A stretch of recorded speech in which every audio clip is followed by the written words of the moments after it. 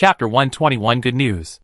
LV Fachin knew Mu Nanjin's strengths and weaknesses, and dared not leave without saying goodbye. So he had to ask for leave from her the next morning. Mu Nanjin frowned. You have to ask for leave on your first day on duty? LV Fachin said, I have something important to tell my family. Can I write to tell them? LV Fachin. At this time, Captain Lu ran in excitedly. Mu Nanjin. Good news. After he came in, he found that the atmosphere between Mu Nanjin and Lu Fachin was a little depressed. LV Fachin lowered his head slightly, as if he saw an elder. As for Mu Nanjin, it's better not to say. She has been so cold and stern since I met her. I have never seen her happy or angry. People who don't know her think she is a cold person. But in fact, Mu Nanjin asked calmly, what good news? Captain Lu cleared his throat. Didn't you hope that the Emperor would not pursue the witnesses for false testimony? Now the Emperor has decided that as long as the witnesses who have given false testimony have the courage to stand up and change their testimony, their families will not be implicated, and they will be sentenced according to the severity of the matter.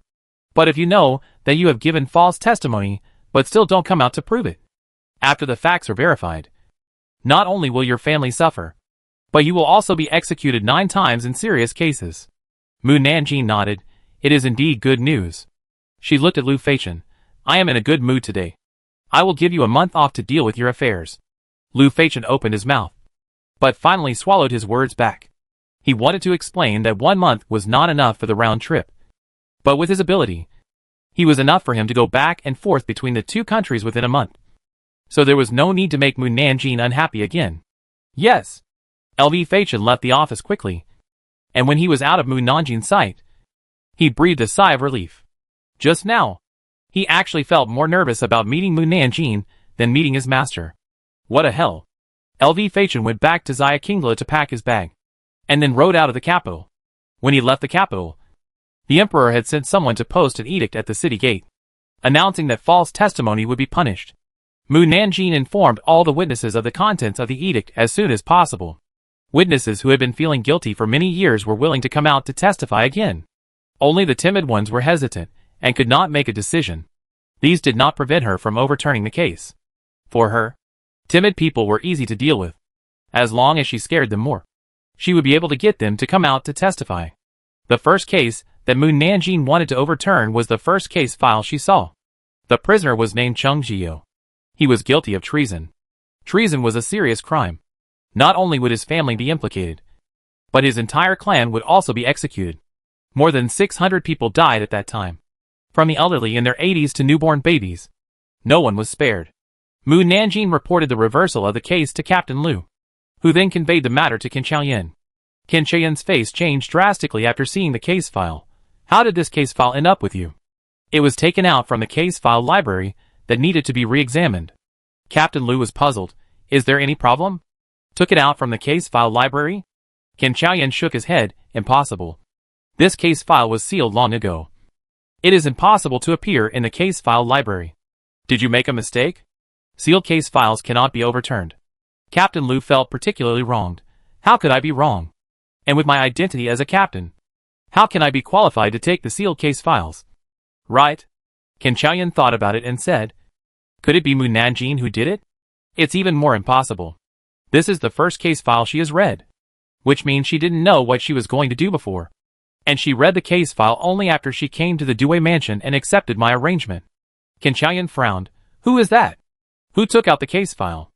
And specifically asked Mu Nanjin to handle it? There is a problem. There is definitely a problem here.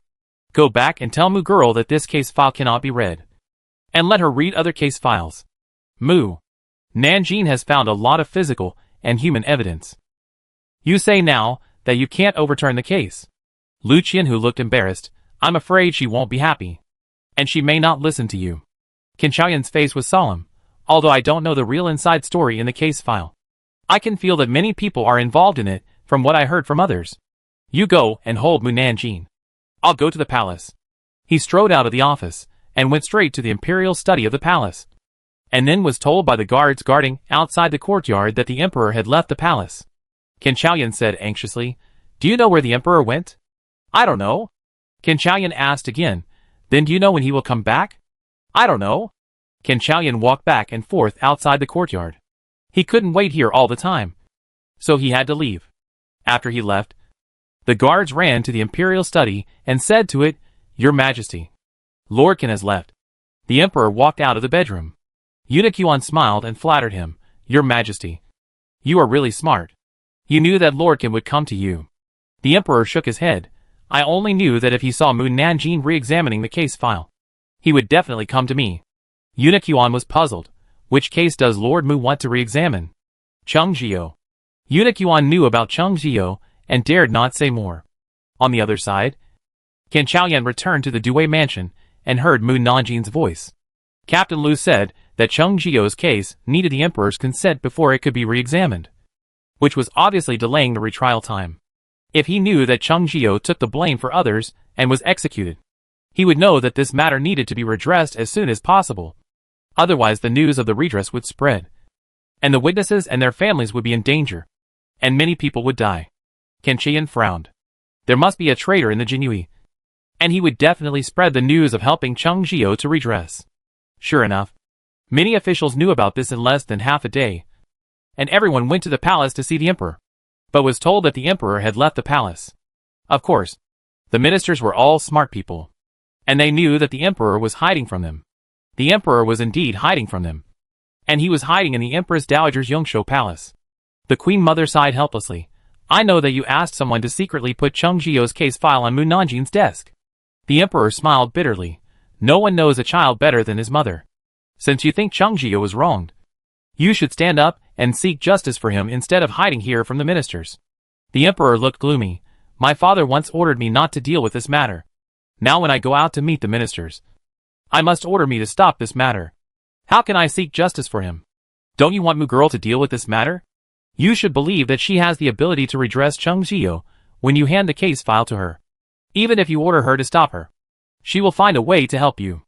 These words made the emperor involuntarily recall what Mu Nanjing had done, and he couldn't help laughing. His gloomy look was swept away. "My mother is right. I should believe her." He stood up and left, and then went to meet the ministers. Half an hour later, Yuan came to the Due mansion with the emperor's edict, which said that Mu Nanjing was not allowed to re-examine Cheng Zhio's case file. "I accept the edict." Mu Nanjing took the edict, but he didn't think so in his heart. "TSK. You want to stop me with just an edict?" Jinui. Chapter 122. It's time to tell a bedtime story. After Lu Qianhu waited for Yuan to leave, he specifically reminded Mu Nanjing, "Mu Nanjing, you have received the imperial edict. You must not do anything to disobey it." Mu Nanjing nodded. "Oh." Lu Qianhu and others pricked up their ears, waiting for her inner voice to reveal the next plan, so that they could stop her as soon as possible. But she didn't reveal even a little information. After the shift, Mu Nanjing went straight back to the Mu mansion. Lu Qianhu went to the house bought by Haydn and found his son Lu Qian. "Qianer, did Mu Nanjing tell you the task today?" Lu Qian looked at him without saying a word. Lu Qianhu was stared at by him and was puzzled. "What's wrong? Is there something on my face?" "Dad, you once said that you would rather betray you than betray Mu Nanjing. So I won't tell you. Even if Mu Nanjing didn't tell the task, Lu Qian would not tell his own father. You?" Lu Qianhu was so angry that he wanted to beat his son. He really shot himself in the foot. Then, Captain Lu laughed and patted his son on the shoulder and said, "You are really good." Since he could not get any information, he had to leave. That night, when everyone went to bed, they suddenly heard a woman's cold voice. "It's time to tell a bedtime story." The people who wanted to sleep were startled and became extremely awake. "What's that sound? Why is there a woman's voice in my room? Is there a ghost?" Only the officials knew that it was Mu Nanjing's voice. Captain Lu, who was already lying on the bed, sat up suddenly, and Mrs. Lu beside him also sat up in fear and leaned next to him. "Husband, why is there a girl's voice in our room?" Captain Lu looked at her in surprise. "You can hear the sound too?" "Yes." "What's wrong?" Captain Lu. So the sound just now was not Mu Nanjing's inner voice. At the same time, in the imperial study room of the palace, the emperor, who was still reviewing memorials, stopped writing immediately when he heard Mu Nanjing's voice, stood up and walked to the door and asked, "Did you hear Mu Nanjing's voice?" Commander Ming, who was in charge of night watch, said, "I heard it." Eunuch Yuan, who had not yet gone to rest, said, I heard it too. The emperor looked at him in surprise. You heard it too? Yes. Tian Yuan, who was hiding on the roof, said, it was voice transmission. The emperor's eyes flashed with doubt. Voice transmission? Tian Yuan explained, voice transmission allows everyone to hear her words, and can also specify a certain person to hear her voice, and can also transmit the sound to a very far place, such as from Dacian Kingdom to Dacian Kingdom, all of which depends on how the voice transmitter controls it. The emperor and his men looked incredulous. Can it be transmitted from Dacian Kingdom to Dacian Kingdom? Can it be transmitted so far? The protagonist of tonight's story is Cheng Zhiyou, the founding general of Dacian Kingdom. The officials were startled and quickly sat up and listened carefully. In the chaotic times, when Cheng Zhiyou was still a teenager, he met the late emperor while wandering around the world. Not only did they travel together, doing good deeds along the way, but they also became brothers of the opposite sex. It can be said that their relationship was closer than that of real brothers, and they even swore together to work together to quell the chaos. After that, they spent 15 years to let the people live a peaceful and happy life. The country cannot be without a monarch for a day, but there are two generals in the army. One is the late emperor, and the other is Cheng Zhiyou. Cheng Zhiyou, who was obsessed with martial arts, often mingled with the soldiers and often led the soldiers to help the people build houses and cultivate land, which won the hearts of the people. There is a saying, he who wins the hearts of the people wins the world. Cheng Zhiyou became the candidate for emperor. But Cheng Zhiyou had no intention of becoming emperor, and he believed that the emperor should be someone who knew how to govern the country, while he only liked to practice martial arts and knew nothing about state affairs. Without any ambition, he gave the throne to the late emperor.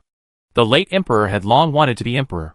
When he received the throne, he was happy, but deep down he felt very uncomfortable, thinking that the throne was given to him by Cheng Zhiyou.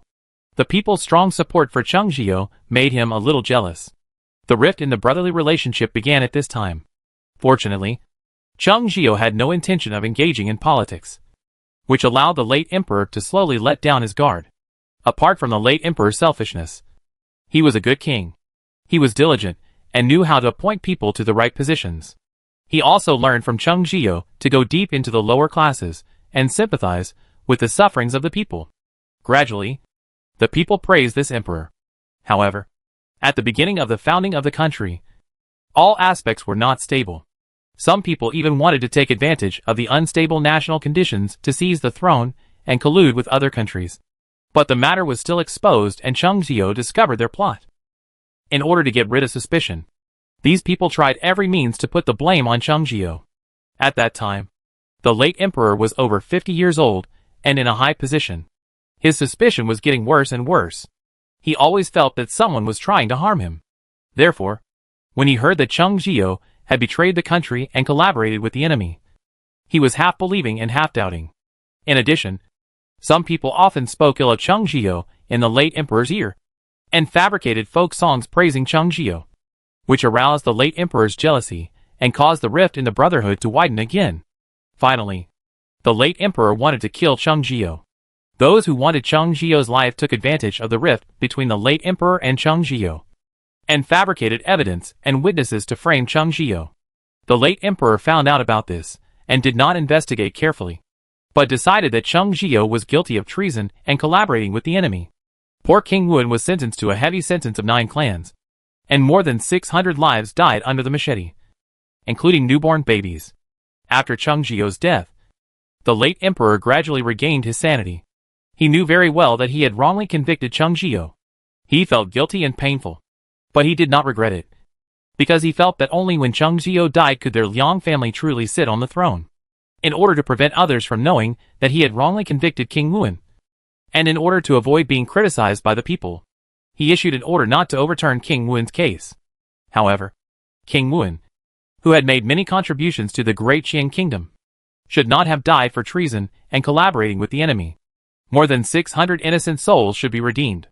Those officials who had received the favor of King Wen. Are you going to continue to endure it? Isn't it time to stand up and vindicate King Wen? I have already found the witnesses and material evidence. As long as the emperor agrees to a retrial, I will immediately bring these things to the court to clear King Wen of his crimes. The people who had received the favor of King Wen were not only officials, but also many ordinary people. Although some of them had passed away, their descendants were still there. When they heard that King Wen was wronged, they all got up and walked out of the house, and then asked each other, "Did you hear what I just said?" "Yes. I thought something was fishy. How could Wen Wang, who had the chance to become emperor, betray his country and collaborate with the enemy?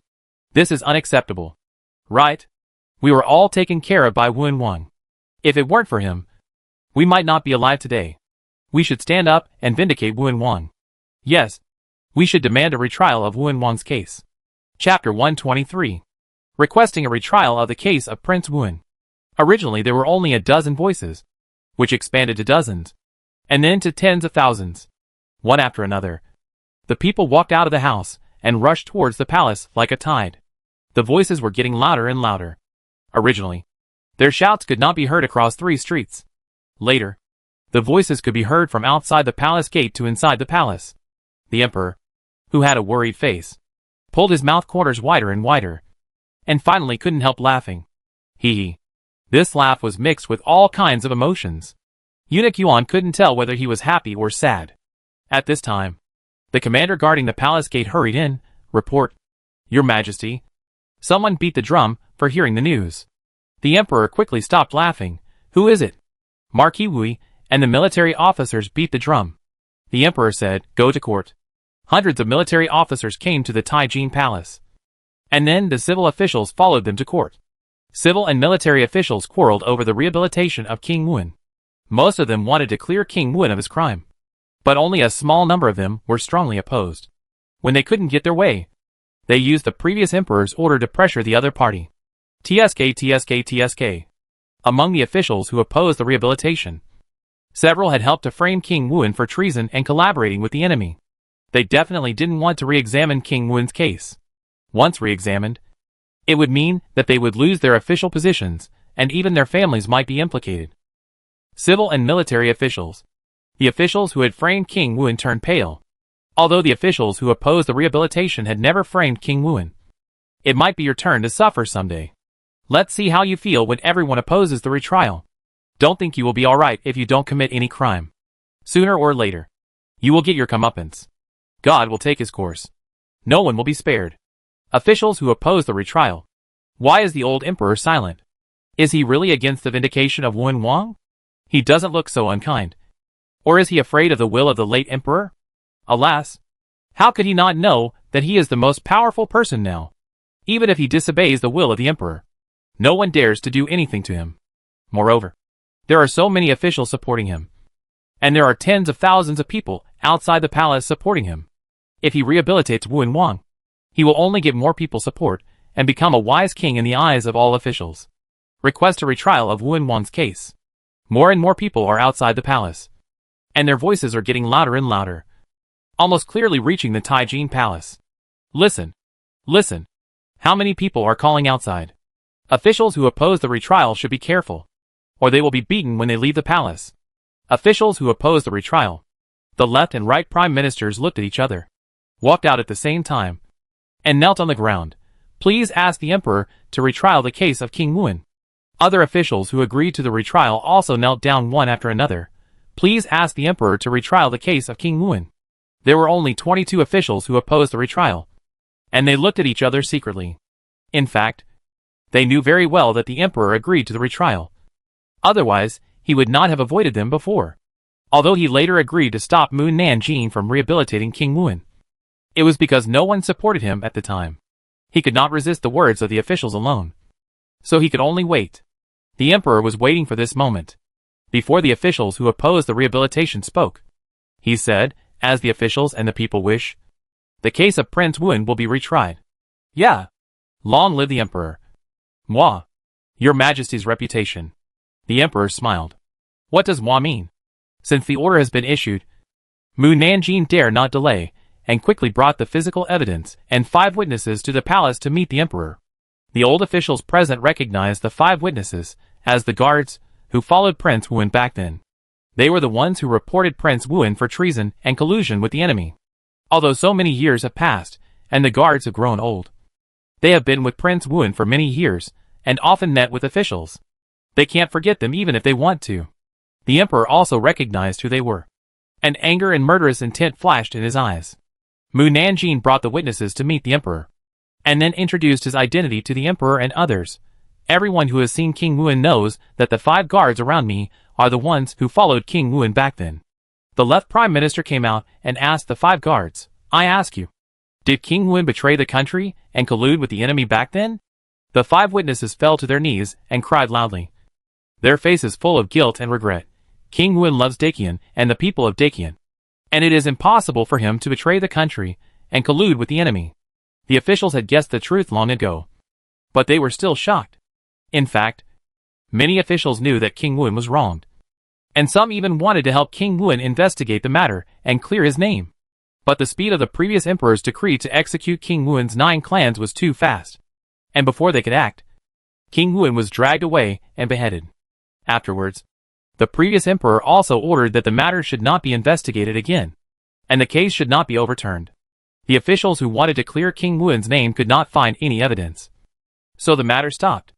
Then why did you all stand up and report him for betraying the country and collaborating with the enemy? One of the witnesses cried and said, someone captured our relatives and forced us to say this. We were timid and afraid that our relatives would die, so we had to lie. Another witness continued, we wanted to rescue our relatives and then change our words. But the late emperor ordered the confiscation of the family so quickly that before we could get back to the capital, the Wuan king's family was killed. I don't know if it was because the late emperor ordered not to redress the Wuan king, so the people who threatened them disdained to hunt them down and let them live until now. The right prime minister asked, who threatened you? It was. The witness had just said one word when suddenly there was a whoosh. Everyone was stunned to see that Mu Nanjing caught a flying knife in her right hand, and then she threw the flying knife back in the direction it flew from. Ah! A guard fell to the ground at the door. Everyone looked and saw that the flying knife pierced the guard's chest. Prince Wenquan said excitedly, Mu Nanjing, you killed someone in public. You have no respect for the law. Do you still have the emperor in your eyes? Come on. Catch her quickly. However, no guard paid attention to him. Instead, the guard who was killed was dragged away by other guards. Who is this idiot? The left prime minister coughed lightly and deliberately shouted, Prince Wenquan. It was obviously the guard who wanted to kill and silence the witness. Why are you blaming Lord Mu? It turned out that he was Prince Wenquan.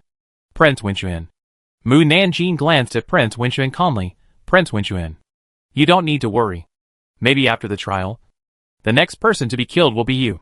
You. Prince Wenquan was so angry that his whole body was shaking. Mu Nanjing said to the witness, go on. Tell me who threatened you at that time. Chapter 124. This hateful Mu Nanjing. One of the witnesses named Yan Gao shouted in anger, it was the people of Shang Prince and you Prince. They arrested our relatives and threatened us to frame Wuan Prince. The emperor's pupil shrank, and he stood up suddenly and asked, are you sure it was the people of Shang Prince and you Prince? Everyone. The other 4 witnesses nodded vigorously to prove that Yan Gao was not lying. Yan Gao's eyes were full of resentment. He said word by word, I am very sure that the people who arrested us are the confidants of Shang Prince and you Prince. We have seen them, and will never make mistakes. Another witness named Shinda continued, at the beginning, Wuan Prince found that the people who colluded with other countries were also Shang Prince and you Prince.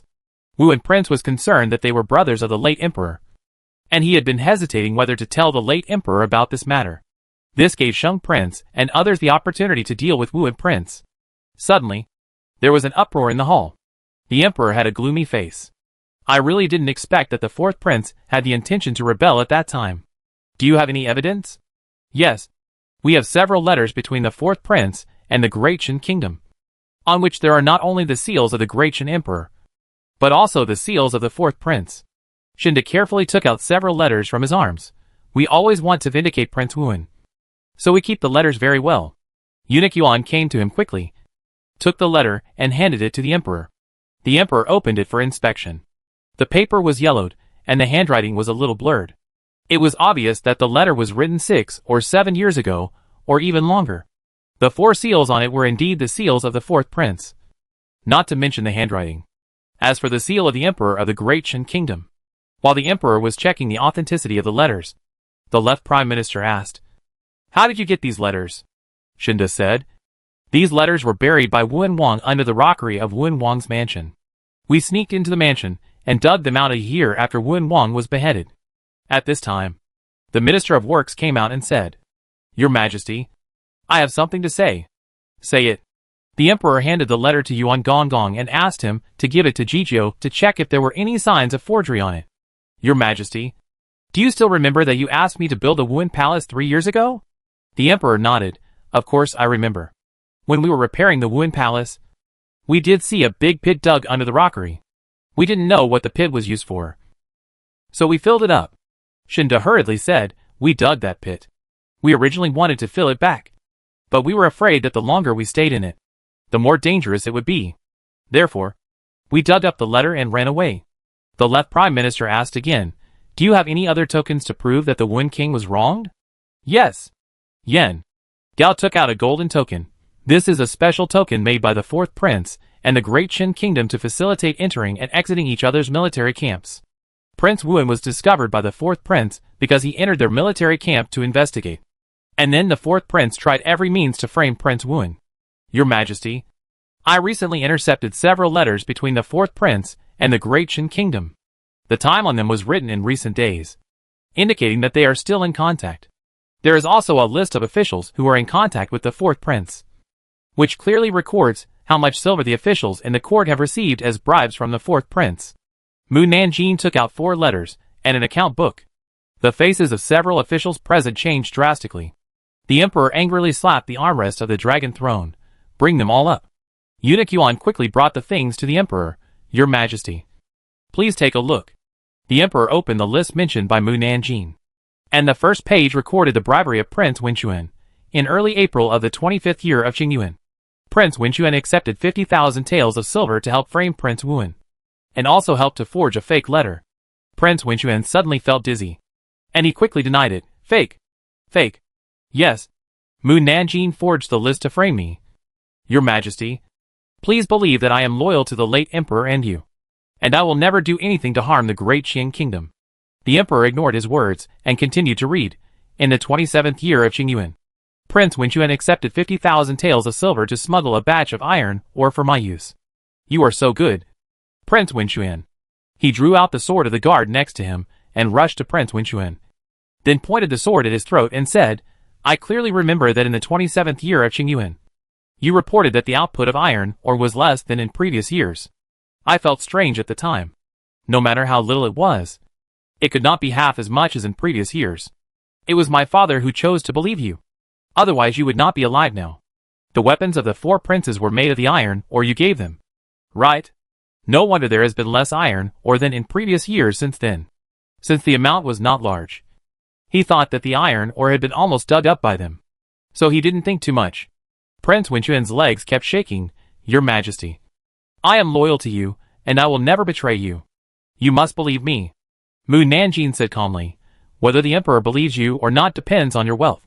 If you can't explain why your wealth is several 100,000 more, then you can't blame the Emperor for being ruthless." Prince Wenquan's face turned pale.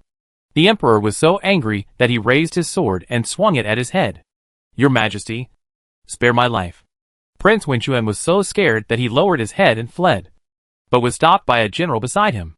Then his hair fell down, and he quickly touched his head and found that his official hat was cut off. The Emperor threw away the sword in his hand and shouted angrily, "Come on! Drag him away!" "Yes!" 2 guards came in and pressed Prince Wenquan. Prince Wenquan shouted in a hurry, "Your Majesty, I was wrong. You have to believe me." The Emperor said to the Right Prime Minister, "Right Prime Minister, take people to his prince's mansion to check his family property and see if I framed him." "Yes." The Right Prime Minister walked out of the hall quickly and called a group of palace guards to leave with him. The Emperor turned to the second page of the list. His face sank, and he shouted angrily, "Rong Lu!" With a plop, Rong Lu knelt on the ground. "Your Majesty, I did nothing. I was wronged." The Emperor stared at him coldly. "I don't need to say anything. Why should Lord Rong feel guilty?" Rong Lu. Without waiting for the Emperor's order, Eunuch Yuan ordered people to drag Rong Lu out. After that, the Emperor read out several names one after another. The ministers whose names were read knew that they could not escape, so they did not resist Rong Lu and Prince Wenquan and were taken away. Humph. If you walk along the river frequently, you will get your shoes wet. At this time, the chief priest came back with a letter. Your Majesty, these letters do not have any signs of forgery. Whether it is the words or the seals, they are all from the 4 princes. Even the seal of the Great Qin Kingdom is real. The emperor suddenly felt a little dizzy and staggered back a step. The chief priest hurriedly supported him. Your Majesty. Eunuch Yuan hurried over.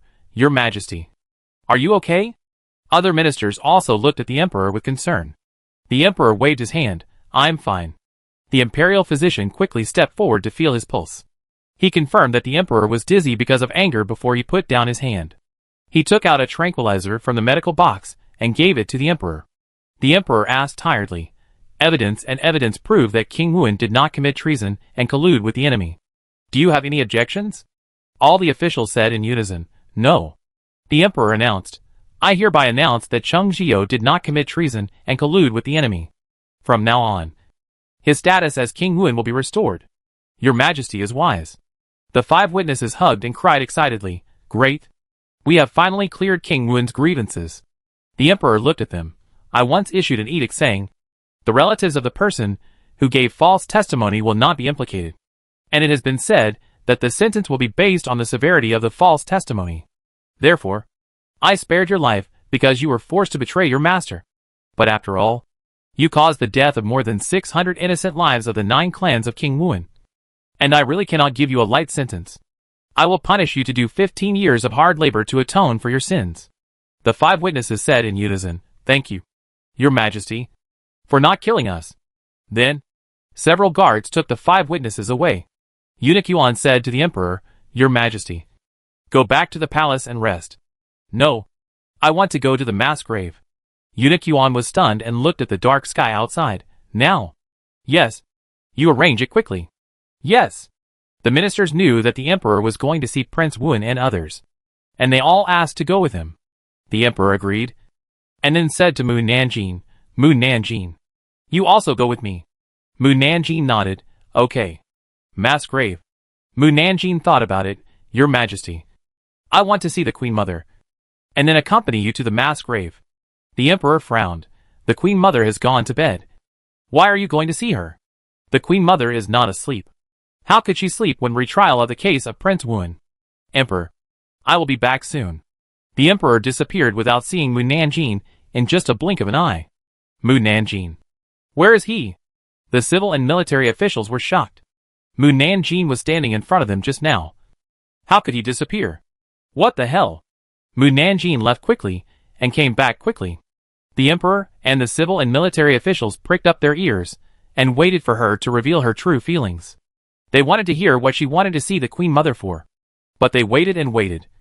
And they didn't hear her true feelings even when they arrived at the mass grave. The mass grave was originally a place where poor people who had no money to prepare funerals buried their relatives at will. Later, it became a burial place for nameless corpses or beheaded felons. There were many graves, many rotten corpses and bones, overgrown with weeds, and stinking. This should not be a place for people of noble status. But the emperor came here because King Wuan and his 9 clans were buried here. When King Wuan was beheaded, he was thrown into the mass grave at will. In the end, the emperor, who was the prince at the time, buried the bodies one by one in the soil with 5 confidants. The civil and military officials smelled the stench and subconsciously covered their noses. It was still dark, so they could only rely on torches for lighting. Some timid civil officials were so scared after seeing the bones that they hugged the officials next to them tightly, and even kept leaning towards the military officials. The military officials looked at the civil officials with disgust. Weren't they very impressive in the court? Now they were scared to death just by seeing a few bones. If they saw corpses all over the ground on the battlefield, wouldn't they be scared to death? The emperor seemed to have not noticed the strangeness of others, and found hundreds of graves in a familiar way. This was almost the center of the mass grave, and there were wooden signs without words on several of the graves. Eunuch Yuan lit a pair of large candles in front of one of the largest graves, and then burned a bunch of incense to share with the emperor and the civil and military officials. The emperor said to the civil and military officials, "This is the tomb of King Wuan." The officials sighed in their hearts. Not only was the great hero who had made great contributions to the great Qian kingdom framed and beheaded, but his body was thrown into a mass grave at random, and no one helped to collect the body. It was heartbreaking to think about it. The emperor led the officials to pay homage to King Wen's tomb. After everyone had lit incense, he said, "I want to talk to King Wen here. You all wait at the foot of the mountain." The officials looked at each other. Among them, only the old officials knew that the emperor had a father-son relationship with King Wen. And King Wen's children grew up with the emperor, and were closer than the emperor's brothers. This was why the emperor wanted to vindicate King Wen. After the officials left, the guards went to a distance to guard. The emperor could no longer pretend to be calm, and burst into tears immediately.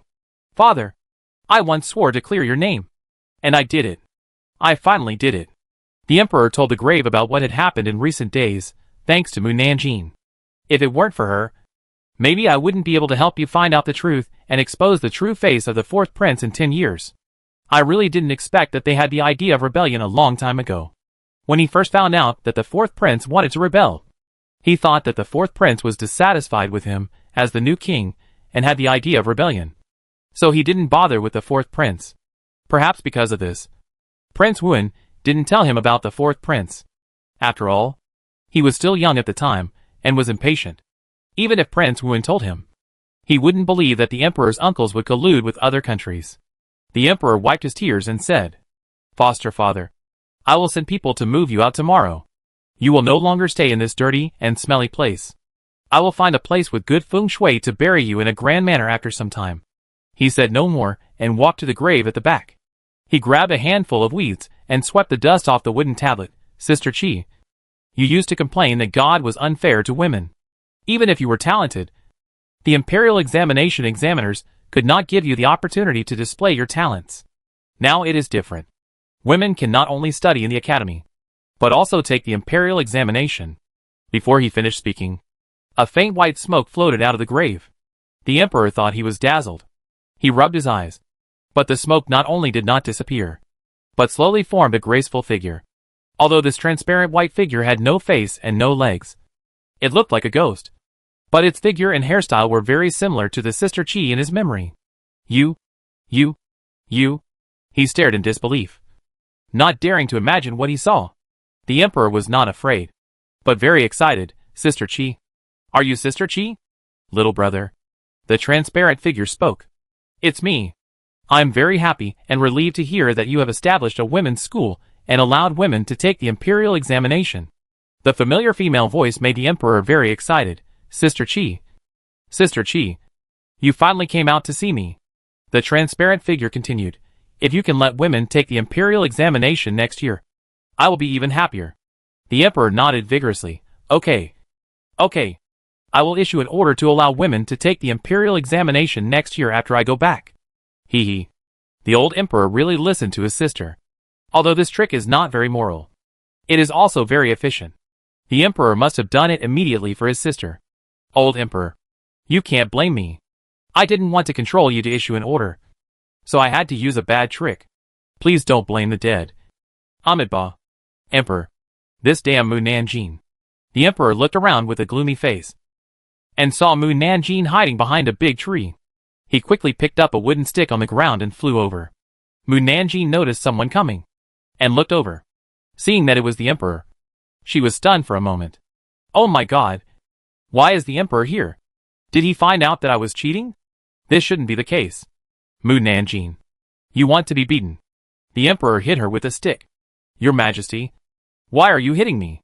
Mu Nanjing dodged quickly, because she felt guilty. She only dodged and didn't fight back, and then hurried down the mountain. The emperor immediately chased after her. You know it in your heart. The officials who were waiting for the emperor at the foot of the mountain saw Mu Nanjing flying down from the bottom of the mountain, and then quickly passed by them like a hurricane. At that moment, several officials were knocked down by her. "Mu Nanjing, stop right there." Then, they saw the emperor in a dragon robe holding a stick and chasing Mu Nanjing. The civil and military officials were stunned when they saw the scene. When they were on the mountain, the emperor looked so sad. How come he suddenly became angry? What did Mu Nanjing do? Chapter 125. The little girl got mad. The emperor chased all the way back to the city, and Commander Ming and his men followed him all the way. In order to maintain his dignity, he had to give up the chase and return to the palace to find the Queen Mother. After asking, He found out that Mu Nanjing went to the Queen Mother to ask about Sister Qi's appearance and voice, and then imitated Sister Qi to deceive him. What a hateful little girl.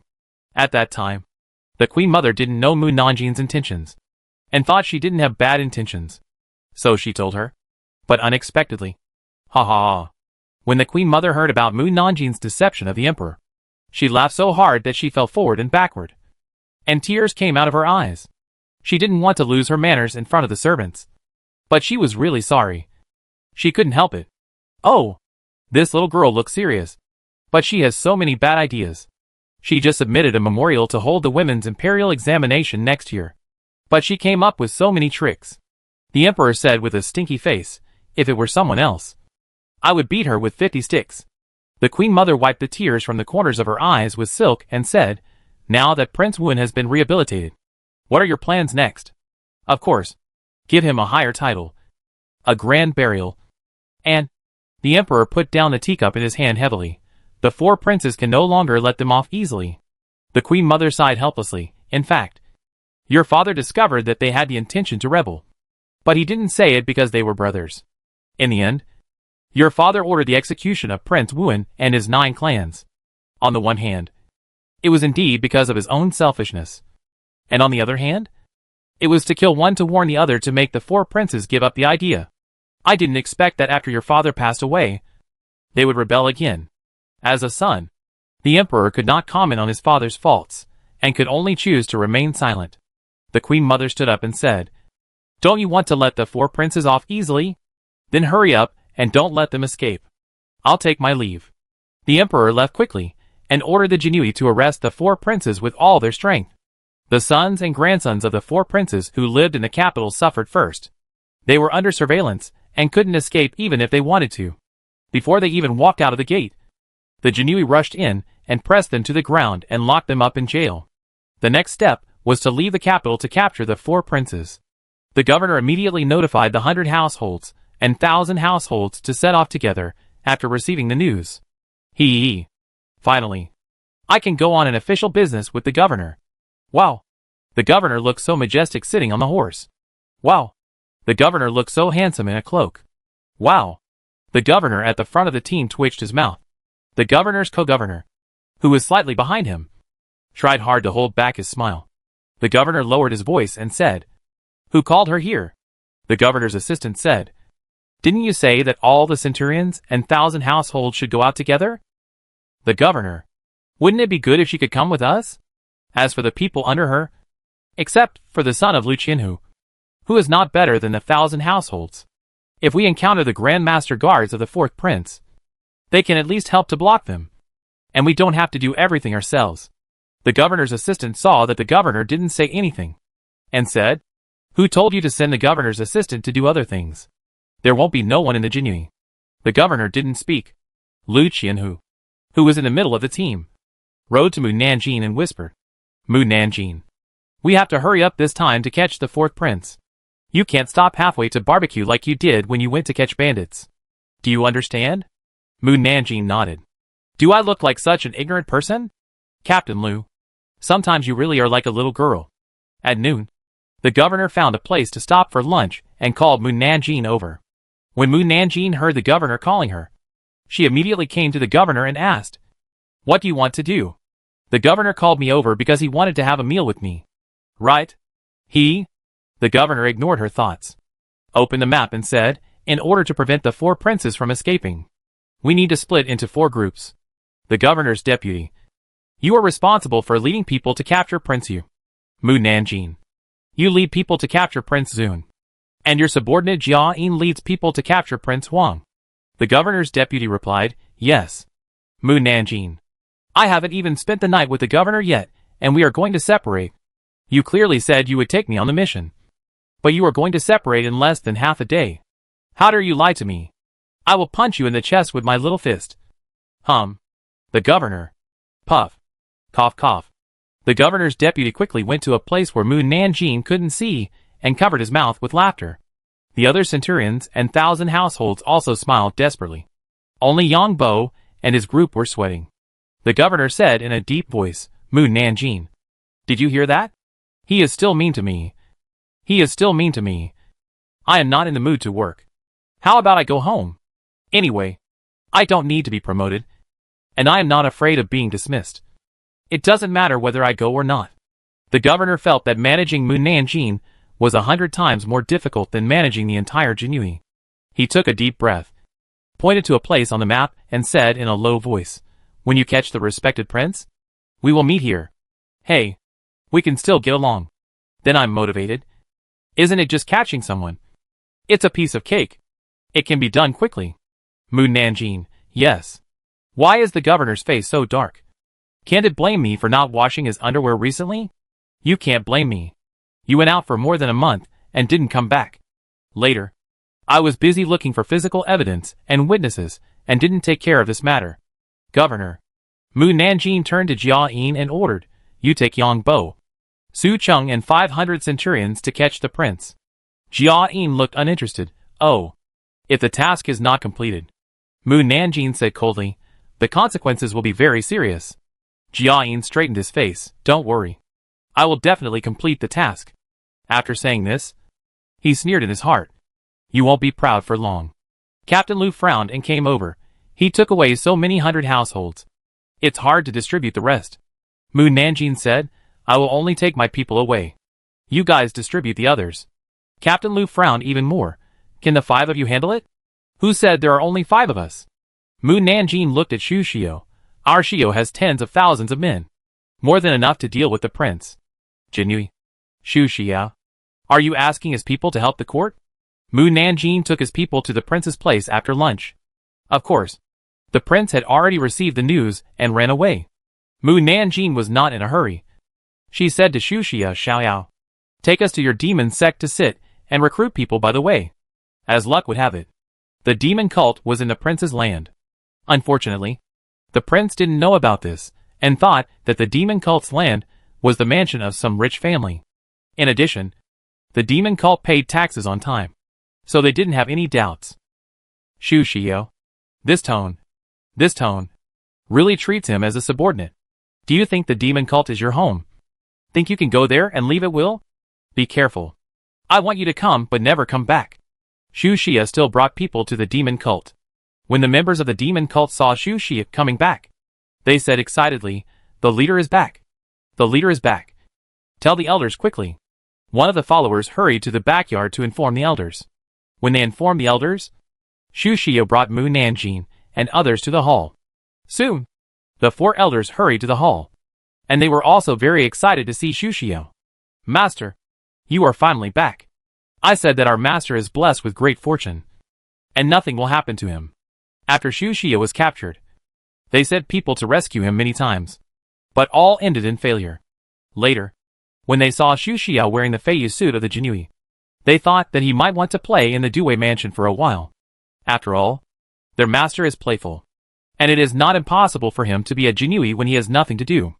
They had to observe in the dark. Shu Xiao sat in their seat. "I'm fine. Don't worry." The elders were relieved, and then noticed that there were other people in the hall. They saw that the other party was wearing Feiyu suits, and one of them was a 5th-rank 1,000 households. They were shocked and stared at Mu Nanjing and others with a vigilant look. "Master, who are they? Master, are they the people you captured?" Shu Xiao did not explain. "You go and gather people. I will lead people to capture the respected prince." Respected prince? The elders were stunned. Shu Xiao did not want to repeat what he said, and frowned. "Go quickly. May I ask how many people the master needs?" Shu Xiao looked at Mu Nanjing and the others.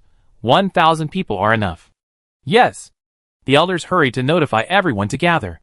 As soon as they left, Shu Xiao curled his lips. "Master Mu, since you came to me, don't even think about leaving here." Mu Nanjing took a sip of tea. "It seems that you haven't given up yet. If I gave up so easily, I wouldn't call Shu Xiao." Haydn crossed his arms. "It seems that I really need to beat him up so that he can really obey. If you dare to move, I guarantee that you will die of poison immediately." Lu Qian was puzzled. "Why will you die of poison?" Shu Xiao gently tapped his cup. "You are not naive enough to think that I will do nothing if I bring you to the demon sect? You poison the tea?"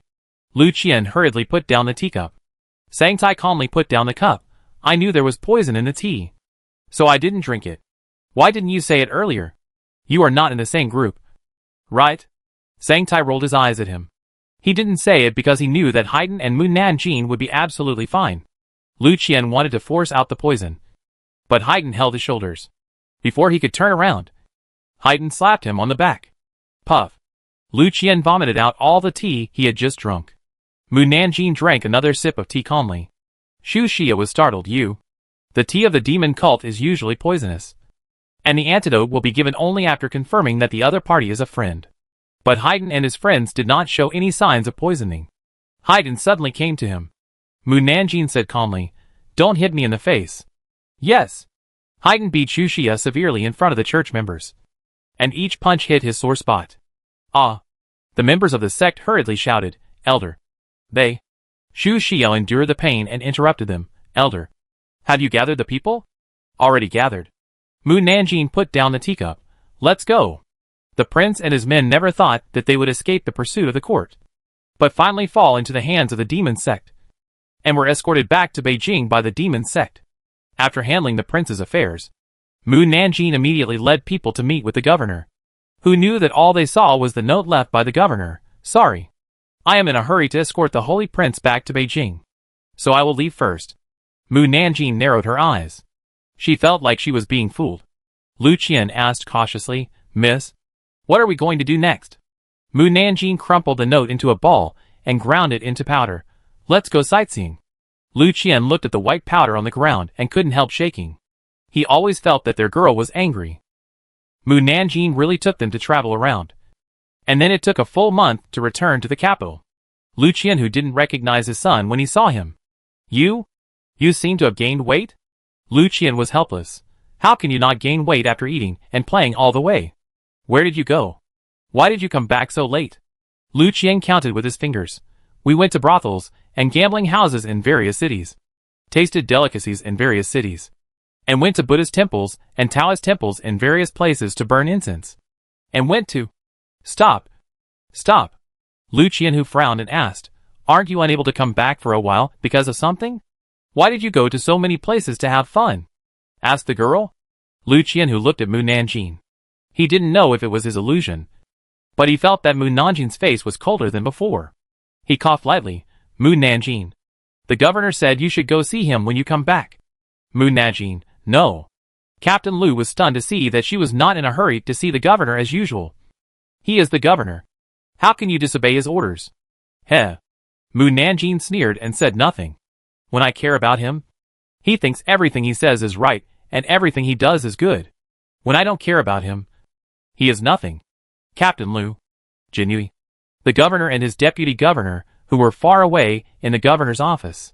The deputy governor also looked at the governor with disapproval. "Look, you have pissed off the little girl. You will suffer in the future, since you promised to reconcile with her. You should not break the promise.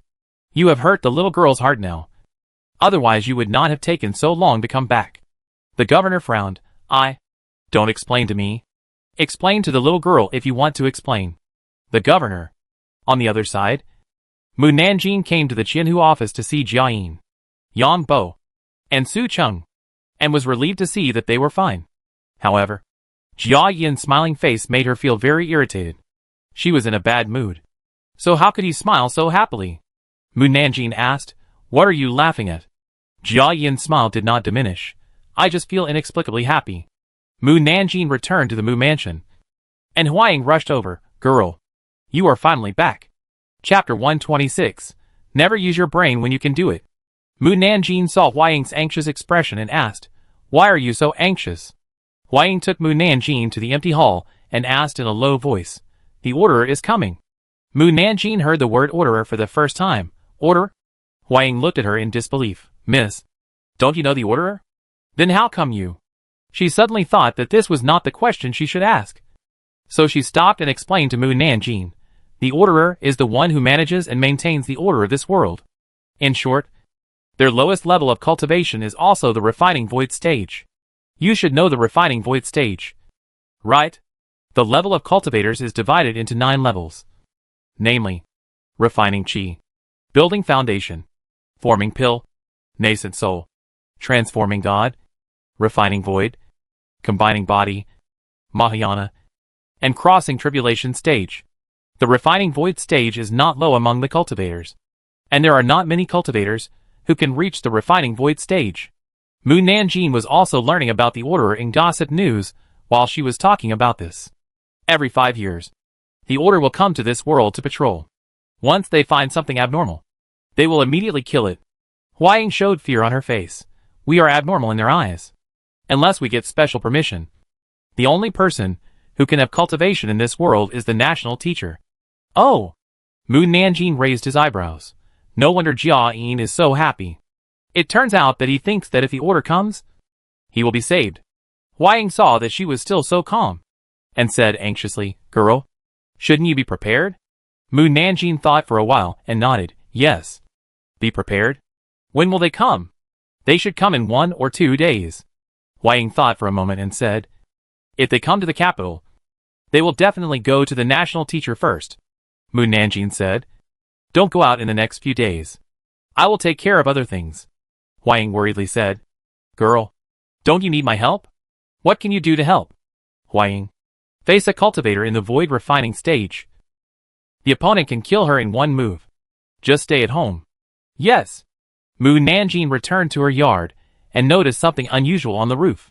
She quickly raised her head and saw Tian Yuan standing on the roof with his hands behind his back. Rare guest. Do you want to come down for a cup of tea? Tian Yuan said in a calm voice. Will you catch me if I go down? He found out that I have a trap here. Why are the people here smarter than each other? It's really a headache. Tian Yuan didn't waste time talking to her and said directly, The order is coming. Another order? Mu Nanjing was puzzled with your ability. You should be able to beat them. Why do you need to be afraid of them? Tian Yuan, I suppressed my cultivation and didn't want to cause trouble. You didn't suppress your cultivation when you fought with me in Jing to a temple. Maybe they found something unusual that time. And they will investigate it thoroughly this time. Do you have a countermeasure? No. My countermeasure is to act without thinking. Tian Yuan said again, They will definitely not be less than 5 people this time. And each of them may be above the refining void stage. Or even the fusion stage or the Mahayana stage. Oh! Tian Yuan. She really wasn't nervous at all. Since it's not convenient for you to take action, let me deal with them. After the matter is done, you will owe me a favor. Then I will ask you to come to my Shaoqing Tower to receive guests. Hee. Tian Yuan glanced at her coldly, and then threw out a white sword emitting icy cold air. It's called the Bone for a Sword. It has awakened its spiritual intelligence. Whether you can drive it depends on whether you can suppress it. Mu Nanjing took the sword and said, Is this for me? If it is given to me, I don't want you to come to Shaoqing Tower to receive guests. Tian Yuan did not answer her words, and jumped up and left the Mu mansion. Mu Nanjing checked the Bone Frost sword in his hand. Wow, it's really a good magic weapon. Dealing with the Mahayana period is definitely not a problem. Suddenly, the Bone Frost sword trembled, as if it was trembling with anger. It even emitted cold air, and a layer of thin ice spread from Mu Nanjing's hand to her arm. The little guy has his own temper. Mu Nanjing used spiritual power to shatter the thin ice, and then used the pressure to shock the Bone Frost sword. The Bone Frost sword immediately calmed down. Mu Nanjing nodded with satisfaction. It's a pity that there is only a sword, but no scabbard. She couldn't find good materials to make a suitable scabbard for it now. Then, the Bone Frost sword once again emitted cold air, which condensed into ice and covered its sword body, forming a natural scabbard. Mu Nanjing touched the sword body and said, Little guy. Not bad. The compliments were very useful to the Bone Frost sword, and it hummed happily twice. Mu Nanjing took the sword issued by the Dewey mansion from her waist, hung the Bone Frost sword on her waist, and then sent a message to Haiten and the others. From tomorrow on, Haiten and Xu Xia will stay at home and don't have to go on duty. Wait until I say that you can go on duty. The people in the next yard stopped their work when they heard Mu Nanjing's voice. Tomorrow morning, Jia Yin will wait for me at the gate of Mu's house. Others can do whatever they want. When Jia Yin heard Mu Nanjing's arrangement, he knew that Mu Nanjing must have discovered that the order was coming. The next morning, he came to the gate of Mu's house to wait for Mu Nanjing. After Mu Nanjing came out, she was not in a hurry to go to the Dewey mansion. She rode slowly on the street. Seeing that she was not in a hurry, Jia Yin frowned. Sir, we are going to be late. Oh, then be late. Mu Nanjing was not worried about being scolded at all. Jiayin. Now that the Wei season has entered autumn, the wind in the early morning is a little cool. The sky was still dark at 4:45 in the morning. The streets were very deserted. Only the vendors selling breakfast were setting up stalls to sell breakfast. Mu Nanjing got off the horse and sat on the breakfast stall. Boss. 2 bowls of noodles. Okay. The vendor was very happy to see that someone came to eat noodles early in the morning. He hummed a song while cooking noodles. Jiayin also sat down. Didn't you have breakfast? Mu Nanjing said, I have. But I still want to eat. Jiayin suddenly smiled. I have to eat a little more. Otherwise, I won't be able to eat it in the future. The vendor also smiled and said, I set up a stall here every day. If you want to eat, you can come anytime. As long as it tastes good, I will come again. Mu Nanjing took out a tael of silver and threw it in front of the vendor. No need to change. The vendor said happily, Thank you. Sir. Thank you. Sir. He cooked the noodles faster and put them in front of him.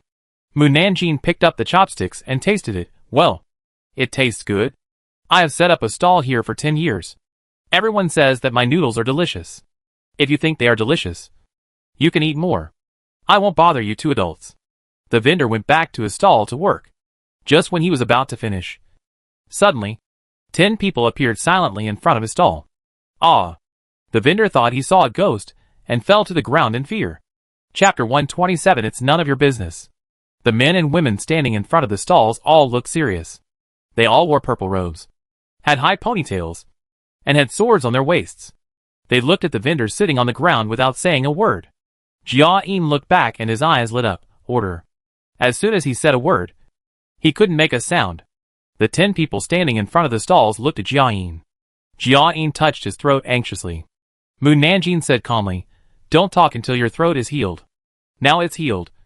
But you can't speak again. Jiayin. Bullshit. It's because you used your spiritual power to seal my voice that I can't speak. The people standing in front of the stalls looked at Jiayin and retracted their gazes. Since he couldn't speak, he used his actions to attract the attention of those people. If he didn't want to, he couldn't move his body. The vendor who fell to the ground was frightened and then noticed that the person in front of the stall was not a ghost. He exhaled and said, I am sorry. Dear guests. I thought you were ghosts and got scared. The tall and strong man in the lead said nothing. The woman standing on his right stared at the things on the stall with disgust. Can these things be delicious? The young man behind her smiled and said, It smells good. Why don't you sit down and eat a bowl of noodles and wait for dawn? What do you think? The woman standing on the left of the tall and strong man said sarcastically, Some people have practiced for a long time and forget that they are still human. They have eaten these coarse grains before. The woman on the right said angrily, He Xiaoyang. Who are you mocking? Yuan Xiaoxiao. I am mocking you. He Xiaoyang was not afraid of being confronted. Yuan Xiaoxiao was so angry that her face turned green. You. The tall and strong man said in a deep voice, That's enough. Yuan Xiaoxiao, and He Xiaoyang did not dare to speak again. The tall and strong man said to the vendor, Give me 10 bowls of noodles. Okay. The vendor hurried down. The tall and strong man sat at the table next to Mu Nanjing. The others also sat down at their respective tables. The young man who had said that he smelled good noticed Mu Nanjing's dress and said without hesitation, The robes worn by the 2 people at the next table look like official uniforms. The others looked at Mu Nanjing and the others. The tall and strong man with his back to Mu Nanjing warned, Xiao Ran. If you speak less, no one will think you are dumb. Xiao Ran was not afraid of him. Senior Luo. It would be so boring if everyone didn't talk. Yuan Xiaoxiao snorted, If it were me, I would just go find Feng Xinan. Senior Luo glanced at her. Yuan Xiaoxiao was a little afraid of him, and shut up obediently. Senior Luo said calmly, I want to take a look before I go find Feng Xinan. At this time, the vendor came with noodles. Dear guests, your noodles are here. Except Yuan Xiaoxiao, who did not move his chopsticks. The others ate noodles slowly, and waited until more people on the street, and the sky gradually brightened before getting up. Before leaving, Senior Luo looked at the white sword on Mu Nanjing's waist, and felt that it was not an ordinary sword. But he did not feel any spiritual energy. Since there is no spiritual energy, no matter how special it is just an ordinary sword. Mu Nanjing, who ate slower than them, also put down his chopsticks and asked Jiayin, The order is right in front of you. But you can't reveal my affairs to them. Is it painful? Jia Yin glared at her fiercely. Mu Nanjing said again, how happy you laughed yesterday. How painful you will be today. Jia Yin. Women really love to hold grudges. Mu Nanjing stood up and took him to work. When they entered the Due mansion, the Dudu just came out of the right courtyard. Mu Nanjing didn't even look at him. Humph. Dudu. Jinnui. Mu Nanjing led Jia Yin to the left courtyard. Qianhu Wenyuan. Lu Qianhu saw her and quickly stood up and said, Mu Nanjing. Why did you come so late today? I have a mission. Mu Nanjing interrupted him. I have something important to do today. And all other things will be postponed. Qianhu. Lu Qianhu asked curiously, what do you want to do? Mu Nanjing said, it's none of your business. Lu Qianhu. Even if the sky falls today, I will do this. Everyone became more curious after hearing this. Unfortunately, Mu Nanjing didn't say anything more. Captain Lu. Lord Qin wants to see you. A familiar voice sounded outside the door. Everyone looked up and saw that it was the governor. They stood up and saluted, meet the governor. Humph. Everyone. Captain Lu was flattered. The governor actually came to ask him to see Lord Qin in person. He walked out of the office and asked, excuse me. Governor. What does Lord Qin want to see me about? I don't know. The governor left without looking back. Captain Lu had no choice but to ask Qin Chaoyan, Lord Qin. What do you want to see me about? See you? Qin Chaoyan looked puzzled. When did I look for you? The governor personally ran to the governor's office and said that you had something to see me. And all the governors heard it. Qin Chaoyan was speechless. I didn't look for you. Captain Lu was also speechless. Why did the governor lie to me? Qin Chaoyan couldn't figure out why the governor lied to Lu Qianhu. Could it be that it was for Mu Nanjing? He thought this idea was outrageous, and not like the governor's style at all. He must have been wrong. Qin Chaoyan shook his head. I don't know the governor's intention either. You go back first. Lu Qianhu returned to Qianhu Wenyuan, and saw Mu Nanjing in a daze. He walked over and asked, didn't you say you had something to do? Why don't you go and do it? Mu Nanjing said, wait a little longer. This wait was the time to go off duty. And Lu Qianhu was so angry that he wanted to chop people with a knife. Mu Nanjing slowly took Jia Yin out of the Due mansion and came to Dingxing Pavilion. Yuxia saw her coming and let her go upstairs without notifying Feng Xinan. Shuyin looked unhappy. Why didn't you inform them before letting them go up? Yuxia said, this is what the master ordered. Shuyin's face was not very good. Why is she so special? Yuxia pretended to think seriously. Maybe because she is prettier than you. Yuxia. Shuyin was so angry that she picked up a fruit on the table and threw it at him. Yuxia caught the fruit and took a bite. Thank you for the fruit. Shuyin picked up the fruit angrily and threw it over again. Then snorted and left. Upstairs, Feng Xinan was very surprised to see Mu Nanjing and Jia Yin coming to him quickly. Why are you here? Jia Yin's face was livid, and he snatched the tea from his hand and took a sip. Mu Nanjing said, Jia Yin said the food in Dingxing Pavilion is very delicious. So he brought me here. Feng Xinan. You are talking nonsense. Jia Yin put down the teacup in his hand heavily and said to Feng Xinan, brother, do you know who I met? The order. They are coming. Feng Xinan frowned. Mu Nanjing urged, I want to eat. Feng Xinan ordered you to go down and prepare the food. Mu Nanjing walked to the terrace to look at the environment of Dingxing Pavilion. The feng shui of Dingxing Pavilion is really good. And the formation is even better. Feng Xinan looked at Jia Yin and asked her why she came with his eyes.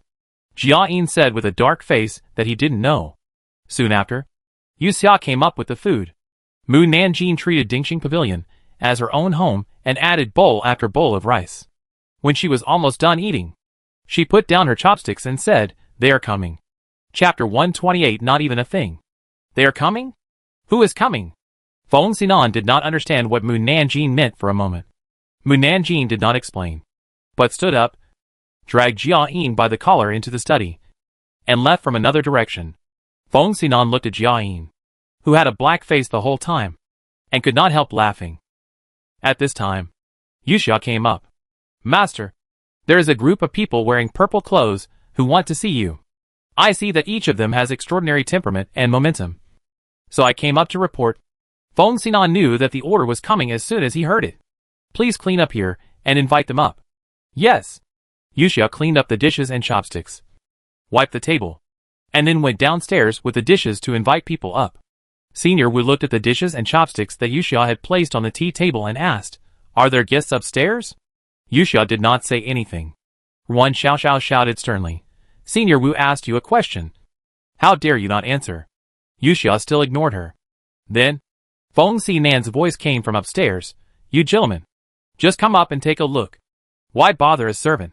Yuan Xiaoxiao wanted to say something, but Senior Wu raised his hand, signaling her not to say anything more.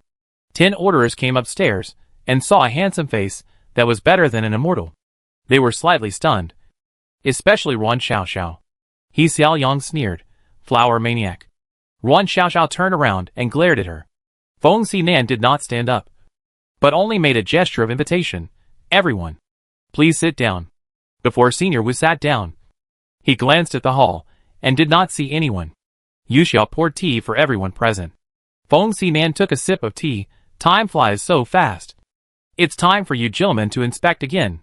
Senior Wu said calmly, "You think we are patrolling too fast, but we think you are too slow. It has been so many years, but there is no progress. Shouldn't you give us an explanation?" Feng Xinan said lightly, "I just want to make myself more confident before taking action. After all, no one wants to die. Right?" Senior Wu had no words to refute. Feng Xinan glanced at the other orderers. In the past, only 2 or 3 messengers were sent to check. Why are there so many this time? Senior Wu did not answer immediately, but released his spiritual sense to check if there were other people on this floor. After confirming that there were no other people, he said to Feng Xinan, "Please send the others away." Feng Xinan waved his hand lightly, and Yu Xia and Shu Yin, who had just brought up cakes and fruits, retreated downstairs together. Senior Wu said, "We noticed that there was something unusual in Daqian country. And since you were slow to act, we sent more people to check it out." "What's the unusual movement?" Feng Xinan subconsciously thought of Mu Nanjing. Did the order find her existence? "We noticed that someone was going through the tribulation, but we were not sure, so we came to check it out." Senior Wu asked Feng Xinan, "Did you find out who was going through the tribulation during this period?" Feng Xinan thought of the thunder a few days ago. It only sounded once, and then disappeared.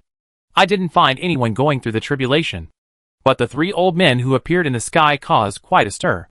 Senior Wu explained, "That was when the Order Elders were checking the unusual movement at close range, and the Order Elders' figures appeared.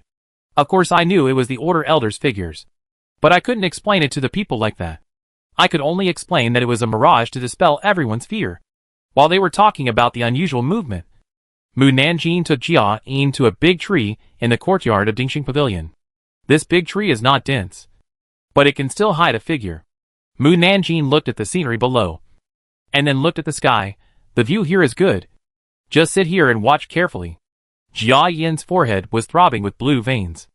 Mu Nanjing ignored his anger and jumped under the big tree. Jia Yin saw her running up and down in the yard, and didn't know what she was doing.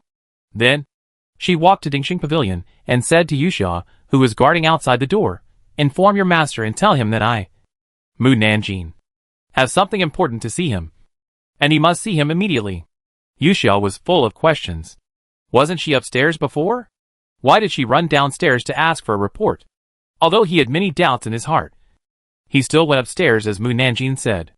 However, he did not go to the top floor, but reported downstairs on the top floor, "Master, Mu Nanjing has something important to ask for, and she needs to see you immediately." Feng Xinan. She didn't see anything important to say when she was eating with him just now. He was a little confused about what she wanted to do. Feng Xinan thought for a while and said, "Please ask her to come up." Yuan Xiaoxiao frowned. "Who is Mu Nanjing? How dare you ask the national teacher to see her?" Feng Xinan did not reply to her. Soon, Mu Nanjing came up. "It's you." Yuan Xiaoxiao recognized Mu Nanjing as the woman eating noodles at the stall at a glance.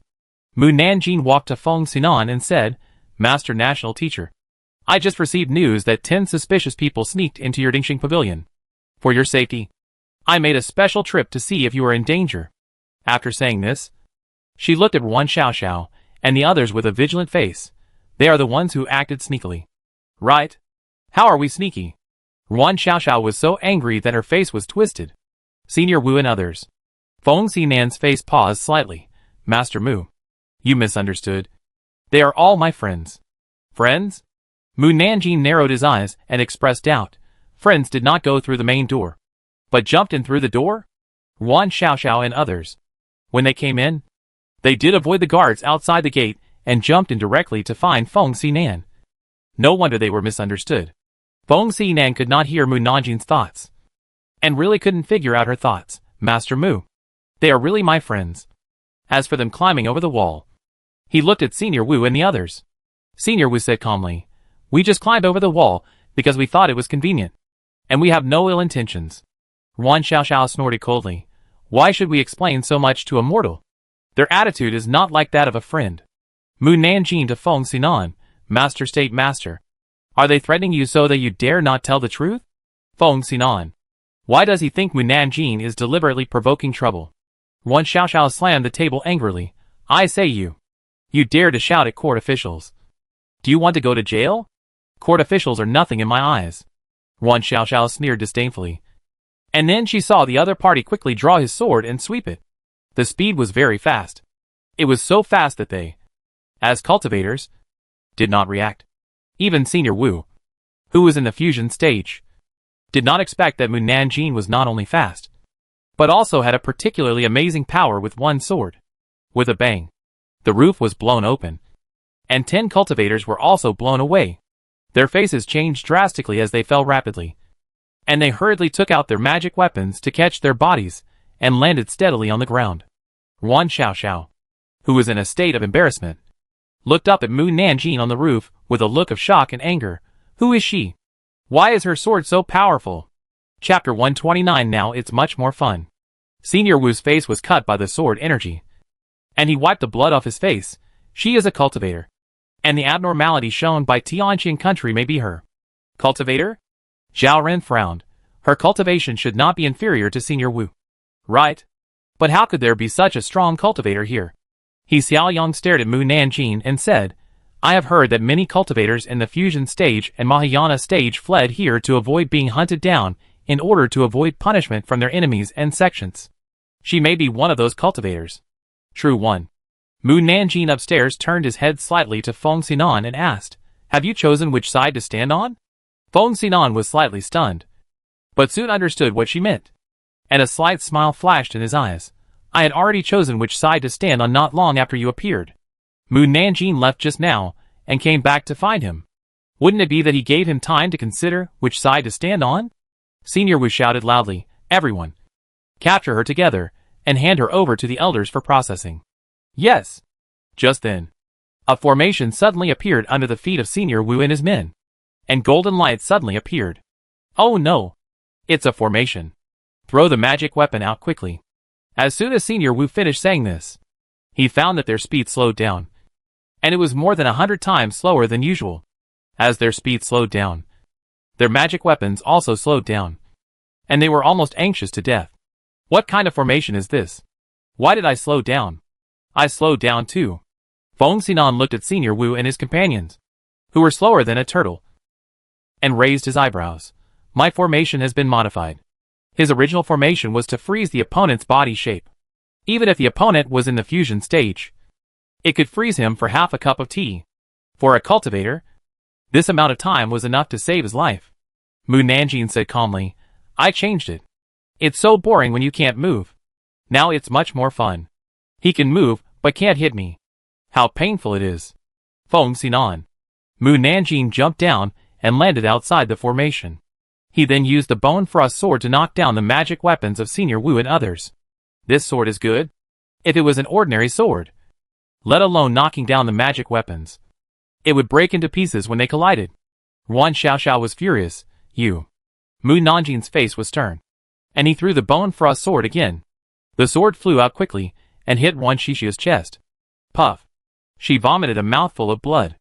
Mu Nanjing held the sword and asked, Am I a human in your eyes now? Or a thing?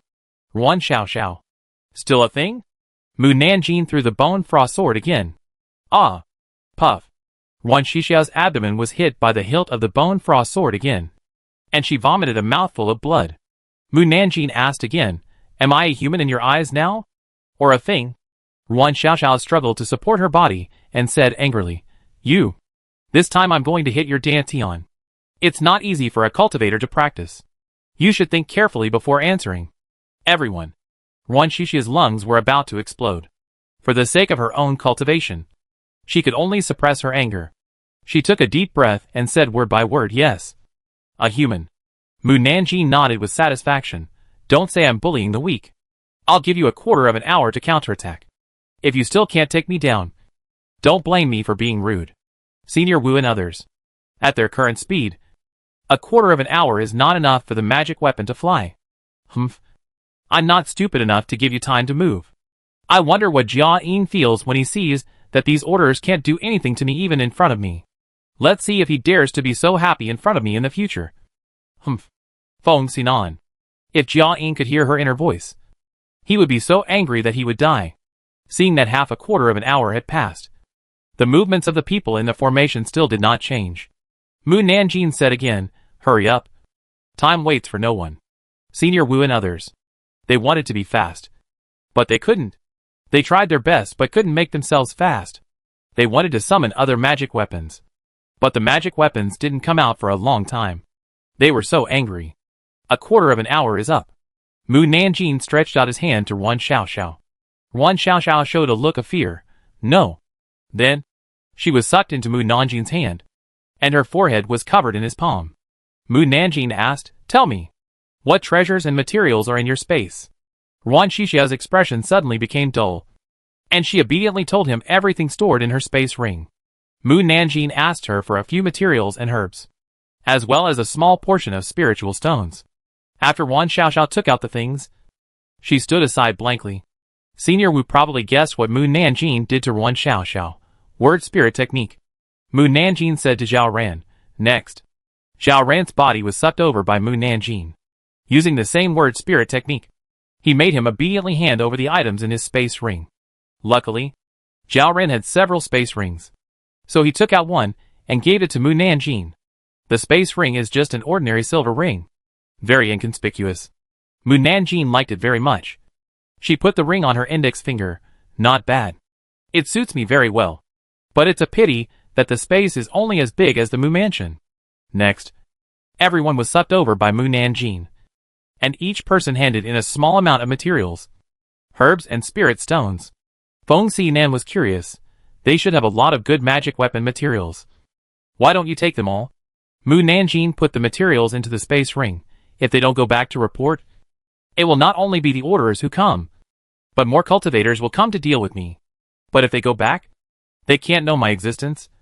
So I can only take some inconspicuous things, and it will be difficult for them to find that the things are missing. Feng Xinan thought about it. If they find out, I'm not afraid. I have other tricks. Hee hee. Feng Xinan.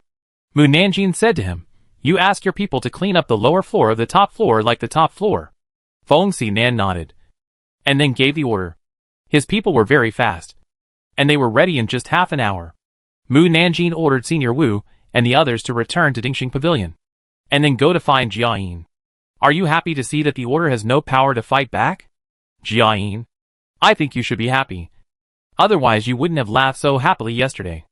Jia Yin, follow me well in the future, and you will get benefits.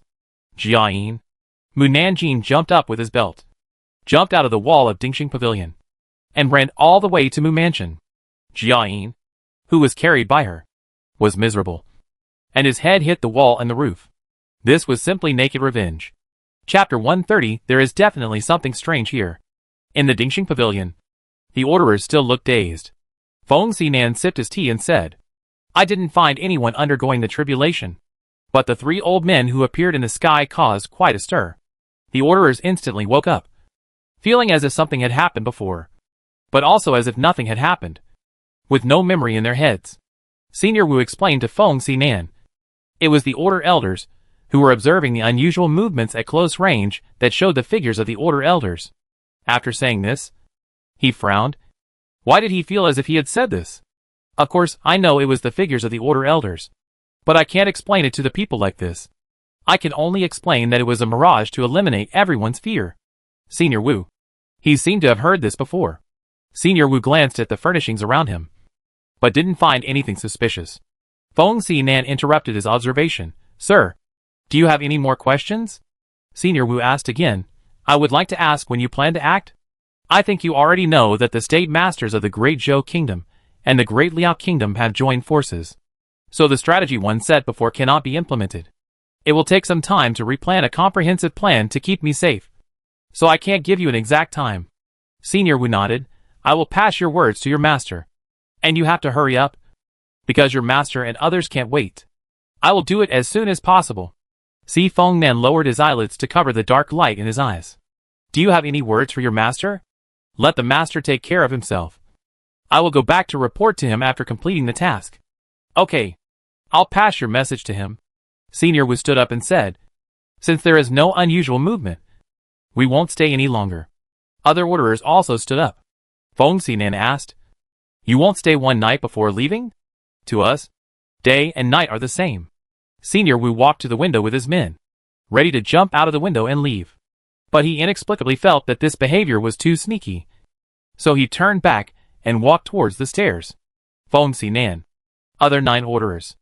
After Senior Wu walked out of Dingxing Pavilion, he subconsciously looked at the roof. But it was blurry, and he couldn't see the situation above. This should be because the magic weapon covered everything on the roof. Zhao Ren also followed his line of sight and looked. Senior Wu. What are you looking at? I always feel that something is not right. But I can't tell what's wrong. Do you feel anything strange? Zhao Ren and the others looked at each other and shook their heads. No. Senior Wu frowned. Is it my illusion? I don't think there is anything wrong. Yuan Xiaoxiao was a little dissatisfied with Senior Wu. Senior Wu. You are too suspicious. All along the way, the other party has been suspicious of this and that. And she thinks he is just overthinking. Senior Wu glanced at her coldly and didn't care about her. Then, he looked at the yard and made sure that there was really no problem before taking people back to the Elder Hall to report their inspection to the elders. After listening, the elders nodded. Since there is nothing unusual, you can go down and rest. Yes. Senior Wu led Yuan Xiaoxiao and the others out of the hall. Yuan Xiaoxiao quickly followed Senior Wu and asked curiously, Senior Wu, who is Feng Xinan? Why do you respectfully address him as Your Excellency? I have met several national masters before, but I have never seen Senior Wu treat anyone with courtesy. If it were in the past, Senior Wu would definitely ignore her. But now, he said with some ulterior motives, he is the eldest disciple of Patriarch Beidong. Han Qing Zhenzuan. Han Qing Zhenzuan? Yuan Shishiu's eyes lit up. He is Han Qing Zhenzuan. No wonder only Senior Wu in the fusion stage has to address him as Your Excellency. Han Qing Zhenzuan is a cultivator who has reached the great perfection of the Mahayana stage. And he is also the youngest Mahayana cultivator in history. The reason why he was able to reach the great perfection of the Mahayana stage in just 200 years is entirely due to his mother. At that time, his mother, Patriarch Tianqing, accidentally became pregnant before the tribulation. She wanted to have another child after ascending to heaven. But she didn't expect that she could not withstand the last tribulation. Patriarch Tianqing couldn't bear to see the baby die in her belly before she saw the world. So she took the baby out of her belly and passed on her lifelong cultivation to the baby. Then she pushed the baby and all her treasures to her good friend Patriarch Beidong, asking him to take good care of the baby for her. In the end, she died in the thunder tribulation. The most unexpected thing is that Han Qing Zhenzuan is so lucky that a newborn baby can withstand such a powerful force and become the only person in history who has a Mahayana cultivation as soon as he was born. I don't know how many cultivators envy him, and I don't know how many people are jealous of him. If it weren't for Patriarch Beidong protecting him, he would not have lived to this day. He Xiaoyang sneered. Flower maniac. Yuan Xiaoxiao refuted her. I don't believe you don't want to become a Taoist partner with the young and handsome Han Qing Zhenzuan. He Xiaoyang was too lazy to answer her and left the team to go back to his own training room. The others also left the team and went back to their rooms.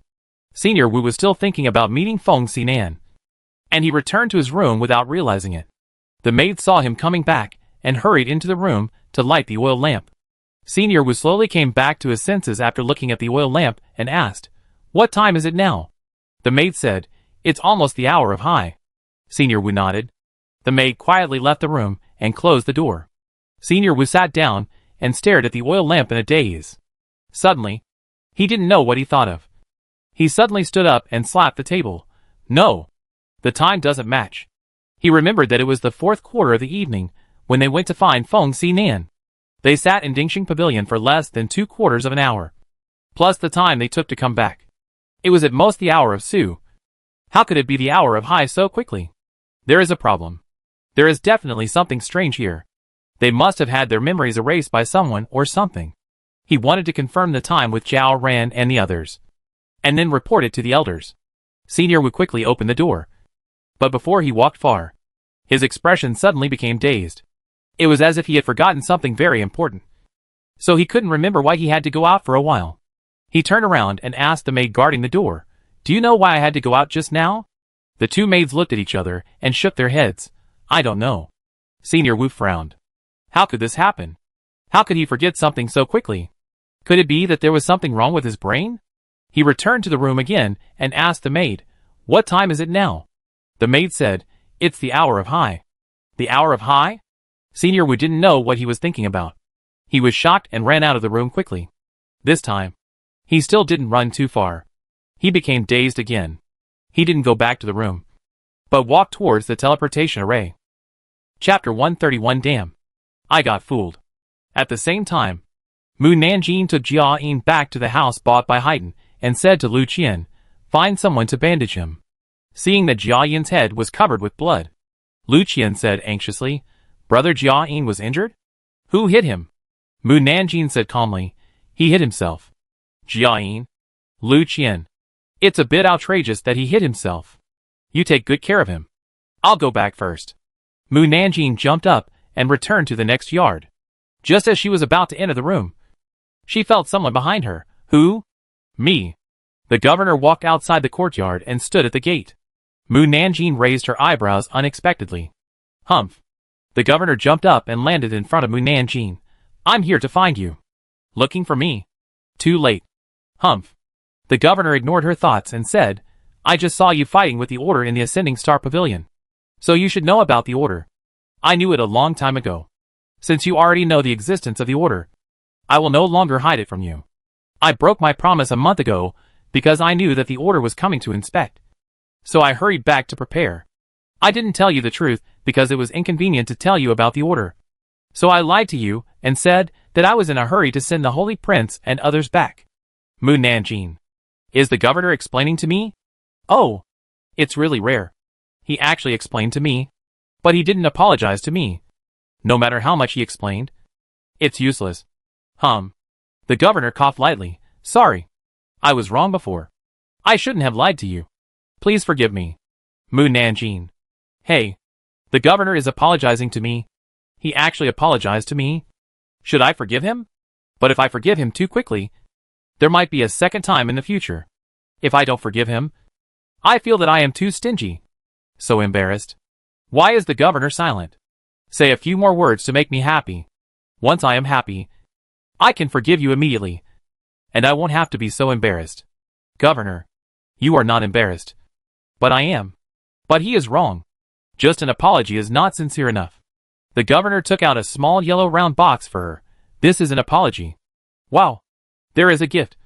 Is it a ring? Or earrings? Or a necklace? It makes me a little excited. Governor. Mu Nanjing took the box expressionlessly.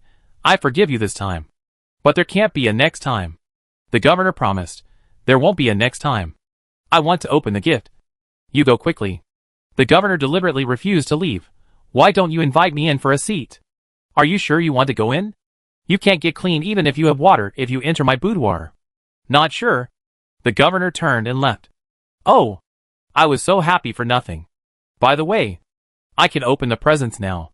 Mu Nanjing happily opened the box. But there was nothing inside. No. Why is there nothing? She shook the box and heard no sound. Did the governor forget to put the present in? Mu Nanjing took the box and turned it over and over to see if there was a secret compartment in the box.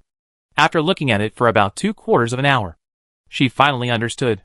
There was no present as she imagined, because the box said by the governor was an apology. Damn. I got fooled.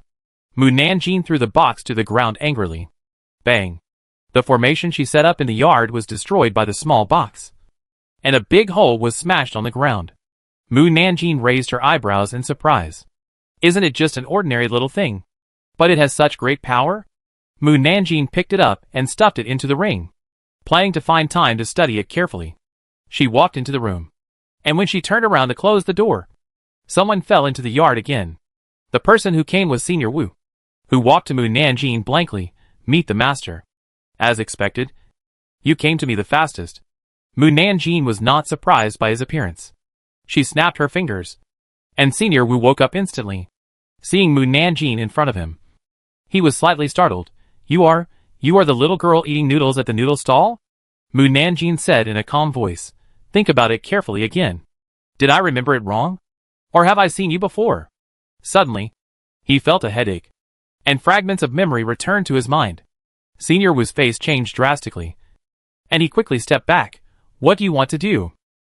Mu Nanjing said, if you don't suspect, you can still live in your world as usual. Now you can only live in my world. Come here. Senior Wu didn't want to move, but his body didn't listen to his command. He walked step by step to Mu Nanjing. You will work by my side in the future, but I want to remind you that you can't play tricks on me. In the future, as long as you satisfy me, I will let you go. Mu Nanjing sent a message to Haydn. Haydn, come here and make arrangements.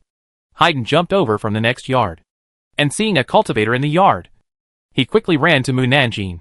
He didn't do anything to you, did he? He will be one of us in the future. You can arrange him to your yard, and take him to work tomorrow morning. Yes. Senior Wu quickly said, I haven't promised you yet. Mu Nanjing said, you can try to resist. Senior Wu really tried, but as soon as he had this thought, his head seemed to explode, and he immediately lost his strength and fell to the ground in pain. Mu Nanjing asked him, what's your name? Wu Yuan. A good name. I hope we can spend the rest of our lives without hatred. Wu Yuan. Haydn took Wu Yuan back to his yard. The next morning, Jia Yin saw Wu Yuan coming out of the room opposite him, and couldn't help but widen his eyes. You? Why are you here? Wu Yuan didn't want to explain. Jia Yin rushed to him and lowered his voice. Aren't you an orderer? Why are you here? Have you noticed that Mu Nanjing is different? Wu Yuan saw his eyes glowing. You are. My name is Jia Yin, the disciple of the old master Beidong. Wu Yuan was puzzled. Why are you here? It's hard to explain. Jia Yin really didn't have the face to talk about it. It's hard to explain to me either. Jia Yin, Haydn shouted, we're almost late. What are you still dawdling about? Jia Yin and Wu Yuan didn't talk anymore. Haydn took them to pick up Mu Nanjing. Mu Nanjing was talking to Huaying about the orderer. The orderer issue has been resolved. Don't worry about it for the time being. Resolved? Huaying looked at her in disbelief. So fast. Yeah. Mu Nanjing didn't explain what happened to her, so he left with his official hat and went on duty with Haydn and the others. Seeing that there was one more person in her team, Captain Lu teased, Hey, Deputy Captain Mu, you have added another general. Mu Nanjing nodded.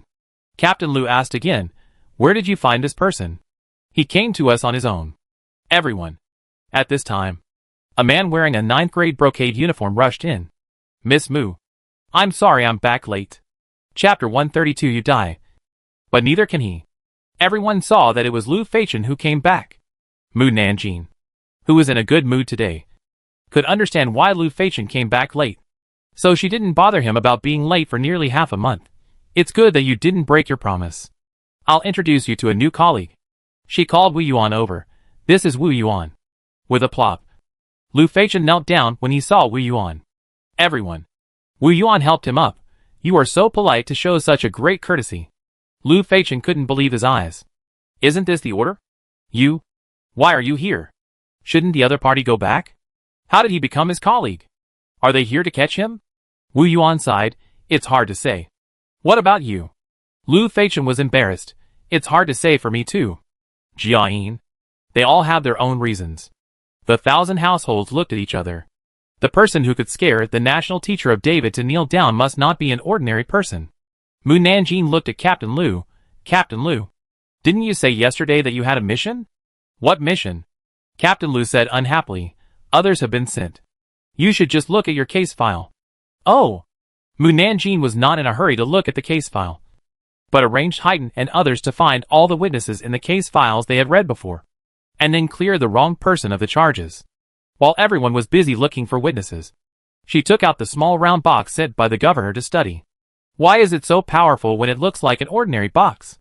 The captains looked up when they heard this. Captain Lu asked curiously, Mu Nanjing, what are you holding? Mu Nanjing, it's a gift from someone else. They will never guess that it was given to me by the governor. Hee. Captains. The governor actually gave Mu Nanjing a gift. The governor wouldn't really like this little girl. Would he? Captain Lu cautiously probed. You look so cherished. It must be given to you by someone very special to you. Right? Mu Nanjing nodded.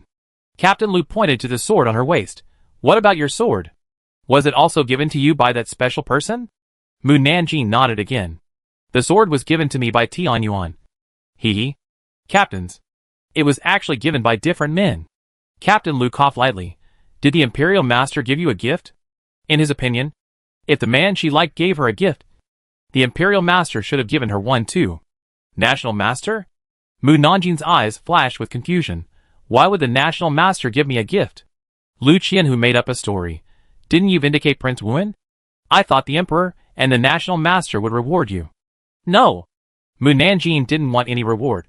But talking about Prince Wen reminded her of the fourth prince. How did you interrogate the fourth prince? Did they plead guilty? Lu Qian, who smiled. The torture in the Due mansion is not something that the pampered nobles can bear. And if they don't plead guilty, they will be beaten to death. They might as well plead guilty and live a few more days. Maybe they will have a chance to escape. But it's impossible to escape. When the day of the burial of Prince Wen's family is over, their heads will be used as sacrifices. Mu Nanjing didn't feel sorry for the fourth prince and didn't say anything. Lu Qian, who pretended to sigh. It's a pity that the fourth prince's property was robbed before his house was confiscated. Otherwise our treasury would have made a lot of money. Mu Nanjing. You are thinking of beauty. But I am not stupid. I must take away the fourth prince's property before dealing with him. Lu Qian, who did not chat with her anymore. Mu Nanjing's subordinates were very efficient. In just a few days, they found witnesses to redress the wrong people. The wrong people were much luckier than Wen Wang. Although they were imprisoned for many years, they were at least alive. With Mu Nanjing's redress, they were finally released from prison, and some of them could return to their original place of living from a remote and cold place. When they learned that it was a female official who redressed them, everyone was surprised and grateful. At this time, the tomb site of Wen Wang had been selected, and it was chosen to be buried in the first day of the 12th lunar month. On the first day of the 12th lunar month, heavy snow fell. In such cold weather, civil and military officials and the people came to see him off. The emperor, who was the adopted son, put on linen clothes and carried the coffin to the burial place of Wen Wang. The wind was blowing wildly, as if cheering for Wen's burial and redress. Today's ceremony was very grand, and the funeral procession was 20 miles long, comparable to the emperor's funeral. For the next 7 days, the emperor and the princes guarded the tomb of Wen Wang. In a blink of an eye, it was the end of the year. Tang Jingrui found Mu Nanjing. Mu Nanjing. It's the end of the year now. Why hasn't my uncle come back yet? Do you know where he went? Mu Nanjing replied without thinking. I don't know. I can't tell you even if I know. Tang Jingrui frowned. Then do you know when he will come back? I don't think he can come back this year. His situation is so difficult. How can he come back just like that? Tang Jingrui asked again. Aren't you worried about your uncle? No worries. Even if you die, he can't die. Tang Jingrui was almost mad at her words. He took a deep breath. On the last day of the 12th lunar month, come back and celebrate the new year with us. We will cook your favorite dishes for you when you come back. Mu Nanjing asked him, do you know what I like to eat? Tang Jingrui. In the past, Mu Nanjing would eat whatever the Tang family ate, and she had no idea what she liked to eat. Tell me what dishes you like to eat, and I will ask the chef to prepare them. Mu Nanjing thought for a while and said, steamed lamb, steamed bear paw, steamed deer tail, roast duck, roast chicken, roast goose, braised pork, braised duck, sauce chicken, bacon, pine flower tripe. Tang Jingrui interrupted her quickly. Are you sure you like these dishes? Mu Nanjing nodded. As long as they are cooked well, I like them. Tang Jingrui. Mu Nanjing continued. There are also dried meat, sausages, assorted stew dishes, smoked chicken tripe, steamed treasure pig, glutinous rice stuffed duck, potted pheasant, potted quail, braised assorted items. Wait, Can you eat so much? Is this a lot? There are a total of 108 dishes in the Manchuan banquet. And I still haven't read out the names of 88 dishes. Tang Jingrui. Mu Nanjing asked him, can you do it? If not, I won't go. Tang Jingrui finally understood that she didn't want to celebrate the new year with them at all. If you don't want to spend the new year with us, just tell me. I won't make it difficult for you. Mu Nanjing quickly replied, well, I don't want to spend the new year with you. The people of the Tang family don't welcome me at all. So why should I watch you eat with a sullen face during the new year, making everyone uncomfortable? Tang Jingrui sighed. In fact, after Mr. Tang and Mrs. Tang learned that Mu Nanjing had been promoted to a 5th rank official, their attitude changed a lot. And they also asked him to ask Mu Nanjing to come back for dinner twice. However, Tang Lujiao did not welcome her, and still did not let Mu Nanjing go back. In that case, I won't force you. You have a lot of people in the Mu mansion. I will send someone to send some food to your house. And you can spend the new year with them in the Mu mansion. Thank you. Chapter 133. You will never be able to beat her. Mu Nanjing only realized that the new year was coming after chatting with Tang Jingrui. The street vendors were selling new year goods, and everyone's faces were full of smiles. Mu Nanjing did not return to the Mu mansion, but went to the house bought by Haydn and asked Yang Bo and others, the new year is coming soon. Who wants to go home for the new year? Lu Qian immediately stood up. I want to go home for the new year. My father has urged me several times, saying that my mother has been looking forward to my return. Mu Nanjing nodded. Who else wants to go back? Sang Tai sighed and said, I also want to go home. But it will be New Year's Eve in 2 days, and I will definitely not be able to make it back. Mu Nanjing said, ask Haydn to take you back. Sang Tai's eyes lit up. He had seen Haydn's speed, and he could definitely get home within half a day. Haydn did not object. Yang Bo and Su Chung said, we have no family, so we will stay here for the new year. Xu Xia asked Mu Nanjing, will you let me go home for the new year? Mu Nanjing, yes. Xu Xia raised his eyebrows in surprise. Forget it. I can't go back. I will ask Wu Yuan to take you back. Wu Yuan. Mu Nanjing saw Wu Yuan didn't say anything. Is there a problem? Wu Yuan said, as long as he is not scared to death. There is no problem. Xu Xia sneered. Do I look like such a timid person? Wu Yuan did not refute him. Jia Yin stood up and said, I want to go back for the new year too. Who are you going back to celebrate the new year with? Your senior sister? She is in seclusion? Your other brothers are all out. And your master is playing chess with an old friend. He can't come back for a year or two.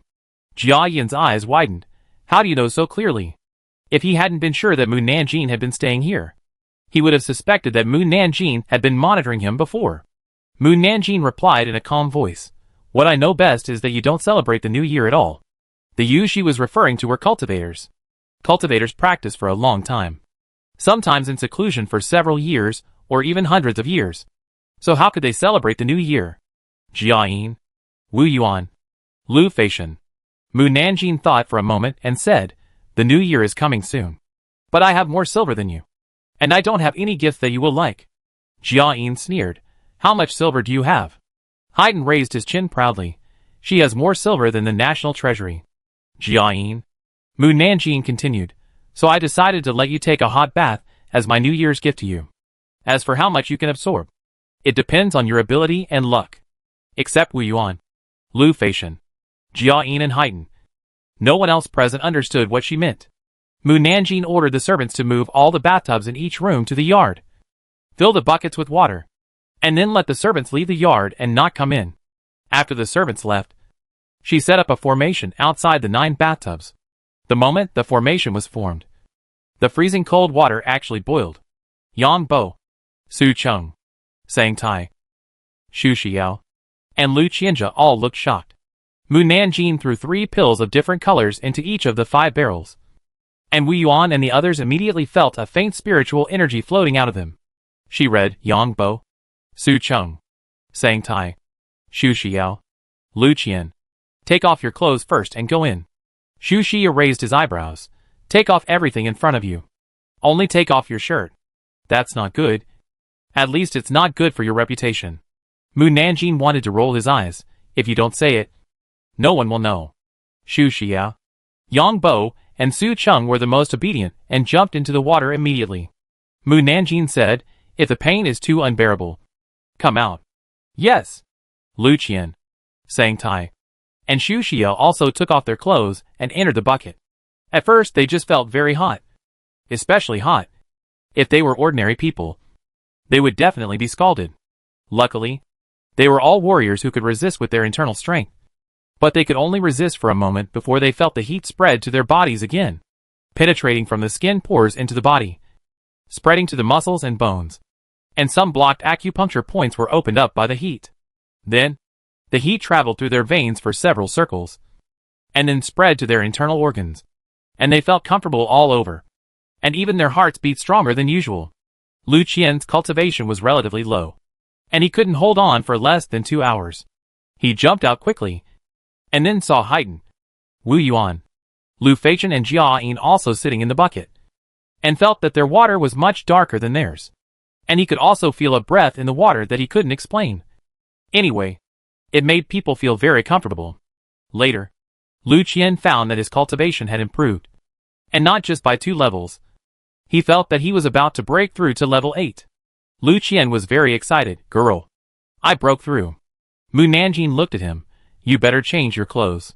Lu Qian only then noticed that he was topless, and rushed back to his room embarrassedly to change clothes before coming out.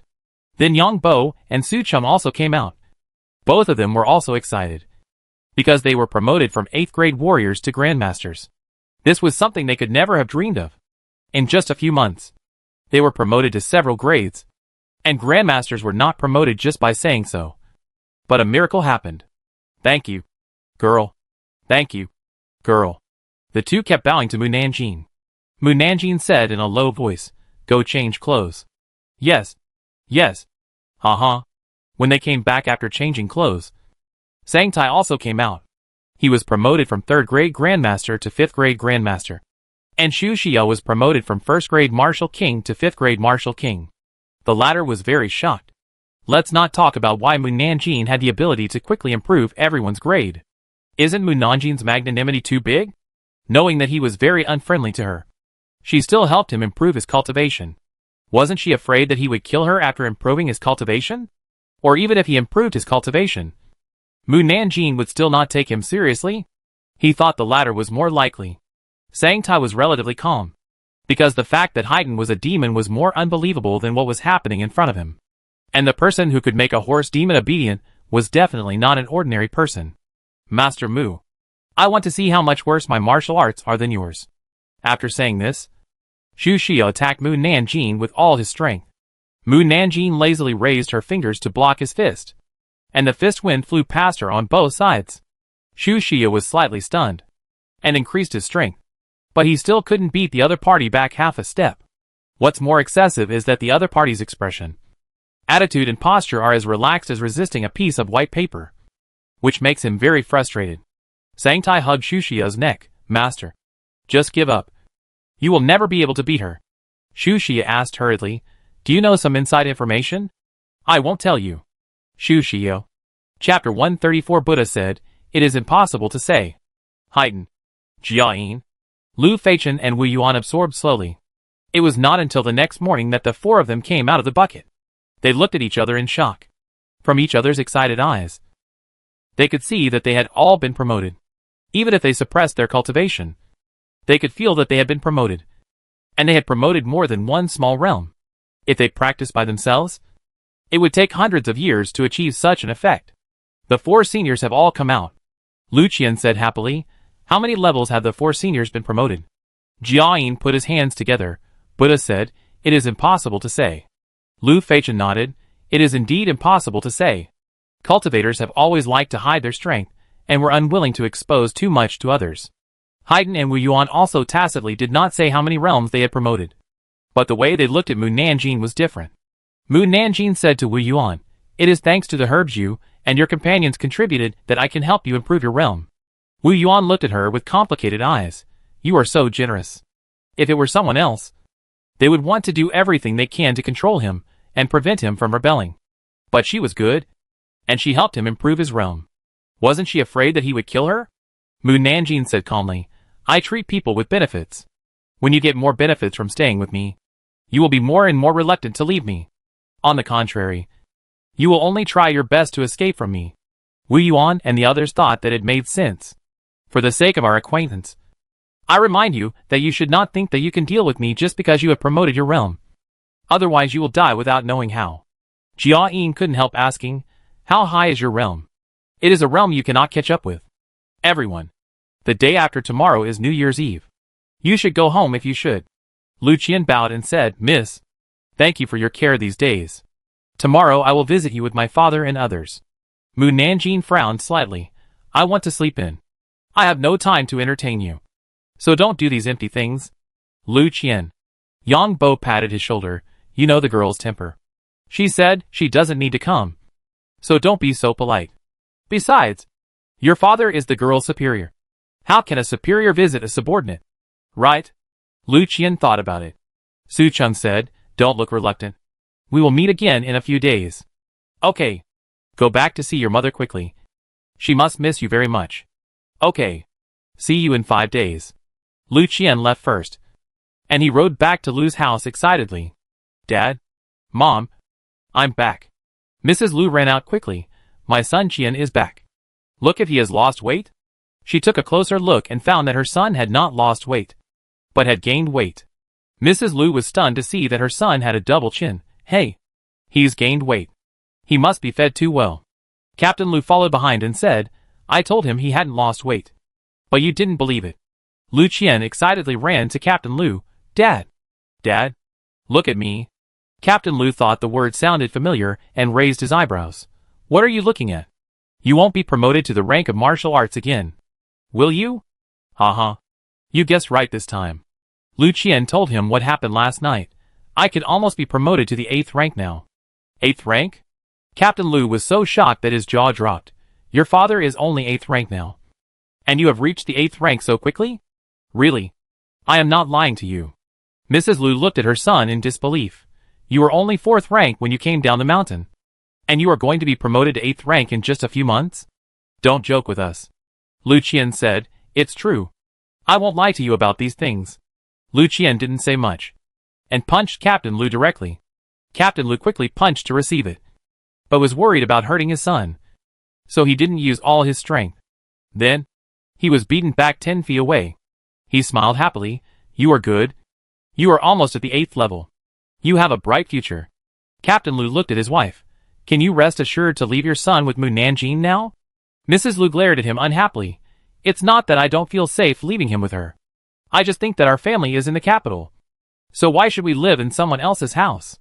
It makes me feel like my son has not left the mountain, and I can only see him for several months. How can you see your son every day? How can you understand the pain of not being able to see my son? Okay. Now that my son is back, let's go back to the house and talk about what we have to say. Captain Lu winked at his son. Lu Qian understood and immediately helped Mrs. Lu back to the house. Mrs. Lu was so happy that she couldn't stop smiling, while the Lu family was having fun. Haiden and Wu Yuan changed into robes. Haiden took Sang Tai away first.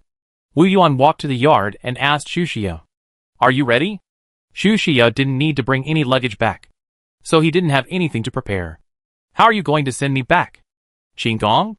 I don't know Qigong. Wu Yuan took out a golden flying sword from the space. What are you doing?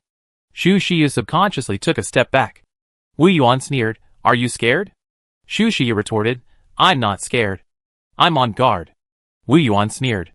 Then, the golden flying sword flew up. He jumped onto the flying sword. You? Xu Xia looked at Wu Yuan in surprise. I've heard that as long as you reach the level of martial god, you can fly with a flying weapon. Could Wu Yuan be a martial god? Wu Yuan said, come up. Xu Xia retracted his shock and jumped onto the flying sword. Tell me the location of your home and your town. Xu Xia reported the address of his home. As soon as the words fell, he disappeared in the courtyard. Ah! Xu Xia was almost thrown out. He quickly grabbed Wu Yuan's shoulders, and his cheeks were scratched by the wind like a knife, and his hair was blown into a mess. He looked down carefully. The height of 1,000 feet made him feel dizzy. Xu Xia had never stood at such a high place. If he fell from here, he would definitely be smashed to pieces. The scenery under his feet was by. He saw a city in the distance. In the blink of an eye, It passed through the sky of the city, leaving the city far behind. It can be seen that the speed was very fast. Suddenly, Wu Yuan stopped. "We're here." "Ah?" Xu Xia was thrown down before he understood what was going on. Luckily, the height was not high at this time. He quickly turned over in the air and landed steadily on the ground. Xu Xia looked up at the familiar gate of the mansion in front of him. Back. Back? Did it take a quarter of an hour to get here from the capital? It shouldn't be. Right? The guards guarding the gate of the demon cult's mansion saw a man with disheveled hair appear at the gate, and immediately shouted vigilantly, "Who is coming?" Xu Xia lifted his messy hair and said, "It's me. Master." The guards looked at his messy hair like a beggar in surprise. "Master, you are back." "Yes." Xu Xia entered the yard, looked left and right at the familiar scenery, and only when he sat down and drank the familiar tea did he really confirm that he was back. He couldn't help but sigh. It's so fast and so convenient. Chapter 135. How did I get promoted again? Congratulations, Lord Mu. Congratulations, Lord Mu. Early in the morning of New Year's Eve, 39th rank Jinui carried boxes and boxes into the Mu mansion. The leader, Liang Baihu, came to Mu Nanjing with 2 sets of dark purple flying fish suits embroidered with golden flying fish. Congratulations, Lord Mu, on your promotion to Mu Qianhu. I got promoted? Mu Nanjing stared at the flying fish suit in Liang Baihu's hand as if he was looking at an enemy. Didn't I just get promoted not long ago? How did I get promoted again? How did I get promoted so quickly? I was promoted from the 9th rank just a few months ago, and now I'm the 5th rank? What did I do? How did I get promoted again? Liang Baihu smiled. The governor said that you have made great contributions to the rehabilitation of Wen Wang, and you and your people also captured 2 princes. So the governor decided to promote you to the 5th rank of Qianhu. Yang Bo, Su Cheng, Lu Qian, Haiden were promoted to the 8th rank. Jia Yin, Sang Tai, Xu Xia were promoted to the 9th rank. I would like to congratulate Muda here. Congratulations to Muda. You have been promoted to Qianhu in just half a year, the same level as Qianhu Lu, and you will no longer be under his jurisdiction in the future. Mu Nanjing's attention was immediately diverted. No longer under the jurisdiction of Qianhu Lu? No longer need to listen to his nagging? That's good. Who will be in charge of me then? Liang Baihu smiled and said, you will only listen to the orders of the pacification envoys in the future. Oh, I will be under the jurisdiction of Comrade Lao Can. Yes. Comrade Lao Can is open-minded and doesn't have so many trivial matters. Captain Liang. Captain Lu must have guessed that he might be pissed off to death by Mu Nanjing, so he was unwilling to make this trip. I have to say it was a wise decision. Otherwise, I wouldn't be happy during the Chinese New Year. Captain Liang introduced the contents of the first box to Mu Nanjing. This box contains the official uniforms of Yang Bo and others after they were promoted. You are the captain, so you can distribute them to them. Mu Nanjing nodded. The other 20 boxes are rewards from the emperor. Captain Liang pointed to the 2 boxes in front and said, the 4 large boxes in front are filled with clothes and dresses sewn by the palace embroiderers for Lord Mu. And the 2 boxes in the back are various accessories made by the palace workshop. Lord Mu can wear them on weekdays or at banquets, but they are all winter clothes. When early summer comes, the emperor will send a batch of summer clothes to the girls. Xia Yan and the others looked at Mu Nanjing with envy. I really didn't expect the emperor to be so caring about Mu Nanjing, even more than his own daughter. Mu Nanjing didn't care much about clothes and jewelry. Where are the boxes at the back? One of the boxes contains rouge and powder, and the others are gold, silver, jewelry and herbs. Lord Mu can distribute them however he wants. By the way, the emperor also asked me to bring a message to Lord Mu. He said that Lord Mu and his men have worked hard. Mu Nanjing opened one of the boxes, which contained a box of silver. Each silver weighed 10 taels. She closed the box and said, Captain Liang, thank you for your hard work. This box of silver will be shared with these Jinui. Captain Liang knew that she had money, so he didn't say politely, then thank you, Lord Mu. The other Jinui looked excited, thank you, Lord Mu. Mu Nanjing thought for a while and said, by the way, Captain Liang, I remember that Jinui have their own official seals after they are promoted to the 6th rank. Why don't I have it? The seal used to check the case files before was still Lu Qianhu's. Liang Baihu. Of course, I was afraid that you would hear my inner voice. Mu Nanjing saw Liang Bai, who didn't say anything, and a doubt flashed in his eyes. Is it so difficult to answer? Of course not. Liang Bai, who sighed, Master Mu, I can only say that you were promoted too quickly. Mu Nanjing, what does my rapid promotion have to do with the official seal? Is it wrong that I was promoted quickly? Well, it seems that there is something wrong. I shouldn't be promoted so quickly. How can I reach the 5th rank so quickly? This is not my original intention. What went wrong? Liang Bai, who almost couldn't help laughing. Master Mu, you don't know that our Jinui official seals are different from others. For example, my official seal must be engraved with not only the Centurion's seal, but also my name, and different patterns, and then filed, etc., which takes at least 3 months. When Master Mu was promoted to Centurion, he had already found someone to carve the official seal. But before it was filed, you were promoted to Deputy Centurion, and now you have become a Centurion again. Your official seal can only be recarved. But today is New Year's Eve, and officials are not working, so it can only be done after the new year. So you have to wait another 3 months? Liang Bai, who sighed again, it's hard to say. Why? What if you are promoted again? Then, the official seal will have to be recarved. Promoted again? Mu Nanjing frowned. A Centurion is enough. I won't be promoted again. Liang Bai, who thought, this is not your decision. Unless you resign. Captain Liang smiled and said, it doesn't matter whether Lord Mu wants the official seal or not. You are the only female Jinui in the whole Due mansion. And you are also 1,000 households. As long as everyone sees your clothes, who dares not recognize you? Don't you agree? Mu Nanjing nodded. Okay. I understand. I will wait for another 3 months. Does Lord Mu have anything else to do? If not, we will take our leave. No more. Captain Liang and other Jinui left with a large box of silver. Mu Nanjing called Haiten and asked them to divide the silver. Then he took out some jewelry and gave it to Xia Yin and the others. Si Yuan quickly refused. Miss, the jewelry awarded by the emperor cannot be given to others casually. These are all recorded, and not everyone can wear them. So many rules? Mu Nanjing frowned and asked Haiten to move the clothes and jewelry to her room. At this time, the housekeeper came in. Miss, there is a maid outside who claims to be the eldest princess and wants to see you. The eldest princess's maid? Mu Nanjing raised her eyebrows in surprise. Please let her in. Then, a maid with extraordinary temperament came in and saluted to Mu Nanjing. This servant greets Lord Mu. Mu Nanjing asked directly, is there something?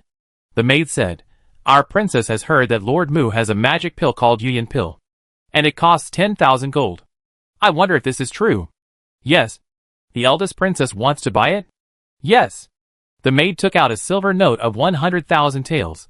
This is a silver note of 100,000 taels. I wonder if it can buy a magic pill. Mu Nanjing's eyes moved slightly. I am quite surprised that the first person to buy the jade face pill from me would be the princess. Then may I ask, is your money from a legitimate source? The maid frowned. What do you mean? Lord Mu, are you doubting that our princess's money came from an unknown source? Just asking. Our princess's money is very clean. Please rest assured. Lord Mu, I hope so. Mu Nanjing took the silver note and took out a jade face pill for her. The maid bowed. Thank you, Lord Mu. Mu Nanjing watched her leave. Chapter 136. Everyone cares about her so much. On the afternoon of New Year's Eve, people from every household were busy in and out, pasting couplets, burning incense and worshipping, and preparing New Year's Eve dinner. The Mu mansion was no exception. After Si Yuan and the others helped to paste the couplets, everyone's expression was extremely complicated. Xia Yin said with red eyes, my father never let me touch the couplets. He said that if the girls touched the couplets, it would make the whole family unlucky. So every new year he never let me help paste the couplets or touch the bamboo firecrackers. The other girls didn't say anything, because they were in almost the same situation. So although they missed their families, they never thought about going back. They felt that living here was very free and happy. They didn't have to bear the heavy work of the whole family, nor did they need to take care of the daily life of their family members. The most important thing was that they would not be beaten for doing a little thing wrong. Lin Zishu patted Xia Yan's shoulder to comfort her. Excuse me. Someone interrupted them. Is this the home of Master Mu Nanjinmu? Xia Yin and the others turned around and saw a man dressed as a servant smiling at them. Si Yuan nodded. Yes. May I ask who you are? I am the groom of the left Prime Minister. The left Prime Minister ordered me to give Master Mu some New Year gifts. The groom handed the New Year gifts in the carriage to them, and finally took out a small white porcelain jar and said, "This is the ginger tea that our left Prime Minister specially prepared for Master Mu." He said that Master Mu is a little girl living alone outside the mansion. There is no elder to take care of her, and no elder to tell her to drink less. So he prepared ginger tea for her to sober up. Siyu Huan was flattered on behalf of Mu Nanjing. It was really surprising that a high-ranking official of the dynasty would send gifts to his subordinates. "Let's go and ask Lord Mu to come out." The groom quickly said, "No. No. How can I, a servant, be received by Lord Mu? Then let us thank Lord Zhuxiang on behalf of Miss Mu. Lord Zhuxiang is really thoughtful. I will pass this message to Lord Zhuxiang when I go back." The groom drove away. Siyu Huan and the others turned and walked into the house. And then, they heard someone shouting urgently, "Girls, please stay." They turned around and saw another carriage coming. The groom in the carriage quickly got off. "I am the groom of the right Prime Minister's mansion. I meet all the girls." Siyu Huan and the others were stunned. Just as the left Prime Minister came, the right Prime Minister came again. "The right Prime Minister asked me to bring New Year gifts to Lord Mu." The groom unloaded a pile of New Year gifts from the carriage. Siyu Huan asked Lin Zishu and the others to bring the New Year gifts into the house. Finally, the groom took out 5 large jars of wine. "This is the fruit wine that our right Prime Minister specially prepared for Lord Mu. Our right Prime Minister said that drinking is inevitable during the New Year celebrations. But Lord Mu is a little girl, and drinking too much can easily hurt her body. But fruit wine is different. Not only will it not make you drunk, but it can also strengthen your body." Siyu Huan and the others hurriedly helped to thank the right Prime Minister. The groom drove away. Xia Yin said enviously, "It's really unexpected that the left and right Prime Ministers in the court would send New Year gifts to the girl." Lin Zishu smiled slightly. This shows that the girl gets along well with the ministers in the court. Next, many officials sent people to send New Year gifts to Mu Nanjing. The more Siyu Huan listened, the more he felt something was wrong. Sending New Year gifts was fine. But why were they all persuading Mu Nanjing to drink less? And they also said a bunch of hangover-sobering things. And the emperor was even more exaggerated, sending eunuch Yuan to send 30 New Year dishes to sober up. Lin Zishu was puzzled. Why do the officials remind the girl to drink less and send her a lot of hangover food? Siyu Huan thought for a while. Maybe the girl's alcohol tolerance is really not very good. And the girl is the youngest female official in the court. It's not surprising that everyone cares about her. When we eat, we will persuade her. Little did they know that the officials were afraid that Mu Nanjing would reveal all their scandals after getting drunk. So would they still be able to have a good New Year? Siyu Huan told Mu Nanjing about the New Year gifts sent by the major officials. Mu Nanjing was surprised and puzzled. She rarely had contact with court officials. Why did 1 or 2 of them send her New Year gifts? And they specifically told her not to drink. Why did everyone care about her so much? Mu Nanjing couldn't figure it out, and didn't want to dig into their minds. In addition, tonight was New Year's Eve, and it was impossible to return the gifts to each official. So she put this matter behind her. New Year's Eve is a big day for family reunion.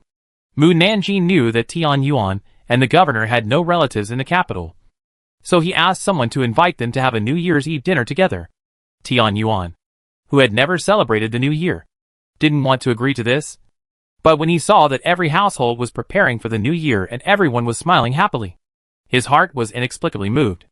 The governor agreed very readily. He had always celebrated the New Year alone in the past, and he had long wanted to celebrate the New Year with others. But his friends and subordinates around him all had families. If he went to someone else's house to celebrate the New Year, he would feel inexplicably uncomfortable watching other families living in harmony. Celebrating the New Year at Mu Nanjing's house was different. There were no elders in her family, and the people who celebrated the New Year with her came from all over the place. So she would definitely not feel excluded. At the hour of you, the governor and Tian Yuan arrived at the gate of the Mu mansion on time. The two stood at the door and looked at each other silently for a while before knocking on the door. After a while, the housekeeper came to open the door. He smiled and asked, "Are you the governor and Tian Yuan?" The governor and Tian Yuan nodded. "Please come in." The housekeeper invited them to the hall. The hall was divided into 2 sides by a screen, with men's seats on the left and women's seats on the other. Mu Nanjing saw Tian Yuan and the governor coming and immediately invited them to sit down. Tian Yuan saw Wu Yuan sitting on the seat and raised his eyebrows. Wu Yuan saw Tian Yuan suddenly stand up and asked excitedly, Why are you here? Tian Yuan said calmly, Should I ask you this? How can you stay here as an order? Wu Yuan's face was not very good. I am here for a reason. Everyone is here for a reason. Wu Yuan. Mu Nanjing said to Wu Yuan, You are now a Jinui. And you have to do the Jinui's work. Put other things aside for now. Wu Yuan thought about it and nodded. Now even if he wanted to ask, he could not do anything about Tian Yuan alone. So he could only pretend that he didn't know about this matter. Mu Nanjing arranged Tian Yuan and the governor opposite Wu Yuan, and then turned around and asked the butler to serve the dishes. Tian Yuan and the governor looked at the people present. Except for Yang Bo and Su Cheng. The identities of the others were not ordinary. Suddenly, there was a bang. Haydn took out a jar of wine and put it on the table. Tonight is New Year's Eve. A day for everyone to get together and reunite. So no matter what hatred you have, you must put it all aside. Come, let's have a drink. Oh, no, let's have a bowl. And drink all these hatreds away. Chapter 137. Are you not drunk? Haydn poured a bowl of wine for everyone. I'll give you a bowl here. Yang Bo and Su Cheng first smelled the wine. It smells really good. This is 1,000-year-old fine wine. I usually don't want to drink it. Haydn took a sip and sighed. It's worthy of my wine. It tastes good. Yang Bo laughed. 1,000-year-old fine wine? Or you brewed it? This really made me laugh. Haydn didn't explain. Tonight is New Year's Eve. I just want to be happy. Su Cheng took a sip. The taste is mellow and smooth. Not strong at all. It tastes good. Haydn smiled and said, If it tastes good, drink more. Jiayin. Lu Feichen. You guys drink quickly too. Why don't the others move? Aren't you afraid that I'll poison the wine? Jia Yin and Wu Yuan looked at each other and took a sip of the bowl on the table. It's really good. Not long after, the kitchen staff brought up the dishes, all of which were hangover relief dishes given by the emperor. When all the dishes were served, Mu Nanjing told the housekeeper that they did not need to stay in the hall to serve, and let them spend the New Year's Eve with the servants in the next courtyard. Mu Nanjing first went to the girls' table to accompany Si Yuan and the others. After that, in order to make them feel free and eat more happily, after eating a few bites, she sat at the men's table. Yang Bo and Su Cheng immediately raised their bowls to toast her. Miss, we toast you a bowl. Si Yuan hurriedly shouted across the screen, Miss, you should drink less. Su Cheng replied, This wine is not strong at all. You don't have to worry about her. She won't get drunk. Yang Bo followed up and said, The taste is similar to fruit wine. Si Yuan was relieved. Mu Nanjing took a sip and said, I just heard that it is 1,000-year-old wine. Haydn raised his head proudly. Yes. I brewed it. Mu Nanjing nodded. It tastes good. If it tastes good, drink more. Haydn immediately poured her a glass of wine. Mu Nanjing said to Yang Bo and the others, You should drink less. Yang Bo and Su Cheng laughed. We should say this to you. You should drink less. The governor and Tian Yuan said to Mu Nanjing in unison. Huh? These two people actually care about me so tacitly? The governor and Tian Yuan looked at each other and said nothing. Haydn said, You won't get drunk with this wine. So don't worry. Mu Nanjing drank several bowls with everyone. Haydn saw that he had finished 2 large jars of wine in one go, and took out another kind of wine for everyone to drink. This time, the wine was obviously stronger, but everyone present could accept it. With Haydn, Yang Bo, and Su Cheng in the lively atmosphere, New Year's Eve was very lively. Although there was a screen in the middle, the sound could reach the girls' table, and the girls laughed so hard that they couldn't close their mouths. Everyone ate and drank while talking and laughing, and unknowingly it was the hour of high. Tian Yuan and the governor looked at Mu Nanjing deliberately, and seeing that she looked normal, they quietly put their minds at ease. At this time, the sound of fireworks outside rang out one after another. The girls all walked into the yard, but unfortunately they were standing low and couldn't see the fireworks outside. Mu Nanjing came out.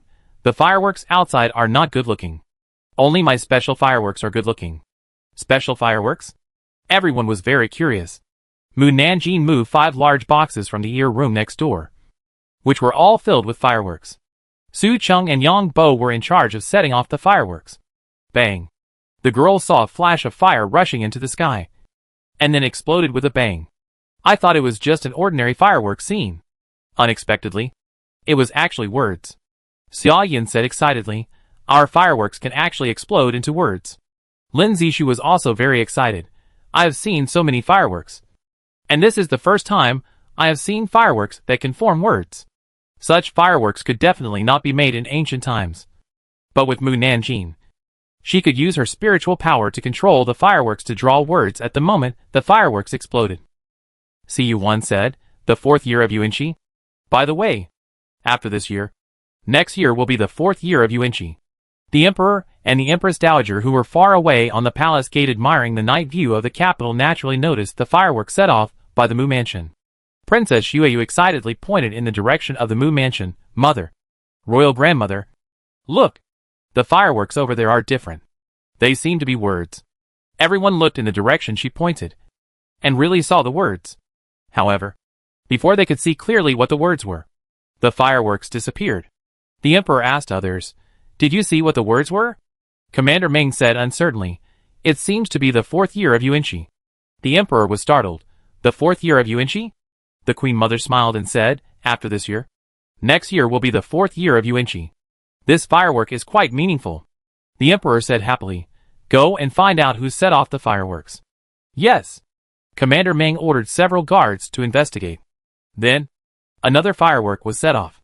This time it was a person sitting on the throne. Princess Xueyu said excitedly, Father, it's you. The pattern of the firework is you. The queen and the queen mother were surprised and said, this is too similar. It is exactly the same as the emperor. The officials who saw the fireworks hurriedly pulled their families to pay homage. The emperor was very happy. Haha. Good. Good. Tonight's fireworks are so satisfying to me. When we find out who set off the fireworks, we will give you a big reward. After that, the fireworks set off the queen mother and the queen, making them both laugh. For them, this is their happiest and most special year. They are happy, but the officials are depressed. They knelt in the yard with their families for several times, almost freezing them to death. If they knew who set off such fireworks, they would drown him with saliva. 2/4 of an hour later, the guards who went to investigate came back. Your Majesty, it was the fireworks set off in Lord Mu's house. Lord Mu? Which Lord Mu? The emperor did not react for a while. It's Lady Mu Nanjing. Everyone was stunned. Is it her? The emperor laughed. This little girl is sometimes good at making people happy. Tomorrow morning, give her 100 taels of gold. Eunuch Yuan remembered, yes. Fortunately, Mu Nanjing did not let the fireworks turn into the emperor and the empress dowager. Otherwise the officials would have to kneel all night. Next, everyone saw many cute patterns that they had never seen before. But they were still festive. Others stopped setting off fireworks, and ran out to see the fireworks set off by Mu Nanjing. It didn't end until midnight. Mu Nanjing gave everyone red envelopes. Tian Yuan and the governor were very surprised. We all have red envelopes? Mu Nanjing nodded, yes. Xia Yin asked, Miss, can I open it and take a look? Mu Nanjing didn't mind. Red envelopes are meant to be opened. Xia Yin excitedly opened the red envelope and found 100 taels of silver in it. She couldn't help but widen her eyes. 100 taels of silver? Girl, you didn't give it to the wrong person. Did you? For her, 100 taels of silver could last for several years. The other girls were also very surprised. You didn't give it to the wrong person. Mu Nanjing patted her shoulder. It's getting late. Go back to your room and rest early. Okay. Mu Nanjing said to the others. Everyone go back too. She sent the governor and Tian Yuan to the door. Before the governor left, he asked uncertainly, Are you not drunk? No. After saying this, Mu Nanjing closed the door. Governor. Tian Yuan. Are you sure you are not drunk? Chapter 138. I really want to send 1,000,000 troops to destroy her. Hee hee. A familiar laugh rang in the ears of the emperor and the officials. Tian Yuan and the governor, who had not walked far, stopped and looked in the direction of the Mu mansion. Sure enough, she was drunk. But they saw that she looked quite sober. Not drunk. The civil and military officials, who had just laid down and were about to fall asleep, sat up suddenly after hearing the familiar laugh. And the ladies lying beside them were all startled. The wife of the left prime minister said unhappily, Why did you sit up suddenly? The left prime minister asked, Did you hear any laughter? The wife of the left prime minister listened carefully. No. Listen carefully again. It's a girl's laughter. The wife of the left prime minister listened carefully again, but still didn't hear any laughter. Did you hear it wrong? Or it was the laughter coming from our daughter's yard. Are you going to sleep or not? If you don't, I'm going to sleep. The left prime minister. He was sure that it was definitely not the sound coming from his daughter's yard. Hee. The left prime minister pushed the wife of the left prime minister. It's coming again. It's coming again. You really didn't hear it? No. The wife of the left prime minister pulled up the quilt to cover her head. The left prime minister. It seems that this is Mu Nanjing's voice. She didn't drink again. Did she? But didn't he send her ginger tea to sober her up? Why is she still drunk? The right prime minister was even more depressed. He said fruit wine. How could he still get drunk? Could it be that Mu Nanjing didn't give him face and drank other wine? The emperor's mood was not much better. He set a large table of dishes that can sober up. Why did Mu Nanjing still get drunk? He really wanted to rush to Mu Nanjing and ask her what kind of wine she drank tonight, and why she was so drunk. Hee. The emperor rubbed his head, stopped laughing. It makes my hair stand on end. The queen was also a little scared. Is this Mu Nanjing's inner voice? If it wasn't her, who else would run to our palace to laugh secretly? The queen thought about it and agreed. The emperor said unhappily, I really want to send 1,000,000 troops to destroy her. The queen couldn't help laughing. It's not that serious. Right? If she revealed my private matters? Do you think it's serious? The queen. I want to tell you a story. The emperor and all the civil and military officials immediately straightened their bodies. It's coming. It's coming. It's going to be said. I just don't know who it's going to be said this time. Some officials put their hands together and prayed. Don't say anything about me. Don't say anything about me. Some officials were about to cry. Can't you just let me have a good new year? I'm going to say it. You have to listen carefully. Emperor. Civil and military officials. Already listening. Once upon a time there was a mountain. In the mountain there was a temple. In the temple there was an old monk and a young monk. The old monk was telling a story. What was he talking about? He said, once upon a time there was a mountain. In the mountain there was a temple. In the temple there was an old monk and a young monk. The old monk was telling a story. What was he talking about? He said. Emperor and civil and military officials were all frowning. At the same time, Mu Mansion, Haiden, Jiayin, Yang Bo, Su Cheng, Lu Feichen, and Wu Yuan, who were left behind by Mu Nanjing, sat obediently on the chairs and drank wine. Jiayin lost his patience. Don't you have something to say to us? Go ahead and say it. Mu Nanjing's eyes flashed with confusion. Didn't I say that? Jiayin said unhappily. You haven't spoken since you left us. Mu Nanjing. I clearly said that. Haiden, Jiayin, Yang Bo, Su Cheng, Lu Feichen, Wu Yuan. Who did you say that to? Anyway, they didn't hear a word. Wu Yuan whispered to Jiayin and the others, Is she drunk? Haiden followed and whispered, She drank a lot tonight. Especially the wine at the end was quite strong. Maybe she was really drunk. Because it was too strong. Yang Bo and Su Cheng didn't dare to drink it later. Mu Nanjing drank it like water. One bowl after another. Yang Bo stared at Mu Nanjing's face and said, She doesn't look drunk. Lu Feichen said, Some people can't tell they are drunk. And she might be one of them. Jiayin frowned. What should we do? Should we continue to sit here and listen to her? Yang Bo stood up. I'll go find her maid to help her back to her room. Mu Nanjing said coldly. Where are you going? Yang Bo said. I'll go find a few more listeners. I'll go too. Su Cheng stood up and pulled Yang Bo away quickly. Mu Nanjing stared at Jiayin and the others coldly. I'll help you find listeners too. Jiayin stood up. And then a pressure enveloped him. With a plop, he knelt on the ground. Haiden, Lu Feichen, and Wu Yuan were not spared. The three of them were almost suffocated by the pressure they were under as they sat on the chairs. The chairs under them made a creaking sound, as if they were about to collapse at any time. Shock flashed in Haiden's eyes. From his recent observations, he knew she was quite capable, but he didn't expect her to be so powerful. Mu Nanjing said coldly, You want to escape? Jiayin opened her mouth and uttered with great effort, No. No.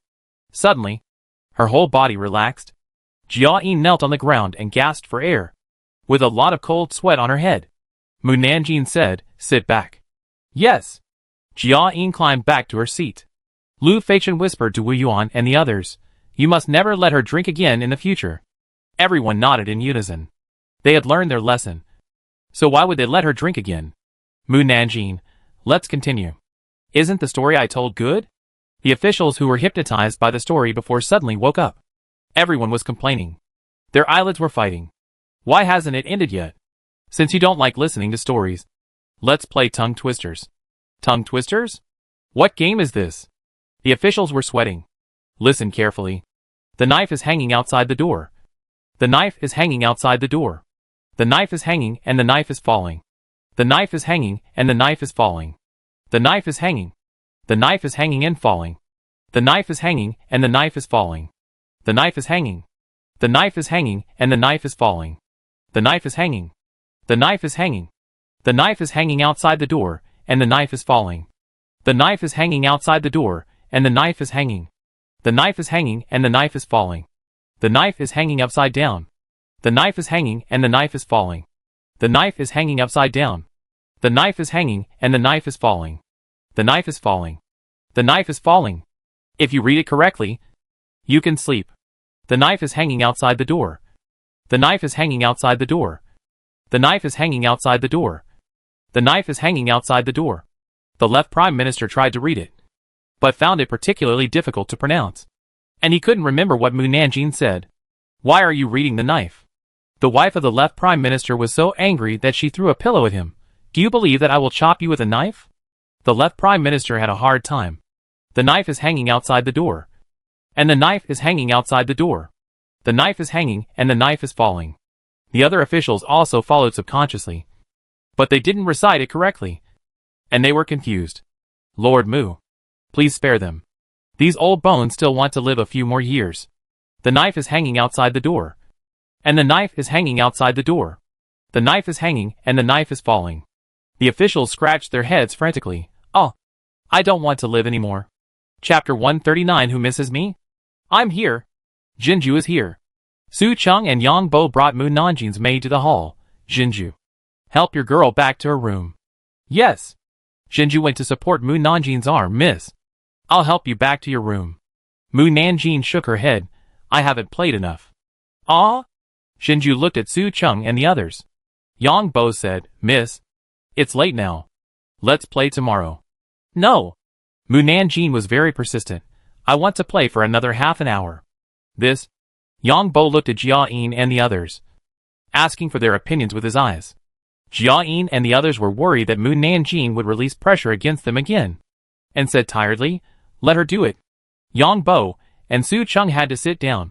Miss, what do you want to play? Mu Nanjing ugged for a long time, but didn't hear her speak. But she didn't know that she said it in her heart. We are playing a guessing game. If you guess right, you can go to sleep.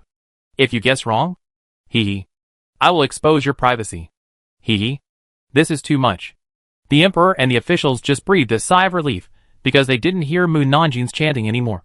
But before they could relax, they sat up straight and held their breath to listen carefully. First question. What can only be added and not subtracted? What can be added and not subtracted? The emperor and the queen looked at each other in silence, indicating that they couldn't guess it. In the left Prime Minister's mansion, the left Prime Minister couldn't think of it either. So he quickly patted the sleeping wives when next to him. Madam, can you help me think of what can be added and not subtracted? The wife of the left Prime Minister suddenly opened her eyes and swung it towards the left Prime Minister's abdomen. Ah! The left Prime Minister held his stomach in pain. It's quiet now, isn't it? The wife of the left Prime Minister fell asleep with her back to him. The left Prime Minister. 5, 4, 3, 2, 1. The quiz is over. No one guessed it. Come on. Let me see whose privacy should be exposed. The emperor and all the civil and military officials took a breath. At the same time, in the Mu mansion, Jia Yin nudged Yang Bo with his elbow and whispered, It's not right for Lord Mu to keep silent. Hurry up and find a way to send her back to her room. Yang Bo. At the right time, Mu Nanjing spoke up. Whose privacy do you want to know? Ah? Yang Bo and the others were stunned. What do you mean? Mu Nanjing repeated. Whose secret do you want to know? Yang Bo and the others looked at each other. Jia-in was immediately interested when he heard this. I want to know my senior brother's secret.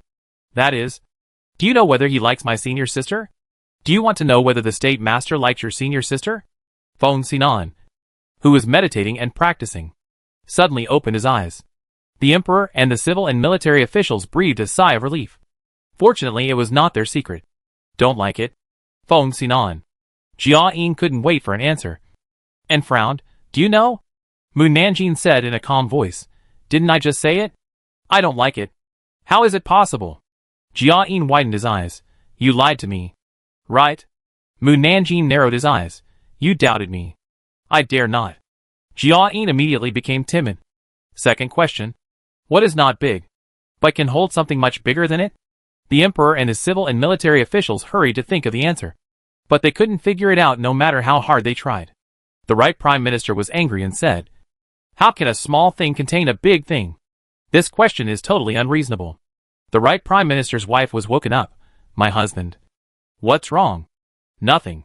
5, 4, 3, 2, 1. The answering is over. No one guessed it. He, emperor, civil and military officials.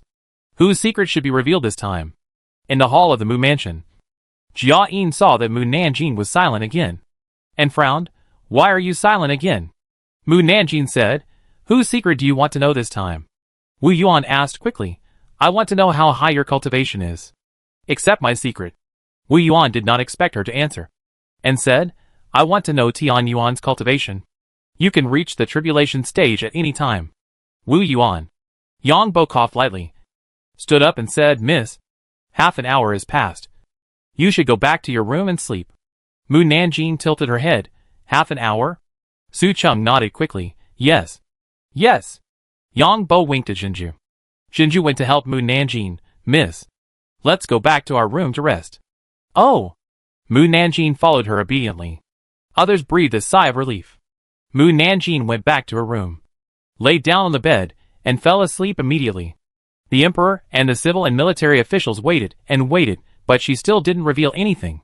After waiting for half an hour, but still not hearing Mu Nanjing's voice, they finally settled down and fell asleep. Just as they were about to fall asleep, Mu Nanjing's laughter suddenly rang out again. Ha. The emperor and all the civil and military officials suddenly opened their eyes. Then, there was no sound again. They waited for a long time, but still heard no sound. They really couldn't hold it any longer and closed their eyes. Hee. The emperor sat up and shouted to the sky, who will go to Mu's mansion to see what happened? The queen. Commander Ming. The emperor and all the civil and military officials didn't get a good night's sleep all night. When the emperor and the queen got up, they both had dark circles under their eyes. Eunuch Yuan noticed that the emperor's face was not very good, and asked carefully, Your Majesty, didn't you get a good rest last night? It would be better if he didn't mention this matter. When he mentioned this matter, the emperor wanted to curse. I remember that I said last night that I would reward Mu Nanjing with 100 taels of gold. Right? Eunuch Yuan replied, Your Majesty. Yes. Did you send someone to deliver it? No. The emperor snorted coldly. No. Eunuch Yuan was used to the emperor's mood swings and replied, Yes. The emperor thought for a while and said, You should send the 100 taels of gold to Mu's house, and ask the servants of Mu's house what Mu Nanjing did last night. He was really curious about what Mu Nanjing did last night. Mu Nanjing doesn't need to accept the reward in person. You send the reward, ask for good news and leave. Yes. Eunuch Yuan received the order and took people to Mu's house. An hour and a half later, he came back with the news. When the emperor heard that Mu Nanjing was playing games with his men last night, his face was crooked with anger. Don't be angry. Don't be angry. You will get sick if you are angry. Bang. The emperor was still so angry that he threw the book on the table.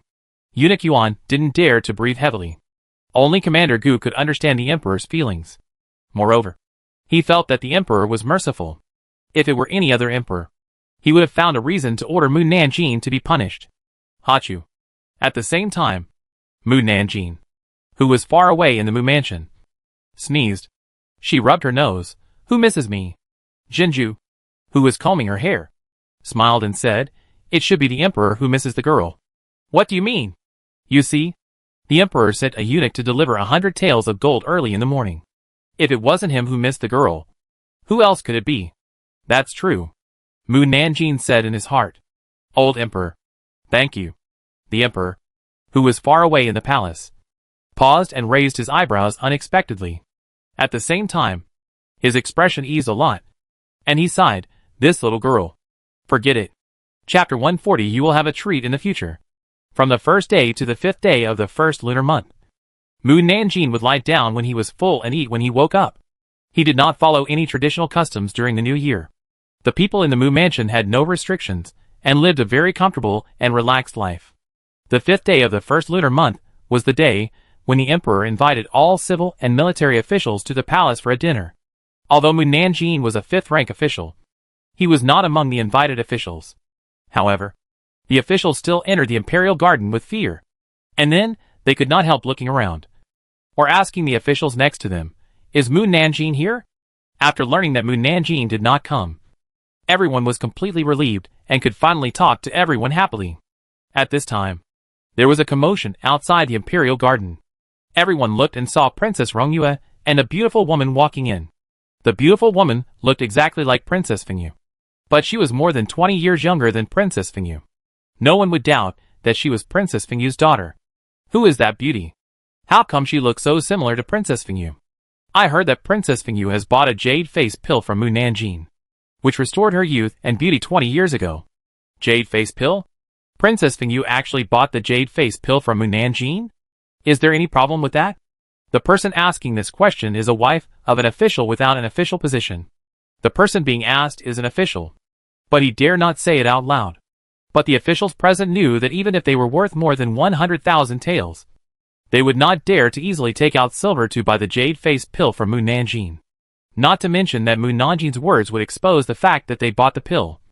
Even if they bought the pill, they would not dare to take it easily because they could not explain the source of their money. This is also the reason why no one has come to Mu Nanjing. As expected, after the emperor and the queen mother arrived, the first person they targeted was Princess Fengyu. But in order to prevent her from noticing, they quickly looked away. Although Princess Fengyu did not find that the emperor and the queen mother were wrong, she found that officials and family members avoided her like snakes and scorpions.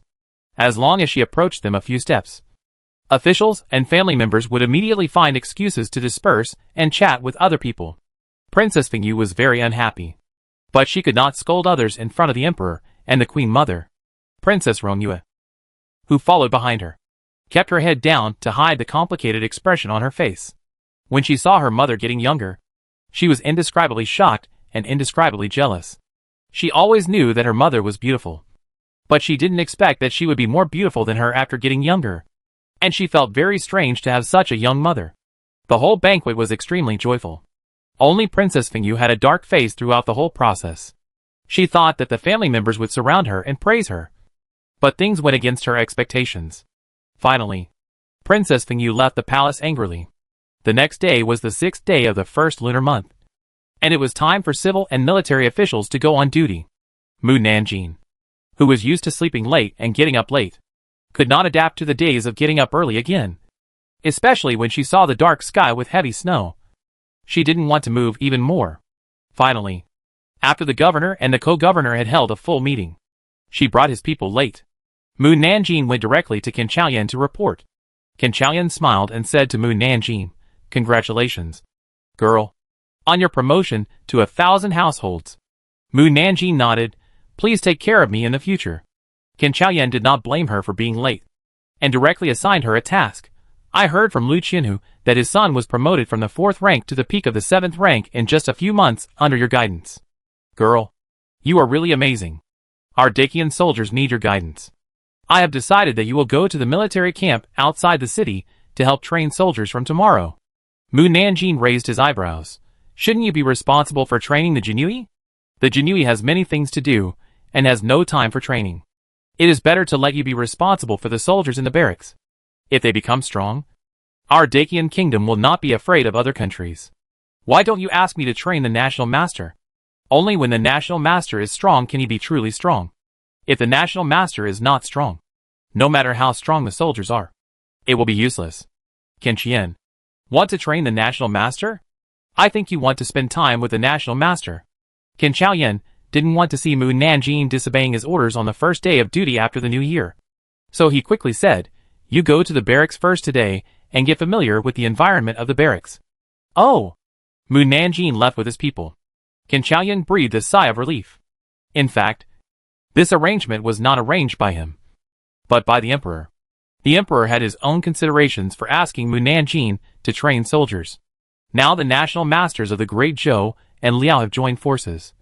And the national master of the Great Wei has also found the national master of their Great Qian to deal with the other 3 countries together.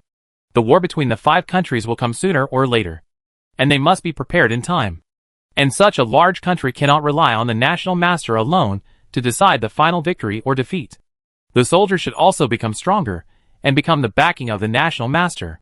Otherwise, when the war breaks out, the national master will not only have to take care of the national master of the other country, but also the lives of the soldiers of the Great Qian. As a result, the soldiers not only failed to help, but also became a drag. I hope the 5 countries will not fight. After Mu Nanjing walked out of the Dui mansion, he ordered Haiten and Wu Yuan to pick up Sang Tai and Xu Xiao, and then took Yang Bo and others to the military camp. The generals of the military camp, General Dinghua and General Jingxi, had been waiting at the gate of the military camp for a long time with their officers and lieutenants. When they saw Mu Nanjing coming, they immediately greeted him with a smile. General Jingxi led his men to greet him. "Mr. Mu, Happy New Year. Happy New Year, everyone." Mu Nanjing turned over and dismounted, and greeted the soldiers present. Sha Pingai smiled and said, "Mr. Mu, it's a pleasure to work with you. Please, I will take you to visit our military camp." Mu Nanjing nodded and followed them into the military camp. There are more than 200,000 soldiers in our military camp, so there are several training grounds. Sha Pingai pointed to a large open space under her feet and said, "This is one of the training grounds. Look, the soldiers are training." Mu Nanjing looked in the direction she pointed. In the cold snow, a group of soldiers were running with their upper bodies naked. Some soldiers were practicing archery, and others were sparring with each other. Mu Nanjing nodded. "Good." The excited voices rang in the ears of the generals and lieutenants. Jingxi, who was walking behind, pointed to his chest at General Dinghua, meaning that what they just heard was Mu Nanjing's inner voice. The deputy generals and others following behind them raised their chins with pride. The soldiers they trained were not only good, but also very brave. Each of them was a bloody sweater who had seen blood on the battlefield. Then, they heard Mu Nanjing's inner voice say again, "The soldiers have great bodies. They have chest muscles and abdominal muscles. Yeah, not bad. It's right to come to this military camp. I'll have a feast for my eyes in the future." Hee hee. Generals, deputy generals. Chapter 141. Are you getting married? Mu Nanjing looked at the naked upper body soldiers and said seriously, "The weather is cold and bad, and the soldiers have to undergo strict training every day. It's really hard." General, deputy general. If I can't hear her inner voice, I really have to believe what she said. Sha Pingai coughed lightly and said, "Yes. The soldiers are really very hard. But when they think that they are fighting for the future to defend their country, they don't feel hard." Mu Nanjing looked away and looked at the tent with white smoke. Sha Pingai immediately introduced her.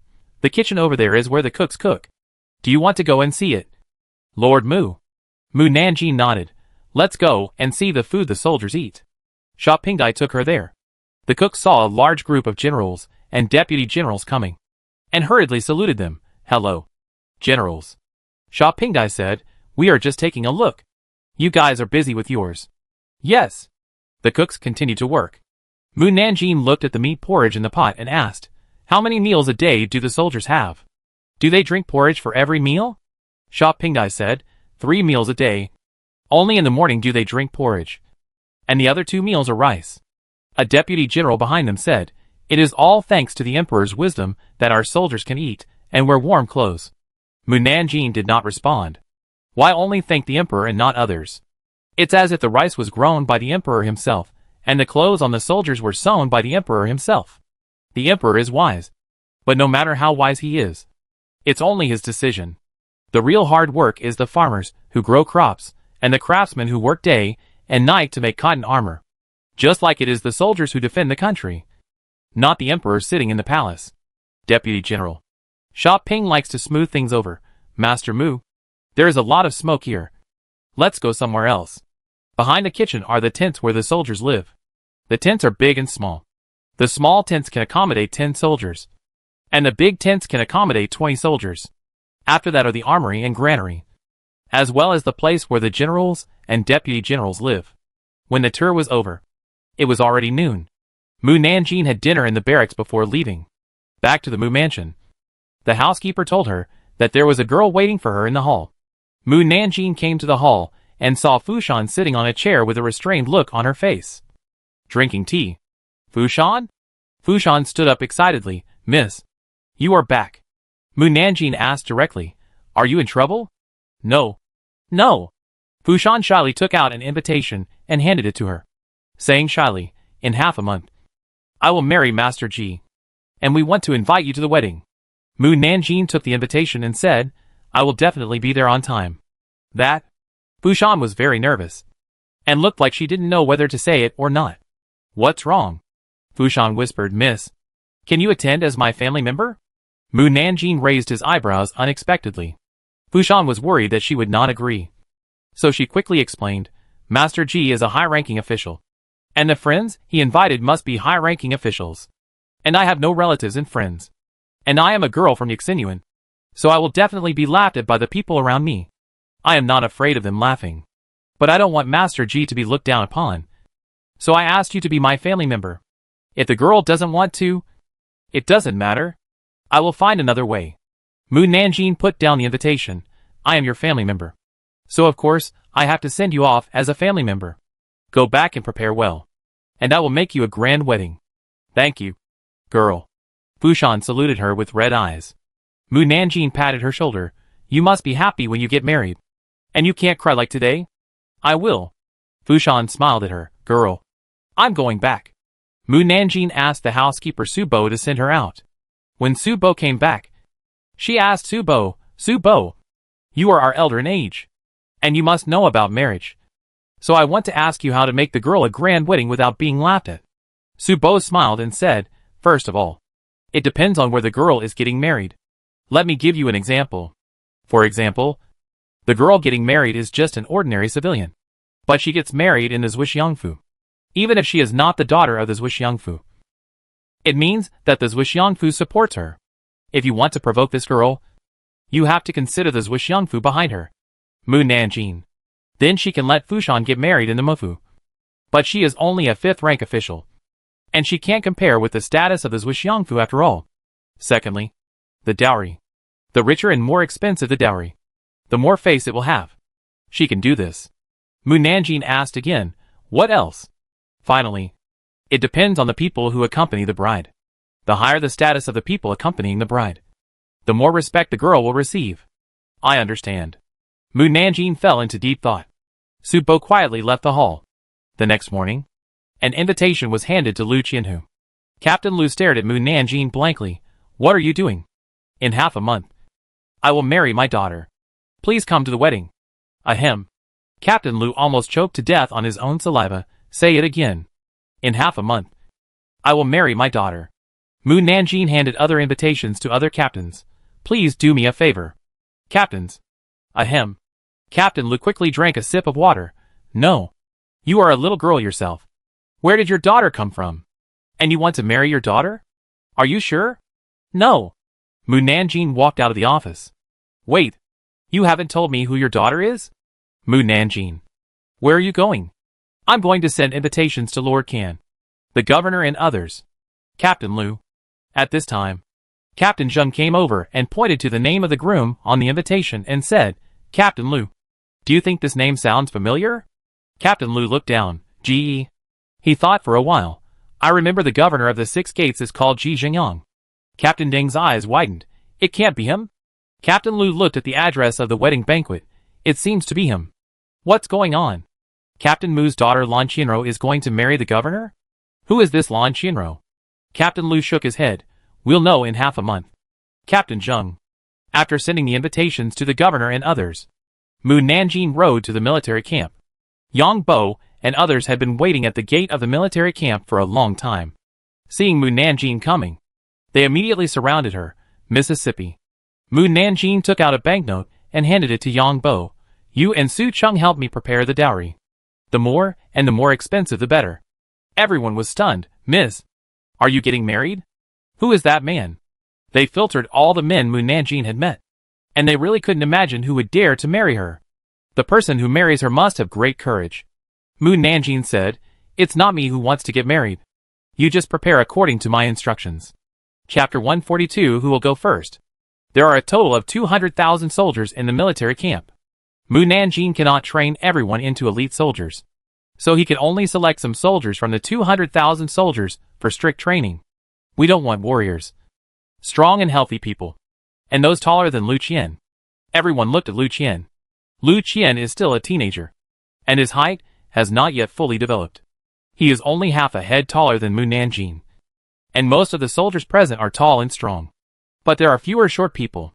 Sha Pingai asked in confusion, Isn't it better to be stronger in battle so that you can deliver a fatal blow to the enemy? Why did Lord Mu choose some short soldiers for training? Mu Nanjing said, The warriors and strong soldiers have the ability to protect themselves. So leave the opportunity to the weak soldiers. They don't want to die on the battlefield. And they also want to go home and reunite with their families. Sha Pingai was slightly startled and smiled. Lord Mu is still thoughtful. She turned to Captain Li and said, Just do as Lord Mu said.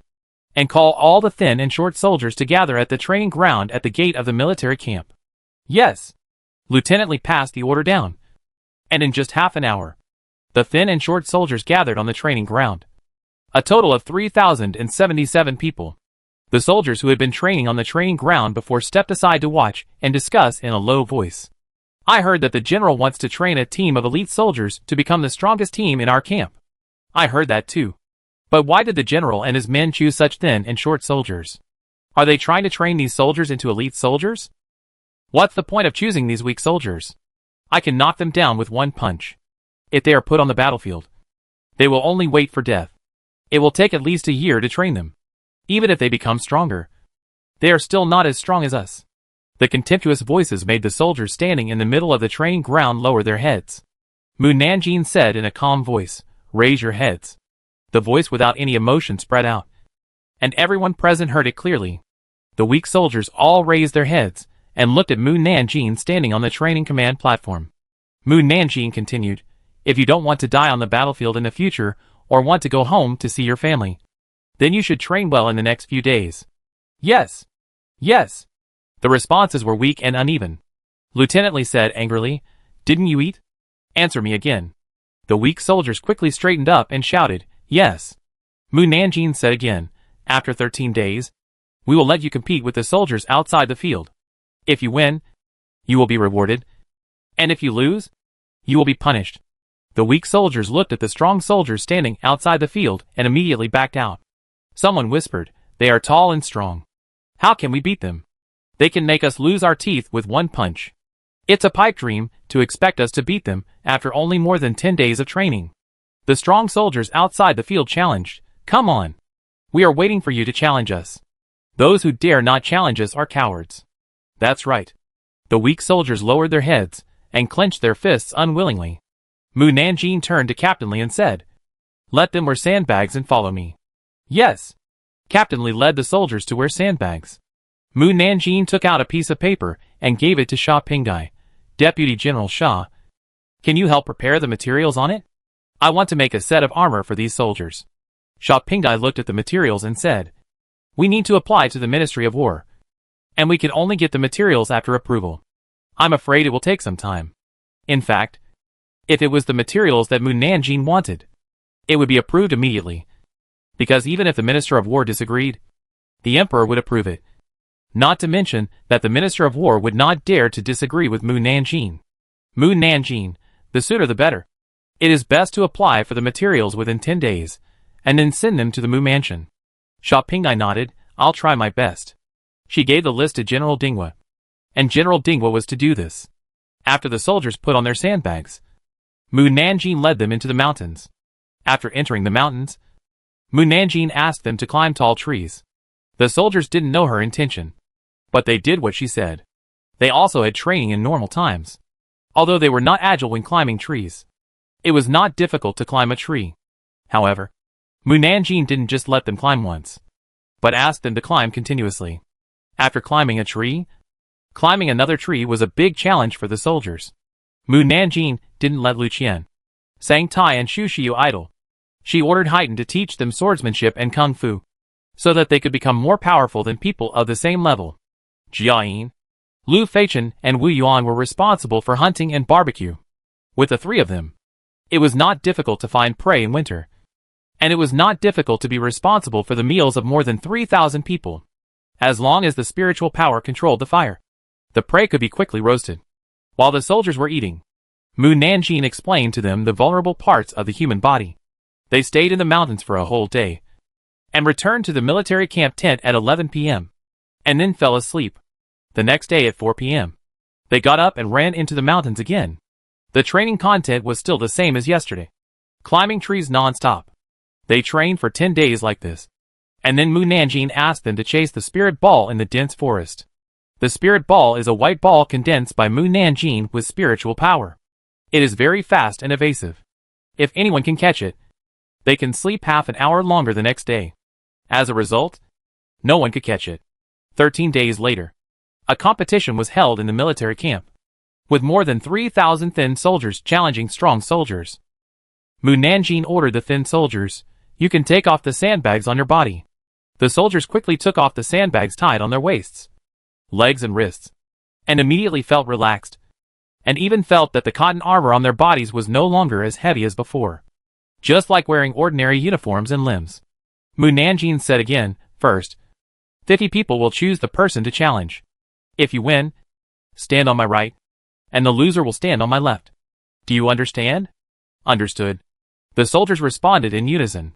The voice was loud, and the momentum was not inferior to that of the strong soldiers. The generals raised their eyebrows in surprise. It took only more than 10 days to train the soldiers. Little did they know that when training in the mountains, if they responded slowly or responded too quietly, they would not have food for the whole day.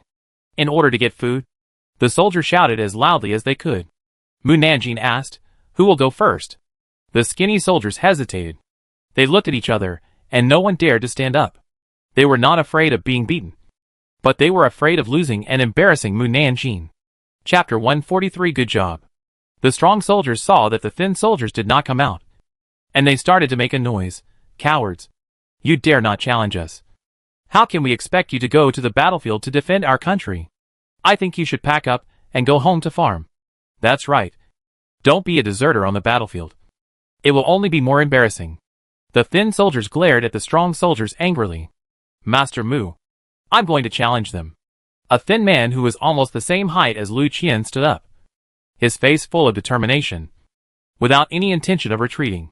Mu Nanjing asked him, "What's your name?" "Jiangzhan." "Your name? I remember it." Mu Nanjing looked at the other soldiers. "Who else wants to challenge?" "Me. Me. And me." 50 soldiers came out one after another. They walked to the center of the drill field, and Jiangzhan pointed at the tallest and strongest soldier and said, "I want to challenge you." The tallest and strongest soldier was named Lai Ding. He was stunned when he saw Jiangzhan pointing at him, and then laughed and said, "Are you sure you want to choose me?" "Yes." Jiangzhan had no intention of backing down. "Very good. You have backbone. I admire you. What's your name?" Lai Ding walked into the drill field while talking to him. "Jiangzhan." Lai Ding twisted his neck and said, "Jiangzhan, don't cry when I beat you to a pulp." Jiangzhan said, "I won't cry." And similarly, "If you lose, don't cry." "How could I lose to you?" Lai Ding laughed and suddenly punched Jiangzhan. Jiangzhan quickly dodged the opponent's fist, and nimbly got under the opponent's armpit like a monkey, while picking up a stone on the ground. Then he jumped up and stepped on the opponent's thigh, turned over to the opponent's back, strangled the opponent's neck with one hand, and used the stone he had just picked up on the ground to press against the blood vessels on Lai Ding's neck with the other hand. "Don't move. You lose." Lai Ding thought that the opponent was holding a dagger, and he dared not move immediately. Lieutenant Li came to his senses and shouted, "Lai Ding, you lose. You leave the field." "I lost?" Lai Ding looked at Lieutenant Li in disbelief. "How could I lose? And how could I lose so quickly? If the opponent was an enemy and held a dagger in his hand, you would be a corpse now." Lieutenant Li did not dare to believe that Li Ding would lose to the weak Jiang Zan. It must be said that Mu Nanjing is quite good at training soldiers. Li Ding. Jiang Zan slid off him. Jiang Zan's companions cheered. Jiang Zan. Good job. The thin soldier suddenly became confident and came forward to ask Jiang Zan the trick to beat Li Ding. Jiang Zan didn't know what to say. I reacted instinctively. I don't have any special tricks. You will know what's going on when you fight them. The thin soldier selected candidates one after another. And then during the competition, they found that their bodies became lighter. Their movements became faster. And their reactions became more sensitive. When the opponent punched, they felt that the opponent's movements were too slow and could not keep up with their speed at all. Then, they only needed to hit the opponent's weaknesses to win the game. Of course, fast speed is not suitable for everyone. And they have only trained for more than 10 days. It is impossible to expect everyone to beat the strong soldiers. In the end, only more than 300 people won the game. For Sha Pingai and them, it was already amazing. They didn't expect that Mu Nanjing's training was not strength or other martial arts, but to improve their speed, so that the thin soldiers could defeat the enemy as quickly as possible. On the battlefield, this is an absolute advantage. General Dingwa comforted the soldiers who lost the game. You have only trained for more than 10 days, and can fight with other soldiers for more than 10 moves, or even dozens of moves before losing. It's already very impressive. As long as you work harder, it's only a matter of time before you win the game. So don't be discouraged. Give yourself more confidence. The thin soldiers were very excited. Yes. General Dingwa and his men stepped aside to let Mu Nanjing speak. Mu Nanjing said, I said before that the winner will have a reward. Jiang Zan. Take them to the 10 big tents behind to have a look. Yes. Jiang Zan took the winning soldiers into the tents behind. Immediately afterwards, a wow came from the tent, and excited voices rang out from inside. The losing soldiers were curious about what happened inside. Jiang Zan got out. Master Mu. Is it for us? Mu Nanjing nodded. Great. Thank you, Lord Mu. Jiang Zan retreated back into the tent. Brothers. Lord Mu said it's for us. Let's all try it on. Great. After about 3/4 of an hour, the soldiers in the tent finally came out. Each of them wore fiery red armor, which looked like armor modified from assassins' night clothes. It was handsome and light, and could protect their body parts. There were 2 daggers in their legs, like well-trained elite soldiers, with helmets on their heads and masks on their faces. The masks could cover their fragile necks to prevent others from hurting them. Wow, wow, wow. The soldiers who lost the game looked at Jiang Zan and his team with envy. It's so beautiful. At this time, Lu Qian and his team came over with more than 300 horses. Each horse was black and wore domineering black armor. Not only the soldiers envied them, but even the generals drooled. Jiang Zan said excitedly, Lord Mu, are these horses awarded to us? Mu Nanjing nodded, yes.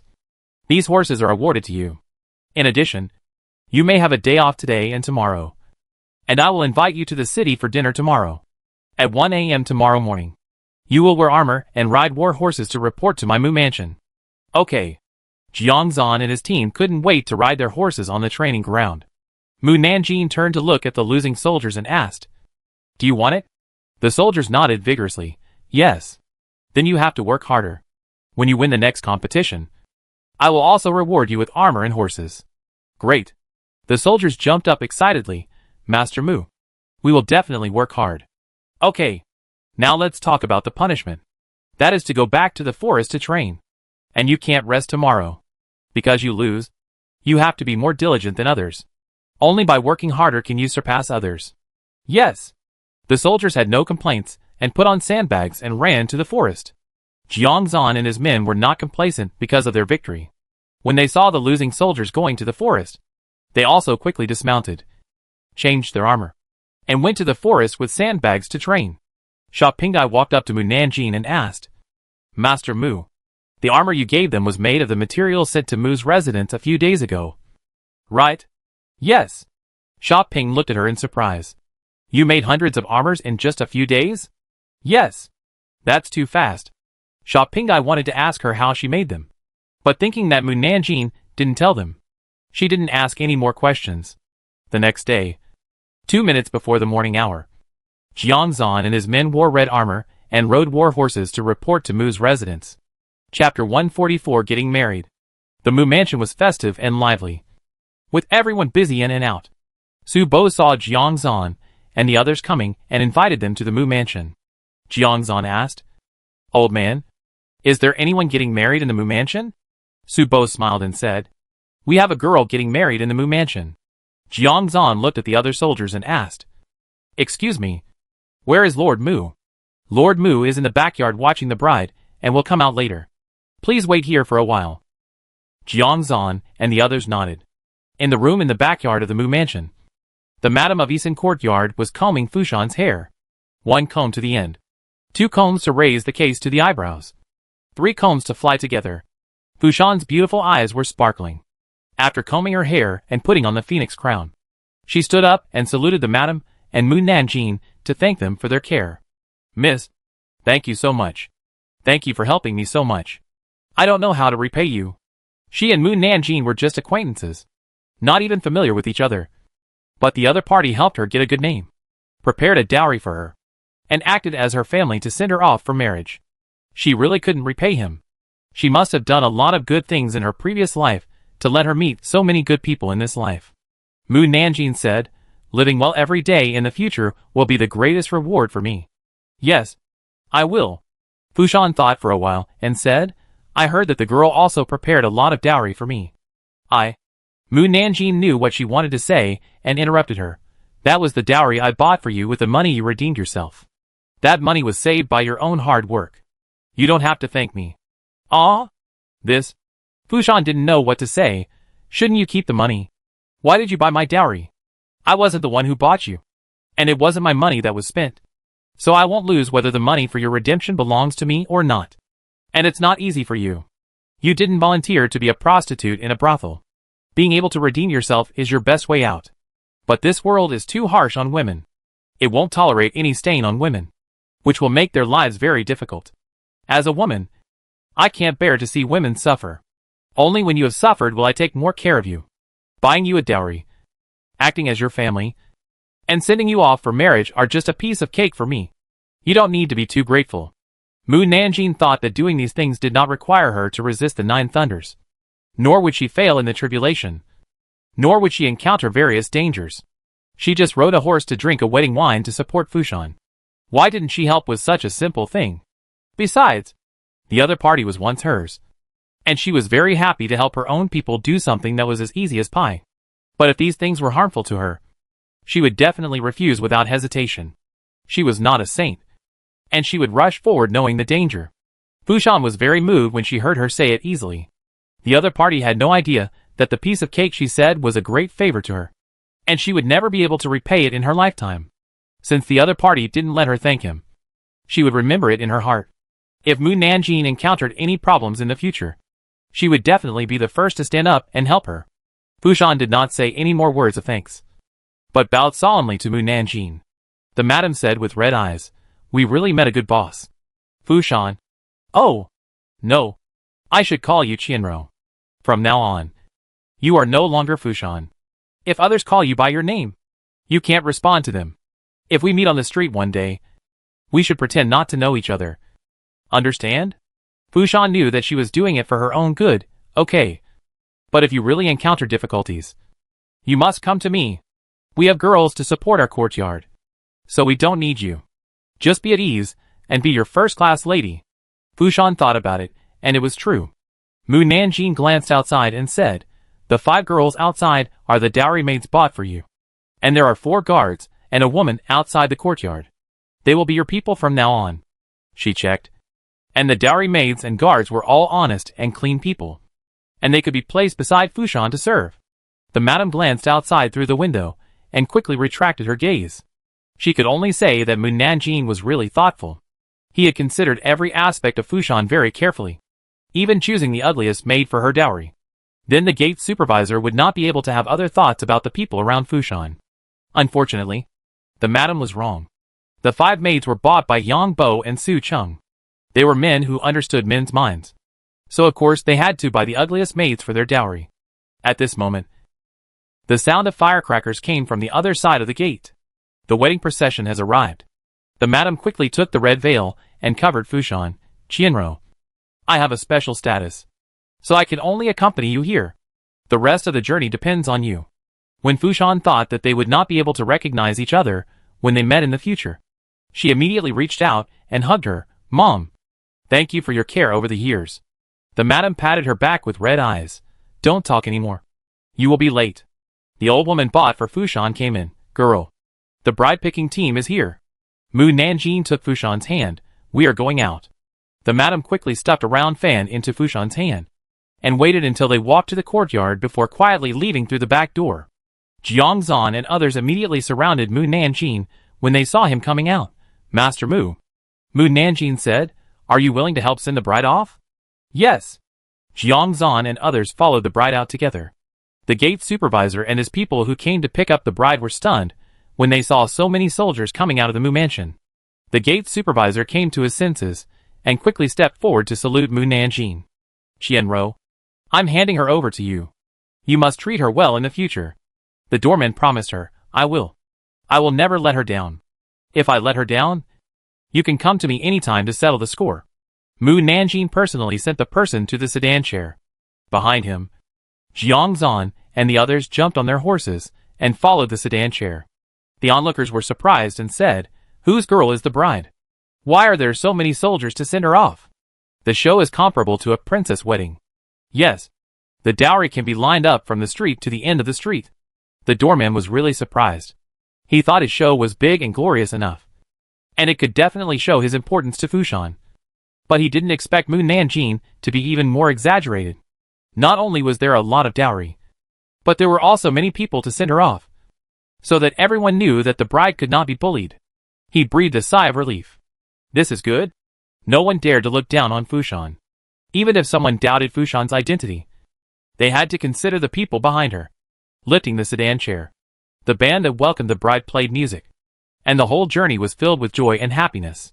They walked around the streets and half of the inner city before arriving at the gate of the doorman's house. Chapter 145. Our governor is still awesome. At this time, the governor's mansion was full of people, and everyone was watching the fun. When the guests in the mansion heard that the bride-picking team had returned, they stretched their necks to look outside the door. The guest standing at the door quickly ran in and said to others, "There are so many people coming to see the bride off." "Sending the bride?" Everyone was puzzled.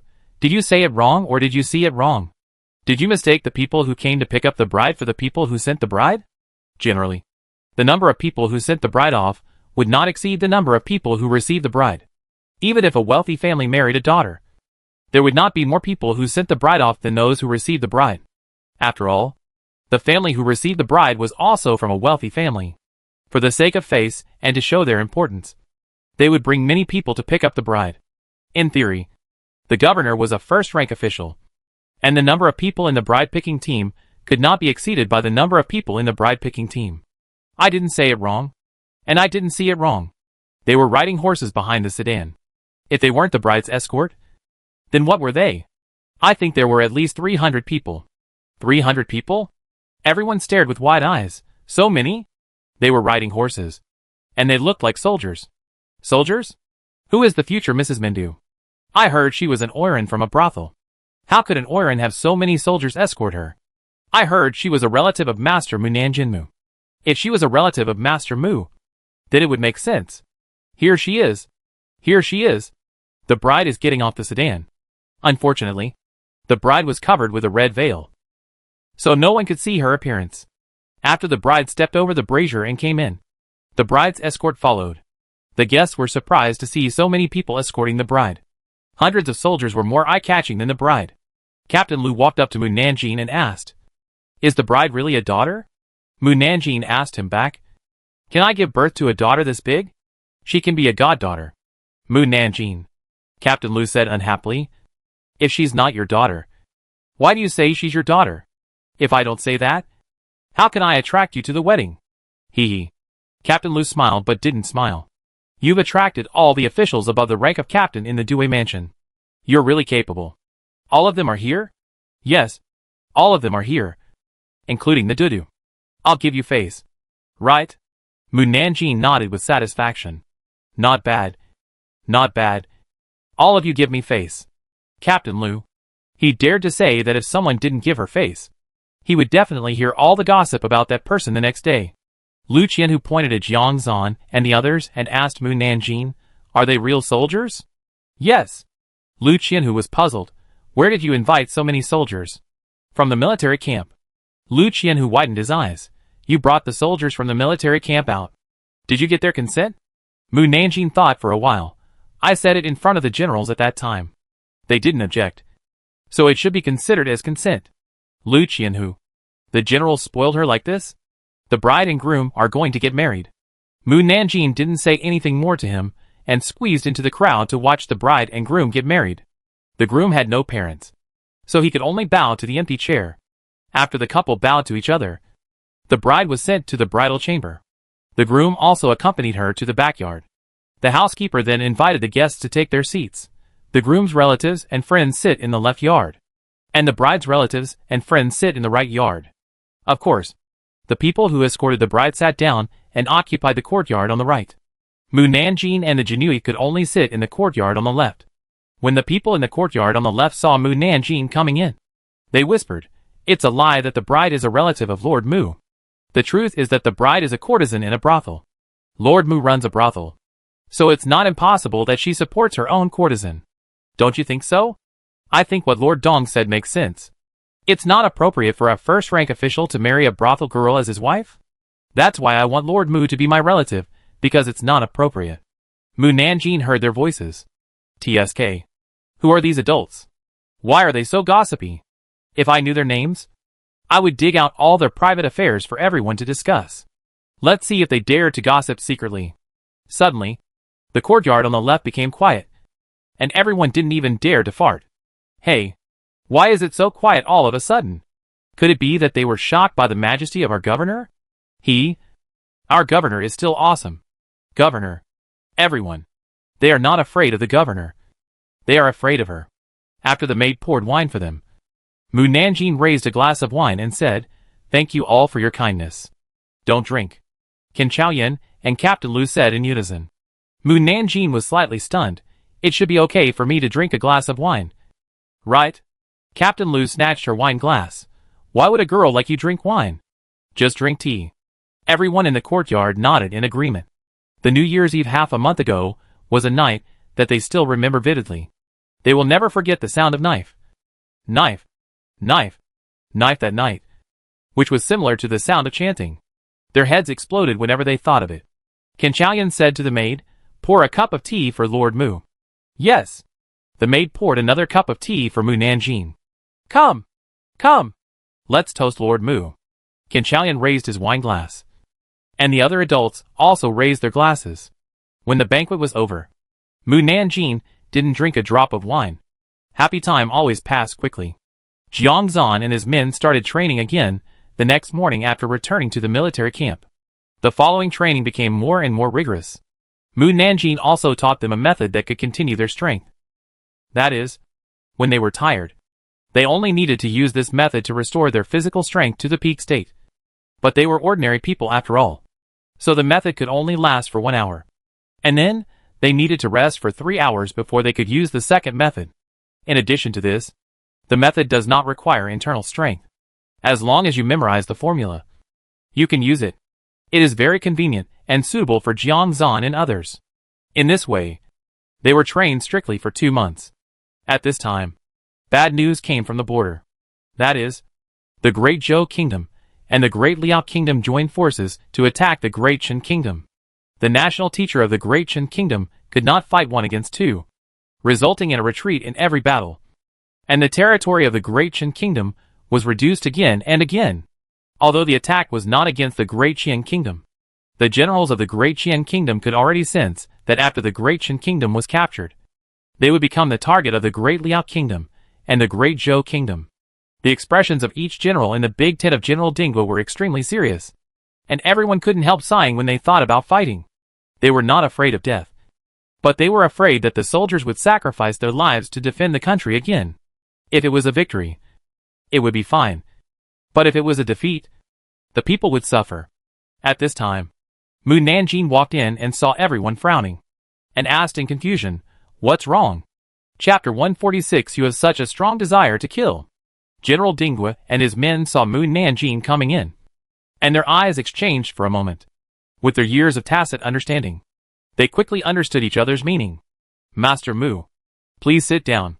Sha Pingai immediately invited her to sit down. Mu Nanjing sat down and asked directly, "Is there going to be a war?" General Jingxi sighed. "It's not us who want to fight. It's the Great Zhou Kingdom and the Great Liao Kingdom who are jointly attacking the Great Qin Kingdom. As long as the Great Qin Kingdom is defeated, they may attack us next. Once the war starts, no matter who wins or loses, many soldiers will die." Sha Pingai continued, "We don't want to see a sea of corpses on the border. So we sit here and worry, hoping to find a way to prevent the war from happening." Prevent the war? That's impossible.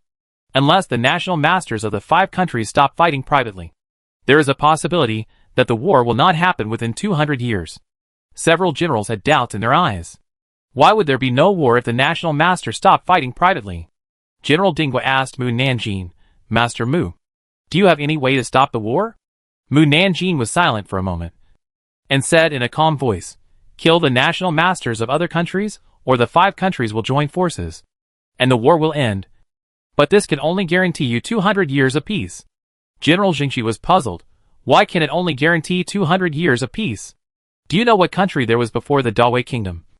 Daqian Kingdom, Dachan Kingdom, Daliao Kingdom, and Dazhou Kingdom? The generals looked at each other. General Dingwa said, "I have seen this history book, which says that before our 5 countries, there was a superpower that was larger than our 5 countries combined, named Yonghua. When I was very young, I heard my great-grandfather say that it was Yonghua." General Jingxi recalled the past. "I remember my great-grandfather said that Yonghua became a country without a ruler because of the defeat in the war. It was a very chaotic era. No matter where you go, there are bandits and robbers. No one dares to open the door to do business. The food you grow may be taken away at any time because there is no supervision. Many people kill people everywhere. If you don't have any skills, you can't survive at all. Many ordinary people hide in the mountains to survive. After that, the founding emperors of the 5 countries built empires, and the people had a place to live." Mu Nanjing said, "Yonghua is not a superpower. It can only be regarded as a medium-sized country. Daqian Kingdom and Dachan Kingdom, they are just a very small country in front of Yonghua. Only by merging together can they become a country as big as Yonghua." Sha Pingai asked in confusion, "Why did Lord Mu suddenly talk about the past?" "Just now, General Jingxi mentioned that his great-grandfather once said that Yonghua became a country without a leader because of its defeat. That means there are other medium-sized countries besides Yonghua. Once the 5 countries merge, other medium-sized countries will attack." General Dingwa and General Jingxi stood up in shock. Then why don't they fight now? Why wait until they merge to fight? Because of an agreement. Sorry. The truth is too cruel. It's better not to tell you. Everyone. Mu Nanjing continued, "You can rest assured that when the 5 countries merge, other medium-sized countries will give the newly merged countries 200 years to develop their national strength. It's hard to say, after 200 years. Sha Pingai couldn't help asking, "Lord Mu, can I ask you why you know these things?" Everyone looked at Mu Nanjing. Mu Nanjing thought seriously, "Because..." Everyone held their breath. "Because I just know." Everyone. General Dingwa and the others were pissed off by her.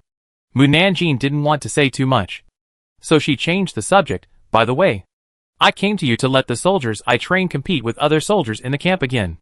The soldiers who don't have armor and war horses will see if they can win the game this time. If they still lose, it means they are not suitable for my training method, and I can only let them leave my team." General Dingwa and the others were in no mood to care about the game. "You can arrange it yourself, and you have the final say on what you want to do." "Okay." Mu Nanjing stood up and left. General Dingwa stood up.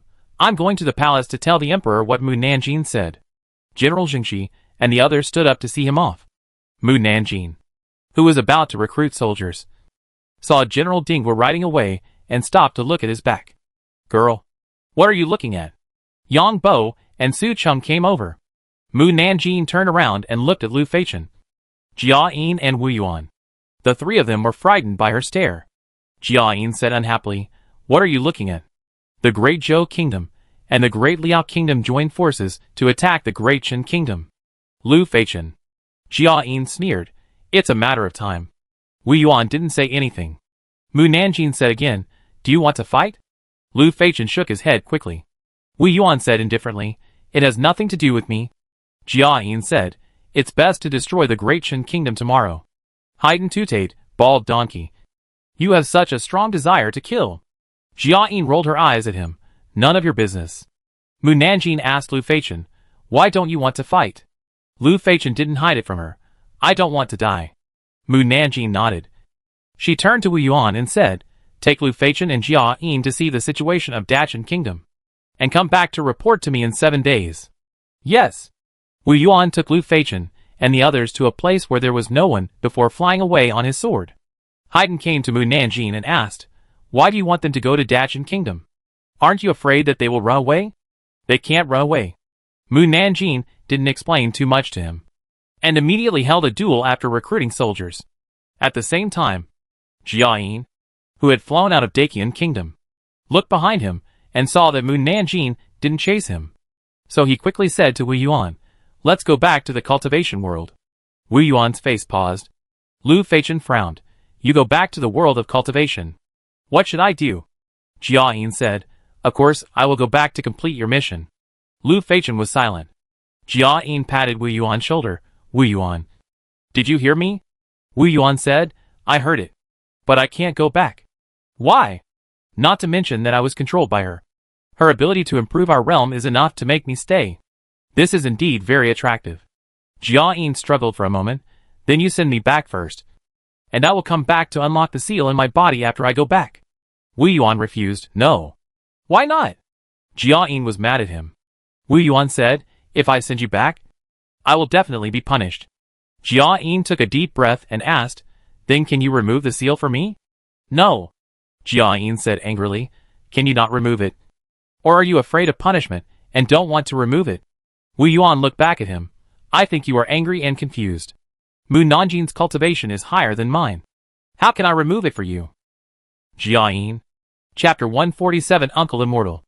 In less than half an hour, Wu Yuan led Jia Yin and others to the border city of Dachan.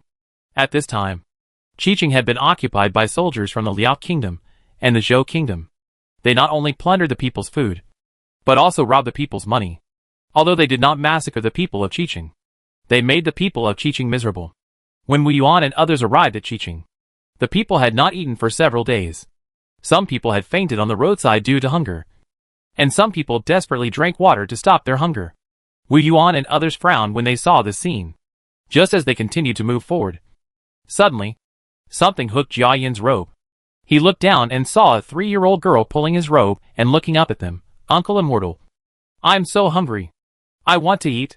Can you fulfill my wish? Jia Yin frowned as he looked at her. Lu Feichen squatted down and touched the little girl's head and asked, little sister, where are your family members? They fell asleep and didn't care about Wei Wei. The little girl said with red eyes, don't they want Wei Wei anymore? Your name is Wei Wei? Wei Wei nodded. Uncle, can you help me wake up my father and others and let them cook for me? Lu Feichen didn't dare to agree, because he guessed that her parents might have starved to death. Jia Yin sank his face and said in a rough voice, Lu Feichen, let's go. Unexpectedly, he just took a step, and his clothes were pulled again. Jia Yin turned around and saw Wei Wei crying and pulling his robes tightly. Uncle God. I'm hungry. He looked at the little face crying miserably, and inexplicably felt very uncomfortable. Lu Feichen looked at Jia Yin, then at Wei Wei, and suddenly understood Mu Nanjing's intention of asking them to come to the Great Shen Kingdom. Then, he stood there and looked at them without saying a word. Uncle God. Wei Wei cried and burped. Uncle God. I'm so hungry. I miss my father and mother. Jia Yin was upset by her crying. He turned to Wu Yuan and asked, do you have a grain of waiting pill? Wu Yuan said speechlessly, I am a cultivator in the fusion stage. How can I bring such a low-level thing? Then do you have something to fill your stomach? Wu Yuan thought about it, and suddenly remembered that the meat he had roasted for the soldiers before was still in his space ring. So he took out a piece of meat and put it in Wei Wei's hand. The people around were drooling at the meat, but because Wu Yuan and the others were wearing official uniforms, they didn't dare to come over to grab it. Wei Wei took 2 bites of the meat in a hurry. Jia Yin said stiffly, eat slowly. Don't choke. Wei Wei stopped eating after swallowing the meat. Lu Feichen asked, why don't you eat?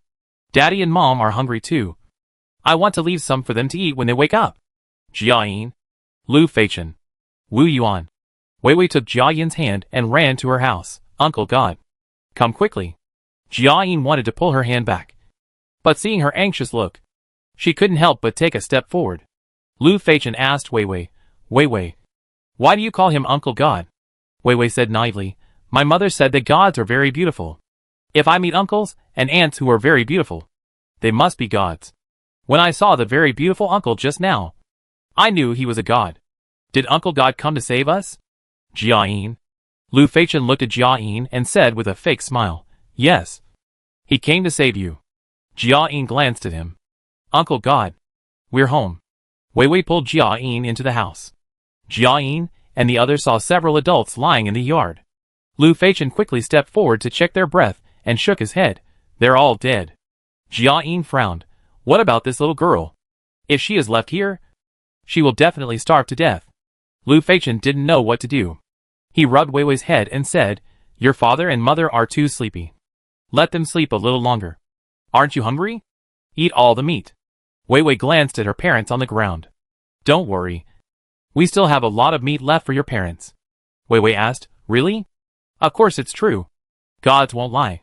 Wei Wei swallowed all the meat immediately.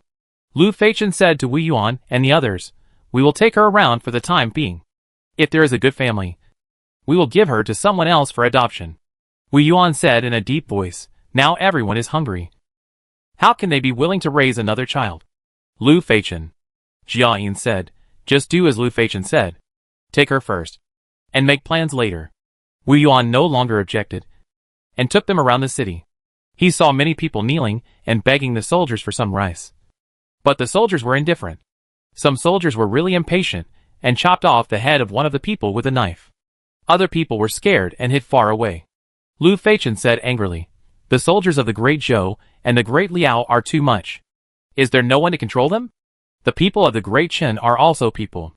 Can't they treat the people of the Great Qin well and make them their subjects? He wanted to rush out and beat up the soldiers, but was stopped by Wu Yuan. Wu Yuan said, Mu Nanjing asked us to check the situation, but didn't ask us to cause trouble. I'll just beat them up and leave. LV Feichen was so angry that he took out his whisk and swept it at the soldiers. Countless white needles shot out from the whisk immediately. The soldiers saw something flying towards them, and they were hit before they had time to dodge. The soldiers who were not hit quickly hid. Who is it? Who plotted against us? However, no one responded. Little did they know that Wu Yuan had taken them out of Qiqing and flew to the next Handanqing. We are flying. We are flying. Uncle Shenxian. We are flying. Cheered happily. Jia-yin curled the corners of her mouth slightly. LV Feichen and Wu Yuan were also infected by her smile and couldn't help but smile. However, they couldn't laugh when they arrived in Handanqing. Soldiers from the Liao Kingdom and the Zhou Kingdom were attacking Handanqing. The soldiers of Handan City fought hard, but there were two national masters from the Liao Kingdom and the Zhou Kingdom. Although the national master of the Qin Kingdom tried his best to stop them, he was still no match for the two national masters. The soldiers of the Qin Kingdom died instantly under the attack of the two national masters. Thousands of soldiers fell in a pool of blood, and even LV Feichen and others in the sky could smell a strong smell of blood. Jia-yin covered Wei Wei's eyes to prevent her from seeing the scene of the war. The national master of the Qin Kingdom knew that there was no room for turning back. So he quickly said to the other generals, let's go. They left Handan City through the teleportation array. The people of the Qin Kingdom saw the national master of the Qin Kingdom taking the generals away, and cried in grief, the national master doesn't want us anymore. The national master left us and left. We are finished. We are finished. The painful shouts reached the sky, and Jia-yin and others frowned when they heard it. After entering the city, the national masters of the Liao Kingdom and the Zhou Kingdom did not pursue them relentlessly, but lived in the prefect's mansion to enjoy themselves. The soldiers captured beautiful women to accompany the two state masters, and also snatched a lot of food for the two state masters to eat. Lu Feichen couldn't tell what he felt at the moment. Wu Yuan didn't watch anymore, and took them back to Daqian State to find Mu Nanjing. Chapter 148 I Can't Tell You. In the backyard of the Mu Mansion, Mu Nanjing leaned against the door with his arms folded, looking at the four people in the yard. I remember I told you to go to the Great Shin Kingdom to check the situation and come back to report to me after 7 days. But you came back in less than a day? Wu Yuan told her everything he saw today. Within half a year, the Great Shin Kingdom will be conquered. Mu Nanjing's face was emotionless. What else? Wu Yuan was stunned. What else? You haven't told me the reason for coming back early. I want to know why you came back early. Wu Yuan recalled that the reason he wanted to come back was because he couldn't stand it anymore. He couldn't bear to see the fighting between soldiers. He couldn't bear to see the people being tortured to death by the enemy soldiers. He couldn't bear to see what the Liao Kingdom's and Zhou Kingdom's national masters did. So he came back. Mu Nanjing asked Wu Yuan to find the answer in his heart. Then turned to ask Jia Yin, what about you? Why didn't you stop Wu Yuan from coming back early? Why was he holding a little girl in his arms? Jia Yin couldn't stand it any more than Wu Yuan did. The Three Kingdoms War was very cruel to the soldiers, the people, and the national master. None of them could escape death. But he couldn't say it, because before going to the Great Shin Kingdom, he was looking forward to the war, looking forward to the destruction of the Great Shin Kingdom, and looking forward to the end of things quickly. Mu Nanjing turned his cold eyes to Lu Feichen. You tell me.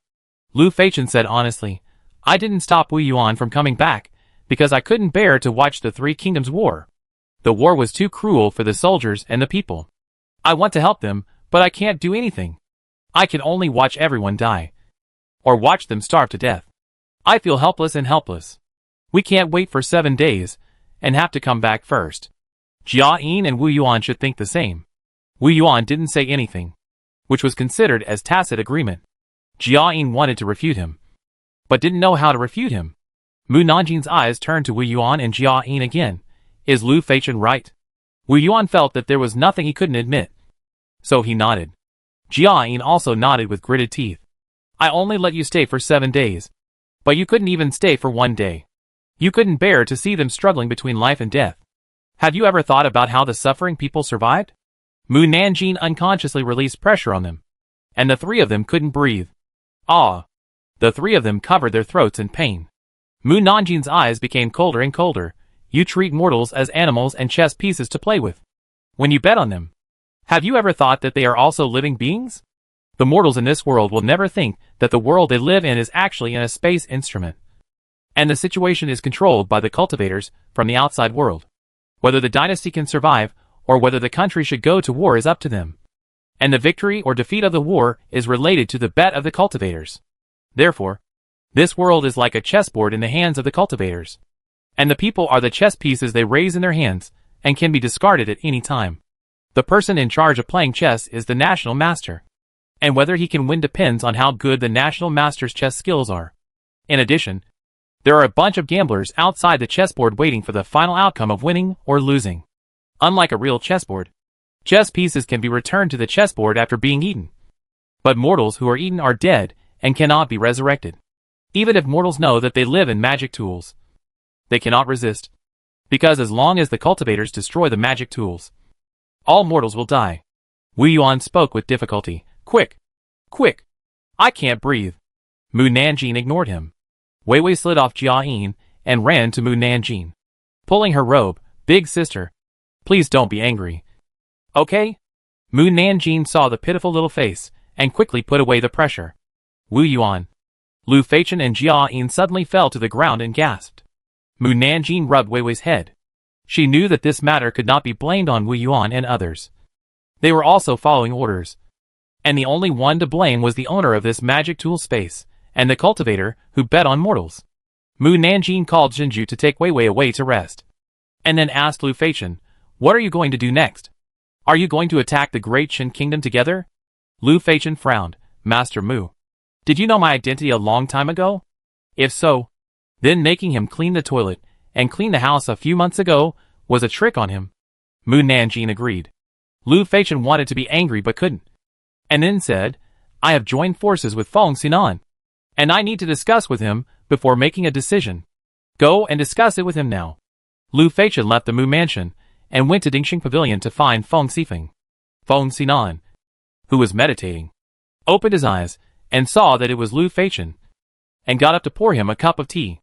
Lu Feichen sat down and said, You are the most diligent cultivator I have ever seen. Every time I come to see you, you are meditating and practicing. Feng Xinan asked, "What's the matter with you coming here so late?" Lu Feichen didn't waste time talking to him and told him everything that happened today. Now Mu Nanjing asked me to discuss with you how to solve this matter. Feng Xinan asked him, "Do you have a solution?" When I came back, I thought we could find the Great Qin Kingdom to deal with the Great Zhou Kingdom and the Great Liao Kingdom together. But the war was still unavoidable, and would still bring harm to the soldiers and civilians. So I thought about whether to kill the national masters of the other 3 countries. But in the end, it was only a duel between you and me, and I was sure that I couldn't beat you. Therefore, the best way is to control the national masters of the Great Liao Kingdom, the Great Zhou Kingdom, and the Great Qin Kingdom, so that they won't go to war. But in this way, we can't complete the task. If we can't complete the task, Lu Feichen exhaled. He couldn't predict what the outcome would be if he couldn't complete the task. Just because we don't start a war doesn't mean we can't complete the mission. Feng Xinan took a sip of tea. We can work together as 5 national masters to deal with medium-sized countries. Of course, this is just a delaying tactic. But we have more time to find a way out of the predicament. LV Feichen agreed with his idea. But we are all restrained in our cultivation. It is not easy to control the other 3 national masters when everyone's cultivation is similar. It may even be impossible. Feng Xinan shook his head slightly. If we control them, they will be discovered. We need to find someone who will not be discovered to control them. You mean? Lu Feichen couldn't help but think of Mu Nanjing, and then pointed in the direction of Mu Mansion. She? Feng Xinan nodded. Lu Feichen suddenly remembered something, stood up and asked angrily, "You asked me to find Mu Nanjing. Didn't you want her to control me?" Feng Xinan shook his head. "No." "Why?" "I can't tell you." Lu Feichen felt that it had come to this point, and the other party had no need to lie to him. "I trust you for now. So what should we do next?" Feng Xinan discussed it with him in detail. 7 days later, news came from the border that the Great Zhou Kingdom and the Great Liao Kingdom had ceased fighting. Then, the next morning, Mu Nanjing was called to the Taijin Palace to guard. Chapter 149. The minister's thoughts are hard to guess. Mu Nanjing, who was called up at 11 a.m., came to the palace with her people full of resentment. "Why do I have to guard the Taijin Palace when I am already 1,000 households? I have never seen 1,000 households guard the Taijin Palace." Well, never seen it doesn't mean it has never happened. Mu Nanjing comforted herself in her heart. "Lord Mu, long time no see. Lord Mu, is it your turn to be on duty today? Lord Mu, the people under you are more handsome than one another."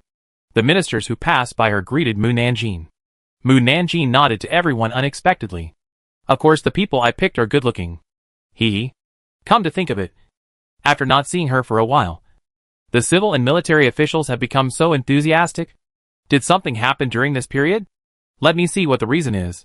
The civil and military officials immediately fled away as if they were plagued, fearing that Mu Nanjing would see something from their faces and turn their heads away without even looking at her.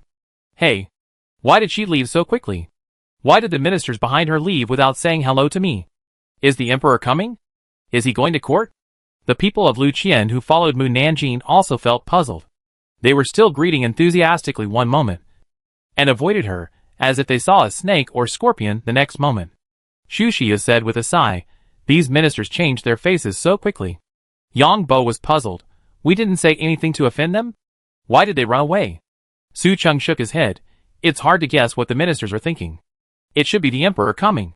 Mu Nanjing quickened his pace to the Taijin Palace, and arranged everyone to take their positions. Then, he waited for almost 3/4 of an hour before the emperor came to court. After the emperor said that he was calm, he asked, "Have you received the news that the Great Zhou Kingdom and the Great Liao Kingdom have withdrawn their troops?" The left prime minister quickly walked to the middle of the front of the team and said, "Your Majesty, we have all received the news, but we don't know whether it is true or false." "It is true. Absolutely true." The right prime minister also came out. The Great Zhou Kingdom and the Great Liao Kingdom were about to attack the Great Qin Kingdom, but suddenly chose to withdraw their troops. I have to suspect that the news is false. I wonder if it is possible that they want us to relax our vigilance and then turn around to attack our Great Qin Kingdom. Right, Prime Minister. You are wrong. The truth should make everyone vigilant. No wonder you can only be a civil official, not a military officer. The right Prime Minister coughed uncomfortably. The emperor spoke up to help the right prime minister cover up his embarrassment. What do you think? Ministers? If you have any ideas, please speak up. General Dingwa walked out and said, Your Majesty. Has the Jinui received any intelligence? The emperor shook his head. No news yet. Of course there is no news. This is an agreement reached privately by the 5 national masters. What news can the Jinui get? The emperor and the civil and military officials raised their eyebrows in surprise. You are relieved. There will be no fighting for the time being. Hee hee. The national masters of the other 3 countries are coming to Dakian. Everyone was shocked. What are the national masters of other countries doing here? Are they going to destroy their countries? No. Didn't they say before that they would not fight for the time being? The emperor and the ministers were uneasy. But Mu Nanjing didn't say anything more. No matter how they induced Mu Nanjing to speak her mind, she just kept silent. Commander Gu pretended to be idle and walked around the Taijin palace. Then saw Mu Nanjing sitting on the fence and fell asleep. He was so angry that he vomited blood on the spot. Except for Mu Nanjing. No one dared to sleep during the court session. The guards next to her did not dare to wake her up because of their low official positions. Commander Gu walked in front of Mu Nanjing and gritted his teeth and said, Lord Mu, you are really free. Mu Nanjing, who was awakened, opened her eyes and stood up and asked, Lord Gu, is the court session over? Commander Gu choked in his throat and said, Almost. In fact, those who did not need to attend the court session today were all there to get information from Mu Nanjing's heart. If the emperor could not get more information from her, he would have to call for the court session to end. Oh! Hurry up and leave the court session. I have to recruit people to the Due mansion when I go back. From today on, I can have more than 10 people under my command. After the duty is over, we should celebrate. Then, Mu Nanjing heard the sound of the court leaving from the Taijin palace. She was so happy that she even forgot to kneel to see the emperor off, and left with her people. Commander Gu returned to the emperor. The emperor asked, What was Mu Nanjing doing just now? Commander Gu replied, Your Majesty. She was sleeping. The emperor immediately patted his chest. I am so angry. I am so angry. She dared to sleep during the court. Commander Gu said, That's because the emperor can't see her. So she dared to sleep openly. If she was in the palace, she wouldn't dare to sleep. The emperor thought about it and said, Don't talk about things that can make my chest hurt in the future. Then the emperor probably won't hear about Mu Nanjing in the future. When did Mu Nanjing not make everyone's chest hurt? Emperor. On the other side, Mu Nanjing took Haydn and the others back to the Qianhu Yuan of the Due mansion. LV Feichen and 3 men stood in the yard waiting for a long time. When he saw Mu Nanjing coming back, he immediately walked up to him. Master Mu, what did you discuss with the master of the state? You were gone for so many days. LV Feichen smiled and said, Although it took a long time, the result was very good. Mu Nanjing pretended not to know and said, What result? LV Feichen introduced the 3 men behind him to Mu Nanjing. They are my good friends, named Shangwan Sheng, Lu Chong, and Donghua Lu. They also want to join the Jinui. The 3 men were stunned. Even. He hurried over and said, LV Feichen, didn't you bring us here to meet someone? How did it become joining the Jinui? How could we join the Jinui of Dakian? Isn't this asking us to betray our country? Yes. Lu Feichen. Shouldn't you explain it to us clearly? LV Feichen ignored them and hinted to Mu Nanjing, Master Mu, you should have guessed who they are. Right? Mu Nanjing nodded and turned to Wu Yuan and said, Wu Yuan, tell them about the rules here. Wu Yuan walked in front of the 3 men. The 3 men saw Wu Yuan's face, and their faces suddenly changed. They stammered, You, oh, no, you are not. Wu Yuan nodded, Yes. 3 men. Wu Yuan asked them, Do you still want me to tell you the rules? The 3 men shook their heads violently. No. No. The other party is the one who makes order. And he is the rules. Lu Feichen patted their shoulders. I said, If you follow me to Dakian country to meet someone, you will be able to unite against the outside world. And don't worry about anyone betraying us. 3 men. Chapter 150. We will all listen to her from now on. Mu Nanjing didn't waste time talking to them, and took the 3 of them into the Qianhu office. Lu Feichen, Wu Yuan, and Jia Yin followed in. The Qianhu in the Qianhu office saw strangers coming in, and stopped their work to look at them. Lu Qianhu raised his eyebrows. Mu Nanjing, Are you recruiting new people again? Yes. Mu Nanjing took out the book contract that had been prepared early in the morning from the drawer, and placed it in front of Shang Wansheng and the other two. Sign here. Shang Wansheng and the other two looked at the book contract and still felt puzzled. Finally, Shang Wansheng couldn't help asking, if we join forces, why do we have to go to Dacian Kingdom to be Jinui? He felt that he was deceived. It was agreed that they would join forces to deal with Dongwu Lu and Lu Chang. But after seeing Lu Chang and the others, they said that the 5 countries would join forces to save their lives. And finally they were brought here. Lu Feichen said, for the common hatred and the common enemy. Shang Wansheng. Dongwu Lu was speechless. Then, there is no need to come to Dacian Kingdom to be a Jinui. Right? Lu Feichen said again, this is for the convenience of management and unification of the 5 kingdoms. Dongwu Lu. No. Lu Chang then asked, Feng Xinan is the national teacher. And the 4 of us are Jinui. How can we unify them with different status? Do we all listen to him in the future? No. Lu Feichen raised his chin to Mu Nanjing. We will listen to her in the future. Shang Wansheng. Dongwu Lu. Lu Chang looked at Mu Nanjing. No matter how they looked at each other, she was a little girl of 15 or 16 years old. They actually wanted a group of men to listen to a little girl. Lu Chang frowned. Are you kidding? LV Feichen threw this question to Wu Yuan. Ask Wu Yuan if I am kidding. Shang Wansheng. Dongwu Lu. Lu Chang looked at Wu Yuan. Wu Yuan said calmly, I listened to her. Shang Wansheng. Dongwu Lu. Lu Chang. Anyone who can make Wu Yuan obedient must have extraordinary abilities. Then listen to her. Lu Chang said very cowardly. Jia Yin raised his eyebrows. Why don't you struggle? Or resist? Dongwu asked him back. How to struggle? How to resist? They can't beat Wu Yuan regardless of whether their cultivation is restrained or not. So is struggling and resisting useful? Jia Yin.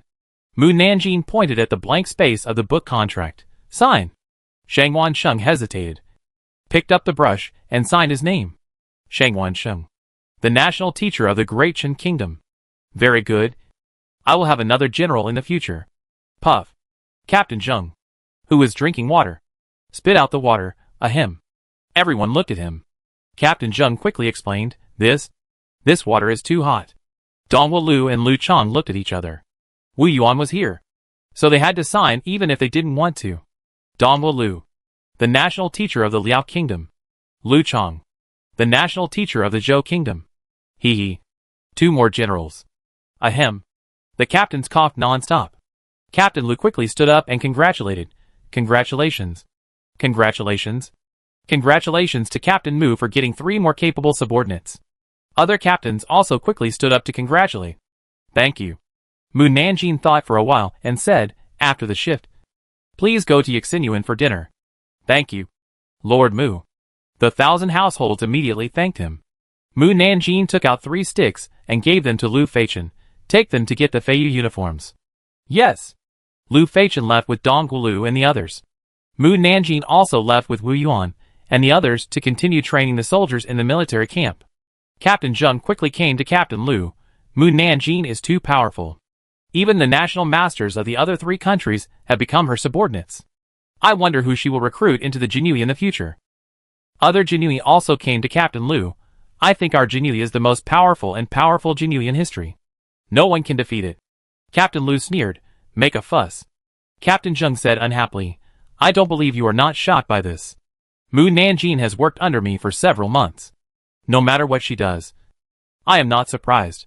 Even if she recruits a god as her subordinate one day, there is nothing to be surprised about. Captain Lu said as he walked towards the gate. Captain Zheng asked, Where are you going? Of course. I am reporting this to Lord Kansas. After Captain Lu walked out of the Qianhu Wenyuan, he looked into the Qianhu Wenyuan. After confirming that no Qianhu had come out, he immediately rushed to Can Chaoyan's writing room at the fastest speed. Master Can. Master Can. He hurried into the office. What's the matter? Can Chaoyan looked at him. Could it be that Mu Nanjing has caused trouble again? Captain Lu took a breath and said, That's about it. Can Chaoyan put down his brush. Tell me. What did she do again? Did she turn the military camp upside down? It's much more serious than this. Captain Lu told the story of Mu Nanjing recruiting other 3 kingdoms' national masters as Jinui. After listening to this, Can Chaoyan raised his voice in disbelief. she has accepted the national masters of the Great Zhou, Great Chen and Great Liao as her subordinates. Captain Lu nodded. Qin Chaoyan stood up suddenly. I want to go to the palace. You go, and tell the governor. Okay. Within half a day, all the civil and military officials knew that Mu Nanjing had accepted the national masters of the other 4 countries into the Jinhui. Everyone was half happy and half worried. The happy thing was that there would be no war for 100 years, and they could finally live their lives in peace. After all, when the national masters fought, a large number of them died at once, which was thousands of times more terrible than ordinary wars. This was also the biggest reason why the generals were unwilling to fight, not to mention that their strategies were useless. Even the well-trained strong soldiers had no room to play, and they could only watch the soldiers fall one after another. The worry was that the national masters might suddenly regret it, and they could only pray that Mu Nanjing could control them. Next, it was the headache for the 5 national masters. How to truly unify the 5 countries, and how to develop the national strength of the 5 countries were all things they had to think about. Moreover, the 5 national masters joining forces would inevitably lead to dissatisfaction among the national masters of medium-sized countries, and they had to solve this problem as soon as possible. Mu Nanjing didn't care about their affairs. She slept when she was full, ate when she woke up, and worked when she was well fed. Other things were taken care of by others. A few months passed in a flash, and it was early autumn in the blink of an eye. During this period, the emperor cleaned up many officials according to the account book given by Mu Nanjing, one of whom was the deputy governor of the capital. After he was caught by the governor, the position of deputy governor of the capital was vacant.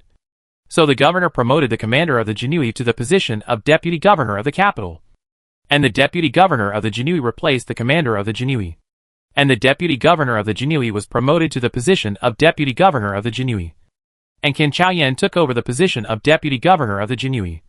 That is, he was promoted from the 4th rank to the 4th rank. Tang Jingrui, who won the previous military officer competition, naturally took the position of the governor of Beijing, while the governor of Lijiang was replaced by other military officers of the master level. When the Tang family learned that Tang Jingrui was promoted to governor, they immediately invited some relatives and friends to celebrate at home. Everyone celebrated until the hour of Su before leaving. The housekeeper helped the masters to send the guests to the gate, and then he saw Mu Qini riding back on a horse. Chapter 151 Uncle is back. The housekeeper looked at Mu Qini, who had fallen off the horse, and rubbed his eyes. Aunt. Uncle. Mu Qini looked at the 4 people behind him, and said to the housekeeper, Please help me clean up 2 rooms for my friends to stay. The housekeeper looked at him, then at the 4 men behind him, and hurriedly turned around and ran inside. Master. Master. Uncle is back. Tang Wenzong and Tang Jingrui, who were a little drunk, sobered up instantly, and quickly got up and walked out of the hall. I is back? Is I back? Yes. Uncle is back. After the housekeeper finished talking to Tang Wenzong, he hurried to the backyard. I'll go inform the young lady. The young lady will be very happy to know that Uncle is back. Tang Wenzong did not stop the housekeeper. When he saw Mu Qini coming in, he snorted unhappily.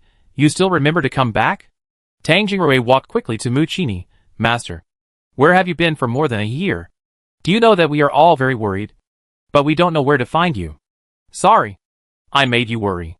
Mu Qini looked at Tang Jingrui, then smiled and patted his shoulder. Yes. You have been promoted to an 8th rank warrior. Tang Wenzong said proudly. Jingrui has not only been promoted to an 8th rank warrior, but his official position has also been raised from the 4th rank pacification envoy.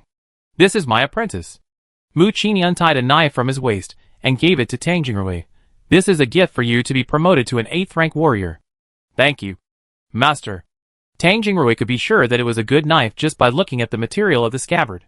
He pulled out the knife, and the exquisite blade and sharp blade immediately dazzled his eyes. Good knife. It's really a good knife. If he were put in the weapons rankings, he would definitely be in the top 10. Mu Qini slightly turned sideways to let Tang Jingrui and the others see the 4 people behind him. Jingrui, my friends will temporarily live in your yard. Tang Jingrui and Tang Wenzong looked behind him, and 4 men with extraordinary momentum nodded and greeted them. They could tell with their naked eyes that the 4 men were not ordinary warriors. Okay. Tang Jingrui asked the servants to tidy up the room and took the 4 men down to rest. Then, Tang Lujiao ran out of the yard, shouting in ecstasy, Ai! Mu Qini saw her slightly pulled the corners of her lips, and then turned her eyes to her back. Except for the maid who ran out with her, there was no one else. He frowned. Where is Nan Nan? Tang Lujiao was like being splashed with cold water. All his enthusiasm was extinguished, and his heart became cold. Tang Jingrui and Tang Wenzong frowned and looked at each other, not knowing whether to say that Mu Nanjing had moved out. Tang Lujiao said angrily with red eyes, Nan Nan. Nan Nan. You only know how to ask Mu Nanjing when you come back. But you don't ask me if I am doing well. I am your wife, who has been looking forward to your return. Mu Qini was not afraid of offending them, and said bluntly, you are a member of the Tang family. Even if I am not here, the Tang family will take good care of you. Nan Nan is an outsider in your eyes. If I don't care about her, no one will care about her. Tang Lujiao, Tang Jingrui, Tang Wenzong. They really don't care about Mu Nanjing. However, Mu Nanjing can live well without their care. Mu Qini turned back to his yard, Nan Nan. Nan Nan. But no one responded to him. You don't have to call her. Tang Lujiao, who ran in, said, she has moved out of the Tang family. Mu Qini turned around suddenly and looked at her coldly. Where did she move to? Did you drive her out? Tang Lujiao was frightened by his cold eyes and trembled. Master. Tang Jingrui, who chased in from behind, stood in front of Tang Lujiao. Master. Mu Nanjing moved out by herself. She now lives in the house opposite the back door of the Tang family. Tang Wenzong saw that his sister was frightened and said angrily, Mu Qini, it's fine that you haven't come back for more than a year, but you don't look at us in a good face when you come back. We have not let you down, and you don't have to treat us with a fierce attitude. Mu Qini knew that he was wrong, and softened his expression and said, sorry. I'm just too worried about Nan Nan. Tang Wenzong said with a gloomy face, you don't have to worry about her. She is living a good life now, and there are many girls living with her in the house opposite. If you want to find her, go see her tomorrow. Mu Qini hesitated and nodded. Tang Wenzong moved his mouth and wanted to ask Mu Qini about his identity. But when he thought that Tang Lujiao had a lot to say to Mu Qini, he had to stop. Jingrui, let's go back to the room to rest. If there is anything, we can talk about it tomorrow. Okay. Tang Jingrui and Tang Wenzong left. Mu Qini looked at Tang Lujiao with tears in his eyes, and sighed secretly. Go back to the room. Tang Lujiao nodded. On the other side, Tang Jingrui and Tang Wenzong returned to their own rooms and heard Mu Nanjing's cry. Uncle is back. Uncle is back. How come he came back so soon? No freedom anymore. Tang Jingrui, Tang Wenzong. You don't want him to come back. He knows I moved out of the Tang mansion. No. I have to think of an excuse to fool him. After that, Mu Nanjing roared in her heart for a few more times before going to sleep. The next day, she got up and walked out of the room. She saw Mu Qini standing in the yard with his hands behind his back. Mu Qini turned and looked at her. Mu Nanjing also looked at him steadily. In just a moment, she had thought of several excuses in her mind to fool the other party. Did I see my uncle because of my eyesight? Mu Qini did not move. I must be sick. Go back to sleep and get up again. With a bang, Mu Nanjing closed the door. Mu Qini. Mu Nanjing sent a message to Haydn and the others. I am not feeling well today. You don't have to wait for me. Go to work by yourself. The Haydn people who were eating breakfast paused slightly. Haydn frowned. I have known her for such a long time, and I have never seen her sick. Yang Bo and the others nodded in agreement. I have never heard her sneeze. Sangtai murmured. If a person does not get sick for a long time, and then suddenly gets sick, it is possible that the illness is very serious. Xu Xia asked, then should we go to see her? Lu Qian said, of course we should go to see her.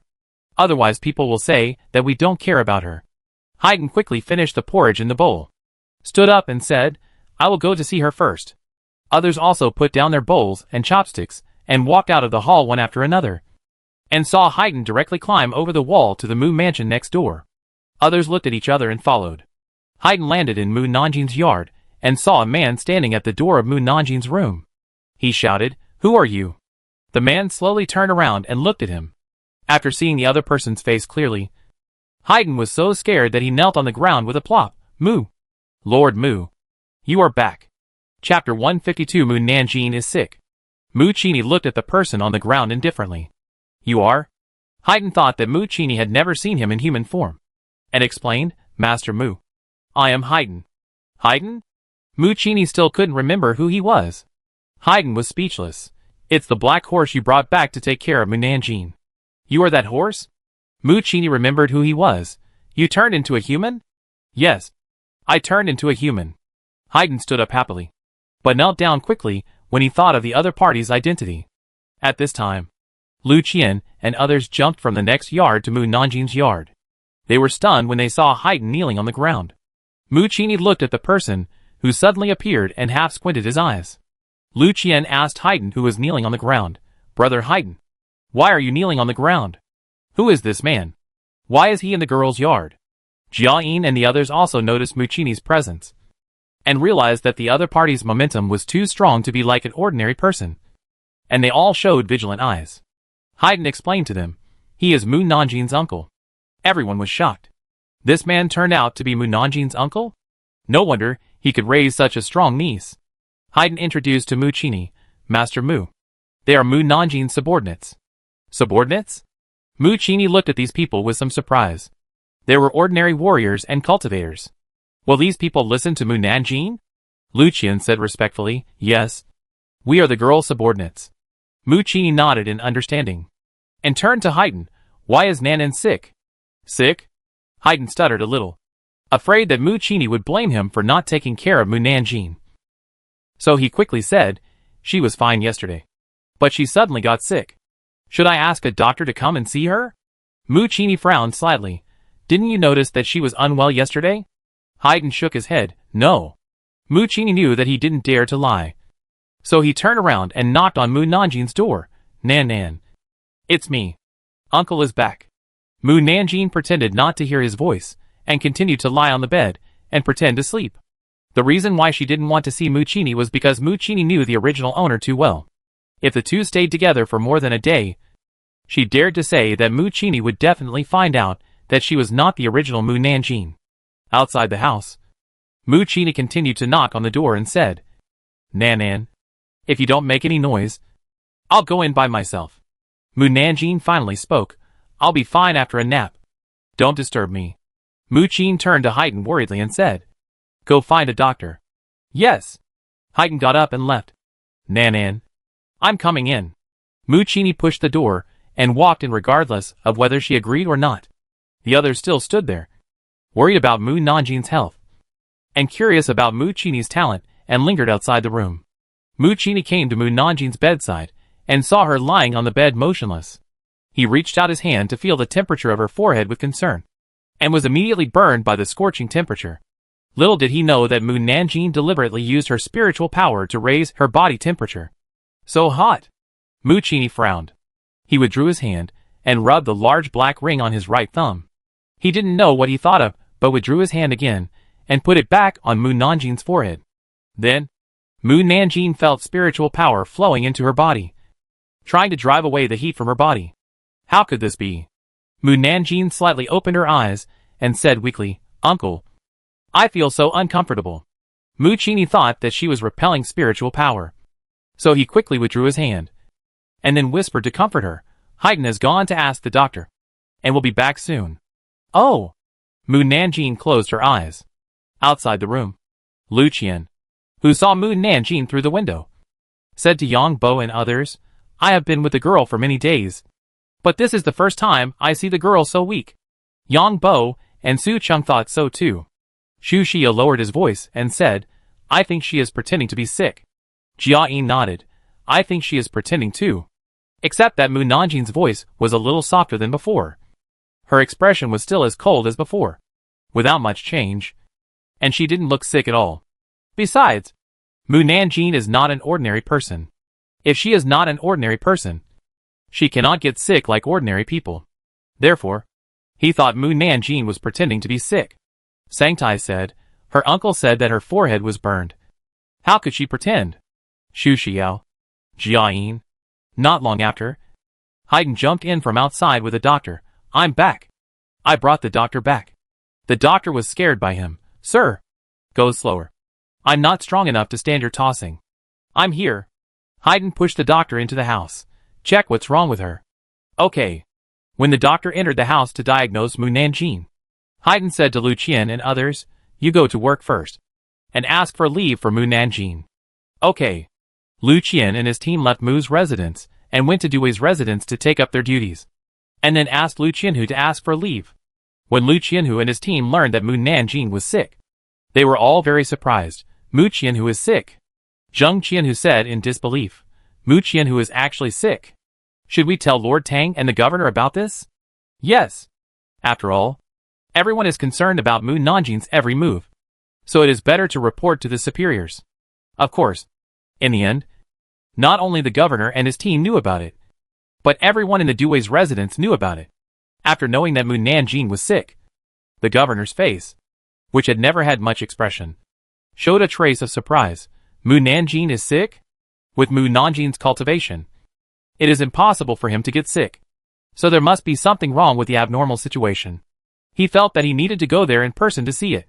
The governor immediately ordered Lu Qianhu and his team to bring the gifts for the visit to Mu's residence.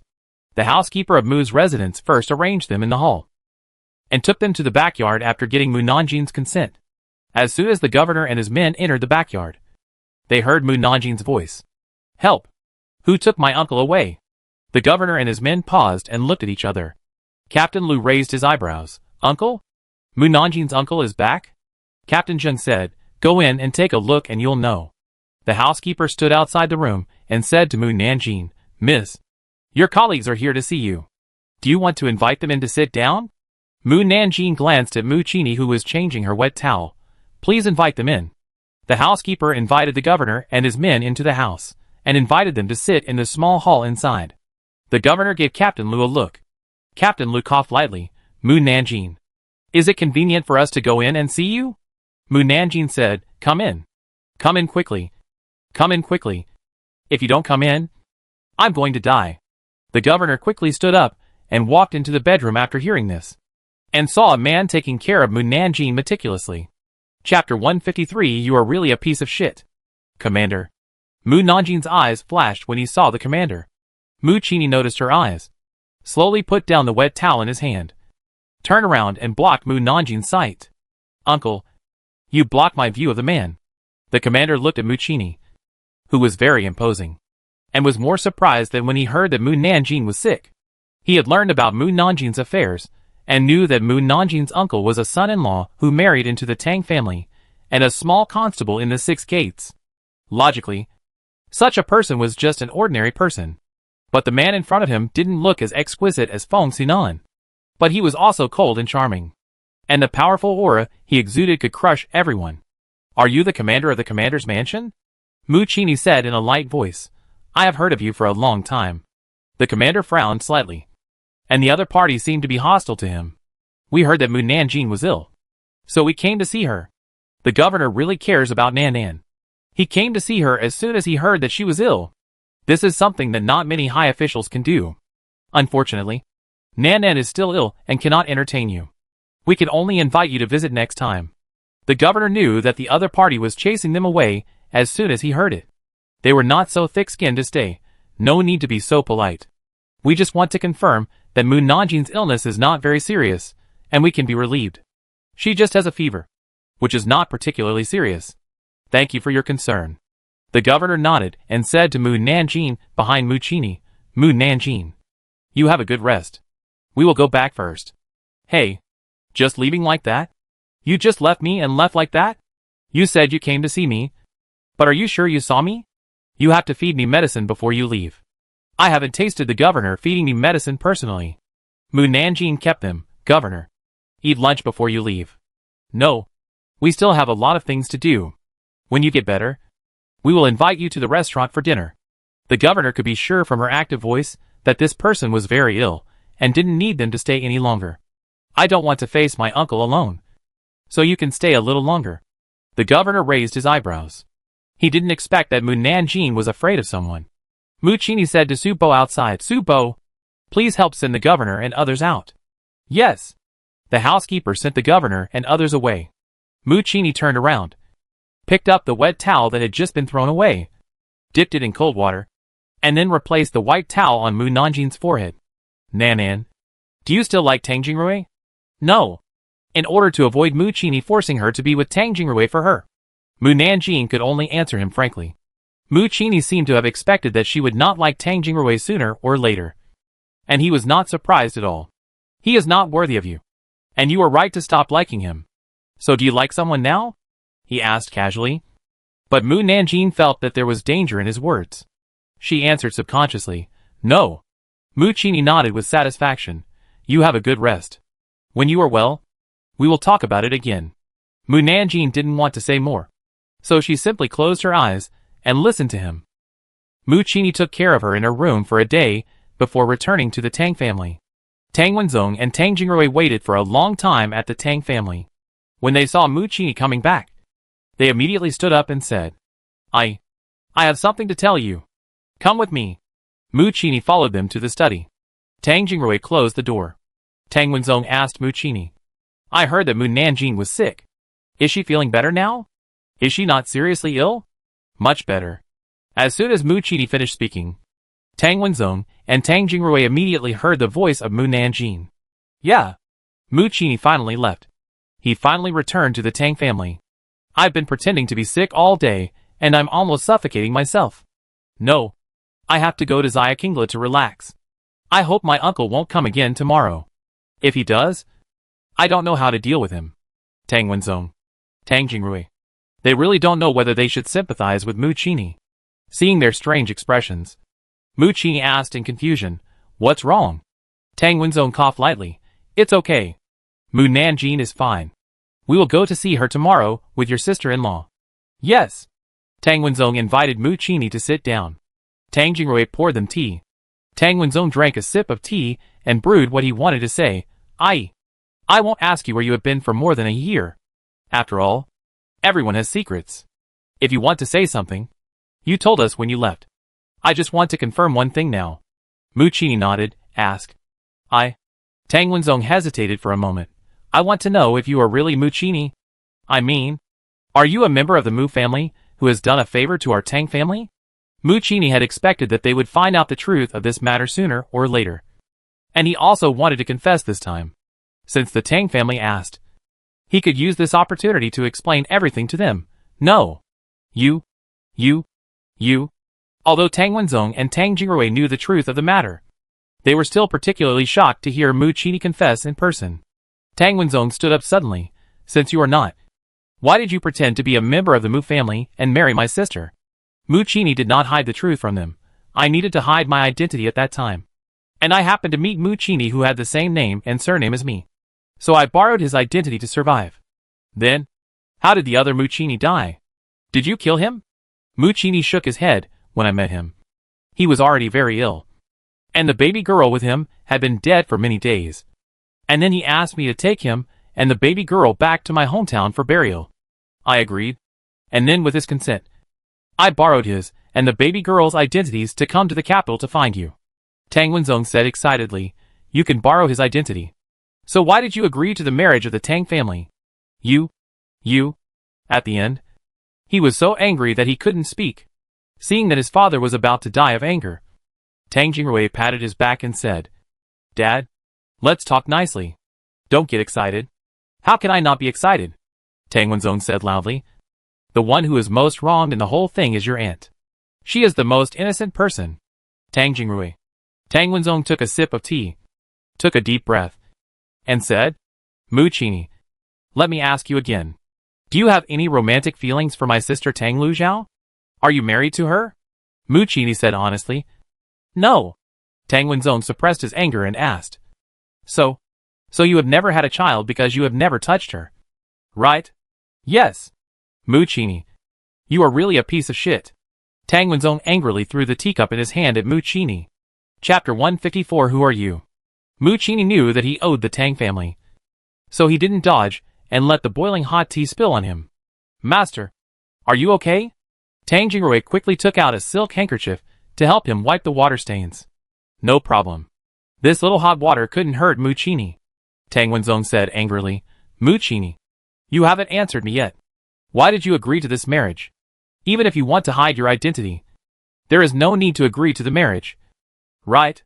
If I lived outside with Nan Nan at that time, it is very likely that we would be found soon. But if I married into your family, we could better hide our identities. So I didn't think so much at the time. And I didn't think that doing so would hurt Tang Lujiao. Sorry. I will compensate her. Compensate? How to compensate? Can she make up for the youth she lost with you? Can she have her own children in the future? Also, can she take back her feelings for you? Mu Qini said firmly, it can be made up. Tang Wenzong and Tang Jingrui were stunned and even more angry. How to make up? How to make up for lost youth? Can it be made up with silver? Mu Qini took out a white bottle. The elixir in this bottle can not only prolong her life, but also restore her youth.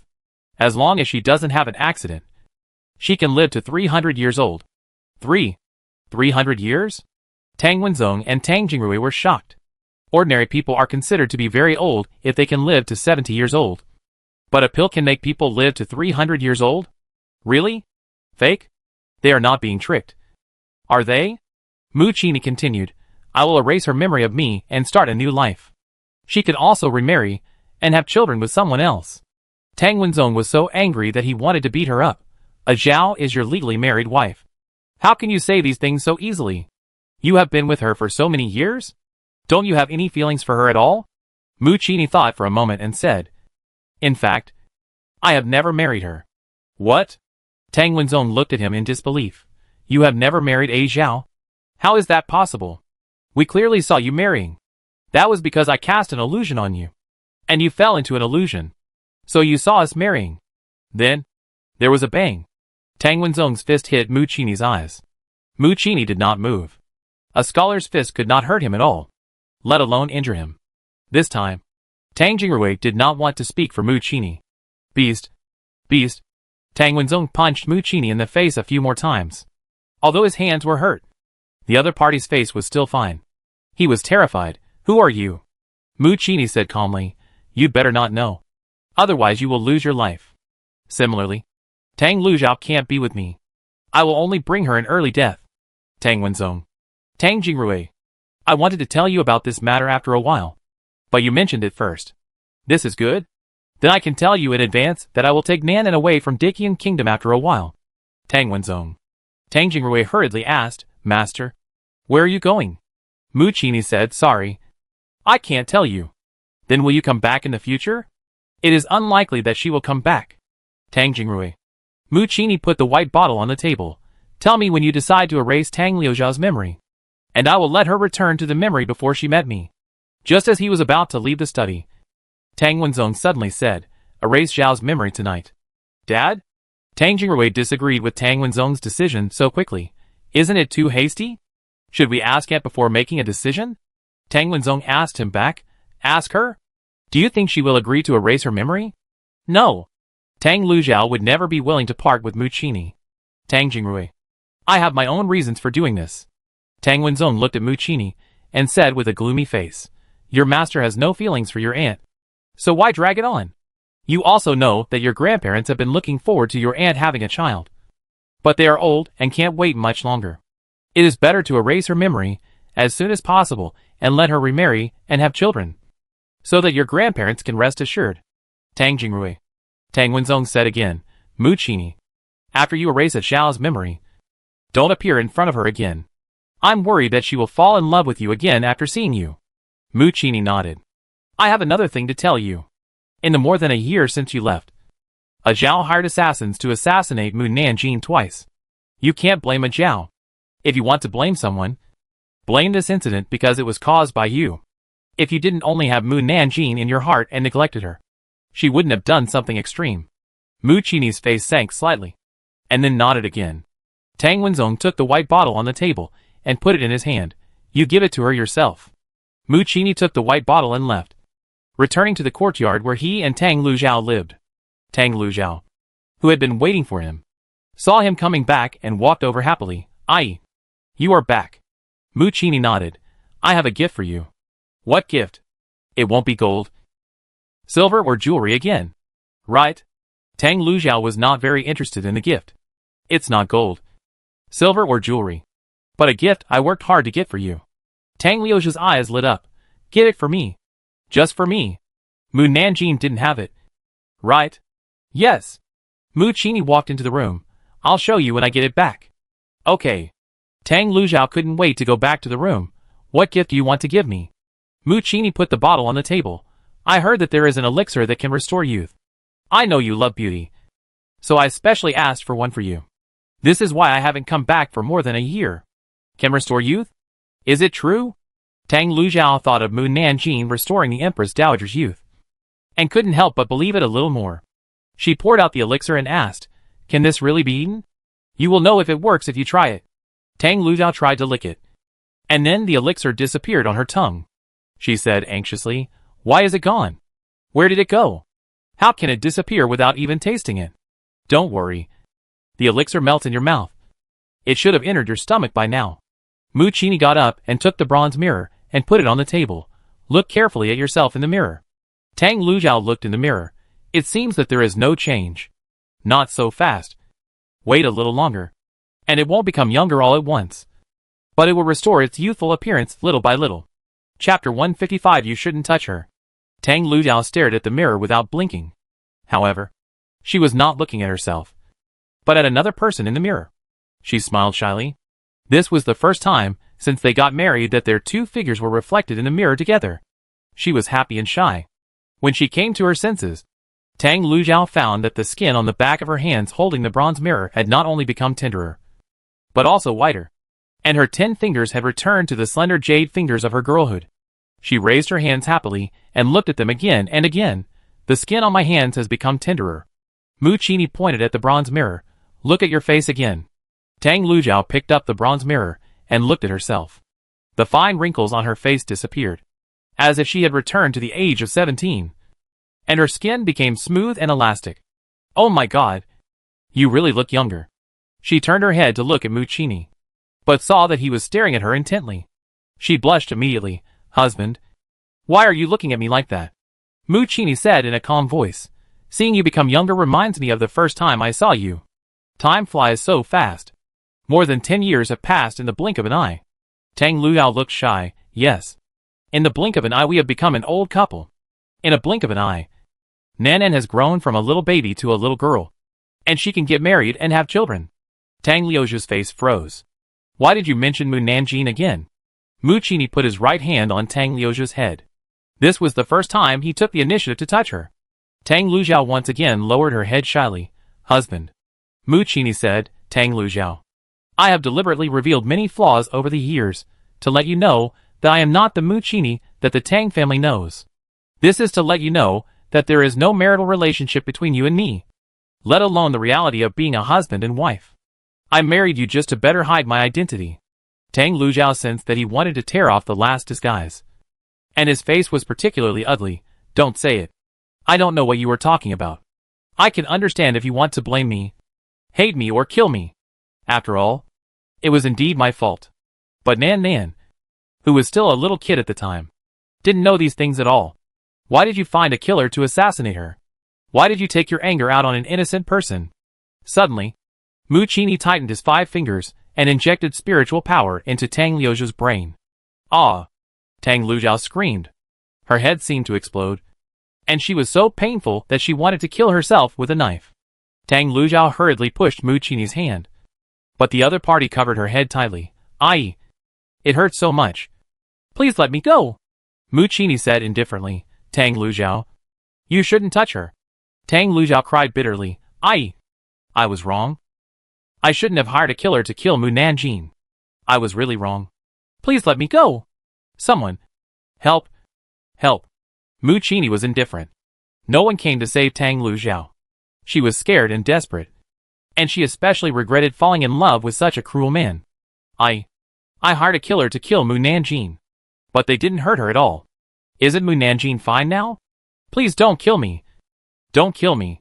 Tang Lujiao was in so much pain that she was about to faint, but she kept begging for mercy. I will never dare to touch Mu Nanjing again. Please don't kill me.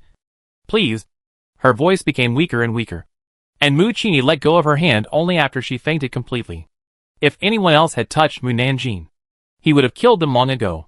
But he promised not to blame Tang Lujiao, and the incident was indeed caused by him. So he couldn't take Tang Liujia's life, no matter how angry he was. Mu Qini sighed silently. Originally, he could let Tang Lujiao erase everything about him without pain. But when he thought of her hiring a killer to assassinate Mu Nanjing, he used the most painful way to make her forget him. Therefore, he did not kill her just now, but just erased her memory of him. Tang Luzhao, I am sorry for you. You will live well in the days without me in the future. Mu Qini left the room. The next morning, the Tang family held a funeral for Tang Luzhao. At the same time, in a carriage outside the capital, Jiang Zhenru looked at the sleeping Tang Luzhao with a complicated expression. It must be said that the medicine given by Mu Qini was really magical. It made Tang Luzhao return to the appearance of 17 or 18 years old overnight. Ah! Suddenly, Tang Luzhao sat up. Jiang Zhenru was frightened by her. What's wrong? Have a nightmare? Tang Luzhao grabbed the clothes on his chest and gasped for breath. It took a long time for him to recover. She looked up and saw Jiang Zhenru's face, and was stunned. Sister-in-law? You are sister-in-law? Jiang Zhenru said happily. Zhao. You finally woke up? Sister-in-law. You?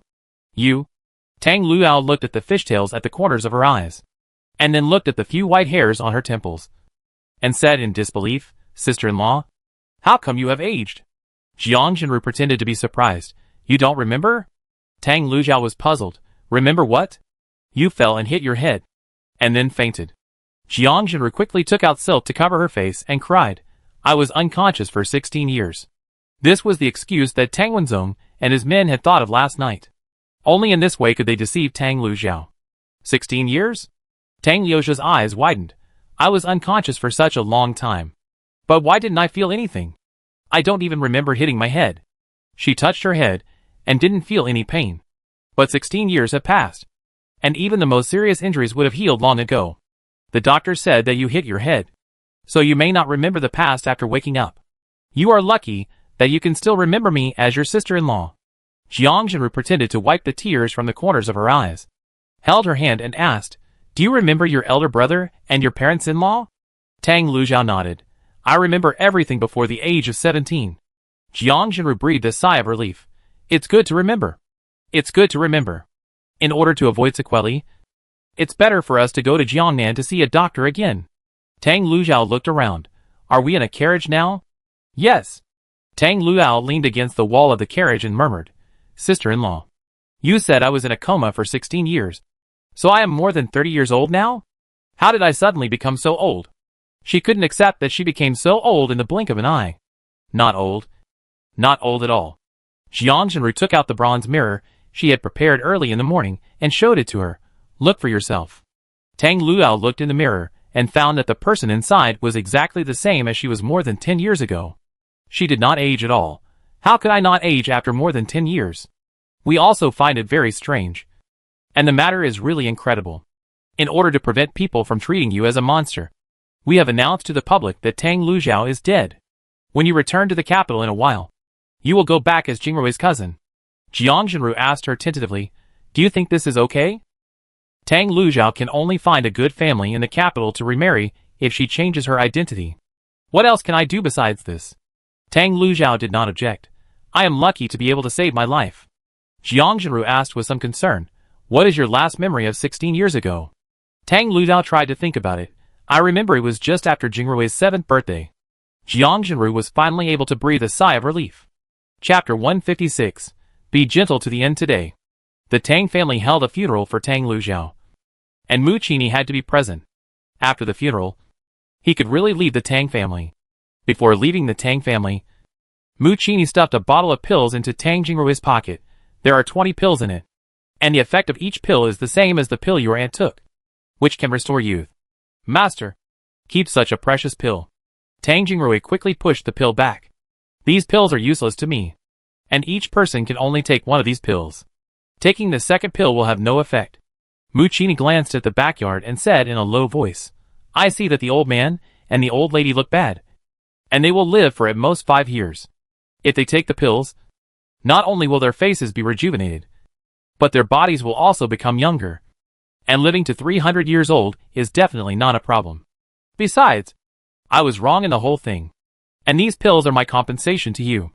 Now in the entire Tang family, only Tang Jingrui still talks to him, and the others hate him to the bone. Tang Jingrui hesitated for a moment and put the bottle in his arms. Thank you, Master. Mu Qini took out another 200,000 taels of silver notes, and gave them to Tang Jingrui. This is the dowry I prepared for Tang Lujiao. This time, Tang Jingrui did not refuse. I will let my aunt marry with glory. You must find a good marriage for her. Family background doesn't matter. The most important thing is someone who treats her well. Mu Qini and Tang Lujiao are also husband and wife. He doesn't want to see her meet someone like him again. Tang Jingrui nodded. At this time, the 4 men brought back by Mu Qini came over. The man in a white robe asked, Qini, have you finished your work? Can you take us to see your niece? When the Tang family helped Tang Lujiao with the funeral 2 days ago, Mu Nanjing came. But it was inconvenient for them to show up. So they didn't see Mu Nanjing. They waited until the funeral was over before they appeared in front of Mu Qini. Mu Qini nodded. Come with me. Tang Jingrui hurriedly asked him, Master, when will you leave Beijing? I will tell you when I leave Beijing. Mu Qini brought 4 companions to the Mu mansion. But Mu Nanjing went to work. They had to wait for her in the Mu mansion. But they didn't see Mu Nanjing come back until the sun set. Mu Qini went to the next courtyard to find Haydn to ask about Mu Nanjing's whereabouts. Unexpectedly, Haydn and the others didn't come back either. He had to send someone to the Due mansion to inquire about the news, only to find out that she followed the emperor's team to hunt. And she would not be back for 10 days or half a month. Going hunting? Mu Qini frowned. She is so timid. But she still goes hunting? A companion named Shi Yang asked curiously, how timid is she? A pheasant can scare her to death. Shi Yang raised his eyebrows, not quite believing his words. Is she really so timid? Mu Qini said indifferently, if you don't believe it, you can go and see. Shi Yang and the other 3 companions looked at each other. It's getting late. Let's talk about it tomorrow morning. You arrange a place for us to stay first. Yes. Mu Qini took them to the inn. The next morning, they went to the royal hunting place together. At the same time, in the royal hunting ground, Mu Nanjing was watching the 1,000 households training. While training, Captain Lu called out, Mu Nanjing, do you want to come and train with us? Mu Nanjing shook her head. I am a weak woman who can't carry anything on my shoulders or hands. I'd better not trouble you. I'll just watch you train from the side. Captains, if she can't carry anything on her shoulders or hands, then they can't even lift chopsticks. Captain Lu asked again, today we are going to compete with the 6 gates and the Imperial Guards to see who hunts more prey. If we win, there will be generous rewards. Don't you plan to participate? Mu Nanjing nodded. My men will help me win the game. I, a weak woman, won't hold you back. Captains. Captain Lu looked puzzled. Before, when everyone didn't know she was good at martial arts, she could still pretend to be weak. Now everyone knows that she is a master of martial arts. Why is she still pretending to be weak? Captain Zheng asked in a low voice. What happened to her today? Is she sick? Captain Lu pointed to his chest and said, wait for her to tell you here. Captain Zheng. Alas. The civil and military officials in the hunting ground immediately pricked up their ears. Today I will be weak to the end. I hope the civil and military officials will not expose my secrets. The civil and military officials looked at each other, not understanding what Mu Nanjing was doing. At this time, Princess Xueyu walked up to Mu Nanjing. Mu Nanjing, you are on my team today, and the 2 of us will definitely get first place. Mu Nanjing shook his head. Sorry, I can't ride a horse, so I can't accompany you to the forest to hunt. You can't ride a horse? Princess Xueyu couldn't help but raise her voice. Everyone has seen her ride a horse. But she said she can't ride a horse? Who are you trying to fool? Princess Xueyu took a deep breath. If you don't want to be in the same team with me, just say so. Mu Nanjing said again, not only can I not ride a horse, I am also afraid of wild animals in the mountains. Princess Xueyu circled Mu Nanjing. Are you really the Mu Nanjing I know? Mu Nanjing. At this time, Commander Gu came over and said, Princess Xueyu, the Emperor invites you over. Oh! Princess Xueyu did not dare to delay, and walked quickly towards the Emperor's tent. I should have played the role of weakness just now. Right? Everyone. Does she have any misunderstandings about weakness? She doesn't think that she can become weak with just a few words? How does her cold appearance look like weakness? Should I pretend to be scared and scream a few times? But what if I can't scream? How about pretending to faint? Well, this is good. I will pretend to faint when I find a suitable opportunity. Everyone. Mu Nanjing walked towards Captain Lu. Captain Lu, I have something to say to you, Captain Lu said while punching. Okay. Go ahead. Mu Nanjing raised her chin towards the bushes in front. No one is there. Let's go there and talk. Okay. Captain Lu put away his fist and followed her to the bushes. What do you want to say? Everyone around pricked up their ears to eavesdrop. Mu Nanjing lowered her head and kicked the stone under her feet. Captain Lu was very patient, waiting for her to speak. Ah. Mu Nanjing called out calmly. Captain Lu. What did she say? There's a snake. Mu Nanjing leaned towards him. I'm going to faint.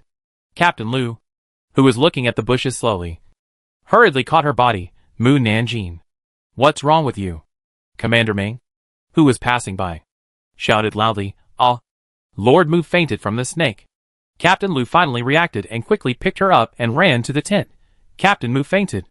Go find the Imperial doctor. Looking at everyone's nervous look. It means that I pretended to faint very successfully. Hee. Everyone. Chapter 157. Don't expose me. Captain Lu sent Mu Nanjing back to her tent. Other captains helped call the Imperial physician and found 2 palace maids to serve Mu Nanjing. Haydn and the others were also called back. Jia Yin lifted the curtain to look at Mu Nanjing, who was surrounded by a large group of people, and said to Wu Yuan with a puzzled look, why has she become so fragile recently? She is sick and fainted by a snake.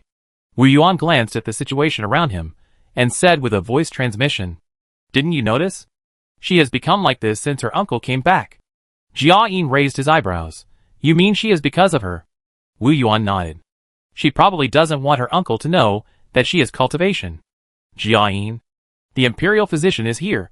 The Imperial physician is here. Captain Zheng pulled Imperial physician Miao into the tent. Imperial physician Miao. Please check if Captain Mu is alright. Okay. Don't worry. I'll check her pulse first. Imperial physician Miao put down the medicine box and sat down beside the bed to check Mu Nanjing's pulse. I hope Imperial physician Miao is smart and doesn't expose me. It's best to tell me how serious it is. Everyone. Miao Imperial physician looked at Mu Nanjing and coughed lightly. I heard that Mu was ill before. Captain Lu nodded vigorously. Yes. And she was seriously ill. She rested at home for several days before coming to work. What disease did she have before? Fever. Oh. Miao Imperial physician stroked his beard. No wonder she fainted. Captain Lu asked with concern. Is she in good health? She ran out to get some cool air just after her fever got better. She was frightened suddenly, and her body couldn't bear it and fainted. A strong person needs to rest for a few days to recover, let alone a person with a weak body. This situation is equivalent to taking half of her life. Hee. Imperial physician Miao not only did not expose me, but also made the condition so serious. He is worthy of being an Imperial physician. I give a thumbs up to Imperial physician Miao. When Imperial physician Miao heard Mu Nanjing's voice, his serious face almost collapsed. Lord Mu's body is so fragile. Captain Lu deliberately emphasized the last 2 words. Wouldn't it be difficult to get better? Yes. Captain Lu felt very self-blaming. If I had known earlier, I would not have asked Captain Mu to come hunting. It was all my fault that Lord Mu was harmed. Lord Mu. I'm sorry. Imperial physician Miao. You must cure Lord Mu. Captain Lu. Stop blaming yourself. Your self-blaming tone makes me think I'm going to die. Puff. Captain Lu felt that he could no longer pretend, so he quickly covered his face with both hands to hide his smile. Other captains also turned their faces away and covered their mouths to laugh. Imperial physician Miao said, I will prescribe medicine for Lady Mu now. Whether she can get better depends on her physical condition. Okay. Go and get the medicine. Captain Zheng sent Imperial physician Miao out. Then, Lu Qian and Su Cheng ran in anxiously. Dad. Is the girl okay? Now they are still in Mu Nanjing's tent, and Captain Lu has to continue pretending. The Imperial physician said the situation is not optimistic. Is it so serious? Lu Qian was very anxious. Did the Imperial physician prescribe any medicine? Lu Qian, who saw that his son cared more about Mu Nanjing than his mother, and lied to him, very unhappy. The Imperial physician said that he needed the snow lotus grass on the top of Tianshan Mountain, the sea grass in the deep sea, the fire grass in Yanshan Mountain, the mud grass in the depression, and the life grass in the deep valley. I have never heard of these grasses, but I will definitely find them for the girl. I will ask the Imperial physician what these grasses look like. Lu Qian turned and rushed out. Lu Qian, who said to Yang Bo and Su Cheng, who were also anxious. I just lied to him. You call him back. Yang Bo and Su Cheng left the tent speechlessly. Lu Qian is such a good child. I love him so much. Lu Qian, who rolled his eyes secretly. You are younger than Lu Qian. And you have the nerve to say that Lu Qian is a child. Lu Qian, who said to the other Qianhu, you go and do your work. I will take care of her here. The Qianhu left. I fainted. Why don't they leave? Oh. So boring. I won't stay in bed forever. Will I? Captain Lu. They? There are only him and her in the tent now. Where are they? Is there someone watching her? Mu Nanjing. Is she okay? Princess Xueyu suddenly ran in and ran over to Mu Nanjing, who fainted on the bed. You said you were afraid of wild animals just now. I thought you were lying to me. But I didn't expect you to be so timid. Mu Nanjing. Wake up quickly. I won't ask you to go into the mountains with me anymore. Mu Nanjing. Why does this sound like I'm going to die? At this time, the Right Assistant Minister of the Ministry of Rights came in. I heard that Lord Mu fainted. So I came to see her. Is she okay? Before Captain Lu could answer, Lord Zhuxiang came in. Lord Mu. Are you okay? After that, General Dinghua and General Jingxi also came. Other adults also came over one after another to inquire about Mu Nanjing's situation. In just half a quarter of an hour, the tent was packed with people, and there was also a large circle of people surrounding it outside. I never knew that the civil and military officials cared about me so much. Civil and military officials. Sorry. They are not here to care about her, but to listen to her heart. I suddenly felt like an emperor who was about to die, and everyone was waiting for me to tell my last words. Hey, why didn't I see the governor? Why didn't he come to see me? Alas, he doesn't love me as his subordinate. Everyone. The medicine is here. The medicine is here. Lu Qian walked in quickly with the medicine. Captain Lu asked the palace maid to feed the medicine. Mu Nanjing tightly closed his lips and let the medicine flow down his mouth. I don't want the palace maid to feed me medicine. I don't want the palace maid to feed me medicine. Princess Xueyu was particularly anxious. She glared at the maid who was feeding the medicine. Do you know how to feed the medicine? The maid who was feeding the medicine knelt down hurriedly. Princess. It's because Lady Mu won't open her mouth. So I can't feed the medicine into her mouth. I'll do it. Similarly, Princess Xueyu couldn't feed the medicine into Mu Nanjing's mouth. I want the governor to feed the medicine. If the governor doesn't feed the medicine, I won't open my mouth. The Right Assistant Minister of the Ministry of Rights coughed lightly. Princess. If a person faints, he can't swallow the medicine on his own initiative. Princess Xueyu asked anxiously, what should I do then? It takes someone with strong internal strength to pass the medicine into her mouth, and she will swallow the medicine into her stomach. All the civil and military officials looked at him. Make it up. Keep making it up. The Right Assistant Minister of the Ministry of Rights raised his eyes uncomfortably and looked at the top of the tent. Princess Xueyu was stunned. A person with strong inner strength? Who has strong inner strength? She first looked at General Dinghua. General Dinghua quickly pushed the matter aside. My inner strength is not as good as General Jingxi's. Everyone looked at General Jingxi. Chapter 158. Let's cooperate. General Jingxi was stunned and quickly threw the ball to others. No matter how strong my internal strength is, it is not as strong as Commander Gu. Only people with strong internal strength can stay by the Emperor's side. Princess Xueyu asked, where is Commander Gu? Who will call Commander Gu over? Princess. I'm here. Commander Gu, who came to eavesdrop on the inner thoughts, poked his head into the tent to answer the princess. My internal strength is not strong. I'm afraid that when I pass the medicine will get stuck in Lord Mu's throat. Instead of curing the person, Lord Mu will suffocate to death. The eyes of the civil and military officials turned to Commander Gu. I didn't expect Commander Gu to lie, and his lying skills were higher than anyone else. Commander Gu smiled back at them. One or two of them say that their internal strength is not strong. So who is the strongest? Seeing that the medicine was about to cool, Princess Xueyu gradually lost her patience. Okay. You don't have to push each other around. Just tell me who is the most skilled martial artist in the hunting ground. The civil and military officials said in unison. The governor. Wu. The civil and military officials must be the worms in my heart. Otherwise how could they say what I hope for? And Lord Zhou. You came up with such a good idea for me. It's worth it for me to let him drink and have fun in the brothel for free. When I go back, I must let him have fun for free for a month. And Princess, I must thank you in the future. The civil and military officials looked at the Right Assistant Minister of the Ministry of Rights.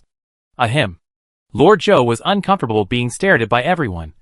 And finally, he didn't have the face to stay. So he left the tent quickly. Governor? Where's the governor? Princess Xueyu frowned. His men are in trouble. And he didn't even come to see. Captain Liu. Go and invite the governor over.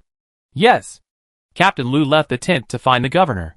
The governor was discussing things with his colleague in his tent. Captain Liu reported outside. Governor? Princess Xueyu asked you to go to Mu Nanjing's tent. The governor frowned. What's the matter? I don't know. Captain Liu dared to say that if he told the truth, the governor would never go. Alas, Mu Nanjing. Mu Nanjing. For the sake of you taking care of my son, I will risk my life to help you deceive the governor. The governor came to the door of Mu Nanjing's tent and saw that all the civil and military officials were crowded here.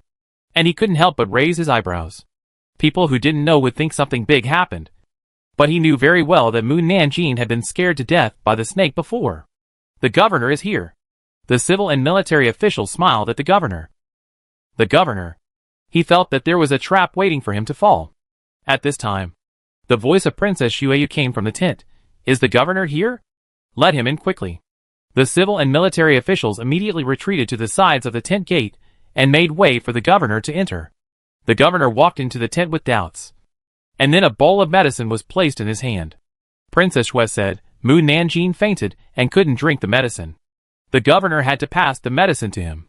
The princess is really awesome. He. The governor. Princess Xue saw that he didn't move, and said anxiously, Go and feed him quickly. If you delay any longer, Mu Nanjing's life will be gone. The governor said coldly, How to feed? Princess Xue thought he asked a stupid question. Of course.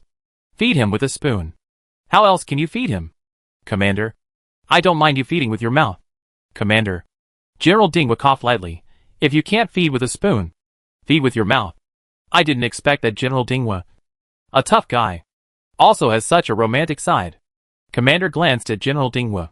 General Dingwa quickly looked away. Princess Xueyu urged, The medicine is cold. Commander. You hurry up and feed it. Commander glanced at them indifferently. You all go out. Yes. Yes. Yes. All go out. Don't disturb our world of two. Civil and military officials left with great regret. Princess Xueyu led the palace maids out of the tent. In the end, only the commander and Mu Nanjing were left in the tent. After the commander made sure that everyone had gone far away, he said, They are all gone. You don't have to pretend anymore. Mu Nanjing did not respond. What if the civil and military officials left? I'm not pretending for them. Hey, my uncle and his friends left too. So they must have believed it. Right?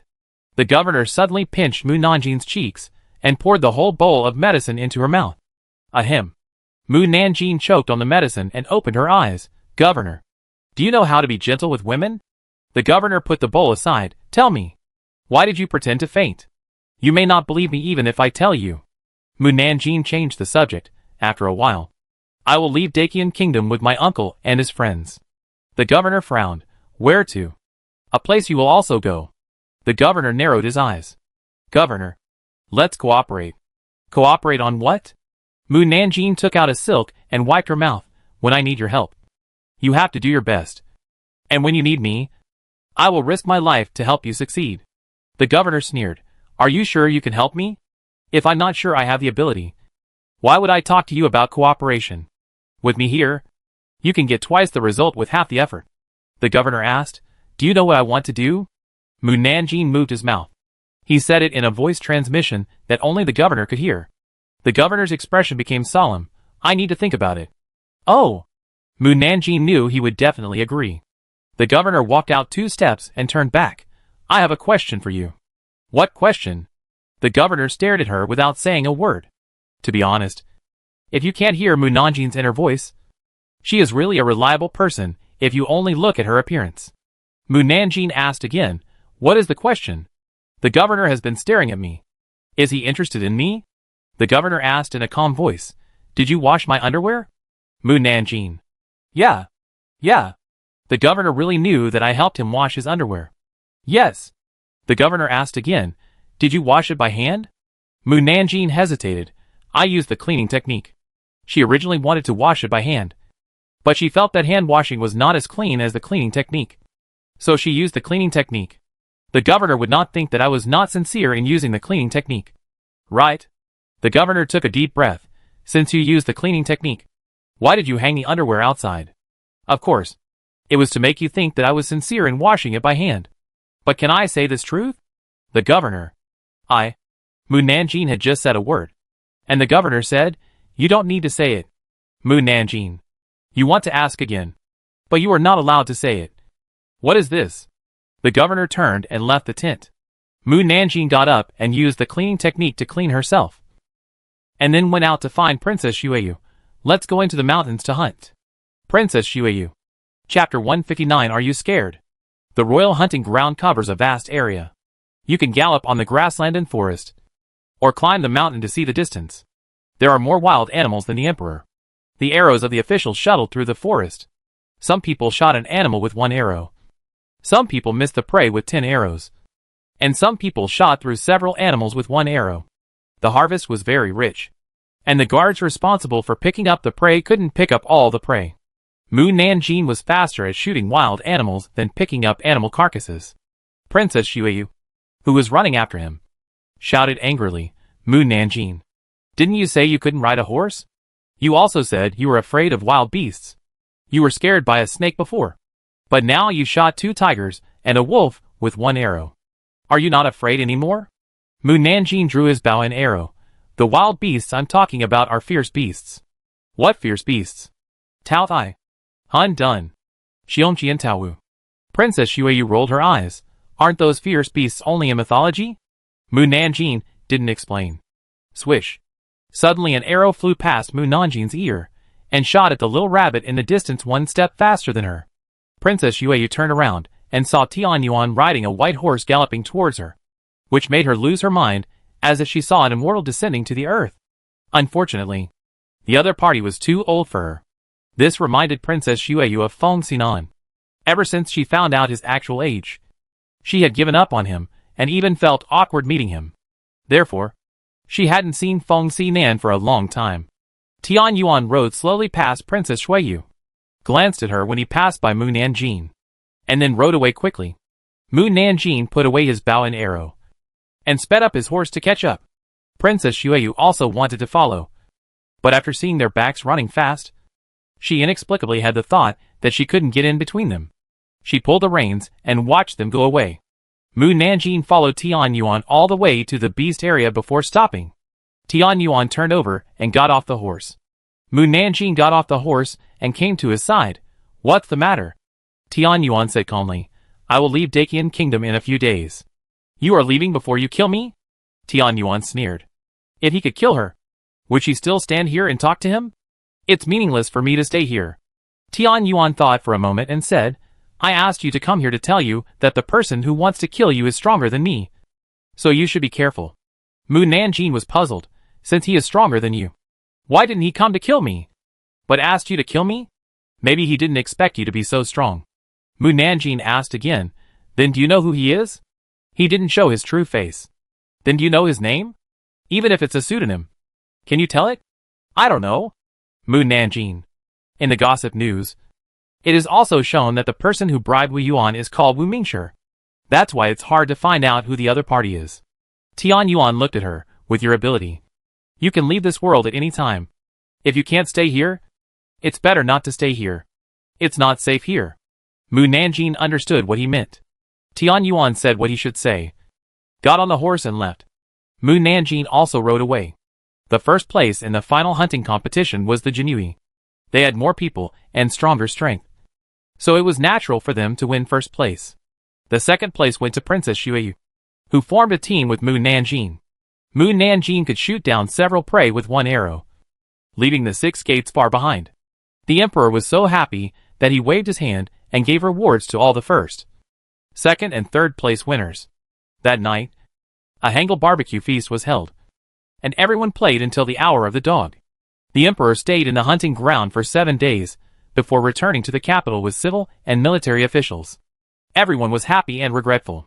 It was a pity that they did not hear other people's secrets and more useful information from Moon Nanjing's heart. When they returned to the capital, It was already night. Mu Nanjing had just laid down on the bed and closed his eyes when a black shadow flashed in from the window and walked to the bedside. The black shadow said, "Nan. Mu Nanjing." She had just returned home when Mu Qini came. Mu Qini said in a calm voice, "I know you are not asleep." Mu Nanjing could not hide it from him, so he had to open his eyes and look at him.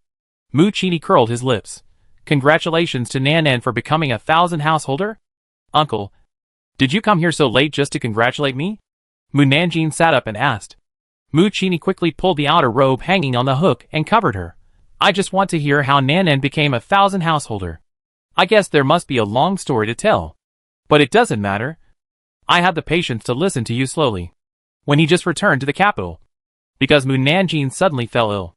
He didn't notice that Mu Nanjing was wearing a flying fish suit worn by a 1,000 householder. It was not until he and his companion sneaked into the hunting ground that they noticed that her robe was a purple flying fish suit embroidered with goldfish. Then he returned to the capital to inquire, and learned that his niece had actually been promoted to the position of a 1,000 householder, and won the military officers' competition. Mu Nanjing sighed silently. She knew she couldn't hide it for long. Mu Qini finally found out that she was different. "Before I tell you, I want to ask you how you think I got promoted to the position of a 1,000 households." Mu Qini touched her hair. "Of course my Nan got promoted to the position of a 1,000 households by her own ability." Mu Nanjing looked into his eyes, and seeing that he was not surprised, curious, or angry, he couldn't help but wonder, "Do you think your niece really has such ability?" Mu Qini affirmed, "You definitely didn't have such ability before. And now you can sit on the position of governor without any problem. Since you already know that I'm not your niece, why don't you just expose my identity? Why waste time dealing with me here? Who said you're not my niece?" Mu Nanjing frowned slightly. "Maybe the body is, but the soul is not. You should know this very well. The soul is also." Mu Qini said very affirmatively. Mu Nanjing looked at Mu Qini unexpectedly. Mu Qini chuckled. "Are you scared?"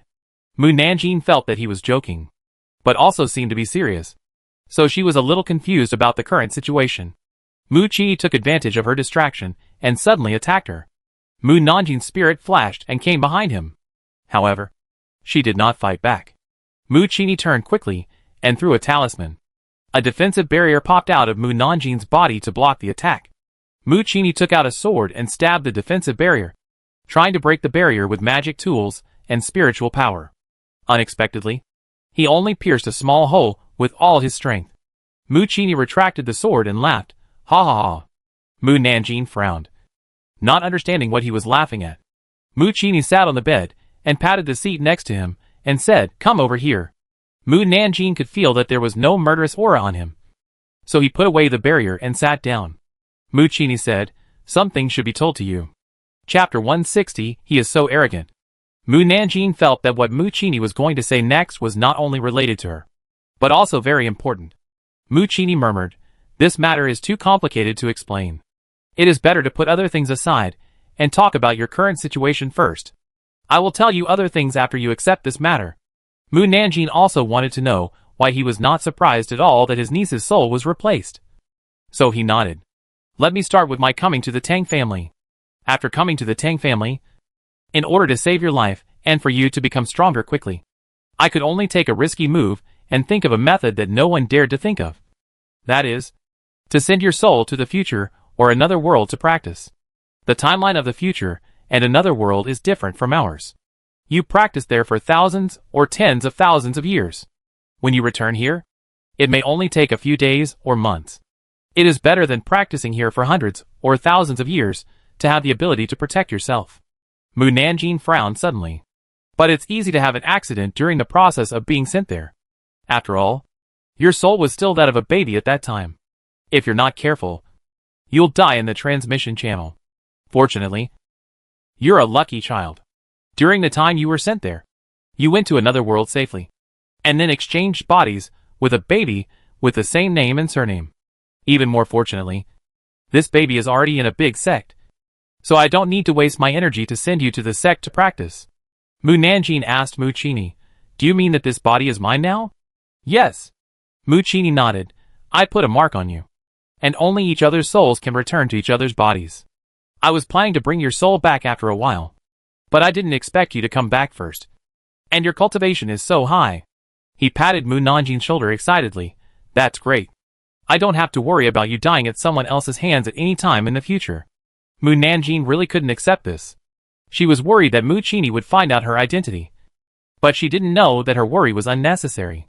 By the way, why didn't the gossip news mention this? However, it's normal not to mention this. After all, gossip news won't reveal everyone's secrets to her. Mu Qini saw that she didn't say anything, and asked, "Don't you believe what I said?" That's right. It's hard for anyone to accept this. If you really don't believe it, you can search my soul to find out the truth. No need. I believe what you said. Mu Nanjin could see that he didn't lie. And the fact that he was not angry about the soul swap was enough to prove that it was true. I need some time to digest what you said now. She always thought she was an outsider. But she didn't think she was a person from this world. Mu Qini nodded. After you accept this, I will tell you other things. By the way, don't show your ability in front of Shuyang and others for the time being. That is, in front of the 4 companions I brought. After I take you back, you can show yourself well. Mu Nanjin said in a calm voice, among your 4 companions, Shuyang and Nao are trustworthy. Dying and Yintai have become someone else's people. Mu Qini was stunned. You haven't met my 4 companions. How do you know their names? And how do you know that Dying and Yintai are already someone else's people? I just know. But I can't tell you how I know. Mu Nanjin looked like she didn't want to say more. If you can't say it, then don't say it.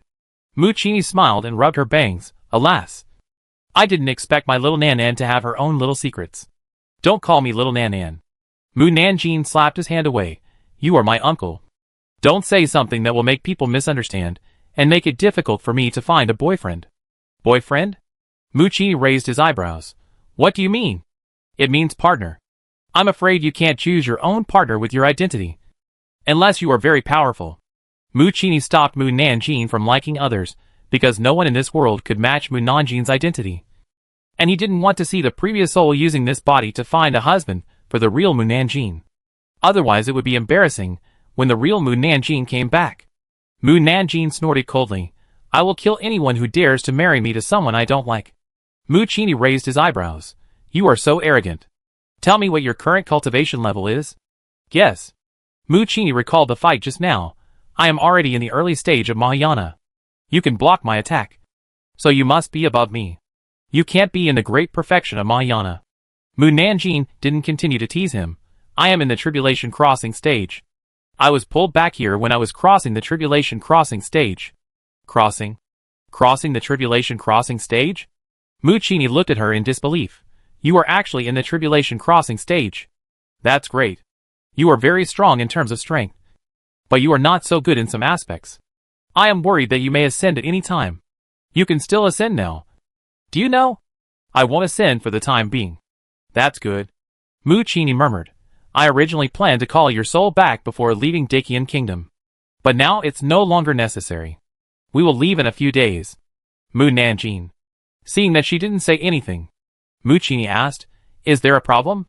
Wait for me to finish some things before leaving. But don't worry. It won't take too long. Okay. Mu Qini didn't say much. I'm staying at Yulayan now. Come find me after you finish your things. Okay. Mu Qini jumped out of the window and left. Mu Nanjin was not sleepy, because her mind was full of Mu Qini's words. She kept her eyes open until dawn. Then, she got up and went to Dingxing Pavilion to find Feng Xinan. Feng Xinan stood up and asked, What's the matter with you coming to see me so early? Yes. Mu Nanjin said directly, I will leave Dakian country in a few days. As for where I am going, I don't know yet. But I will take the other 4 national masters with me. Is it okay for you to stay in charge of the 5 countries alone? Feng Xinan was not surprised that she was leaving, because this world cannot keep such a powerful woman. I have no problem. But are Lu Feichen and others willing to go with you? After all, they have not completed their mission yet. Mu Nanjin asked him back, Do you think they can say no? Feng Xinan. Mu Nanjin took out the land deed and the indenture. My 3 brothels are handed over to you. If they encounter any problems, please help them solve them. Feng Xinan was embarrassed. You want me, a national master, to help you manage the brothels? No one is more suitable than you. Your status as a national master can serve as a strong backing for them. No one dares to provoke them. Feng Xinan was speechless. Will you come back in the future? Chapter 161 Resignation. Mu Nanjing could not give him a definite answer. If I have not ascended after handling the matter, I will come back.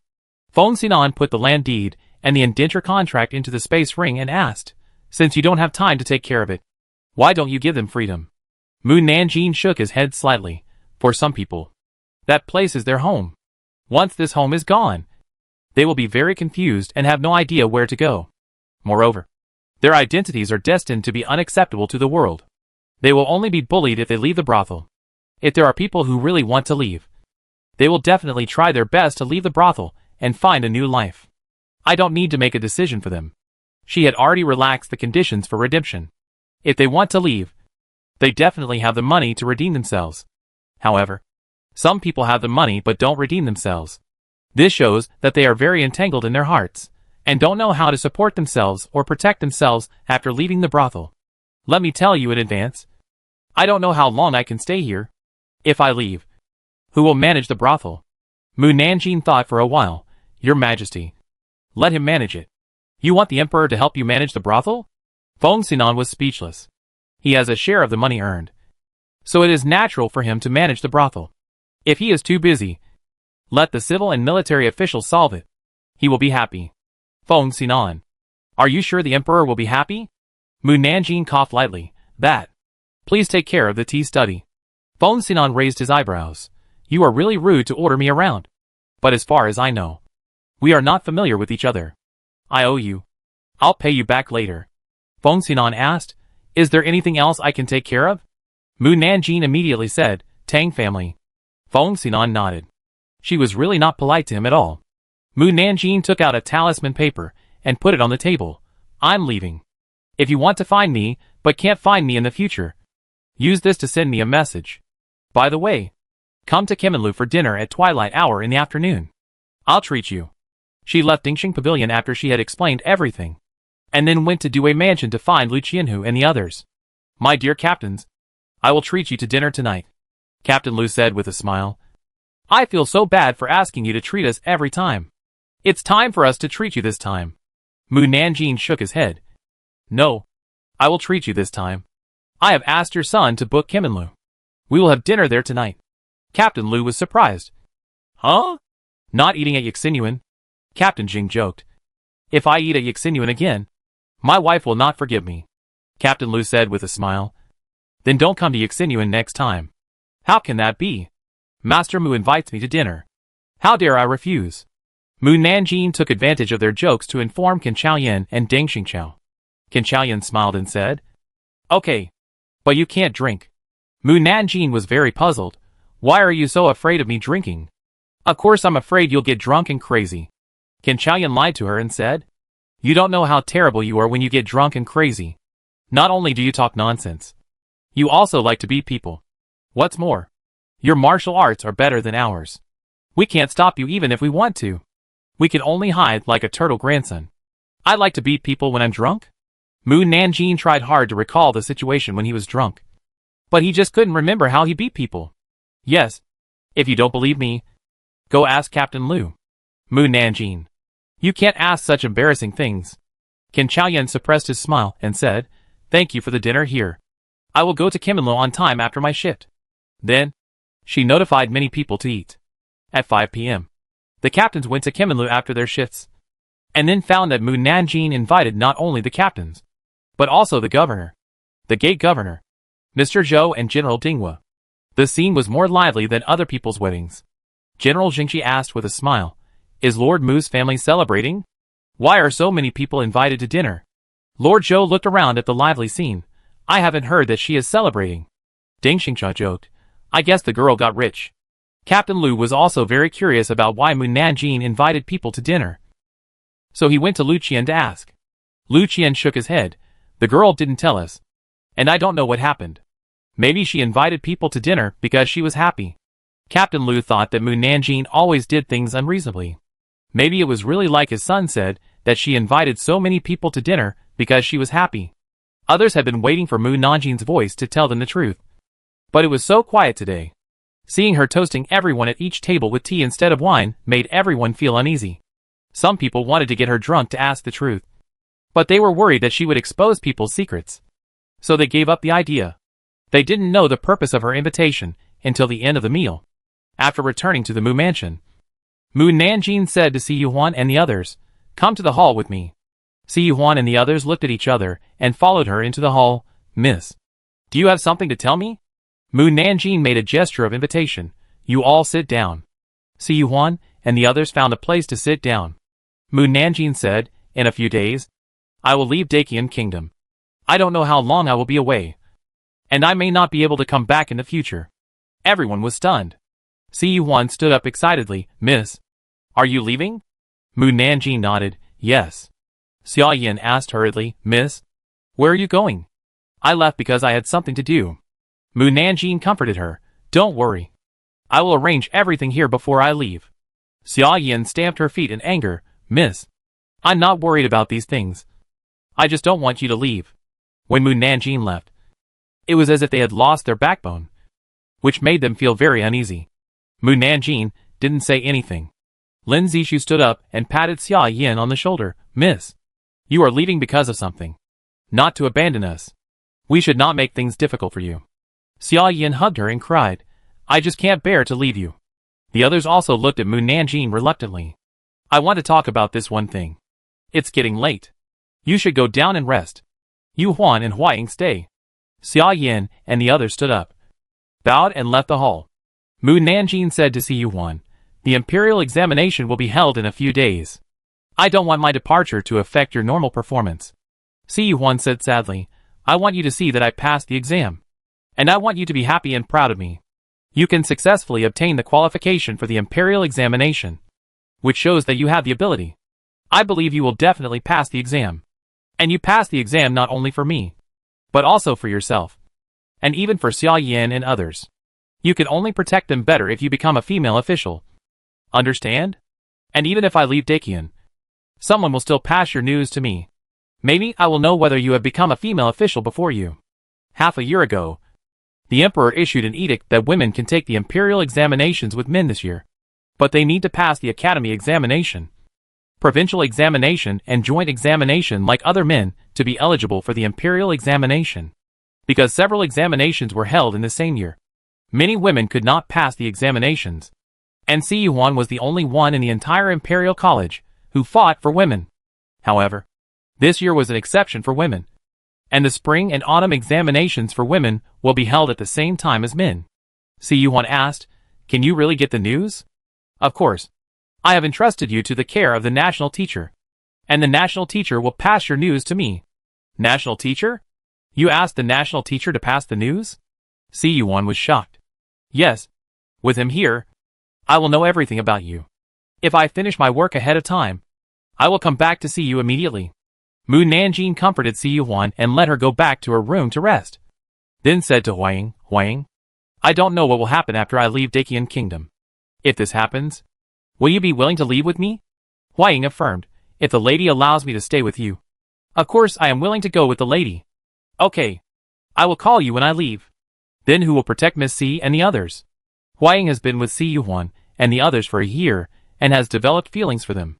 "I will arrange for someone to take care of them." Huaying did not ask any more questions and left the hall. Mu Nanjing walked out of the hall and turned to the yard next door. "Come out." Haydn and Lu Qian were still awake when they heard Mu Nanjing's voice. They walked out of the room quickly. Yang Bo asked, "Miss, is there anything wrong?" Mu Nanjing said to Lu Qian, "Yang Bo and Su Cheng." Lu Qian, "Yang Bo, Su Cheng, I will leave Dakian in a few days. I don't know when I will return, and I may not be able to come back. During my absence, you should practice martial arts well and strive to become a martial god in the future. I also hope that you can be promoted to 1,000 households within 2 years." Lu Qian and the others were stunned. "Girl, you are leaving?" Jia Yin and Wu Yuan looked at each other. "Yes. I can't say more about the reason." Mu Nanjing looked at Sang Tai and Xu Xiao. Sang Tai, "Xu Xiao, you are originally people from the underworld. I force you to stay in the capital so that you can become officials. It is up to you to decide whether to go or stay in the future. But I hope you don't go astray." Sang Tai nodded. Xu Xie frowned. Are you really leaving? Mu Nanjing did not answer him, but turned to look at Jia Yin and the others. I want to take you away from Dakian Kingdom. Are you willing? Jia Yin was speechless. Will it be useful if we say we don't want to? No use. Everyone. Why are you asking if it's useless? LV Feichin frowned. But we have a mission and cannot leave the 5 kingdoms. Mu Nanjing had already thought about it for them. There are still 4 years before the next patrol of the order. As long as you come back within 4 years. If you really can't make it back, Wu Yuan will make up a lie for you. Wu Yuan. For national masters. Mu Nanjing asked them, do you have any other questions? Lu Qian was very sad. Girl. You left too suddenly. I can't accept this for a while. You invited everyone to dinner today just to say goodbye. Right? Mu Nanjing nodded. Tomorrow I will resign from your father and others. Lu Qian. Su Cheng also couldn't accept this. Will you really not come back in the future? If I can come back, I will come back. When you are higher than me, you must protect me. A smile flashed in Mu Nanjing's indifferent eyes. Of course. I have said everything I should say. Let's go back to sleep. Mu Nanjing didn't want to face the sadness of parting. So she jumped up and returned to her yard. The next morning, she found Qin Chaoyan to explain her purpose.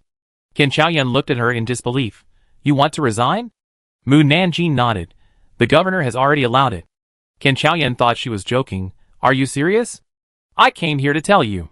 By the way, here are 2 bottles of medicine for you and Lu Qianhu. Give them to him after I leave. Mu Nanjing took out 2 bottles of medicine and put them on the table. This is a pill to help you open up the acupuncture points in your body, which can help you reach a higher level of cultivation. Qin Chaoyan frowned. Why don't you give it to him yourself? I don't want him to talk too much. Qin Qian. Do you really not want to listen to his nagging? Or can't say goodbye to Lu Qianhu? Mu Nanjing didn't say much and left his office. Qin Chaoyan quickly took the medicine bottle and put it on his waist, then went to the palace to meet the emperor. Unexpectedly, the governor arrived at the imperial study 1 step faster than him. He had to wait outside. Although he couldn't hear the content of the conversation between the governor and the emperor, he knew that Mu Nanjing's words were likely to be true. Why would he resign for no reason? Not long after, the governor walked out of the imperial study and saw Qin Chaoyan standing outside the courtyard. He asked, Are you here to tell the emperor about Mu Nanjing's resignation? Qin Qian nodded. I have reported to the emperor. Oh! Qin Chaoyan had no choice but to follow the governor out of the palace. In the imperial study, the emperor rubbed his head and asked Eunuch Yuan, Why do you think 1 or 2 of them have to resign? It was fine that Tian Yuan left before. But now Mu Nanjing is leaving. And there is more. Forget it. Forget it. I won't say it. This. Eunuch Yuan walked behind the emperor and rubbed his head. Maybe they have something to hide. Do you think the national master will leave too? The emperor couldn't sit still. He stood up and hurried to find the national master. When he went to Dingxing Tower, Qin Chaoyan and the governor also returned to the Due mansion. Qin Chaoyan couldn't help asking, Governor, why did Mu girl leave? The governor didn't say anything. At this time, the jailer of the Due mansion rushed in. Due. Lord Qin. Something bad has happened. Qin Chaoyan frowned. Why are you in such a hurry? The jailer said, The 6 weirdos locked up deep in the prison were taken away by Lord Mu. Qin Chaoyan was speechless. Mu Nanjing took away 6 weirdos? Why did she take them away? I don't know. Lord Mu didn't ask us for the key. He just broke into the house and took the people out. Qin Chaoyan looked at the Due. The Due said in a calm voice, Don't worry about her. Qin Chaoyan. Jailer. At the same time, Mu Nanjing walked on the road with 6 people covered in black cloth, attracting the attention of many people. If she hadn't been wearing a flying fish suit, everyone would have been scared and stayed away. One of the people wearing black cloth asked, Lord Mu, where are you taking us? At this time, Mu Nanjing stopped and looked at the man eating noodles at the stall opposite. Chapter 162 This little girl is really stupid. The man who was eating noodles had no idea that someone was staring at him. He didn't raise his head until several figures covered him and the table. When he saw that the person was Mu Nanjing, his face suddenly changed. He hurriedly threw down his chopsticks and turned to run. But someone stood behind him to block his escape. He was blocked and fell on a chair. Mu Nanjing said calmly, Guanliu. Guanliu knelt down and begged for mercy. Master Mu, I was wrong last time. I was so confused that I attacked you. I was wrong. I shouldn't have treated you like this. Please forgive me. Mu Nanjing interrupted him. Guangliu. I'm leaving Daqian Kingdom. Ah! Guangliu was stunned. Then you take care. I won't see you off. I'm taking you away. Guangliu was afraid that she would lock him up. Why do you want to take me away? I won't leave. And I don't want to leave. My home is here. And I won't go anywhere. It's not up to you. Mu Nanjing winked at the people behind him. However, the 6 people covered with black cloth stood still. Mu Nanjing's eyes twitched. It's better to send him back to prison for being so slow. Ah! The 6 weirdos reacted quickly, and quickly held down Guangliu. The noodle vendors and the guests at the next table quickly moved aside. Guangliu shouted, Master Mu. There are old people and children waiting for me to go back and take care of them. I really can't leave the capital. Mu Nanjing sneered. You have been an orphan since childhood and have not yet married. How can you have old people and children? Guangliu. If you don't want to leave the capital, just tell me what you said that day. If you can't, follow me. Okay. Okay. Okay. I'll tell you. Guangliu quickly took out a folded piece of paper from his arms. It is what I wanted to say that day. Mu Nanjing narrowed his eyes, not quite believing what he said. It's true. I didn't lie to you. Guangliu explained, when I came to see you, I couldn't write it. Later, I felt that the matter was too unbelievable. So I found paper, ink, pen and inkstone to try to write it again. But I didn't expect that I could write it. Then I thought that maybe one day I would need the content on the paper. So I took the paper with me. If you don't believe it, open it and see for yourself. Mu Nanjing opened the paper, and it was blank inside. She turned the paper over to show Guangliu. Guangliu was stunned and panicked. Where are the words? Why are the words gone? Where did the words go? Mu Nanjing knew that the rules of heaven and earth had erased the words again. If it's gone, it's gone. She threw away the paper and said, You don't have to be afraid. As long as you stay by my side, I won't hurt you. If you say what you want to say that day, I will let you go immediately. Guangliu didn't trust Mu Nanjing very much. Then will you lock me up? No. Mu Nanjing asked the 6 weirdos to let Guangliu go. We can give each other a chance to trust each other. I will let you go now. You can find me at Mu's house. I am doing this to show that I trust you. It depends on how you behave next. If you want me to trust you, don't run away. Guangliu hesitated for a moment and nodded. Then jumped up to the roof and disappeared from everyone's sight with a few more jumps. After running far away, he looked back and saw that Mu Nanjing did not chase him. This little girl is really stupid. He sneered and ran quickly towards the city gate. But he stopped before he ran 100 feet. Guangliu felt that he was the stupid one, and it would be easy for Mu Nanjing to catch him with his ability. Moreover, there were too many strange things about Mu Nanjing that ordinary people could not understand. So no matter where he ran, he might be caught. Then, the other party would not treat him with courtesy. He hesitated again and again, but turned around and ran towards the Mu Mansion, and then waited for Mu Nanjing to come back in front of the gate of the Mu Mansion. Mu Nanjing brought the 6 weirdos back and saw Guangliu standing at the door.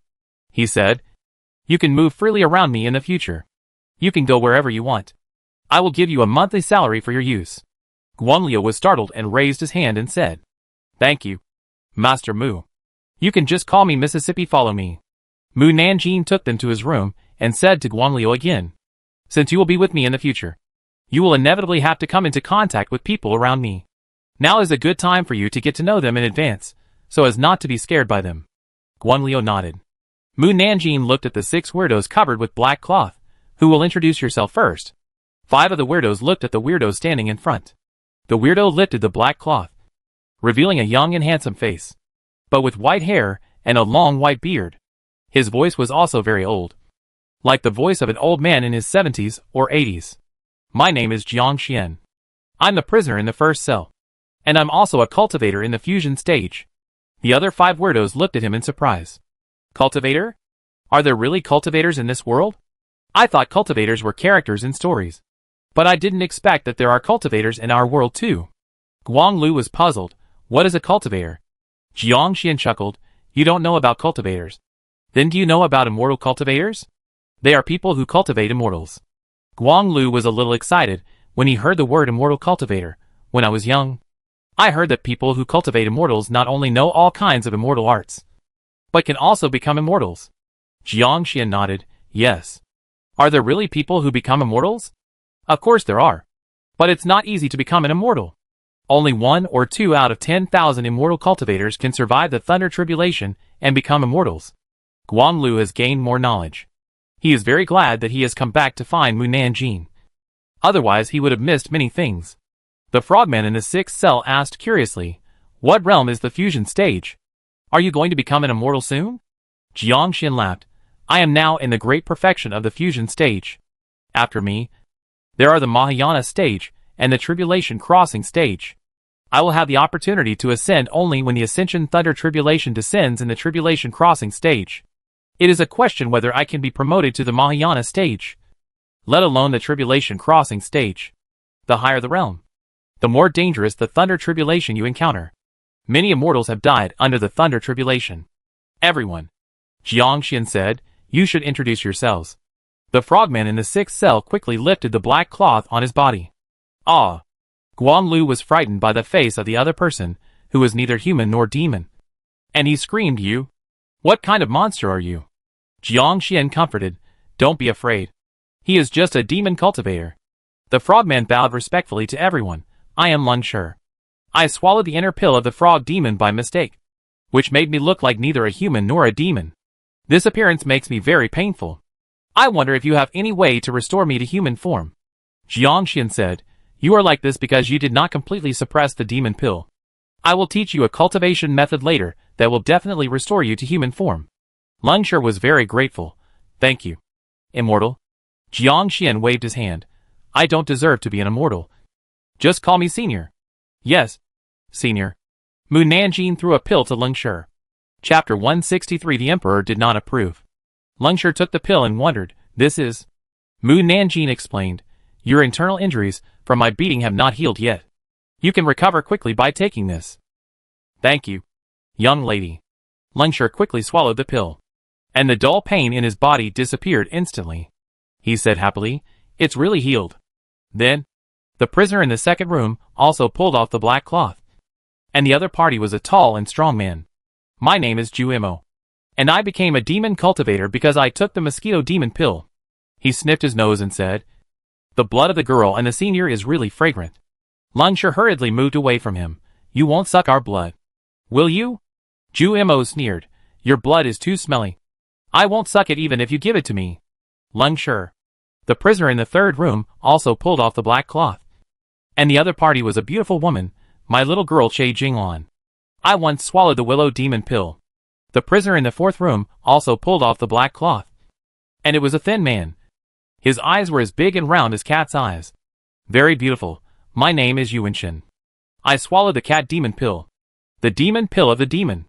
The prisoner in the 5th room was a young man with a mature face. "I am Sun Yunju, and I swallowed the dandelion demon pill." Guang Lu was very puzzled.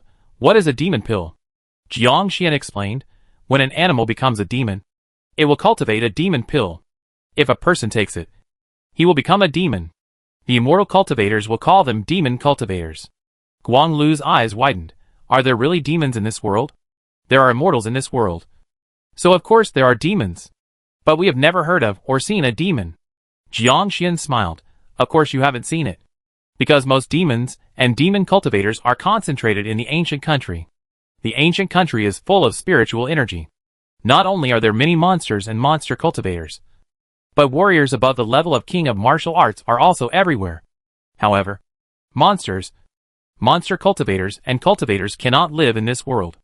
If their identities are discovered, they will either be eliminated or captured. If I am not mistaken, Lung Shi and his men fled to a small country because their identities were discovered."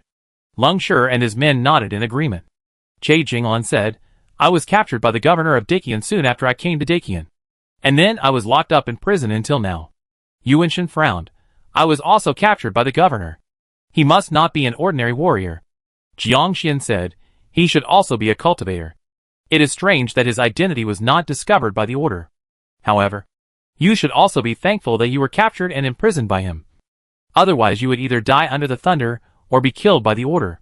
Juimo asked, What exactly are the orderers? Why are they hunting us? This? Jiang Xian looked at Mu Nanjing.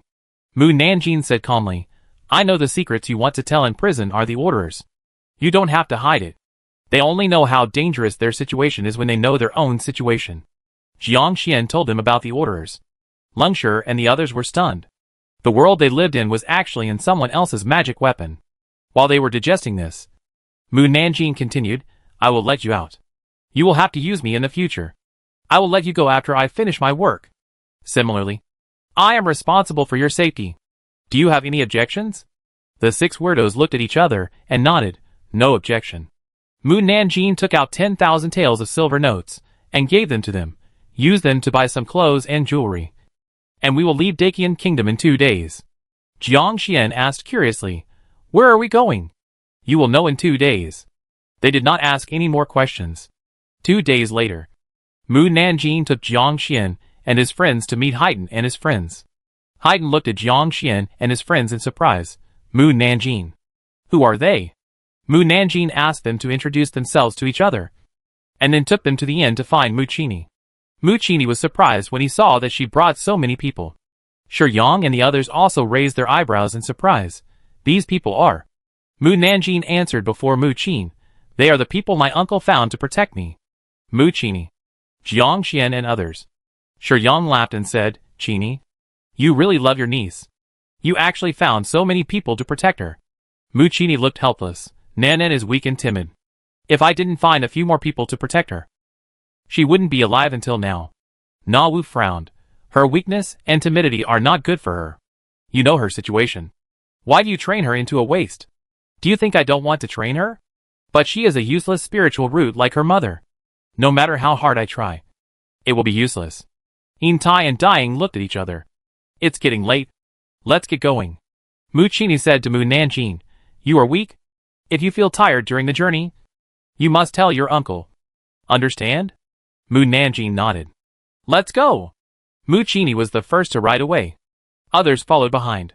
The people saw so many people riding horses on the road and quickly stepped aside. When they were outside the gate of the capital, Mu Nanjing said, Wait. Mu Qini and the others immediately stopped to look at her. Mu Nanjing said, I'm waiting for someone. Mu Qini asked, Who? You'll know when he comes. Everyone waited patiently for a quarter of an hour. But no one showed up. Yin Tai gradually lost his patience. Is your friend coming? Come. Mu Nanjing said affirmatively. And her eyes never left the city gate. About a quarter of an hour later, they heard the sound of horse hooves. And then the figure of the governor appeared in everyone's sight. Lung Shi's face changed drastically. It's the governor. He won't come to arrest us. Right? Jiang Xian said. He should be the person Miss Mu is waiting for. Lung Shi. The governor rode his horse to Mu Nanjing. Someone is here to see you off. Mu Nanjing's eyes flashed with surprise. Who? Look at the city gate tower. Mu Nanjing looked up and saw a long row of people standing on the city gate tower, including Lu Qianhu, Qin Chaiyan, Gu Tongling, the governor's co-governor, Tang Jingrui, Lu Qian, Su Cheng, Yang Bo, Mr. Zhou, General Dinghua, etc. About 200 people in total. Lu Qianhu was the first to shout, Mu Nanjing. You bad girl. You didn't tell me you were leaving. Do you really regard me as a friend? He was angry and sad. If he hadn't seen Mu Nanjing not on duty for several days, he would have run to ask Tang Jingrui to know that Mu Nanjing was going to resign and leave Dakian Kingdom. Su Cheng and Yang Bo shouted loudly, Girl, you must remember to come back. Tang Jingrui's eyes were red too. Master, you have to take care of yourself. Master Zhou also shouted, Master Mu, have a safe trip. At this time, thousands of soldiers in red armor rushed out of the city, lined up in 10 rows, and shouted to Mu Nanjing, Master Mu, take care of yourself. Master Mu, you have to come back soon. Master Mu, we are waiting for you to come back. Master Mu, don't forget us. Their loud shouts echoed at the city gate. Shi Yang said to Mu Qini, I didn't expect your niece to be so popular. Mu Qini said, I was also surprised. Don't shout. Don't shout. If you shout again, I don't want to leave. If you shout again, I want to cry. Mu Nanjing quickly turned his horse's head and rode away. Mu Qini and the others quickly followed. Captain Lu looked at their backs and choked up and said, "Bad girl. You left so cleanly. You don't look reluctant at all." Captain Zheng was puzzled. "By the way, didn't Lady Mu resign? How can we still hear her voice?" Commander Gu said. "The Emperor didn't approve it." Captain Zheng. The governor turned to look at them. "Why did our governor leave with girl Mu?" Commander Gu said calmly. "The governor also resigned." Everyone. "But the Emperor didn't approve it either." The governor covered his chest and said sadly, "Our governor was finally kidnapped by girl Mu." Everyone. Chapter 164. I am familiar with the new emperor. After leaving the capital, Mu Nanjing and his party headed north. The surrounding grass and trees withered leaves flying, covering the ground with a golden carpet. At noon, Mu Nanjing shouted on time, "I'm hungry." Everyone. Mu Qini was ashamed. "I didn't bring any dry food." "What about you?" Shi Yan was also speechless. "How could we bring these things?" Na Wu asked, "Who has the fasting pill?" No one responded. The governor knew Mu Nanjing's character and said to Ling Shi, "You go hunt game." "Yes." Ling Shi dismounted and ran into the forest. Looking at the withered forest, he wondered why he had to listen to the governor. But he still hunted a few game. And Wu Yuan roasted the game very skillfully. After eating, everyone continued on their way. Shi Yang and his friends thought that the next step would be smooth. But when the sun was setting and they came to a small town, Mu Nanjing said again, "I want to stay in a hotel." Everyone. Yitai frowned. "It's not completely dark yet. We can continue on our way." Mu Nanjing asked him, "Where will we stay if it gets dark?" "Just find a place to spend the night in the wild." Mu Nanjing lowered his eyelids and said lightly, "I am weak." Yitai. "I am also timid." Everyone. Mu Qini couldn't help but want to laugh.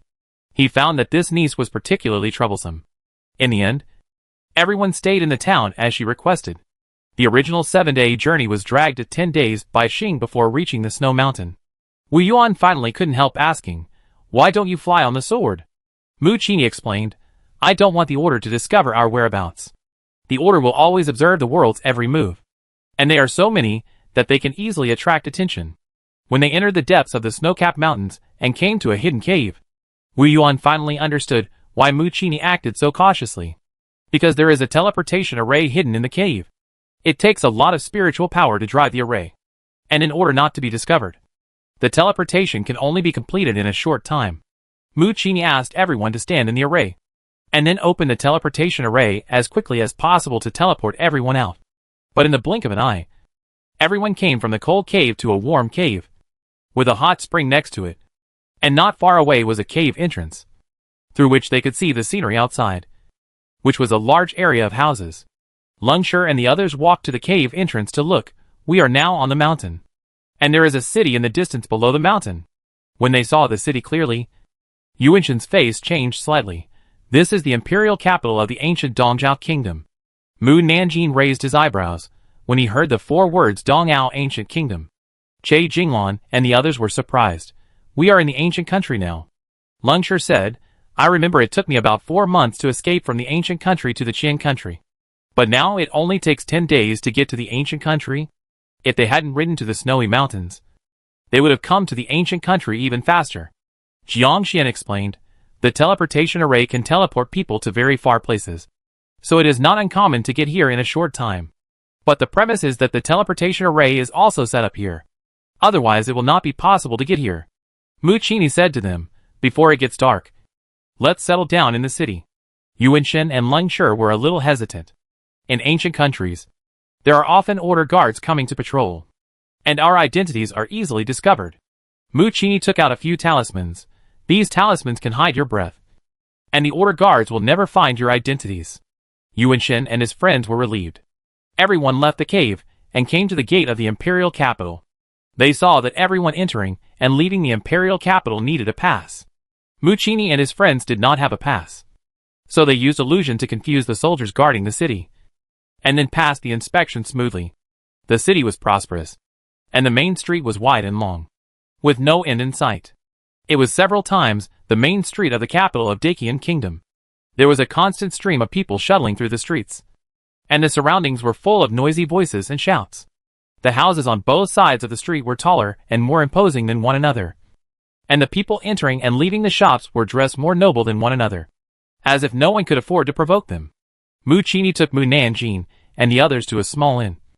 But the environment inside was not much different from the largest inn in Dakian. A first-class room was twice as expensive as that in Dakian. The food was also much more expensive than that in Dakian. Mu Nanjing frowned when she saw the prices here. The property stolen from the fourth prince is not enough to spend here. Maybe buying a big house here can make me go back to the pre-liberation era overnight. Alas, I have to find a way to make money. Otherwise I can't support so many people. The governor. This place is so far away from Dakian. How can I still hear her voice? Recently, I don't know if it's because the new emperor wants to select a concubine. So many outsiders have come to the imperial capital. Mu Nanjing and the others turned their heads to look at the person who was talking. They were 3 guests eating in the inn. When they saw Mu Nanjing and the others looking at them, they quickly lowered their heads to eat and didn't dare to speak anymore. Mu Qini asked the shopkeeper to choose the food, and then took Mu Nanjing and the others to the room in the backyard with the waiter. After the waiter left, Mu Qini came to Mu Nanjing's room and told her the purpose of coming here. We came to Dongzhou Kingdom to steal something. Mu Nanjing knew what he was going to steal, but still followed his words and asked, "What?" "It is a sex token. We need to borrow the sect with this token as our ally to increase more strength to help you. Unfortunately, I only know that the token is now in the hands of the new emperor, but I don't know what it looks like." Mu Qini frowned. I wanted to confuse the new emperor to hand over the token or tell the whereabouts of the token, but I didn't expect that a powerful force was protecting the new emperor. Mu Nanjing asked, "Is the new emperor called Gong Xiorong?" "Yes." "How do you know his name? Have you heard of it?" Mu Nanjing hummed. She seemed to know what force was protecting the new emperor. Mu Qini continued, "He is now selecting concubines, which is the best time for us to sneak in. I want to find someone to pretend to be a concubine to seduce the new emperor and then get the whereabouts of the token from him. And by the way, find the token on him or in the palace. Huaying and Che Jinglan beside you are good looking, so you can let them replace a concubine to enter the palace for this election." Mu Nanjing said. "I'll go." "What?"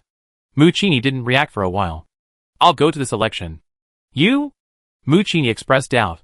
It's not that he thinks she is not beautiful, but how can her rigid face win the emperor's favor? Mu Nanjing said. "I am familiar with the new emperor." Mu Qini looked at her in surprise. "How can you be familiar with him?" Mu Nanjing didn't tell how they met, but only said, "The 3 brothels in the capital of Dakian were sent by him." Mu Qini. Chapter 165. Come and serve me in bed. You said that the brothel in Dakian was given by the emperor of Dongao Ancient Kingdom?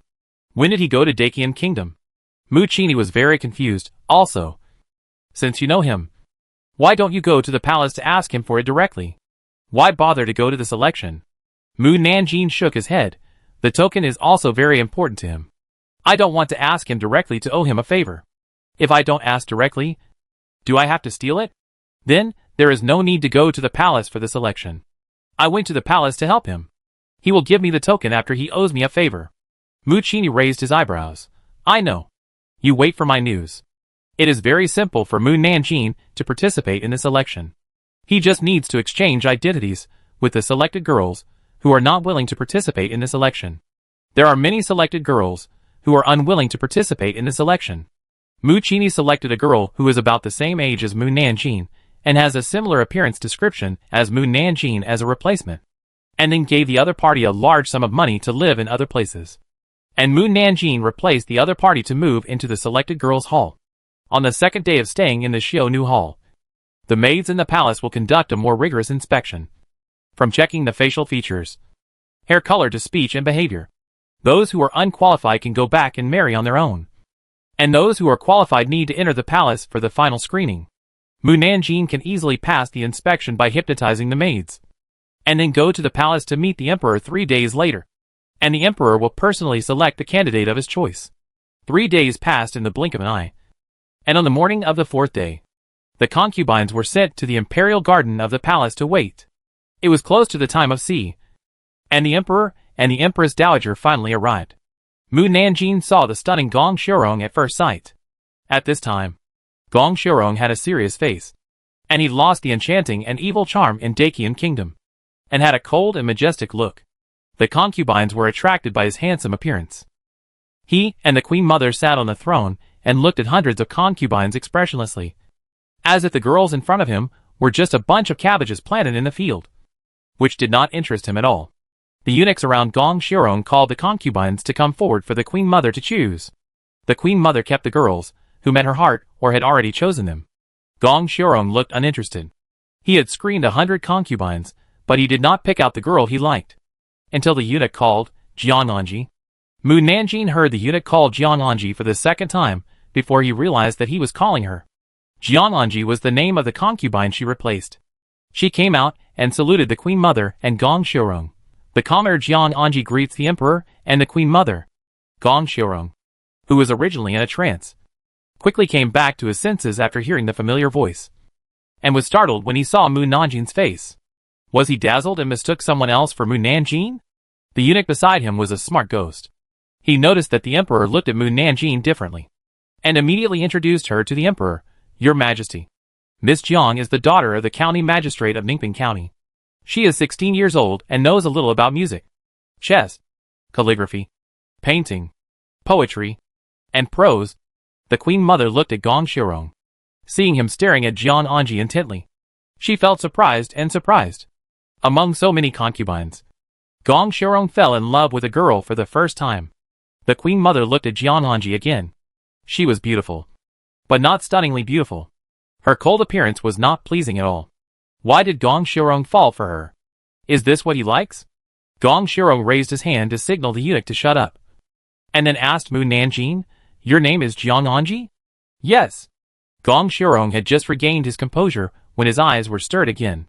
Not only did the other person look like Mu Nanjing, but even his voice and expression were exactly the same. Gong Xiaorong thought for a while and asked again, if you were asked to hate a man, what would you hate most about him? Mu Nanjing said in a low voice, leg hair. More than a year had passed, and she still couldn't forget Gong Xiaorong's leg hair. Gong Xiaorong was stunned, and then laughed out loud, leg hair. Ha. So interesting. Ha. Empress Dowager. Gong Xiaorong has never laughed like this since he inherited the throne. What's there to laugh about just hating leg hair? Others also looked puzzled. Gong Xiaorong laughed for a while, and nodded to the eunuch. The eunuch knew that Mu Nanjing passed. Gong Xiaorong had no interest in staying any longer. He asked the queen mother to continue the selection, and then he found an excuse to leave. In the end, only 130 of the more than 500 concubines stayed in the palace to learn the rules. And then, they were arranged to live in the Chuxiu Palace. After learning the rules for half a month, they would be screened again before they were really left. It was not difficult for Mu Nanjing to learn the rules. Even if she failed, she had a way to pass it. Besides, Gong Xiaorong would definitely keep her. So even if she learned the rules poorly, she could pass the screening and become an 8th-rank concubine. On the day she became a concubine, Gong Xiaorong couldn't wait to turn over her card. After Mu Nanjing washed herself, she had to wrap her naked body in a quilt and send it to the emperor's bedroom. Gong Xiaorong's eyes never left Mu Nanjing the moment she came in. After the eunuchs walked out of the bedroom, he immediately picked up the dragon robe beside him and threw it on her, then turned his back and said, put it on first. Mu Nanjing got out of the quilt and put on the dragon robe. The wide dragon robe was loose on her body, just like a child stealing an adult's robe. Can I wear your dragon robe? Gong Xiaorong turned around. There are only 2 of us in the room. There is nothing good or bad. Oh! Mu Nanjing walked to the table, picked up a piece of cake and took a bite. Gong Xiaorong asked impatiently, Miss Mu, why did you come to Dongyao Kingdom? And you came to this election? What's the matter with your name Jiananji? Mu Nanjing said bluntly, I came to find you. To find me? Gong Xiaorong didn't believe it. Then why didn't you come to find me on the day you saw me? I waited for several days. He wanted to find her, but he couldn't openly find someone because of his identity. But if he went secretly, he would be discovered by the guards with high martial arts level. So he could only worry. Otherwise, he would not have summoned her to sleep with him on the night of the selection. We'll meet sooner or later. Why rush now? Gong Xiaorong was speechless. Mu Nanjing swallowed the cake and said, I want to be a noble. You're noble. Gong Xiaorong didn't know whether to laugh or cry. You haven't even slept with the emperor yet. But you're already choosing a concubine? Sleeping with the emperor? This is possible. Mu Nanjing's eyes lit up, and then asked with disdain, have you shaved your leg hair? Gong Xiaorong chuckled. It's been so long. Why are you still worried about my leg hair? Mu Nanjing snorted. Your leg hair has left me with a shadow. And I almost can't look straight at every man. Uh-huh. Gong Xiaorong thought she was so cute. Mu Nanjing laid down on the bed. Come here. Gong Xiaorong stopped laughing. What for? Come here to sleep with the emperor. Gong Xiaorong. Did she get their positions wrong? Hee hee. I can finally have sex with the king of ducks openly. Gong Xiaorong saw that her mouth was not moving. But he heard her voice. And it was not her usual tone. He asked uncertainly, What did you say just now? Mu Nanjing repeated, Come here to serve me in bed. No. The last sentence. Mu Nanjing frowned. I didn't say anything after that. Gong Xiaorong. Chapter 166 I love to listen. Mu Nanjing lost his patience and patted the dragon bed. Why don't you come over? Gong Xiaorong walked to the bedside and laughed. How do you want me to serve you? Serve me the way you serve others in the brothel. With my status? Do you think I will serve others? Mu Nanjing gave him a look that said see what happens. Gong Xiaorong felt that it was impossible for them to really serve each other. So he turned her over and massaged her back with his internal force. Comfortable. As expected. Someone who has been in a brothel is quite good at serving people. Give me more force. Gong Xiaorong looked at Mu Nanjing lying on the bed, with his face sideways. And his movements paused slightly. The other party clearly didn't speak. So how could he hear the other party's voice? Could it be the sound transmission technique? Martial artists above the martial honor can use the sound transmission technique. But they can only transmit sound over a short distance. Why is he not moving? Mu Nanjing slightly opened his eyes, and looked at Gong Xiaorong. Gong Xiaorong pressed again, and increased the force. While observing Mu Nanjing's mouth. Yes. That's the force. It's so comfortable. Gong Xiaorong asked tentatively. Comfortable? Yeah. Mu Nanjing replied indifferently. Gong Xiaorong. With her expressionless face and emotionless tone. It's hard to tell that she's comfortable. Alas. My little Xiaorong has not only lost weight, but also lost the spirit we had when we first met. It can be seen that she is not doing well after returning to Donggao Kingdom. Fortunately I'm here. Let's see who dares to bully him in the future. Hee. Gong Xiaorong originally thought that the other party was transmitting the message to him. But the tone of her voice sounded more like she was talking to herself. But who would talk so loudly that he could hear the sound? He felt something was strange. Gong Xiaorong tried to ask again, Miss Mu. You haven't answered me yet. How did you become Jianlanji? Mu Nanjing said lazily, I exchanged my identity with a concubine. Then are you really here for me? Mu Nanjing didn't want to lie to him. And said, half of it is for you. What about the other half? Mu Nanjing didn't say anything. Gong Xiaorong asked, Can't you tell me? Not for now. I'm embarrassed to tell you that the other half is for the token of the big sect in your hand. I can only ask you after helping you solve the troubles around you. Gong Xiaorong. He was sure that this was definitely not a telepathic message. It was like exposing her inner thoughts. And it was exposed without her knowing. This was strange. Why didn't he hear Mu Nanjing's thoughts before? But now he heard them? We are too quiet. We need to make some noise. Mu Nanjing was puzzled. What noise? Gong Xiaorong curled his lips. It's the entangled sound you heard in the brothel. Mu Nanjing instantly understood what he meant. I can't do it. You do it. Gong Xiaorong also felt that it was too difficult for her. He pressed and made a sound. Wow. Xiao Xiaorong's voice is too sexy. It makes my whole body numb. Gong Xiaorong almost laughed out loud. He held back his laughter. And then made a woman's voice. So that people outside would mistakenly think that they were really doing that thing. Although the woman's voice is also very tempting. It is not as good as the man's voice. Hurry up and call a few more men's voices. I love to hear it. Just listening to his moans. I feel like my whole body has been served. Xiao Xiaorong looks so sexy. I'm drooling. Gong Xiaorong found that Mu Nanjing was cold on the surface, but very lively on the inside. As if they were two different people. About half an hour later, he stopped calling, Miss Mu. You sleep on the bed. I'll sleep on the couch.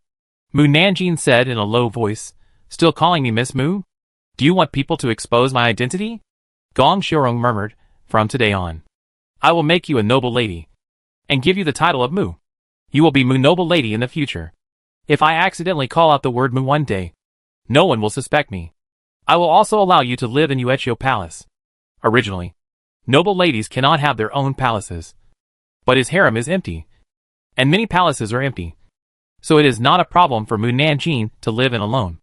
Mu Nanjing nodded, yawned, and turned over. I'm going to sleep. Okay. Gong Xiaorong lay on the bed without any sleepiness. His mind was full of things about him, and Mu Nanjing. They only met a few times in Daqian Kingdom. If Mu Nanjing hadn't saved his life, they would have been just nodding acquaintances. I thought they would never meet again after he left Daqian Kingdom. But I didn't expect that they not only met, but she also became his concubine. I have to say that they are quite predestined. Late at night, Gong Xiaorong gradually fell asleep. After 3/4 of the morning, he woke Mu Nanjing up again to change her dragon robe, and then asked the eunuch to send her to Uechiu Palace. The eunuch in charge of recording the emperor's daily life saw blood on the white cloth on the dragon bed, and immediately recorded it. When it was dawn, the 4 eunuchs and 4 palace maids assigned to Uechiu Palace came to report to Mu Nanjing. Mu Nanjing looked at Ling Shi, Zhu Imo, Yu Wenshan and Sun Yunzhu who were dressed as eunuchs, and Huaying and Che Jinglan who were palace maids, and raised his eyebrows. Why are you here too? Zhu Imo answered him. Senior Shi said that the girl is weak and timid, and asked us to sneak in to take care of her. Only Shi Yang, Na Wu, Yin Tai and Dai would believe that Mu Nanjing needed someone to take care of her. In that case, stay. Mu Nanjing also needs someone he trusts to stay by his side to help with things. Then, Zhu Imo and the other 6 looked at the other 2 palace maids. The 2 palace maids trembled all over when they were stared at. And with a plop, they knelt on the ground to show their loyalty. Master, we are your people, and we will never tell this matter to anyone. Mu Nanjing asked, what are your names? Shi Dan, Yi Qing. The 2 palace maids answered. Shi Dan? Yi Qing? Mu Nanjing read their names and asked, is the 100 taels that the Queen Mother gives you every month enough? The Queen Mother was not Gong Xiaorong's biological mother. So the Queen Mother hated the late emperor for letting Gong Xiaorong inherit the throne. The person who assassinated Gong Xiaorong last time was sent by the Queen Mother. The 2 maids' faces suddenly changed. Last night, the Queen Mother sent someone to ask them to help monitor Jiang Anji's every move and promised to give them 100 taels of silver every month. Today, Jiang Anji found out that they were the Queen Mother's people. Jiang Anji was too scary. Master, we. The 2 maids found an excuse to exonerate themselves. Mu Nanjing said, raise your head. The 2 maids raised their heads tremblingly, and met Mu Nanjing's eyes. Then, their expressions became dull. Forget what happened just now. The 2 maids nodded blankly. Yes. Mu Nanjing said, you go down? Yes. The 2 maids came to their senses after they walked out of the bedroom. They looked around in confusion. Che Jinglan asked Mu Nanjing, why don't you kill them? Mu Nanjing said in a calm voice, if we kill them, there will be more Shidan and Yiqing coming here in the future. It is better to pretend that we don't know about this, and let the Queen Mother mistakenly think that we don't know. Let them do the ordinary work in the future. And you just need to listen to my orders. Yes.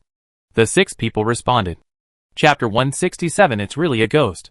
Since Gong Xiaorong named Mu Nanjing as a noble lady, he called her to the imperial study every day to accompany her, and secretly observed her words and deeds, and also found people of different identities to try to hear her inner voice. The final conclusion was that the palace maids and eunuchs could not hear Mu Nanjing's inner voice, and only the guards with high ranks could hear her inner voice. In addition, the civil and military officials could also hear Mu Nanjing's inner voice. He immediately felt bad. If he allowed her inner voice to be exposed, it would reveal her and his secrets. Gong Xiaorong, who originally wanted to use Mu Nanjing's inner voice to amuse himself, had to give up the idea. He called Mu Nanjing, Anji. This was the name they had agreed on, because calling Mu Nanjing would reveal her identity, and calling her Mu Noble Lady was too unfamiliar. They decided to use Anji's name. Mu Nanjing, who was lying on the bed watching TV series, lazily responded, Do you know? Gong Xiaorong had just said a few words, and suddenly, he couldn't make any sound, as if someone had pressed his mute point. He couldn't even pronounce the simple pronunciation of O. His expression changed drastically, and he touched his throat. What's wrong? Why can't he speak? Mu Nanjing's attention was on watching TV series, and he didn't notice his abnormality.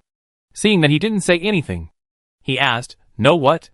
After asking this question, he turned his head to look at Gong Xiaorong. At the same time, outside, Eunuch called, "Your Majesty. It's time to go to court."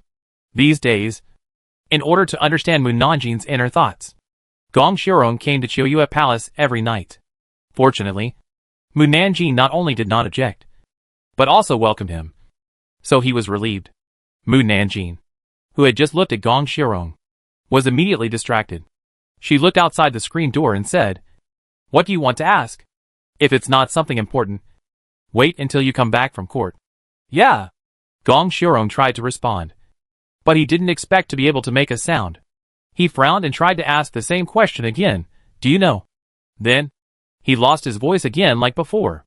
Gong Xiaorong finally realized that he couldn't tell Mu Nanjin about his secret exposure. It was unknown whether it was man-made or something else. Mu Nanjin was puzzled. "Know what? Let's wait until I get out of court." Gong Xiaorong decided to observe for a while before telling her, "By the way, I've been staying overnight in Yueqiu Palace recently. Everyone will think you are very favored. The Queen Mother and other concubines will definitely find reasons to cause trouble for you. You should be careful." Mu Nanjin responded indifferently, "I know. It's better if the Queen Mother comes to me. I'm worried that I have no reason to see her. How should I deal with her? Oh, she is such a face saver. Let her wear a bellyband and kneel down to Xiao Xiaorong in front of all the civil and military officials in the palace. This will definitely make her so ashamed that she wants to hang herself." He. Gong Xiaorong. He was wrong. He shouldn't worry about Mu Nanjin. He should worry about whether the Queen Mother and the others can survive next year. Oh, forget it. We are both women. So women should not embarrass women like this. Gong Xiaorong smiled.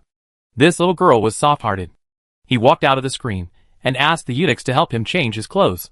Then, they heard Mu Nanjin say, "Your Majesty, you spend the night in my concubine's palace. Should you be rewarded? Eunuchs and maids, should we say this noble lady is bold? Or should we say she is spoiled by her favor? She dares to ask for reward after only a few days of favor. And she is not afraid that the emperor will turn his face and disown her and send her to the coal palace. She has lived here for a few days, but she has not been rewarded with a tael of silver. Little Xiaorong is too stingy." Gong Xiaorong was so stingy. "What do you want?" Mu Nanjin said directly, "I want 50,000 taels of gold." "Okay. I will ask Eunuch to send it to you." Gong Xiaorong agreed readily. "Eunuchs and maids. The emperor dotes on her too much. He. I have money to support my people.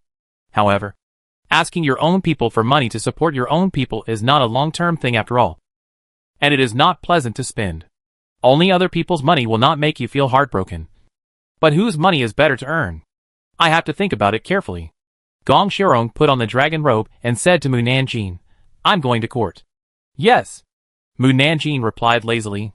"After being promoted to noble for many days, I finally waited for Xiao Xiaorong to go to court. Today, all civil and military officials will come to see Xiao Xiaorong. I just want to get to know all the officials." Gong Xiaorong heard her voice, and was very curious about how she could meet all the officials when she didn't go to court, and why she wanted to know them. The eunuchs walked quickly, and sent the emperor to Jiuhua Palace in less than 2/4 of an hour. "The emperor has arrived." The civil and military officials in Jiuhua Palace immediately stepped down. "Welcome our emperor. Long live our emperor." Gong Xiaorong lifted the dragon robe and sat on the dragon chair. "Stand up." "Thank you, Your Majesty." The civil and military officials stood up, and Prime Minister Wu quickly stepped out. "Your Majesty, this old minister has something to report." Gong Xiaorong had a headache when he saw Prime Minister Wu. Since he inherited the throne, this old guy always disliked him in everything. No matter what he did, he would jump out to oppose it at the first time. Who is this old man? Suddenly, a woman's voice exploded in the ears of the civil and military officials. They were startled. How could there be a woman's voice? Is there a woman hiding in Jiuhua Palace? The civil and military officials were furious and wanted to open their mouths to scold. However, let alone open their mouths to speak, they couldn't even move their eyes. The old man standing in front of the team should be a high-ranking official. Could he be Prime Minister Wu? Gong Xiaorong asked, "What does the Prime Minister want to report?" "It is indeed Prime Minister Wu. Don't look at this little old man as old-fashioned. He is loyal to every emperor. Take the case of Xiao Xiaorong's succession to the throne. although he did not approve of Xiao Shirong's ascension to the throne at first. After Xiao Shirong took the throne, he was devoted to Xiao Shirong. Although he seemed to be against Xiao Shirong in everything, he was actually doing it to urge Xiao Shirong strictly. Xiao Shirong, Prime Minister Wu has good intentions. You should understand it well. Gong Shirong's eyes suddenly changed when he looked at Prime Minister Wu. His originally impatient expression became hot. Prime Minister Wu felt embarrassed by Gong Shirong's passionate stare, and was also a little embarrassed because his intentions were exposed. He coughed uncomfortably, and then doubts flashed in his eyes. Huh? Can you speak? Prime Minister Wu wanted to scold the woman who was talking again, but he lost his voice again. He was really angry. Gong Shirong carefully scanned everyone's faces and noticed that everyone could hear Mu Nanjing's voice. But once they made an action that made Mu Nanjing realize that they could hear her thoughts, they would become unable to speak or move. Prime Minister Wu also realized this. So he did not mention the woman who was talking. Your Majesty, the harem is now full. So you can't miss the important matter of expanding your family because of your exclusive favor to one person. Oh, you little old man. I just thought you were a good person. But now you come to sow discord between me and Xiao Shirong. Be careful that I will rush to your house and destroy the little baby you take care of every day. Little baby? What little baby? Is it a person or a thing? The civil and military officials became curious. They were not in the mood to go to court, and they were all waiting to hear Mu Nanjing talk more about Prime Minister Wu's little baby. Prime Minister Wu was so angry that his face turned red. You have the leisure to care about me and Xiao Shirong. You might as well think about how to let your son leave a descendant for your Wu family. Don't always stare at your son's wife and concubine's belly. It's not that your son's wife and concubine are not good, but your son is not good. When you go back, find someone to treat your son. If you delay it any longer, he will really be extinct. It is really pathetic to be old-fashioned. If you can't have a child, it is the woman's problem. Don't think that women have to rely on men to sow the seeds. It is not the women who decide whether the seeds are good or bad. Whether you have a boy or a girl is also determined by the seeds. Don't blame women for everything just because you are useless. Prime Minister Wu. Everyone. I know. What else do you want to report? In the past, Gong Shirong would definitely confront Prime Minister Wu. But after hearing what Mu Nanjing said, he decided not to argue with Prime Minister Wu. Your Majesty, I have nothing else to report. Prime Minister Wu returned to his original position. Who is the official standing behind Prime Minister Wu? Gong Shirong called out, Minister of Personnel. You are the one who submits the most memorials on weekdays. Why don't you have anything to report today? The Minister of Personnel, who had been unable to move, tried to come out and was able to speak, Your Majesty. He had only said 4 words when he heard the woman say again. So he is the Minister of Personnel. This person is the Queen Mother's man. He always makes things to trick Xiao Shirong. He lets Xiao Shirong figure out how to solve things that he can solve himself. Humph. If you leave everything to the Emperor, what's the point of having you as the Minister of Personnel? If I were the Emperor, I would have dismissed you and found someone else to replace you. Don't think that without you as the Minister of Personnel, Dongzhou will perish. But this is just the opposite. Without you as a stumbling block, Dongzhou will only be better. The Minister of Personnel looked excited. You nonsense. But he only said 2 words and nothing else. It's not that he didn't want to talk, but he lost his voice again. Damn. It's really a ghost.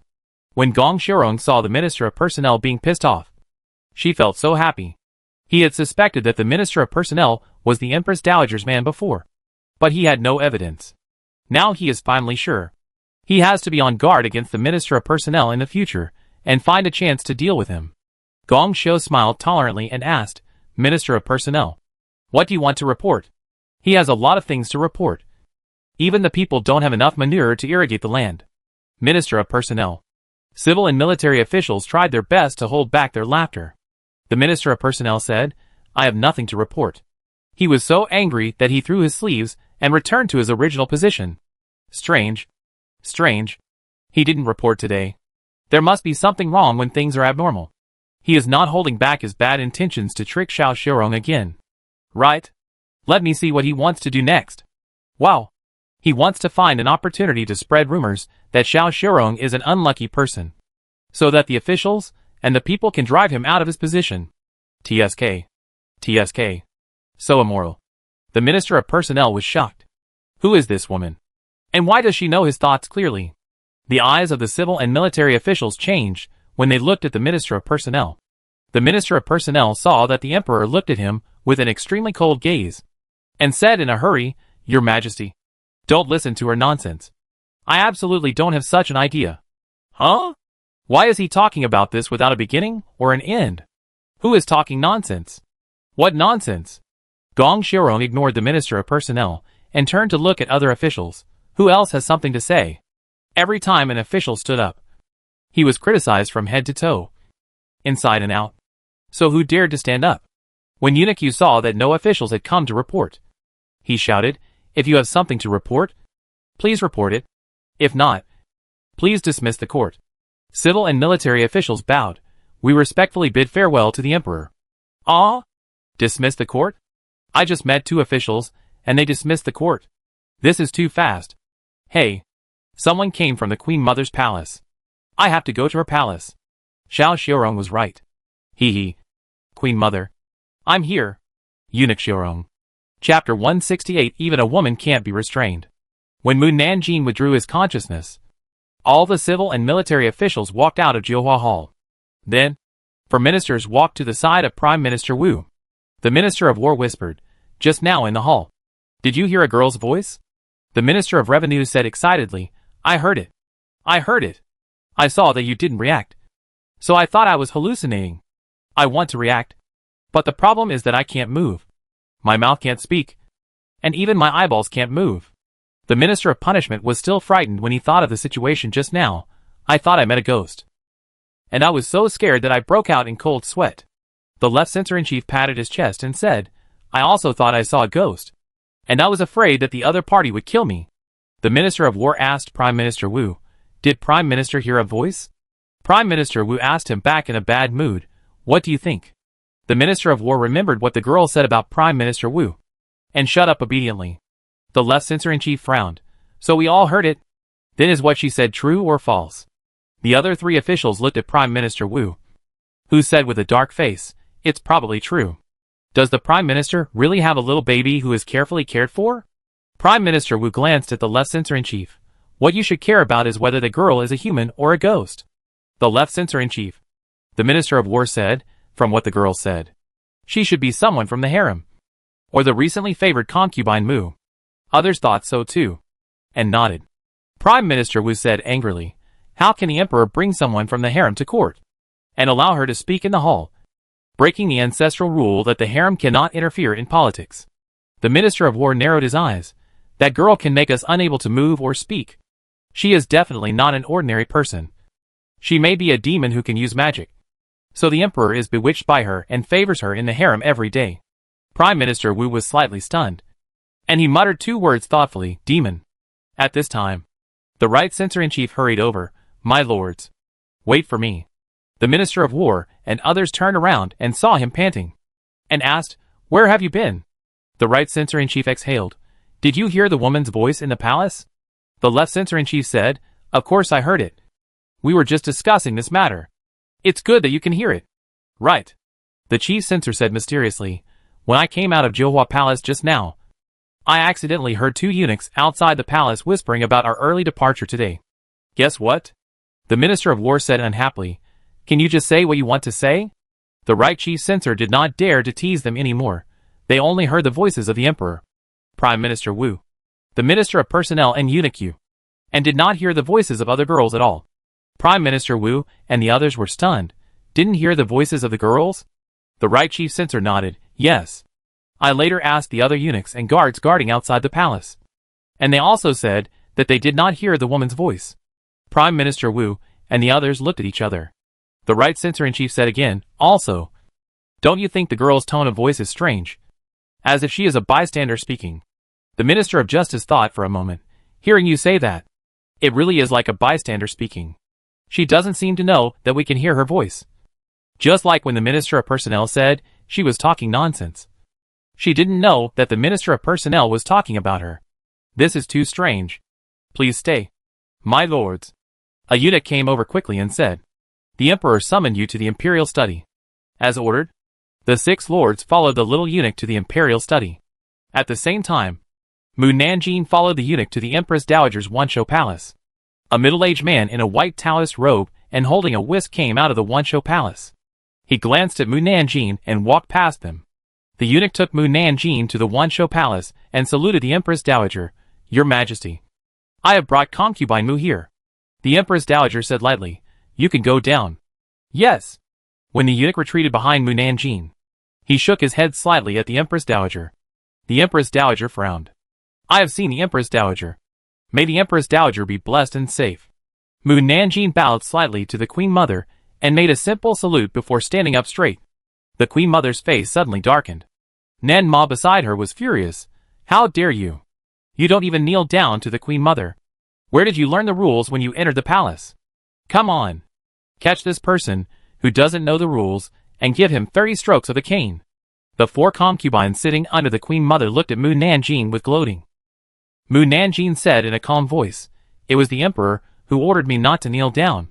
I can't disobey his order." The guard who went forward to catch Mu Nanjing stopped and looked at the Queen Mother. When the Queen Mother heard that she used the Emperor to pressure herself, she was furious. "The Emperor is the Emperor. And I am I. The Emperor's edict is just a piece of waste paper in my eyes. Even if the Emperor comes, he has to kneel with me." Since she became the Queen Mother, no one dared to use the Emperor to pressure her. Jiang Anji was the first one. "Humph. It's just a little noble who dares to ride on her head. If she has the chance to be crowned as the queen in the future, won't it be a big deal?" Song concubine sneered. "After being favored by the Emperor, concubine Mu doesn't know who is in power in the harem." Mu Nanjing gave her a side glance. "You are the ones who don't understand the situation. The Emperor is the master you should serve. If you want to be promoted to the position of concubine, you have to get the Emperor's order. You come to curry favor with the Queen Mother. No wonder the Emperor never favors you. For concubines, a little noble dares to talk back." Madame Lan sneered. "It seems that 30 strokes of the board are still too little for concubine Mu. Otherwise the Emperor would not use the Emperor to pressure the Queen Mother. Queen Mother, I think it should be increased to 80 strokes of the board, so that she can remember it, and let her know who has the final say here. 30 strokes of the board can make ordinary people lose half of their lives, and 80 strokes of the board can definitely beat people to death." The Queen Mother said sullenly. "Just do as Nanilan said." "Yes." The guards went to hold Mu Nanjing down, but they couldn't move her no matter how hard they tried. Nanilan said angrily, "You can't even hold a woman down. Have you not eaten?" Mu Nanjing ignored the guards and walked in front of the Queen Mother. "I only know that the Imperial Edict must give way to the Imperial Edict. When did Dongzhou Kingdom let the Imperial Edict come before the Imperial Edict? Could it be that the Queen Mother wants to be in power? Want to be the Empress who rules Dongzhou Kingdom?" The Queen Mother's pupils shrank slightly. She pointed at Mu Nanjing excitedly, her thoughts being seen through, and said, "Nani Lan, smash her mouth for me and see if she dares to talk nonsense again." "Yes." Nani Lan stepped forward, raised her hand, and slapped Mu Nanjing hard. "Paw. Ah." Then, screams arose. Chapter 169. It's easier to invite Buddha than to send him away. The 4 concubines were waiting to see the show, and thought that Mu Nanjing would be beaten to death with one palm. After all, Nani Lan was a martial master, and she was only one step away from being promoted to a martial saint. But the next moment, they heard the Queen Mother screaming, and then saw the Queen Mother being blown out of the window. Everyone present was dumbfounded. Mu Nanjing sat on the Queen Mother's phoenix chair. She found that the cushion on the chair was quite soft. But no matter how soft it was not as comfortable as a sofa. Queen Mother. Nani Lan hurriedly jumped out of the window to help the Queen Mother up. "Queen, are you okay? You. The Queen Mother raised her head weakly, and asked in pain and anger, "Do you think I look okay? It hurts. It hurts. It hurts so much." She was in so much pain that tears rushed out. Her vision became blurred, and her head was dizzy from being hit, and she felt like she was about to suffocate. Nani Lan was shocked when she saw the Empress Dowager's face swollen like a pig's head. What happened? How did you get beaten out?" The Empress Dowager didn't know what happened. She only knew that when Nani Lan slapped Mu Nanjing, her face hurt, and then she was inexplicably beaten out of the palace. The maids hurriedly shouted, "Call the Imperial Physician. Call the Imperial Physician quickly." The concubines ran out to help the Empress Dowager. "Empress Dowager, Are you okay?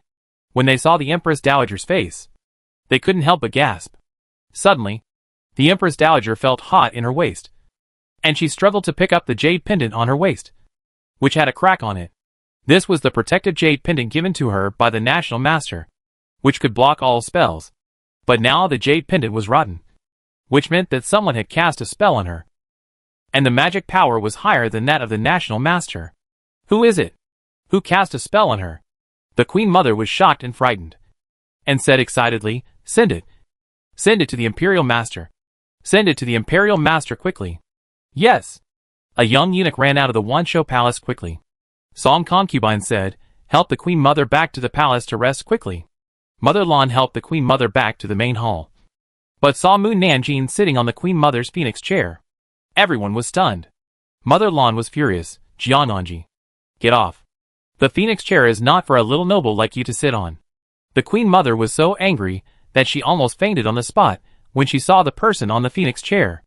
Mu Nanjing picked up the cake beside her and put it in her mouth. "I'm waiting for you to roll me down. Bitch. Watch how I slap you to death." Mother Lan handed the Queen Mother to the eunuch next to her. She rushed over and raised her hand and slapped her again. Paw. A heavy slap went down, and a scream started. Ah! The Queen Mother flew out of the hall again under everyone's stunned gaze. Nani Lan screamed, "The Queen Mother." The Queen Mother, who was beaten out, could no longer hold on and fainted, and the jade pendant on her waist broke into several pieces. Nani Lan and the others ran to the hall again. Concubine Song was anxious and confused. What's going on? Why was the Queen Mother beaten out again? Who is beating her? Is it a ghost? Concubine One whispered, "Didn't you notice? Every time Nani Lan beat Jiananji, the Queen Mother would be beaten out, as if Nani Lan's target was turned to the Queen Mother."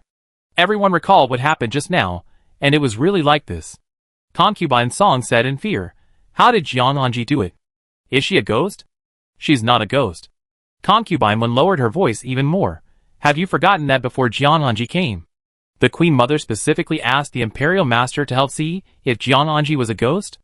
If she was a ghost, the Imperial Master would have killed her on the spot." But when the eunuch came back, he shook his head at the Queen Mother, saying that Jiananji was not a ghost.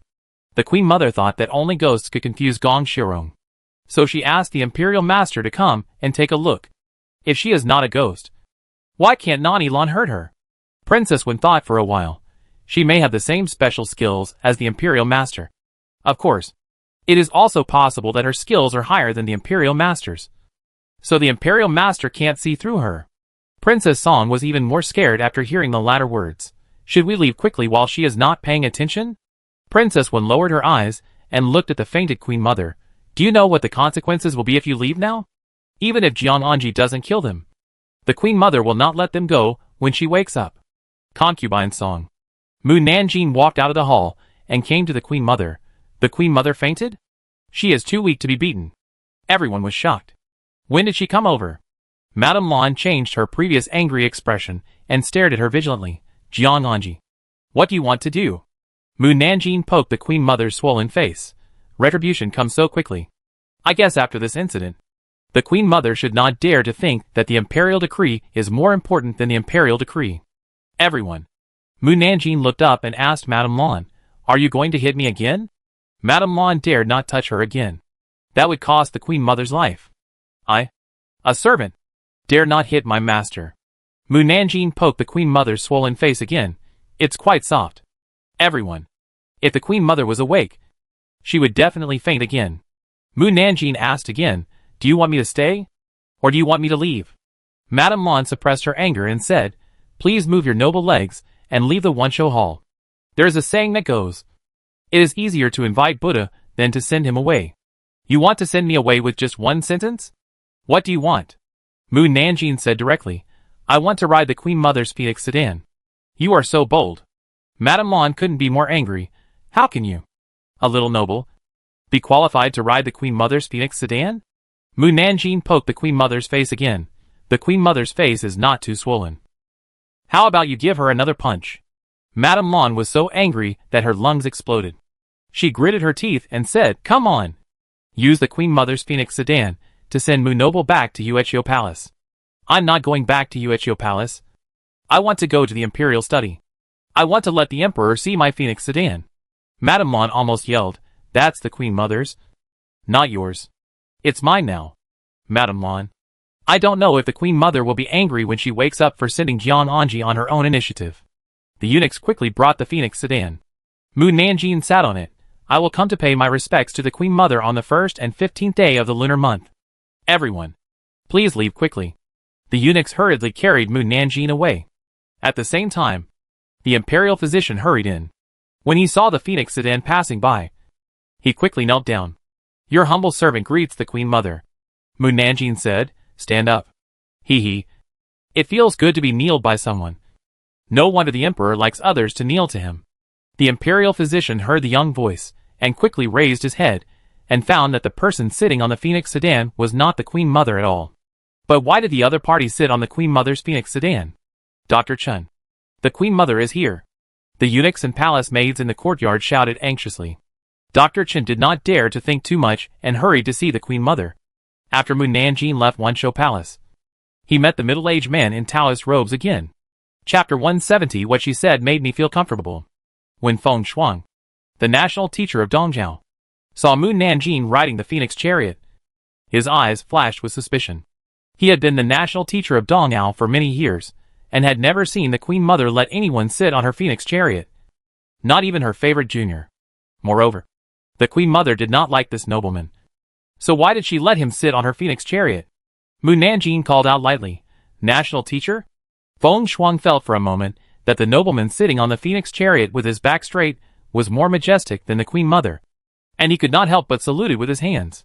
When he realized his action, his face suddenly turned black, and he walked into the Wanshou Palace with a sullen face. Master National Teacher, you are here. Nanny Lan quickly told him what happened just now, and then picked up the broken jade pendant to show him. Feng Shuang frowned. Are you sure it was Jiang Anji who did it? Very sure. Nanny Lan nodded. I slapped her. But she wasn't hurt at all. She actually had the ability to destroy my jade pendant. Feng Shuang looked at the broken jade pendant. That's going to be difficult. Nanny Lan. While the imperial physician was treating the Empress Dowager, Mu Nanjing came to the imperial study on a Phoenix sedan chair.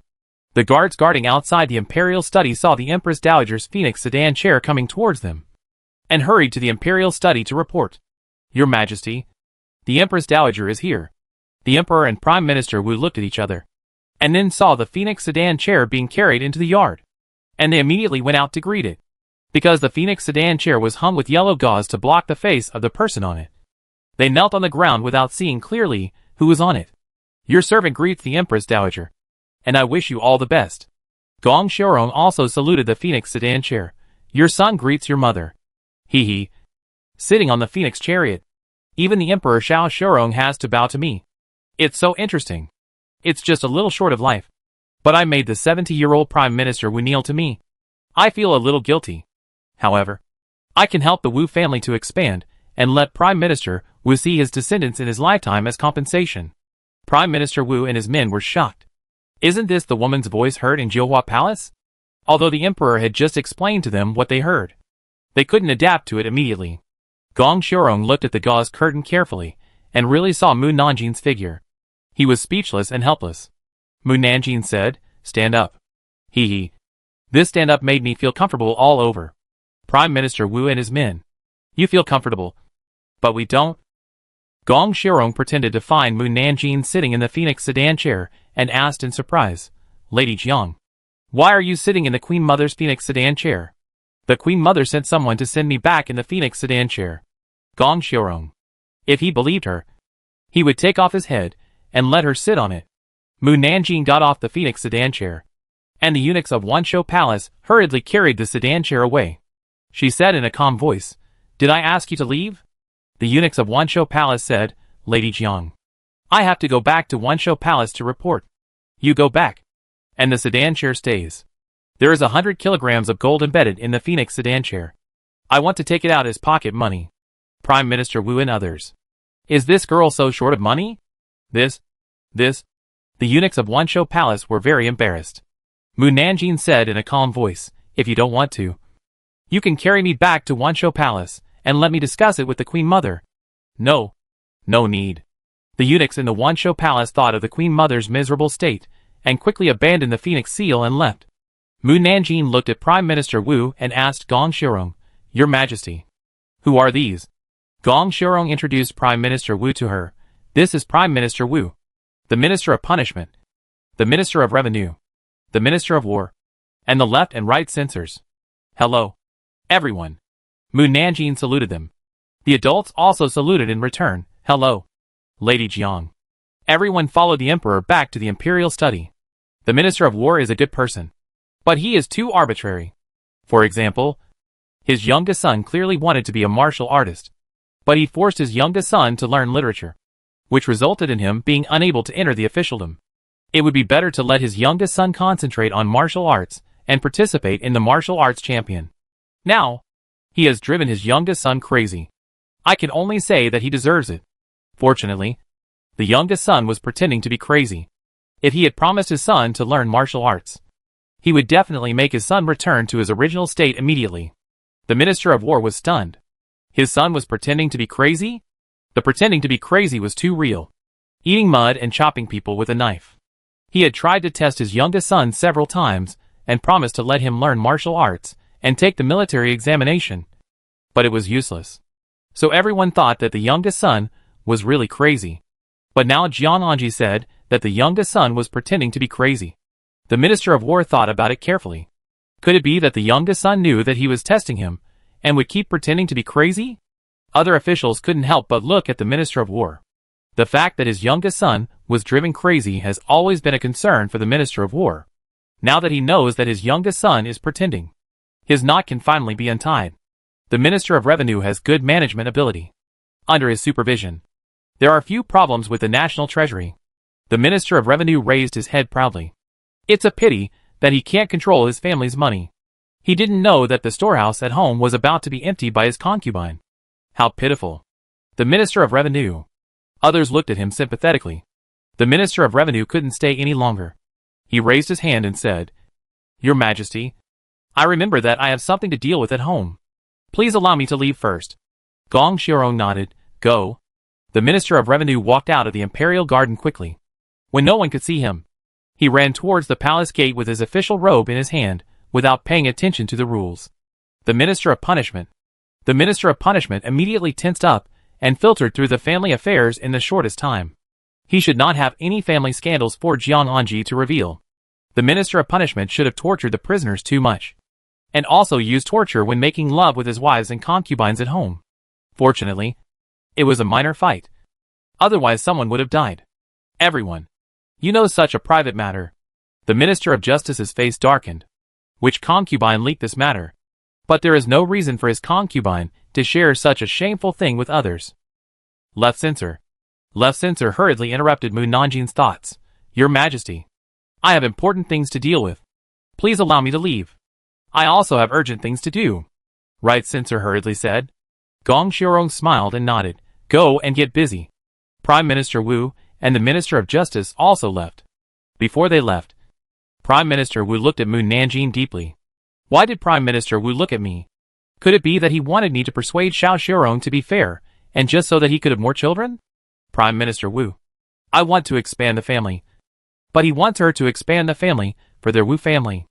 The Minister of War coughed lightly. I have something important to discuss with the Emperor. After saying this, he couldn't help but look at Mu Nanjing. Mu Nanjing went to the side room next door tactfully. Humph. If you don't listen to me, I don't want to listen to you. After she left, the Minister of War knelt down with a plop. Please give the Emperor an imperial decree. Gong Shirong raised his eyebrows. The Minister of War told him the reason. An hour later, Eunuch Yu came to the Minister of War's residence with the Emperor's oral order. Everyone had to go to the courtyard to receive the order, and the Minister of War's youngest son was also forced to come to the courtyard. The Emperor's oral order. The third son of the Minister of War, Lin Weici, must participate in the martial arts examination next year, and the Minister of War shall not stop him. This is the order. Everyone was stunned, not understanding why the Emperor would let a madman participate in the martial arts examination. The Minister of War shouted loudly, Thank you, Lord. The others came to their senses and bowed.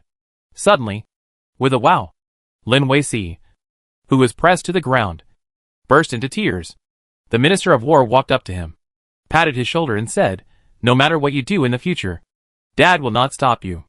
Lin Weici cried even louder. The wife of the Minister of War quickly turned her back and gently wiped away the tears from the corners of her eyes. Chapter 171. Everyone who sees has a share. After delivering the oral order, Eunuch Yu immediately returned to the imperial study in the palace to report. Gong Xiaorong was serving Mu Nanjing a meal. One was eating with relish, and the other was serving happily. Seeing such a warm scene, Eunuch Yu did not go in to disturb them. Gong Xiaorong had almost finished feeding, and asked, "Anji, you said that half of you came for me. So are you here to see me?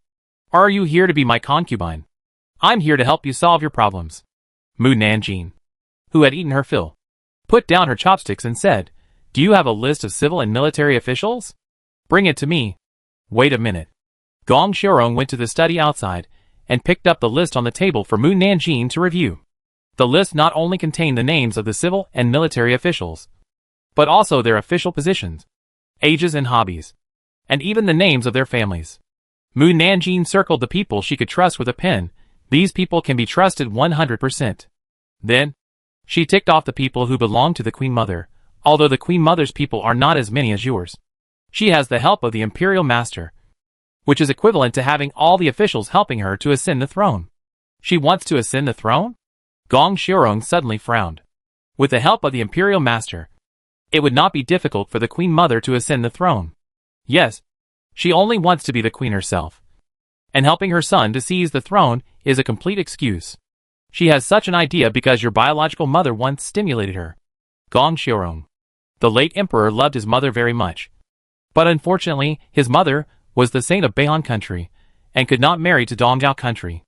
Therefore, after his mother gave birth to him, she sent him back to Dongjiao country, and she continued to be the saint in Beihan country. The saint of Beihan is the emperor, and her status is extremely noble. Even the Queen Mother has to bow to the saint. 10 years ago, the saint of Beihan came to Dongjiao to see him, and the Queen Mother and the late emperor personally greeted her. The Queen Mother dressed up to greet her, but she didn't expect that she would not only be outdone by the saint, but also bow to him. It was probably at that time that she was stimulated. Although the saint of Beihan is his mother, Beihan is very far away from Dongjiao. Even if he wants to help him get everyone's support, he is not able to do so. He can only send some people to protect his safety. If you ask him why he inherited the throne of Dongjiao but didn't support his Beihan, he can only say that only women can be emperors in Beihan.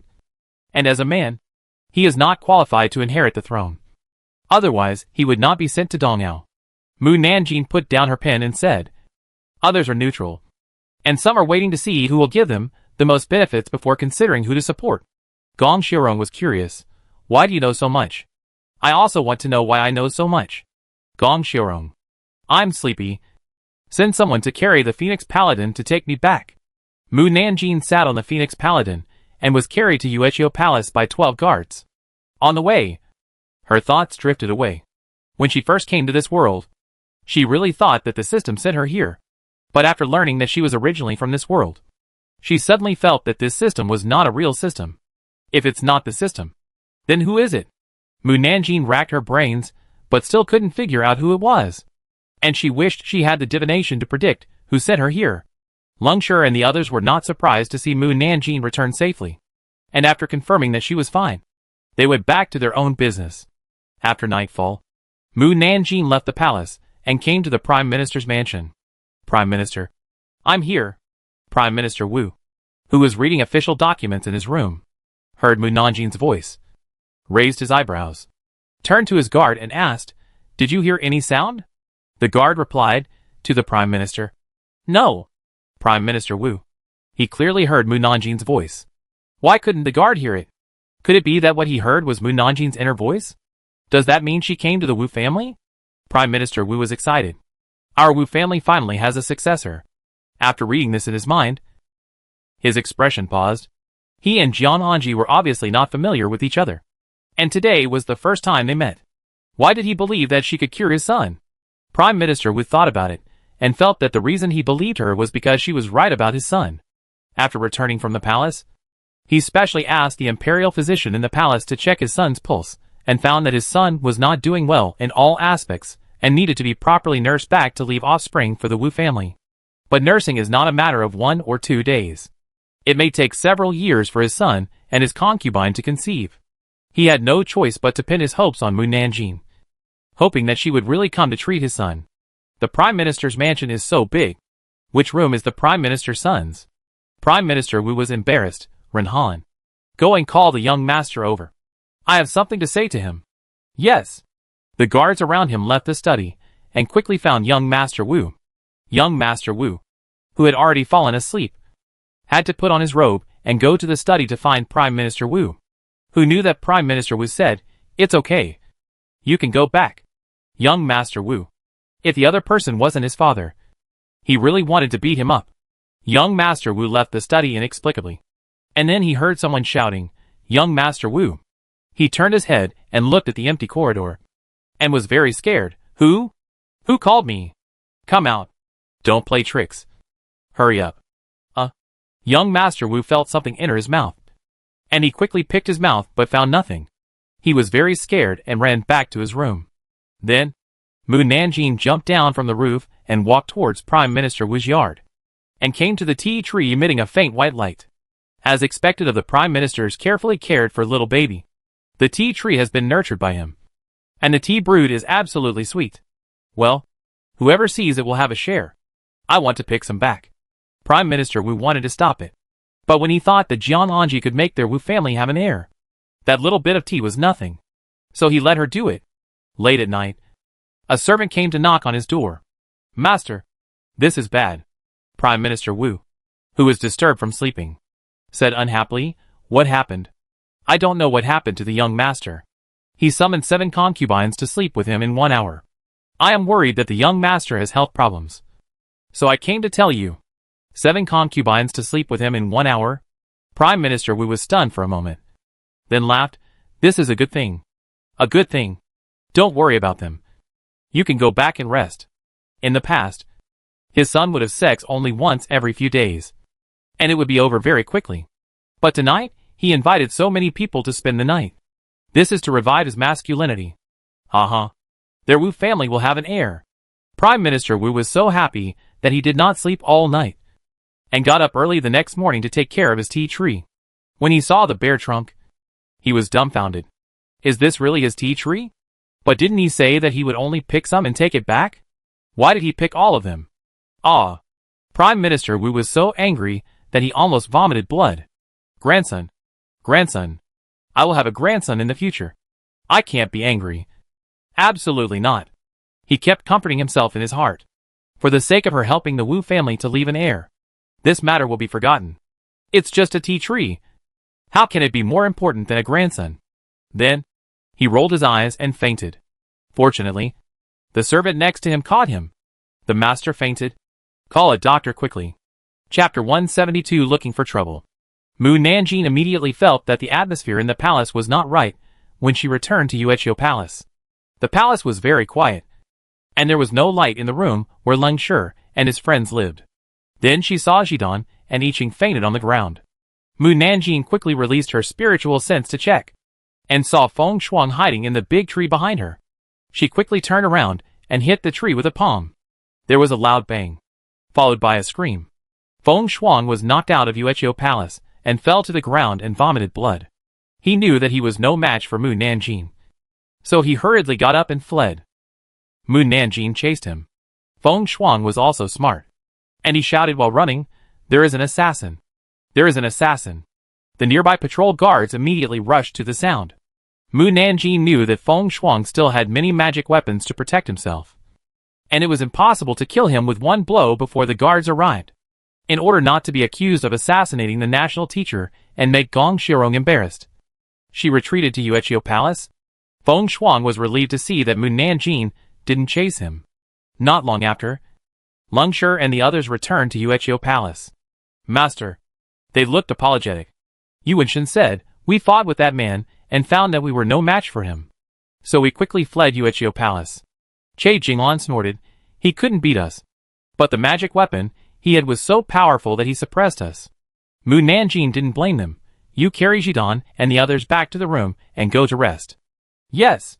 After they left, Gong Shirong came. He hurriedly asked with concern Anji. I heard that there are assassins near Yuechyo Palace. Are you okay? It's just someone crying thief. Mu Nanjing told Gong Xiurong what happened just now. Gong Xiurong said angrily, the Imperial Master is getting bolder and bolder. And he dared to take action in the palace. He didn't want to kill me. He just wanted to test my ability. After this time, he will definitely not come again. It's just right that I can divert his attention. And you had the opportunity to remove all the forces behind the Queen Mother. Mu Nanjing didn't understand the affairs of the court. So he could only help Gong Xiurong point out who did what behind the scenes. As for how to deal with it, Gong Xiurong had to solve it. After all, the family forces behind some officials were deeply rooted and could not be removed immediately.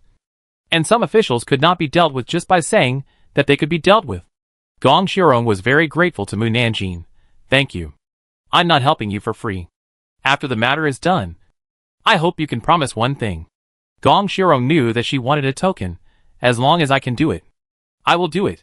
In fact, whether she helped or not, the fact that she had saved him and helped him return to Dongyao Kingdom smoothly was enough for him to give her the token.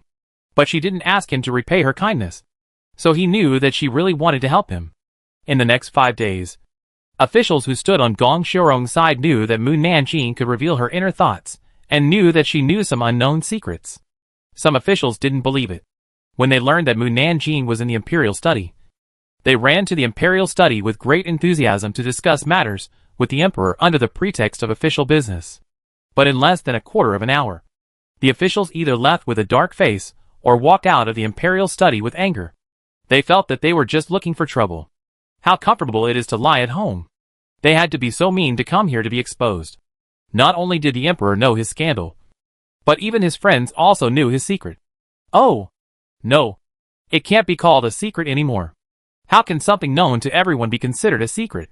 While Gong Xiurong was dealing with the Queen Mother's power, Mu Nanjing was not idle either. The concubines who were selected to enter the palace came to visit her one after another. One reason was to establish a relationship with her, and the other was to have the good luck to meet the Emperor when they came to Yuechyo Palace, and then be favored by the Emperor. Mu Nanjing knew their little thoughts, but didn't expose them. She was very happy to hear them praising her. No wonder everyone likes to hear good words. Even she felt comfortable when she heard them. As the lunch hour approached, Mu Nanjing said to the 10 concubines, the Emperor will come to Yuechyo Palace for lunch at noon. I wanted to keep you here to eat together. But the noble lady's share of food is not much. And the food in the palace is ridiculously expensive. I, a daughter of a small county magistrate, can't afford to buy more food to entertain you. Please understand. The concubines looked at each other. And you, who was sitting in the front, smiled and said, you are too polite. Sister, we have caused you a lot of trouble by coming here every day. It is our honor that you don't mind us disturbing us. I dare not hope to have dinner in your Yuechyo Palace. Wu, who was sitting opposite you, continued, by the way, we haven't given you a gift yet. She stood up and took out a light blue purse embroidered with gold flowers. This is the purse I brought from home. It has the famous Suzhou embroidery of brocade fish and peach blossoms, which means wealth and auspiciousness. Please don't mind it. Sister. Mu Nanjing pretended to be embarrassed. This. Please don't be polite to me. Sister. Wu kinda handed the purse to her. Thank you. Sister. Mu Nanjing took the purse and felt something else inside. She used her spiritual sense to check and found that there were 10,000 taels of silver notes inside. As expected of a lady from a big family, she was generous. Others also found reasons to take out their purses and give them to Mu Nanjing. The silver notes inside added up to 50,000 taels. She was so happy that she immediately asked the 10 concubines to stay for dinner and sent someone to the imperial kitchen to inform the imperial chef to prepare more dishes. Other nobles did have a set quota for food, but she didn't have this rule. Gong Xiurong had already issued an order that she could take any food, cakes and fruits. At noon, the emperor that the concubines had been thinking about finally came. The emperor has arrived. The concubines stood up happily. They had been in the palace for many days, and finally showed their faces in front of the emperor. If the emperor likes them, the money they spent is nothing. Gong Xiurong entered Yuechyo Palace, and saw a group of concubines kneeling on the ground. Your Majesty, long live the emperor. Mu Nanjing said yes, and stood up with a simple salute. The other concubines knelt on the ground. Gong Xiurong said, stand up. He turned to Mu Nanjing and said, It's really lively today. Mu Nanjing nodded. My sisters came to accompany me to relieve my boredom. So I will keep them for dinner. The emperor will not blame me for taking the initiative. Right? They spent 50,000 taels of silver just for this meal. How can I not keep them? He. Gong Xiaorong was ashamed. Feeling like being sold, no. After he took his seat, others took their seats. The court ladies were very attentive and always looked for opportunities to attract the emperor's attention. They didn't expect Gong Xiaorong to be focused on Mu Nanjing's feelings. Today, I made 50,000 taels with the 10 court ladies. If 10 more court ladies come tomorrow, I will make another 50,000 taels. Hee. It's really easy to make money from the concubines. If I invite the concubines to be my guests, will I make more? I feel like a procuress. And Xiao Xiaorong is my prostitute. Alas, sooner or later, I will have to pay for what I have sold. I didn't make any money from Xiao Xiaorong in Daqian country. Now I have to make enough money in Dongzhou country. Gong Xiaorong. Chapter 173. Don't be afraid. Since the 10 concubines saw the emperor, the other concubines and concubines couldn't sit still. They all found excuses to visit Yueqiu Palace. Mu Nanjing welcomed them, and made hundreds of thousands of taels of silver from them. She gave Ling Shi and his friends 10,000 taels each, and asked Ling Shi and his friends to take the rest of the silver out of the palace, and give it to Wu Yuan and his friends. Seeing this, Mu Qi asked in confusion, where did these banknotes come from? Jie Jinglan did not hide it from him. The master earned it from the concubines. In 3 days, she earned more than 200,000 taels. Shi Yang's eyes widened. She earned so much in such a short time? How did she make it? Recently, the master is very favored. Other unfavored people want to attract the emperor's attention through the master. And the master took the opportunity to make a fortune. Dying said with a smile, Qini, your niece is not useless. She can support herself in the future. Mu Qini. Shi Yang said to Wu Yuan and others, since you have silver, go out for a walk. But you must not cause trouble. Since Mu Nanjing entered the palace, Wu Yuan and Lu Feichen have not left the inn. They did not go out because they were waiting for Mu Nanjing to come back, but because they were worried that their identities would be discovered by the order. But hiding in the inn all the time also made them feel bored. After hearing what Shi Yang said, everyone agreed to go out for a walk. Seeing Guanliu staring at the banknotes in a daze, Mu Qini said, Guanliu, don't you want to go out with Wu Yuan and the others? Of course I will. Guanliu was excited because it was the first time he received so much money. He didn't expect Mu Nanjing to not only give him monthly allowance, but also so much money. He felt very complicated. After they left, Shi Yang frowned. I really don't know why your Nan took an ordinary person on the road. Mu Qini also didn't understand Mu Nanjing's behavior, but she must have her reasons, and he didn't want to delve into it. Guanglu caught up with Wu Yuan and his friends. After that, he and his friends only walked one street before Wu Yuan and his friends hurriedly pulled him into a small alley. What? What happened? Lu Feichen made a hushing gesture to him, then poked his head outside and saw 3 people in purple robes walking on the street outside. It's the orderers. Shang Wansheng whispered, as long as we don't use magic, they shouldn't find out our identities. Right? Lu Feichen turned sideways to let him see the people outside. Look for yourself who the orderers outside are. Shang Wansheng poked his head out and quickly retracted. Aren't they the orderers who patrol our 5 countries? They didn't find out that we left the Great Qin Kingdom and came to catch us. Right? Jia Yin sneered. Since you are afraid of being discovered by the orderers, why bother coming out? Lu Feichen glanced at him. Mu Nanjing is not here. This is your best chance to escape. You can let the orderers take you back, and you can unlock the seal and regain your freedom. Jia Yin fell silent, then snorted, I don't want to leave now. I will leave when I don't want to follow Mu Nanjing anymore. Lu Feichen rolled his eyes. Wu Yuan was puzzled. It's Xiao Ran, Ruan Xiao and Yi Xiaoyang. Why are they here? Shang Wansheng asked him. Is there any problem with them being here? Wu Yuan explained. From the time we patrolled your 5 small countries, we need to be responsible for all the problems of the 5 small countries within 5 years. But they are here for another mission. Jia Yin murmured. Do you want to ask? Wu Yuan hesitated and nodded. Put on the robe of the order and walked out, calling Ruan Xiao and the others. Xiao Ran. Xiao Ran heard someone calling him, turned around and saw that it was Wu Yuan, and asked in surprise, Senior Wu, why are you here? Wu Yuan lied to them and said, "The elder sent me on a mission." "What about you?" "We are also here on a mission." Wu Yuan asked, "What mission?" "We received news that a cultivator with a higher level of cultivation than the national teacher appeared in the palace of Donghao Kingdom. So we came here to check it out. If it is an intruder, we must catch him." Wu Yuan immediately thought of Mu Nanjing. Zhao Ran and the others must have come for her. With Mu Nanjing's ability, Zhao Ran and the others could not deal with her at all. And it is possible that their final fate would be like him, becoming Mu Nanjing's subordinates. Wu Yuan wanted to persuade them not to go, but he had no reason. So he nodded, "I'll go do my thing. I won't bother you anymore." "Okay." Zhao Ran and the others continued to move forward. Wu Yuan returned to Jia Yin and the others. LV Fachin hurriedly asked, "Have you found out? Are they here for us?" "No. They should be going for Miss Mu." LV Fachin was stunned. Going for Mu Nanjing? Did they find out her identity? Some people say that a cultivator with higher cultivation than the national master appeared in the palace of Donghao State. If I'm not mistaken, it should be the news spread by the national master. Otherwise, how would others know that this cultivator's cultivation is higher than the national master? Guan Lu was very worried. Will Miss Mu be okay? Wu Yuan and the others said in unison, "They are the ones who are in trouble." Guan Lu worried in vain. After Zhao Ran and the others separated from Wu Yuan, they came to the Faxian Tower of the Imperial Master. Feng Shuang saw them and quickly stood up to greet them. "Meet the Lord of Order. We received news that a cultivator with a higher cultivation level than you appeared in the Donghao Palace. Is this true?" Feng Shuang nodded. "It is true. I was injured by her, and my internal injuries have not healed yet." "Where is she now?" "She is in the palace. I wonder if you want me to lead the way."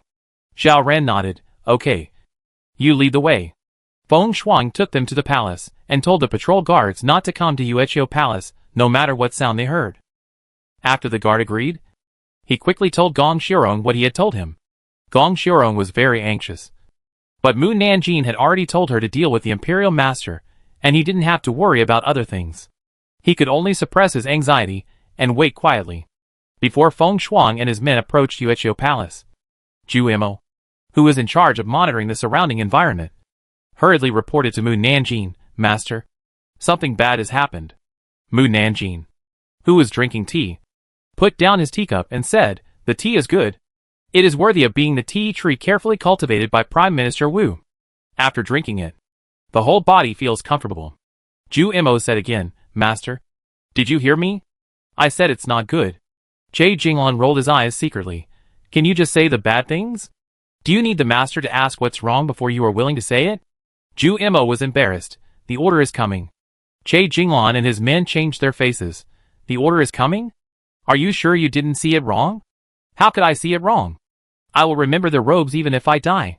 Mu Nanjing asked lazily, "How many people came?" "3. Only 3. Don't be afraid." Zhu Imo and others. Chapter 174. So easy to fool. Feng Shuang led Zhao Ran and the others into Yuechio Palace. "Is concubine Mu here?" Che Jinglan and Huaying came out. "Our master is in the room." Zhao Ran and the others saw the demonic aura emanating from Che Jinglan and the others, and couldn't help but narrow their eyes. "Demon cultivator?" Feng Shuang sneered. "I said concubine Mu was problematic, but I didn't expect that she was really problematic and actually colluded with demon cultivators." Zhao Ran and the others held the swords at their waists and walked towards Che Jinglan and the others. Che Jinglan and the others stood still and didn't say a word, but they were very nervous inside. At this time, a cold voice came from the hall. "You are all here. Why don't you come in and sit down before deciding whether to take action?" Zhao Ran and the others felt that the voice was familiar for some reason. They looked at each other, then put down their hands and walked into the hall to see a cold woman in palace clothes sitting in the main seat. Feng Shuang said, "Master of Order, she is the noble lady Mu I mentioned." He Xiao Yang sent a message to Zhao Ran and Ruan Xiao Xiao. "I think noble lady Mu looks familiar." Zhao Ran replied, "I also think she looks familiar, as if I have seen her somewhere before." Mu Nanjing said calmly, "Please take a seat. Everyone." Zhao Ran and the others sat down subconsciously. Feng Shuang saw that the Lord of Order had sat down, so he sat down with him. "Everyone, try the tea leaves I just got. Although the spiritual energy is not as good as the tea leaves in the cultivation world, it is also very sweet. The teapot on the table next to Mu Nanjing flew up automatically under the drive of her spiritual power, and poured 4 cups of tea into 4 cups. Then, the teacups flew in front of Zhao Ran and the others. Zhao Ran and the others looked at each other, took the teacups, but did not drink them immediately. Mu Nanjing said again, after not seeing each other for a year, "The 3 orderers are still as majestic as they were back then. We met a year ago?" Zhao Ran and the others looked at each other. A year is very short for them. It can be said that it passed in the blink of an eye, and they have no reason to forget someone so quickly. Mu Nanjing asked them back, "Only a year has passed. And you don't remember me so quickly?" This. Zhao Ran and the others stared at Mu Nanjing's face again and again. And at the same time, they tried desperately to recall who this person was. The more they looked, the more familiar they looked. And even a few scenes flashed through their minds. "You?" He Xiaoyang suddenly stood up. "You are the female Jinui of Dakian Kingdom." Female Jinui? A memory suddenly drilled into Zhao Ran and Ruan Shishia's brains. And their faces changed drastically, and they stood up quickly. Then, their expressions became dull and trance. Feng Shuang was puzzled. The female Jinui of Dakian Kingdom? What does this mean? Zhao Ran and the others knelt down on one knee. "Meet the master." Che Longjing and others. What is going on? How did Mu Nanjing suddenly become their master? Feng Shuang was stunned. "Master? Is she your master?" Zhao Ran and the others did not respond to him. Feng Shuang imagined many things in his mind. Mrs. Mu is the master of the order? Could she be the master who owns the magic weapon of this world? With such a noble status. No wonder her cultivation is so high. It's over. He offended the master of the order. How should this end? Mu Nanjing said, "Get up." Yes. The order got up and stood there blankly. Feng Shuang said quickly, "I didn't expect that Lady Mu was the master of the order. Please forgive me for any offense I have caused you." Mu Nanjing didn't say anything. Feng Shuang took out 5 high-grade medicinal herbs from his space ring and put them on the table. "It's just a small gift, but I hope you will accept it." Mu Nanjing didn't even look at it. Feng Shuang thought that she must be dissatisfied with the small amount he gave her. So he took out 5 pieces of materials for making equipment and magic tools. "Please forgive me, sir," Mu Nanjing said in a low voice. "Put them down, and you can leave." "Yes. Yes." Feng Shuang quickly put down the materials. "I'll take my leave." He turned around and said to the 3 orders, "You sirs can come to my Faxian building when you have time in the future." Zhao Ran and the others didn't say anything. Feng Shuang thought they were angry. So he didn't dare to stay any longer and left Yuechio Palace in a hurry. On the way back to Faxian building, the more he thought about it, the more he felt something was wrong. If Jiananji is really Zhao Ran's master, there is no reason why he couldn't recognize her at first sight. Also, the 3 orderers became strange after recognizing Jiananji, with a dull look like a puppet. Could it be that the orderers were controlled by Jiananji? The more Feng Shuang thought about it, the more he felt that this was possible. Hee. Suddenly, a laugh interrupted his thoughts. He turned around quickly. Who? Who is laughing? Come out. However, he was the only one in the entire palace. National Master, you are so easy to fool. Isn't this the voice of Jiananji? The orderer just called me master, and he thought I was some adult, and foolishly offered so many high-level materials. It's too easy to scare. If he finds out that the orderer is under my control, I wonder if he will be so angry that he will vomit blood. Hee. Feng Shuang is almost vomiting blood now. He worked so hard to save the materials, but he gave them to Jiananji for nothing. Isn't it infuriating? But why did he hear the voice of Jiananji? Is this really her voice? If it is really her voice, why would she expose what she did? No one is so stupid. No matter what, the other party is not someone he can provoke, so he can only observe for a while. After Feng Shuang left, Mu Nanjing coughed lightly. The 3 orderers immediately regained their consciousness. Wan Xiaoxiao looked at Zhao Ran and the others, only to see them standing in a row together. But she remembered that they were standing separately before. Why are they standing together now? What happened just now? Zhao Ran also found something wrong and quickly looked at Mu Nanjing. What did you do to us? Mu Nanjing said lightly, you go back and report that everything is normal here. Zhao Ran and the other 2 looked dull again. Yes. After they left, Che Jingwan asked, Master, why don't you keep them for your own use? Some people may not help you if you stay by your side, but may harm you. Mu Nanjing frowned when he thought of Ruan Shishia's temper. I don't need them now. If I keep them, I will just leave them in the inn and wait for me to leave the palace. It is better to keep them for my own use when they are useful. Master is right. Mu Nanjing stood up and walked out. Che Jing'an reminded her, Master, it's almost noon. The emperor will come over for lunch. Tell him I'm out on business and won't be eating with him. Yes. Che Jing'an escorted her out of the hall. Mu Nanjing jumped up onto the wall and ran quickly to the east. Che Jing'an thought about it. To the east was Feishan Tower where the imperial master lived. Could the master be going to look for him? Chapter 175. If you don't rob, you'll feel sorry for yourself. Feng Shuang returned to Feishan building. And before he could sit down, he was punched in the face. Ah! At that moment, he was knocked out. Bang! The Duobao pavilion in the corner was smashed to pieces. With such a big commotion, no one in the building came up to check. Who? Feng Shuang quickly got up. And then he was punched in the other face again. And he was knocked to the ground again. Afterwards, several more punches were thrown at him. Although the opponent was just a normal attack, he couldn't even see the opponent's figure, which showed that the opponent was very fast. In addition, the opponent specifically aimed at his pain point, and every punch made him feel worse than death. Don't hit me. Don't hit me? That's impossible. Let you make trouble for me. Let's see if you will make trouble for me again. Humph. If I don't beat you up, you still think I'm easy to bully. Feng Shuang suddenly opened his eyes wide. Jiananji. It was the voice of Jiananji. However, he couldn't see the person, and he wasn't sure if the other person was really Jiananji, or someone pretending to be her to deal with him. But apart from Jiananji, he had never offended a cultivator with a higher level of cultivation than him. So he thought the former was more likely. In the end, Feng Shuang was beaten so hard that he couldn't get up, and the space ring on his index finger was pulled off. It is said that wealth should not be exposed. But you let me know that you have so many good treasures. I feel sorry for myself if I don't rob you. It is found that losing the space ring is equivalent to losing the elixir to heal injuries. Let's see how you can recover from your injuries in a short time. From today on, you just lie down in bed. No. Feng Shuang, who was about to faint, said anxiously, Don't take my space ring.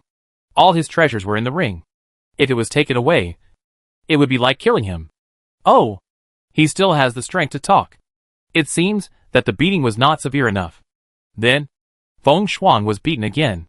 After making sure that he would not get up again, Mu Nanjing stopped and used the word spirit technique to confuse him to cancel the contract of the space ring. National Master. National Master. Even if you dream, you don't know who beat you and robbed your ring. Feng Shuang. He knows. He knows who robbed him. Even if you know who robbed you, it's useless. You don't have the ability to get your ring back. Puff. Feng Shuang was so angry that he vomited blood and fainted on the spot. Mu Nanjing didn't care whether he lived or died. After leaving Feishan Tower, he returned to his Yueqiu palace. Gong Xiaorong, who was waiting for her to come back, asked with concern, Are you okay? Mu Nanjing replied, How could I be okay? La, a huge prophet. Gong Xiaorong. If she is so happy, she must be okay. Che Jing'an asked, Did the master go to Feishan Tower? Yes. Mu Nanjing did not hide it from them. She beat up the national teacher. Che Jing'an knew she would do this. Mu Nanjing said to Gong Xiaorong, Don't worry. He didn't see my face. He doesn't know who beat him. And he won't make things difficult for you. Gong Xiaorong asked tentatively, Did you curse him in your heart when you beat him? Mu Nanjing nodded. Gong Xiaorong. Yes. The national teacher already knew who did it. Eat. Mu Nanjing picked up the chopsticks and ate. After eating, she took out a pill from Feng Shuang's space ring and gave it to Gong Xiaorong. This is the marrow cleansing pill. Eating it will help you expel the old toxins in your body. Cleanse your essence. Open up your meridians. Get rid of the old and bring in the new. And be reborn. You will be more effective in practicing martial arts in the future. And it will not be a problem to help you become a martial god. Gong Xiaorong did not take the pill. You want to give me such a good pill. What about you? It's of no use to me. Open your mouth. Mu Nanjing threw the marrow cleansing pill into his mouth. Before Gong Xiaorong tasted it, the pill disappeared in his mouth. Mu Nanjing said again, It will be uncomfortable at first. As long as you get through it, you will have a bright future in the future. Unique. Go prepare hot water. Your master will take a bath later. Eunuch, who was standing next to the emperor, ordered the eunuch outside to prepare hot water. When he returned to the hall, a pill flew towards him, and he quickly caught it. Mu Nanjing said, Eunuch is loyal to the emperor, so he must be rewarded. This is a pill that increases your power, which can make you rise from the late stage of martial arts to the peak stage. You can't be impatient during this period. Wait for a breakthrough step by step. Eunuch was excited. He has been stuck in the late stage for more than 20 years, and he has not been able to break through until now. And he can't find a way to break through. He usually looks calm, but in fact he is very anxious in his heart. Thank you, noble Lady Mu. He knelt down and apologized quickly. You're welcome. You go and guard your master. Yes. Eunuch went to the bedroom. Mu Nanjing took out 6 more pills and distributed them to the layman. This is a pill to improve your cultivation. You take it. Thank you, master. Lung Shi and the others took the pills and swallowed them immediately. You are not needed here. Go down and concentrate on your cultivation. Yes. Lung Shi and the others left the hall. Soon, Gong Shirong's painful groan came from the bedroom. And when the sound disappeared, there was a foul smell. Eunuch excitedly asked someone to bring water in for Gong Shirong to bathe. Gong Shirong came out of the bath, feeling refreshed, and the sky outside darkened. What time is it? Eunuch smiled and said, It's already the hour of the dog. Gong Shirong nodded. You have been serving for a day. Go down and rest. Yes. Eunuch left. Mu Nanjing walked in and lay down on the bed. How do you feel? Very good. So good that it is hard to describe. Gong Shirong felt that he had more energy than a naughty child, as if his physical strength would never run out. He was also in a very good mood, better than when he had enough sleep. Mu Nanjing did not ask any more questions. Gong Shirong went to the couch to meditate. Suddenly, he heard the buzzing sound of mosquitoes. He frowned. At first, he only heard the sound of 1 or 2 mosquitoes. And then the buzzing sound became louder and louder, louder than bees, which made him upset. Gong Shirong could no longer bear it and opened his eyes. But he did not see a single mosquito in the room. Mu Nanjing also sat up. Gong Shirong asked the people outside, Why is it so noisy outside? Are there a lot of mosquitoes? The guards outside said hurriedly, Your Majesty, I don't know what happened. Many mosquitoes suddenly appeared. Your Majesty, please don't come out. We can drive them away soon. Before Gong Shirong responded, a eunuch shouted, Drive them away quickly. Don't let them enter the room and bite the emperor. Ah, I was bitten by it. Damn mosquitoes. Get out of here. Go get a torch and burn them to death.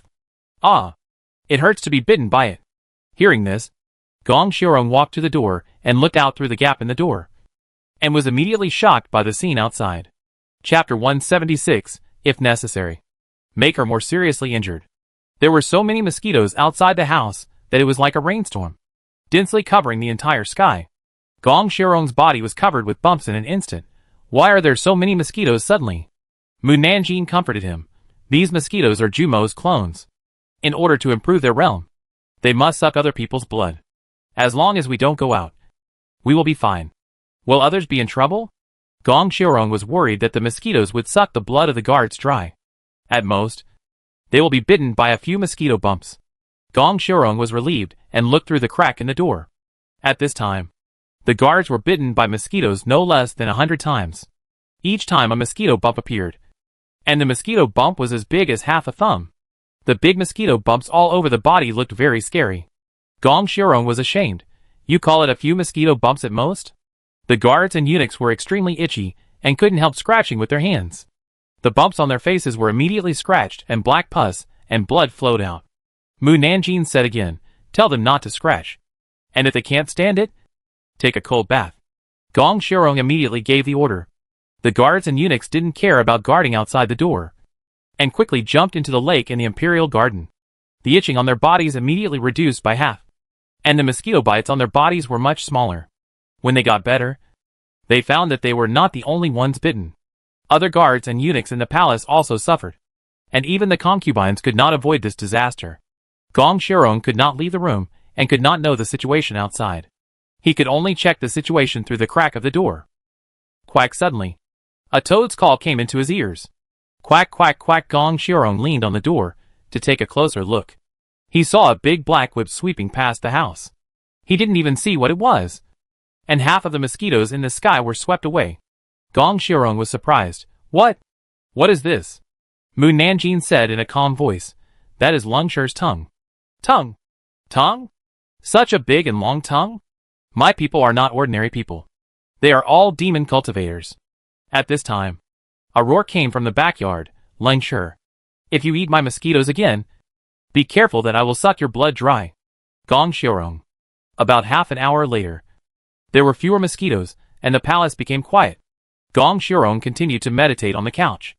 Meow. Meow meow. Meow meow meow. The mosquitoes were gone. But the cat's cry was heard again.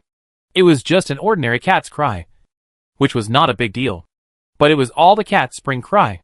Gong Xiaorong opened his eyes helplessly, and pushed open the window to check. Who knows that there are cats outside? No less than 200 at a glance. And small snowballs are floating in the sky. Tonight will never end. He closed the window, and blocked his hearing. The world immediately became quiet. Gong Xiaorong was finally able to calm down and meditate. The next morning, Eunuch brought 2 palace maids in to help the emperor change his clothes. Except for Eunuch. Everyone else had a white cloth on their face, and a white towel on their head, revealing only a pair of eyes. Eunuch explained to Gong Xiaorong, Your Majesty, everyone in the palace has been bitten by mosquitoes, and has many mosquito bites.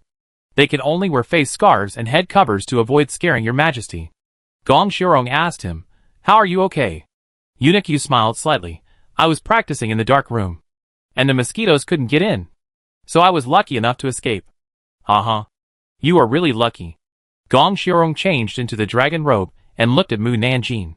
Mu Nanjing, who always liked to stay in bed, also got up. Why did you get up so early? Mu Nanjing said, Today is the 15th day of the lunar month. I want to pay my respects to the Queen Mother. I want to see the Queen Mother's ugly appearance after being bitten by mosquitoes. If necessary, make her more serious. Hee. Gong Xiaorong didn't know whether to laugh or cry. The maid helped Mu Nanjing wash and dress. Mu Nanjing looked at herself in the mirror and said, Yueqiu Palace is far from Wanshou Palace. Gong Xiaorong heard what she meant. I will give you a sedan chair and 8 eunuchs to carry the sedan chair. You can take the sedan chair wherever you want to go in the future. I will also give you a token as if I am here in person. In the future. Except for the Queen Mother. Everyone else will kneel down to see you. Mu Nanjing was very satisfied with his reward. After breakfast, he took the sedan chair to Wanshou Palace. There were already many people standing outside the Wanshou Palace, including princesses dressed in bright clothes and princes in gorgeous robes. They were all blocked outside the Wanshou Palace and could not enter. Why didn't the Queen Mother let us in? What happened to the Queen Mother? Princess Xueyao was very worried. Madame Lan, why are you all carrying white cloth? Could it be that you were bitten by mosquitoes like the guards? Madame Lan apologized, to answer the princess. We, and the Queen Mother were indeed bitten by mosquitoes. Now everyone is very uncomfortable all over the body. And the Queen Mother really can't muster up the energy to see you. You can come to pay respects on the first day of the new year. Prince Nan asked with concern, Is the Queen Mother's health not serious? Have you asked the imperial physician to check? The imperial physician came. But the medicine prescribed by the imperial physician can only relieve the pain for half an hour. And after half an hour, it will be very good again. Since the imperial physician's medicine is ineffective, let's go find the imperial master.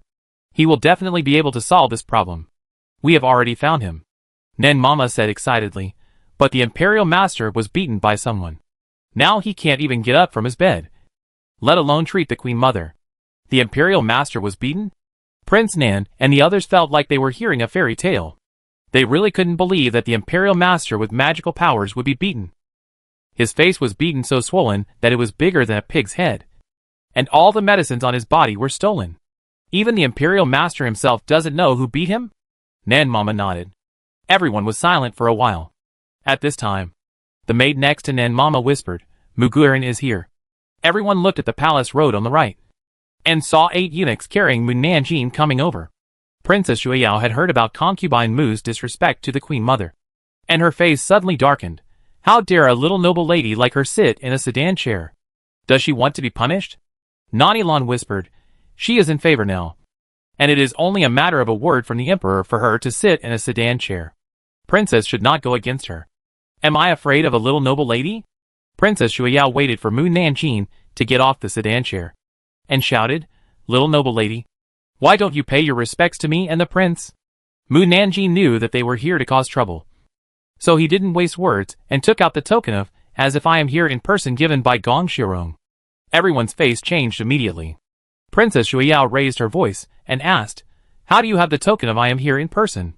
Of course the emperor gave it to me. Mu Nanjing shook the token in his hand. Why don't you kneel down? Princess Shuiyao and Prince Nan looked very unhappy, and finally knelt on the ground. Long live the emperor. Just kneel down. Don't get up unless I tell you to. Princess Shuiyao and others. Chapter 177 I will entertain them. Mu Nanjing walked into the Wanshou Palace.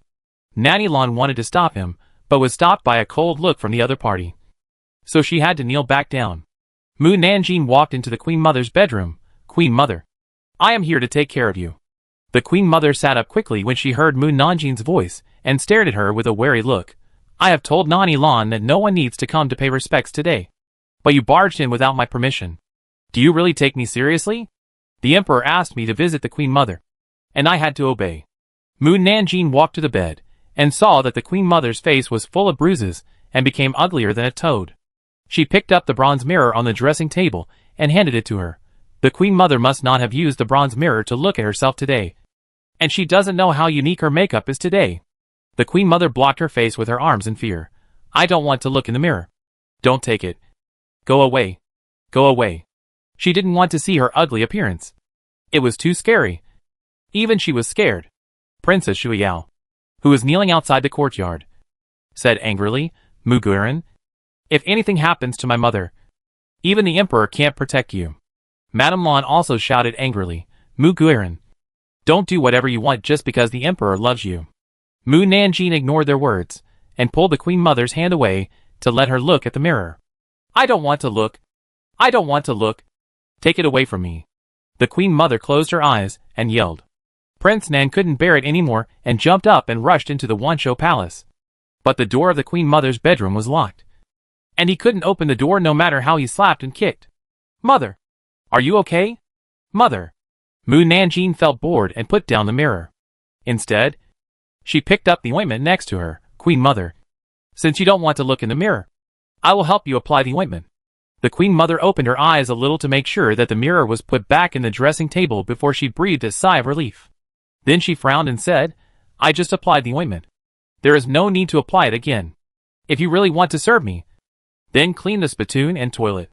Yes, Queen Mother. Then, the spittoon at the bottom of the bed flew up. The Queen Mother widened her eyes in shock, watching the spittoon fly over her head. And then the spittoon fell down, and the spittoon and saliva in it all fell on her face.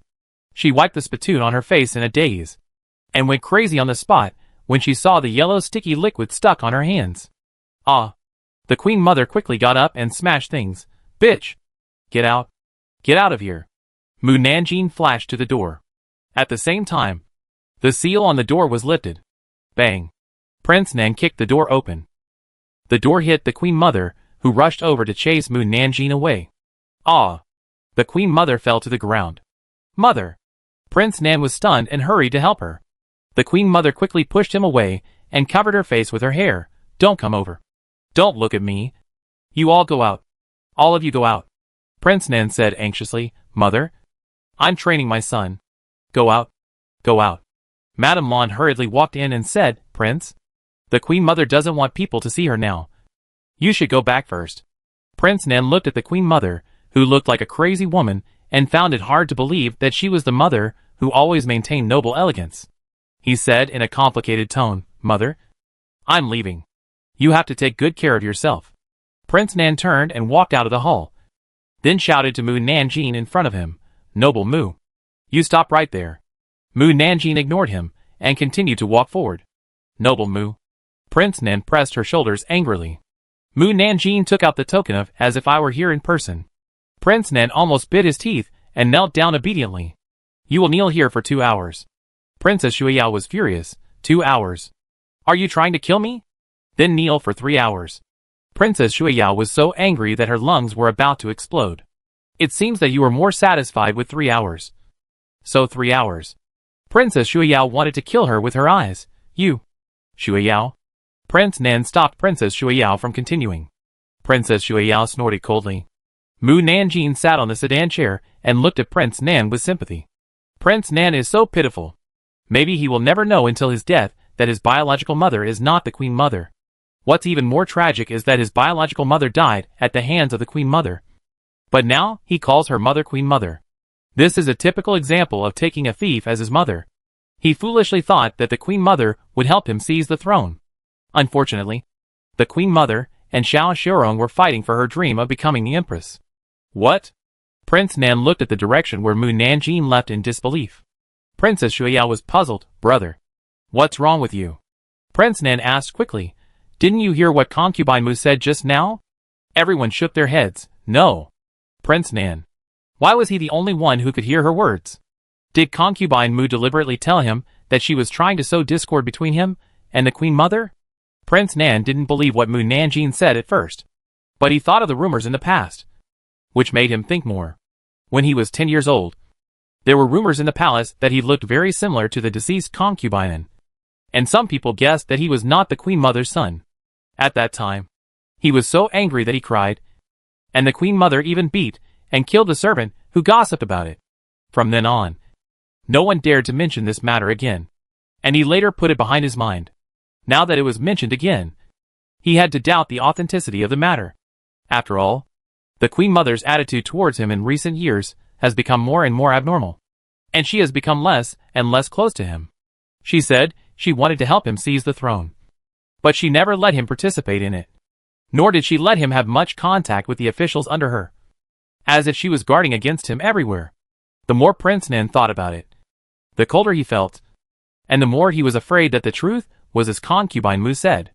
Brother? Brother? Princess Shuiyao kept calling Prince Nan. Prince Nan came to his senses in a daze, then stood up and left. Brother, we haven't kneeled for 3 hours yet. Princess Shuiyao couldn't call him back no matter how hard she called. When Prince Nan left the palace, Mu Nanjing came to the imperial study. Prime Minister Wu, who was discussing things with Gong Xiurong, snorted coldly when he saw her come in. Mu Nanjing. How did I provoke him? Why didn't he give me a good face when I came in? Did he find out that I stole the tea? It's impossible. I did it so secretly. How could he, an old man with dim eyes, find out what I did? Or is he angry that my stomach hasn't moved? How about I give Xiao Xiurong a baby? He. Ahem. Gong Xiurong choked on his own saliva. Prime Minister Wu was sensible and didn't leave. Gong Xiurong coughed lightly. Anji, you came just in time. There is something I want to tell you. 2 state masters from the neighboring country are visiting, and they should have been received by the state master. But the state master was seriously injured. He wanted to let the state master recover from his injuries first, and then beat him up after the state masters from the neighboring country left. But before he finished speaking, he saw Mu Nanjing nodded. I know. I will entertain them. Gong Xiurong. Chapter 178 Teaching Master Ren. The arrival of the state master of the neighboring country was very sudden for Dong Ao. It would take 1.5 months from the 2 capitals of the neighboring countries to the imperial capital of Dong Ao. But they only sent them the news the day before arriving at the imperial capital. So Gong Xiurong and his men could only make hasty preparations. Fortunately, the reception was already handy for the Ministry of Rites. As long as they arranged the people to be comfortable, and then the etiquette was in place, and some entertainment programs were prepared, it would be enough. But it happened that the state master came. The status of the state master is very special. He is higher than the civil and military officials and lower than the emperor. But he can sit on the same level with the emperor. They have a high level of cultivation, and if one of them is unhappy, he can destroy a city. Therefore, it is better to have a state master among the people who receive them to compete with them, so that they dare not look down on their country. But the people in the Ministry of Rites heard that their country's national master was seriously ill and lying in bed, and could not come out to greet guests. What should they do? The emperor said that he would send someone else to replace the national master to receive the 2 national masters of the neighboring country. I wonder who the emperor will send. Alas, no matter who is sent, as long as the other party is not the national master, it will be the same if someone else comes. Yu Shirlang is right. If the national masters of the 2 countries suddenly fight, no one dares to stop them. By the way, Isn't the visit of the two national masters of the neighboring country too sudden? They only informed us when they were about to arrive in the imperial capital, making it seem like the emperor came to check whether we have completed the task. It's scary. Do you think the two national masters of the neighboring country have received the news that our national master is unwell and deliberately came to cause trouble? The national master is unwell for only 1 or 2 days. Even if they receive the news, they can't rush to our imperial capital in such a short time. Right? TSK. Have you forgotten who they are? They are the imperial masters. The imperial masters who can call the wind and rain. And it is not a problem for them to travel thousands of miles a day. The officials standing outside the imperial city gate waiting to welcome the imperial masters were silent. After a long time, someone said, Prime Minister Wu and the Minister of War are here. Aren't they the people sent by the emperor to welcome the two imperial masters from the neighboring country? Everyone looked inside the city gate, and several carriages drove towards them. The reason why we know who is coming is because there are white lanterns and identity cards with names on the carriages. The Minister of Rights brought people to greet Prime Minister Wu and others. Hello, Prime Minister. Prime Minister Wu got off the car and asked, the two imperial masters from the neighboring country haven't come yet, right? No. Prime Minister Wu was relieved. The Ministry of Rights whispered in his ear, Prime Minister. The emperor said that he would send someone else to receive the state master of the neighboring country instead of the state master. But no one has appeared yet. Prime Minister Wu said, she is here. She is here? The Ministry of Rights looked at him. It can't be you? Of course not. Prime Minister Wu said unhappily, even if I am a first-rank official, I can't replace the state master to receive the state master of another country. Then who are you talking about? Prime Minister Wu looked at the last carriage in the carriage team.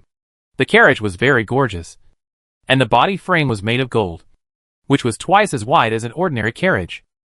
The most exaggerated thing was the horse pulling the carriage, which was so golden that it almost blinded people's eyes. Afterwards, a beautiful girl in a white fairy robe got off the carriage, and many people were stunned instantly. Her sleeves were light and fluttering, and she wore a fist-sized white jade lotus crown on her high ponytail. Her cold face looked even more fairy-like than the state master, and everyone seemed to see a fairy descending to the earth. The Minister of Rights smacked his lips. Where did you invite this Taoist nun from? It is absolutely no problem to use her to fool the state master of the neighboring country. The only prerequisite is that the state master does not use magic to fight. Otherwise he will be exposed immediately. Prime Minister Wu coughed lightly. Don't you think she looks familiar? The Minister of Rights stared at Mu Nanjing's face again and again. Yes. She looks familiar. A bit like her. A bit like... He suddenly widened his eyes. Why does she look so similar to the Emperor's concubine Mu? He had the honor of meeting concubine Mu once in the imperial study. At that time, she was sitting quietly. Prime Minister Wu chuckled. Could it be her? What do you think? The Minister of Rights was ashamed. How dare the Emperor let her receive the state teacher of a neighboring country? She doesn't know how to be afraid. This can cost lives if she is not careful. Prime Minister Wu asked him. Even the Queen Mother dared to provoke her.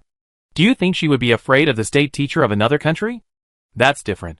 She is protected by the Emperor. It is normal that the Queen Mother can't do anything to her for a while. Other state teachers will not give face to our Emperor. If they want her dead, they can do it silently, and they can't be traced to them at all. The Emperor has his reasons for wanting her to come. The Emperor has arranged everything, and it is useless for the Minister of Rights to worry about it. At this time, Mu Nanjing came over. Prime Minister Wu introduced to everyone. Let me introduce her to everyone. She is the apprentice of the state teacher. Everyone calls her Jialuozo Renjinren. The corners of the mouths of the civil and military officials, who recognized Mu Nanjing, twitched. But those who had never seen Mu Nanjing believed it. I have seen the real person. When Mu Nanjing walked away, the official who did not know Mu Nanjing whispered, Does the national teacher have a disciple? How come I have never heard of it? I haven't heard of him having a disciple either. Could it be that he accepted a disciple before, but he just didn't come with him to Dongyao Kingdom? Yes, that's possible. Can the disciple of the national master stand up to the national masters of other countries? Generally, the ability of the disciples is not as great as that of the master. I don't think it's possible. Alas, the two of them looked like filial sons at a funeral with their heads down. If everyone wore mourning clothes and scattered a lot of paper money, the scene would be more like it. Ahem. The civil officials were immediately choked by his saliva when they heard this. Do they look so much like mourning? Someone whispered, "Who is talking?" It seems to be the voice of concubine Mu. She's here too? So are we hearing her voice or her inner voice? Now that so many days have passed, even officials who are not the emperor's men know that Mu Nanjing will reveal her inner voice, and that she knows many secrets that are unknown to others. I think Master Jiaozuan looks a bit like Lady Mu. Really? I once went to the palace to meet the emperor and accidentally glanced at her. I felt that they looked alike. Do you think Master Jiaozuan's name is difficult to pronounce? Indeed. It's mainly because there is a word written in front and a person at the end, which makes it sound strange. While the officials were whispering, Mu Nanjing and Prime Minister Wu had already arrived in front of the team. Prime Minister Wu lowered his voice and asked in a low voice, "Master Jiaozuan, are you sure you can handle them? If not, is it too late to regret now?"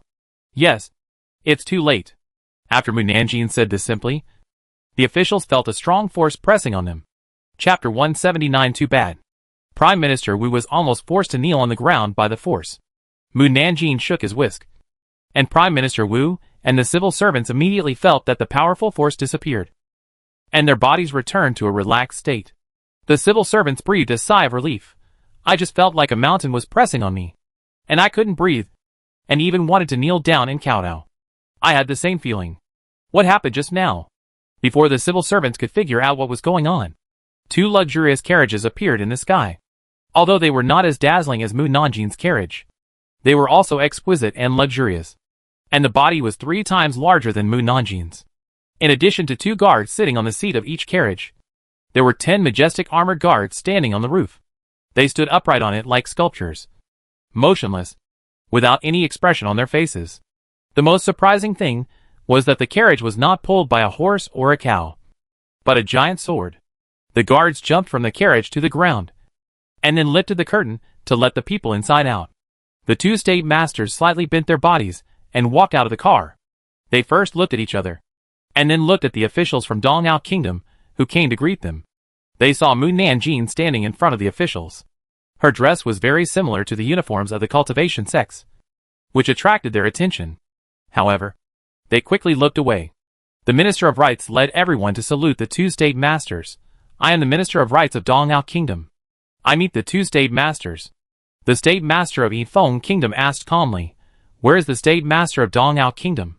Why didn't he come out to greet us? Does he look down on us? Or is he sick as the legend says? How dare I? Please don't misunderstand me. The reason why our national master didn't come out to greet him is..." Before the Minister of Rites could finish his words, Mu Nanjing said first, "He was beaten and paralyzed in bed and couldn't get up." Officials of Dongyao. Girl, do you want to be so frank? You know, if the national master is beaten and can't get up, it will not only be embarrassing for the national master, but also for Dongyao country, and he will be looked down upon by the national masters of the 2 countries. The 2 national masters were stunned. They didn't expect someone to tell them directly. The state master of Yifeng Kingdom asked curiously, "Who beat him?" No one in the entire Dongyao Kingdom should be able to beat the state master. Even the demon cultivators, who practiced secretly, could not do anything to the state master. How could the state master of Dongyao Kingdom be beaten? Mu Nanjing said, "I beat him." Officials of Dongyao Kingdom. Is it true? Why didn't they receive any news? Or did they lie to intimidate the state masters of the 2 countries? 2 state masters. They didn't quite believe what Mu Nanjing said. "Why did you beat the state master?" Mu Nanjing said calmly, "The master can't stand up to the disciples' fist and can only be beaten." Everyone was ashamed. The national master of Taiyang laughed heartily. "Feng Shuang can't beat his apprentice. He is too weak." The national master of Yifeng raised his eyebrows. "Are you really Feng Shuang's apprentice? Why have you never heard him mention it?" Mu Nanjing, if you knew this, what cards would he have to deal with you? The national master of Taiyang sneered. Feng Shuang is really shrewd. Although they had a rule before coming to this world that they could not marry and have children with people in this world, it did not say that they could not find apprentices. But none of them thought of this. Feng Shuang got into the control. However, even if they wanted to find an apprentice, it would be difficult to find a person with good qualifications in this world. Even ordinary qualifications are difficult to find. The state master of Yifeng Kingdom remained silent, and it was unknown whether he believed what Mu Nanjing said. Mu Nanjing asked them, 2 state masters, "Do you want to settle down in the place we arranged first? Or do you want to go to Faxian Tower to see our State Master first? The State Masters of the two countries originally came for the State Master of Dongnao Kingdom. So of course, they had to go to Faxian Tower to see Feng Shuang first. We are going to Faxian Tower. Mu Nanjing turned and got on her carriage. The officials were secretly relieved to see that the two State Masters did not make things difficult for them. Mu Nanjing's carriage led the team to Faxian Tower in a mighty manner. And the people on the street were curious and watched. When they arrived at Faxian Tower, they were stopped. The guard at the gate said, "The State Master does not see guests." The leader of Mu Nanjing's team said to them, "The State Masters of Yifeng and Taiyang are visiting. If you don't want to cause a war among the three kingdoms, please meet the State Master." The guard at the gate hesitated, but still informed Feng Shuang. Feng Shuang let them pass. Mu Nanjing took the two State Masters and 5 officials from Dongnao to the roof of Faxian Tower. TSK. All fancy and luxurious decorations. How does it look like a State Master? Only after hearing this did Prime Minister Wu and the others notice that Faxian Tower was decorated more gorgeously than the rooms of the concubines in the harem. And it really didn't look like a cultivator. Their impression of the State Master was reduced by 1 point. Mu Nanjing brought people to the door of the State Master's room. And the servant guarding the door hurriedly said to the people in the room, "State Master, Prime Minister Wu and others are here." The person inside said, "Let them in." The servant boy pushed open the door and invited Mu Nanjing and the others in.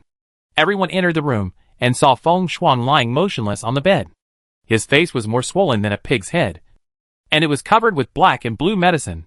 His mouth was not much better, and it was comparable to a pig's mouth. In short, there was no place that was exposed outside the clothes. Everyone widened their eyes. Is this really the State Master they know? Feng Shuang glanced at them and then retracted his gaze. "I can't get up. Please forgive me for my poor greetings." The State Master of Yinyu Kingdom walked up to him and said in surprise, You really got beaten? Isn't it obvious?" Feng Shuang didn't try to cover up the wound. Anyone with eyes could see that he was injured. The State Master of Yinyu Country frowned. "Your wounds are not serious. You can get better immediately by taking the elixir. Why do you make yourself so miserable?" Feng Shuang asked them, "What do you think is the first thing others do after I was beaten?" He didn't have elixir, so he relied on spiritual power to recover from his injuries. So his recovery speed was very slow. Otherwise, he wouldn't be lying in bed. Treasure robbing. The two State Masters thought of this word at the same time, because this thing is common in the world of cultivation. Feng Shuang didn't say anything. The two State Masters looked at Mu Nanjing. The State Master of Taiyang Country sneered, "The disciple you accepted is so cruel. It's okay to beat the master, but he even robbed the master's things. It's okay to rob, but he didn't heal you. He is such a bastard." "Disciple?" Feng Shuang was puzzled. Mu Nanjing called in a calm voice, "Master, the disciple is here." Feng Shuang. When did he have such a wicked disciple like her? Chapter 180. Someone is going to die. The state teacher of Yifeng asked Feng Shuang, who was speechless. "Feng Shuang, is she your disciple?" "Of course she is my disciple." Feng Shuang was stared at by Mu Nanjing. So even if she was not a disciple, she had to say, "Disciple, people have called you a piece of shit. Why don't you return my space ring to me?" He thought that Jian Anji would hide the fact that she beat him for the rest of her life. But in less than 3 days, she told the story herself. As she said, even if he knew that she did it, what could he do? He had no ability to get the things back. He curses people because he has no knowledge. Mu Nanjing said calmly, when he has more knowledge, he won't dare to curse people. Feng Shuang, the national master of Taiyang. Why do they think there is another meaning in her words? The national master of Yifeng said, "Your apprentices don't listen to you. You are such a failure as a master. I also feel that I am a failure. As uncles, you can help me teach her." Feng Shuang wanted someone to teach Mu Nanjing a lesson. If you can't teach her, just beat her up. National masters of the two countries. Why do they think Feng Shuang wants to use them to eliminate Mu Nanjing? Mu Nanjing reminded him, "Master, please don't think about unrealistic things. Just the two of them want to beat me. It's just a foolish dream." Feng Shuang coughed lightly. "By the way, why did you suddenly come to Dongnao Kingdom? I rushed to see you because I received the news that you were injured. I didn't have time to prepare a gift for visiting you. I hope you don't mind." The state teacher of Yinyu Kingdom took out a white jade bottle. Although there is no gift for visiting the sick, there is still a healing pill, I hope this pill can help you. The state teacher of Taiyang Kingdom also took out a small jade bottle. I also have a bottle of pills that can heal external and internal injuries to help you recover soon. You are really well informed. Feng Shuang mocked. You got the news and ran to Donggao Kingdom just after I was injured. You are really thoughtful. People who don't know would think that you are watching my every move every moment. No matter what. I have to thank you for the pill. He knew that they had bad intentions, and the pills they gave were definitely not ordinary healing pills. So he didn't open the medicine bottle and take the pills immediately. Mu Nanjing looked at the sky outside the window. It's almost noon. I wonder if the two state teachers want to have dinner here or in the state government. The two state teachers looked at each other. We will have dinner in Feixian Tower. The officials of the Ministry of Rites immediately arranged the dishes. There are so many kinds of palace dishes that everyone is dazzled and drooling. However, these dishes are not new to the imperial masters, who often eat palace dishes.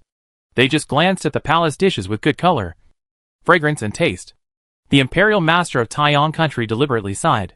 I thought I could eat different palace dishes in Dongzhou country. But now it seems that they are almost the same as the dishes in our palace, and there is no freshness at all. The dishes they carefully prepared were actually despised. And the civil servants looked unhappy. Mu Nanjing introduced to the two imperial masters. Our dishes are still different from those of the two countries. Let me introduce the first dish to the two imperial masters, Buddha's hand golden roll. The two state masters who had been indifferent at first suddenly changed their expressions. They saw the Buddha's hand golden scroll suddenly stretched out a huge golden Buddha's hand to hit them. They quickly raised their hands to resist, but were still beaten back a foot away. The officials of Donggao State were stunned by this scene. The state master of Yifeng State sank his face. Why do the dishes you prepared attack people? Mu Nanjing asked the two state masters. Two state masters. Can you feel the freshness of our dishes? The two state masters. It turned out that she was playing tricks. Mu Nanjing introduced the second dish to them. Let's take a look at the second dish. Auspicious dragons flying together. Ah! Two golden dragons flew out of the dish, and spit out two golden fireballs at the two state masters. This time the two state masters were prepared. They took out magic weapons to resist, but were still beaten very badly. Their clean faces were burned by fire, and were blacker than charcoal. Ah, my face hurt so much. The two state masters hurriedly covered their faces. Puff. Prime Minister Wu and the others couldn't help but want to laugh. Let's see if they dared to dislike their dishes. Mu Nanjing continued to introduce, as if he didn't see the faces of the two national masters, the third dish. The two national masters interrupted him in a hurry. No need to introduce. No need to introduce. If he continued to introduce, someone would die. No wonder Feng Shuang was injured by Mu Nanjing. Just introducing the dishes made them unable to resist. If they really fought, they would probably have no chance of winning. But if I don't introduce it to you in detail, you won't be able to understand how different our dishes are from your palace dishes. The national master of Yifeng said, we can already feel the difference here. You don't need to introduce it again. Mu Nanjing was a little regretful. Then I will introduce you to the wine. The wine you are drinking now. The national master of Taiyang interrupted her. We don't need you to introduce the wine. We just want to taste the wine you brew quietly, and don't want others to disturb us. Okay. Mu Nanjing didn't introduce it again. The two national masters first sniffed the wine and drank it after confirming that it was not poisonous. Then, the blood in their bodies was surging, making them miserable. The national master of Yifeng asked angrily, You poisoned the wine. Mu Nanjing said in a calm voice, only ordinary people would poison. If you didn't poison, why are we so uncomfortable? Didn't you ask me to introduce it? Then guess it yourself. The two national masters were furious. They were so defensive. But they still fell into her trick, which really pissed them off. Prime Minister Wu didn't want the two state masters to die here. Not to mention that they were allies with Taiyang and Yifeng. If anything happened to them, the enemy would immediately send troops to deal with them. Therefore, the relationship between the three countries must not be broken. And the three state masters must not be in trouble. Two state masters, do you want to ask the imperial physician to see you? It's useless even if the imperial physician comes. The two state masters hurriedly took a pill, and then meditated to suppress the blood and qi in their bodies. Because the blood and qi were too violent, the spiritual power seemed to break through their tendons. In the end, they couldn't stand it, and suddenly rolled their eyes and fainted. Gu Yun State Master. Lu Chong State Master. The officials hurriedly stood up. Mu Nanjing comforted them. Don't worry. They are fine. Prime Minister Wu frowned. Mu. Cough. Asked Master Zhuoren. What happened to them? Mu Nanjing didn't explain. Come on. Put the 2 state masters in jail. Everyone. What is this operation? Chapter 181. It's too scary. There is no sunlight in the dungeon. Only torches for lighting. And the prison is filled with the painful groans of prisoners. Gu Yun and Lu Chong opened their eyes and saw darkness in front of them. The surroundings were also terrifyingly quiet. Their cultivation was also sealed. And they were no different from ordinary people now. They looked panicked. And Gu Yun shouted, Is there anyone? Is there anyone? People from Dongzhao Kingdom. Is this how you treat guests? Let me go quickly. Otherwise when I get out, the first place I will flatten is your Dongzhao Kingdom. However, no one agreed to his words. He also found that he could not hear his own voice. That is to say, not only his vision was sealed, but also his hearing. He even lost the other 3 senses. Now no matter what he touches, he can't feel it. And he can't smell anything.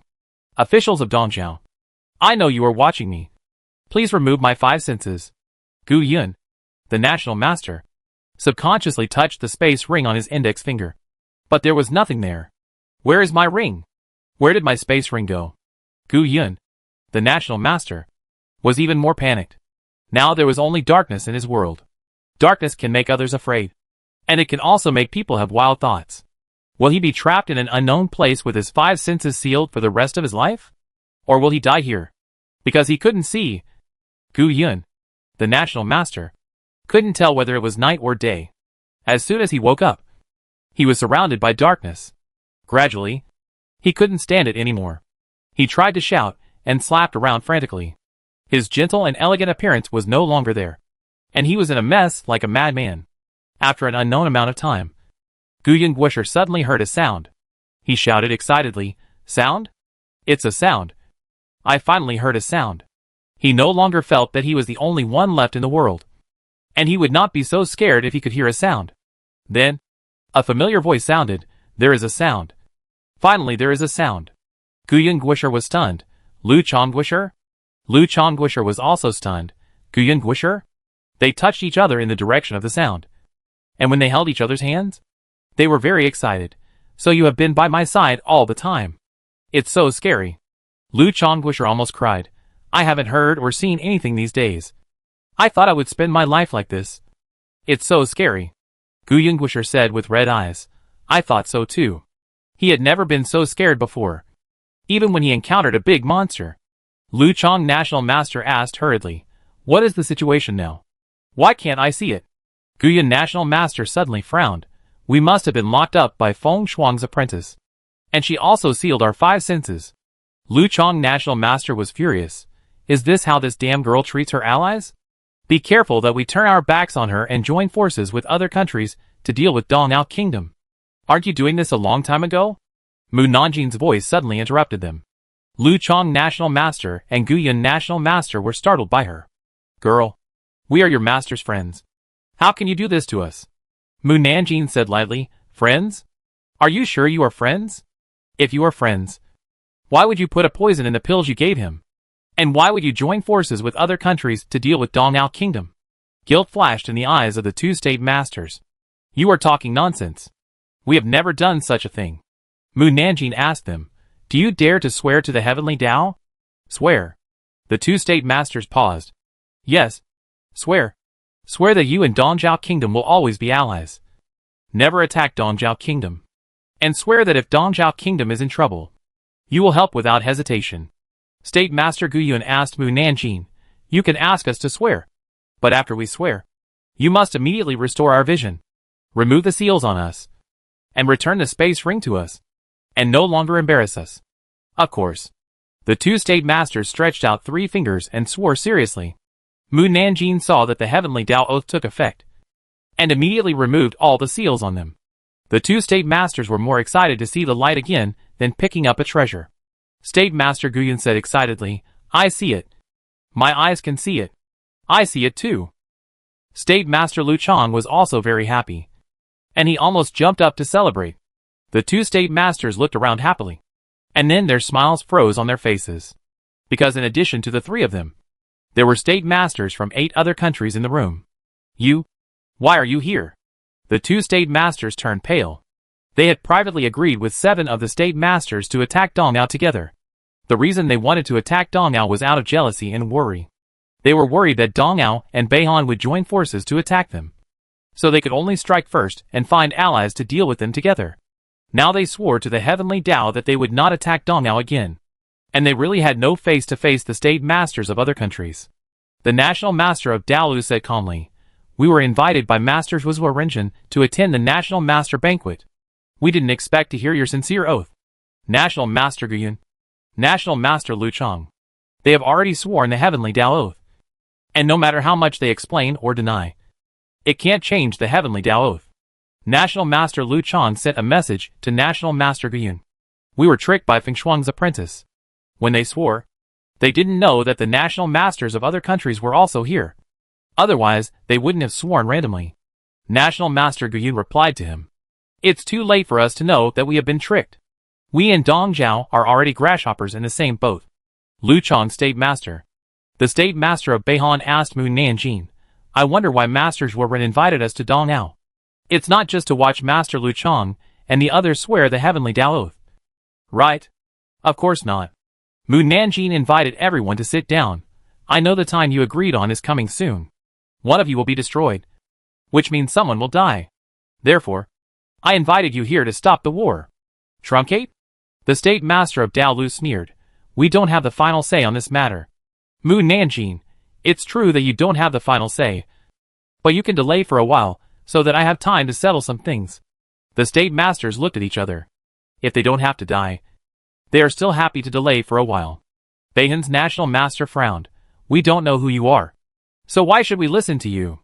It doesn't matter who I am. You just need to know that I don't want you to die.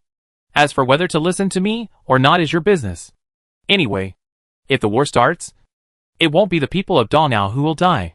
National Master Gu Yuan and National Master Lu Chang have sworn not to deal with Dong Zhao. Beihan and Dong Ao are allies. If a war really breaks out, other national masters will not be stupid enough to go to great lengths to deal with Dong Ao, which has an ally, first, but will only attack weak countries." The weak national masters immediately agreed to delay the war for 5 years. In the end, the majority voted, so everyone had to sign a ceasefire agreement together. Chapter 182. I'm thinking about another Nandan. After signing the armistice agreement, Gu Yun and Lu Chang came to Feixian Tower to see Feng Shuang again. "Feng Shuang, where are the pills we gave you before?" "Here." Feng Shuang took out 2 small bottles from under the pillow. "You don't want to take back all the pills you gave out?" "Yes. We are going to take them back." Gu Yun took back his medicine bottle. "You should know that there is a problem with the pills we gave you. Now I will replace you with a pill without any problem. And I guarantee that you can recover from your injuries immediately." "Oh, do you have a guilty conscience?" Feng Shuang was very curious about what Jian Anji had done to them to make their attitude change so much. "My apprentice." He had just said 4 words. And the 2 national masters immediately stopped him with dark faces. "Don't mention her." "Without mentioning her, we can still be friends. Otherwise we can only be enemies." Feng Shuang. "That little girl is so capable that she made the 2 national masters so angry that they were about to turn against each other." He was more curious about what Jian Anji had done to them. "We are true allies in the future, and we will not do anything to let down the Dong Ao kingdom." Lu Chang, the national master, told Feng Shuang about the truce, and then exchanged the elixir with Gu Yun and left Dong Ao kingdom. Feng Shuang checked the elixir again, and only took it after making sure it was fine. In just half a quarter of an hour, his internal and external injuries disappeared. He immediately jumped up from the bed and said happily, "My injury is finally healed." At this time, the guards in the building came up. "National Master, the Queen Mother sent someone to see you.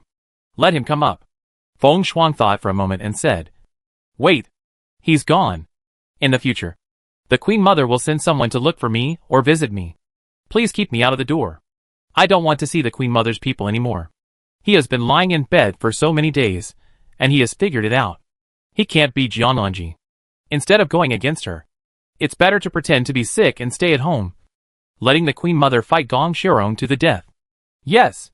Without Feng Shuang's help, the Queen Mother lost her right-hand man. The officials under her were either confiscated or dismissed, and returned to their hometowns. In the end, there was no one available. Even her son alienated her and didn't get close to her. In just 3 months, she was ignored. And finally, the rights of the harem were also deprived. The court also underwent earth-shaking changes. Gong Xiaorong weakened the power of the big family. And now he is in power. Mu Nanjing knew that Gong Xiaorong no longer needed her. So she asked him, Gong Xiaorong, do you remember that I said that I would not help you unconditionally? But I would need something in exchange. Gong Xiaorong's heart skipped a beat. Because what she said meant that she was leaving. Are you leaving? Can you stay for a while? Mu Nanjing shook her head. I can't stay here for too long. Otherwise you and your country will be in trouble. And I need to solve it as soon as possible. Gong Xiaorong was very curious. Can you tell me what it is? Maybe I can help you. I can't tell you now. And you can't help me. But I can promise you that I will tell you everything after I solve the problem. Gong Xiaorong's eyes lit up. You mean you will come back to see me? Mu Nanjing nodded. I will come back after I solve the problem. Then tell me. What do you need from me? Mu Nanjing pointed to his neck. The red necklace on your neck. She had repaired it before. But she never thought she would need it one day. Gong Xiaorong touched the necklace on his neck. This is the necklace my grandmother left for my mother. My mother said that my grandmother once saved a monk. In order to repay her for saving his life, the monk left the necklace as a token. This token can not only protect people, but also ask the monk to do something. Unfortunately, my grandmother never saw the monk again until she died. So she gave the necklace to my mother. And my mother gave it to me. I grew up safely thanks to it. He bit his finger and dripped the blood on the necklace. And the beads on it bloomed into small flowers. My mother said that only my grandmother's blood can make the necklace bloom. And the monk will help. In other words, even if Mucini stole the token, it would be useless. Only if Gong Xiaorong agreed, the monk would help. Gong Xiaorong put the necklace on Mu Nanjing's neck. Mu Nanjing touched the necklace and said, You just gave it to me like this. Don't you regret it? If you want to ask the monk for help in the future, he won't help you anymore. I don't even know where the monk is. Or who he is. How can I ask him for help? Gong Xiaorong didn't regret it at all. Besides, your help is much more useful than the necklace. He put his hand on Mu Nanjing's shoulder. You must come back to see me. Mu Nanjing nodded. I will. When are you leaving? Mu Nanjing didn't want to lie to him. I'm leaving now. My uncle and the others are waiting for me outside the palace. She thought for a moment, took off the jade bracelet on her hand, and then attached her spiritual consciousness and said, From now on, it will replace the necklace to protect you. Thank you. Gong Xiaorong put the jade bracelet on his wrist. Although it was a girl's thing, he didn't mind at all. I'll take you out of the palace. No need. After the words fell, Mu Nanjing disappeared in front of him. Gong Xiaorong hurriedly reached out to grab it, but only grabbed a handful of air. Just left like that? It was really sudden. Gong Xiaorong felt inexplicably empty in his heart. He didn't know how long he would have to wait for her to come back to see him this time. After Mu Nanjing left the palace, he went directly to the inn to find Mucini. Mucini, who was in a daze in the room, saw her come back and asked hurriedly, Did you get the token? Mu Nanjing touched the necklace on his neck. I got it. Mucini laughed. Great. Let's pack up and leave now. Mu Nanjing did not move. What were you thinking about just now? Mucini's face paused. I didn't think about anything. Mu Nanjing looked at him without saying anything, with an expression of if you don't tell me, I won't leave. Mucini sighed. I'm thinking about another Nan. Mu Nanjing raised his eyebrows.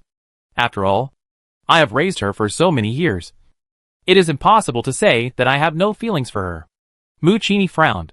I don't know if she is living well over there after exchanging bodies with you. She is so timid and has no opinion. I am worried that she will not live well or be bullied. Bully? Mu Nanjing sneered. Who dares to bully me? As long as she keeps a cold face and doesn't talk too much. No one dares to provoke her. Moreover, I have many magic weapons on me, any one of which can take someone's life. Before they want to bully me, they have to consider whether they have the ability to do so. Mucini couldn't help laughing. Then I feel relieved. Chapter 183 The First Heir. Mu Nanjing got the token, and everyone could finally pack their bags. Before leaving, Mucini called everyone to his room and gave them the purple robes of the order. Everyone go back to your room and put them on.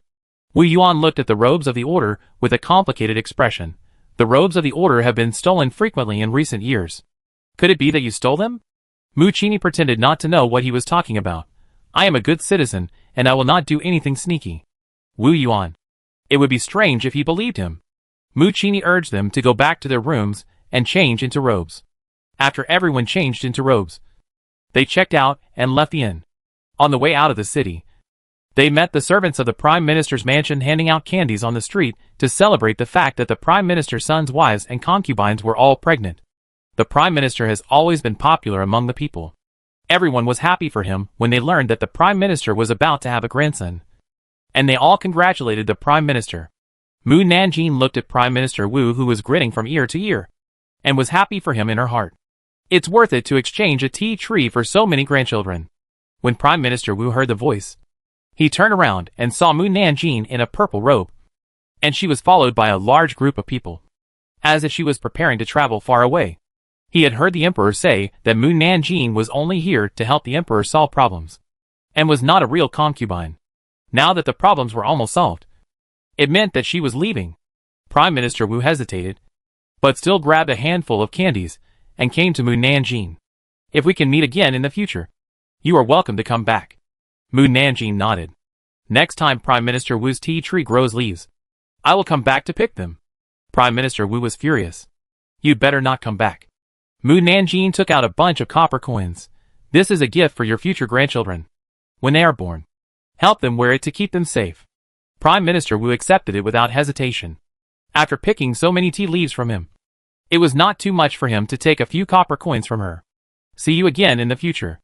Mu Nanjing did not delay any longer, and followed Mucini's team. Mucini took Mu Nanjing and others to a pharmacy in the outer city, and then took out an identity token for the shopkeeper to look at.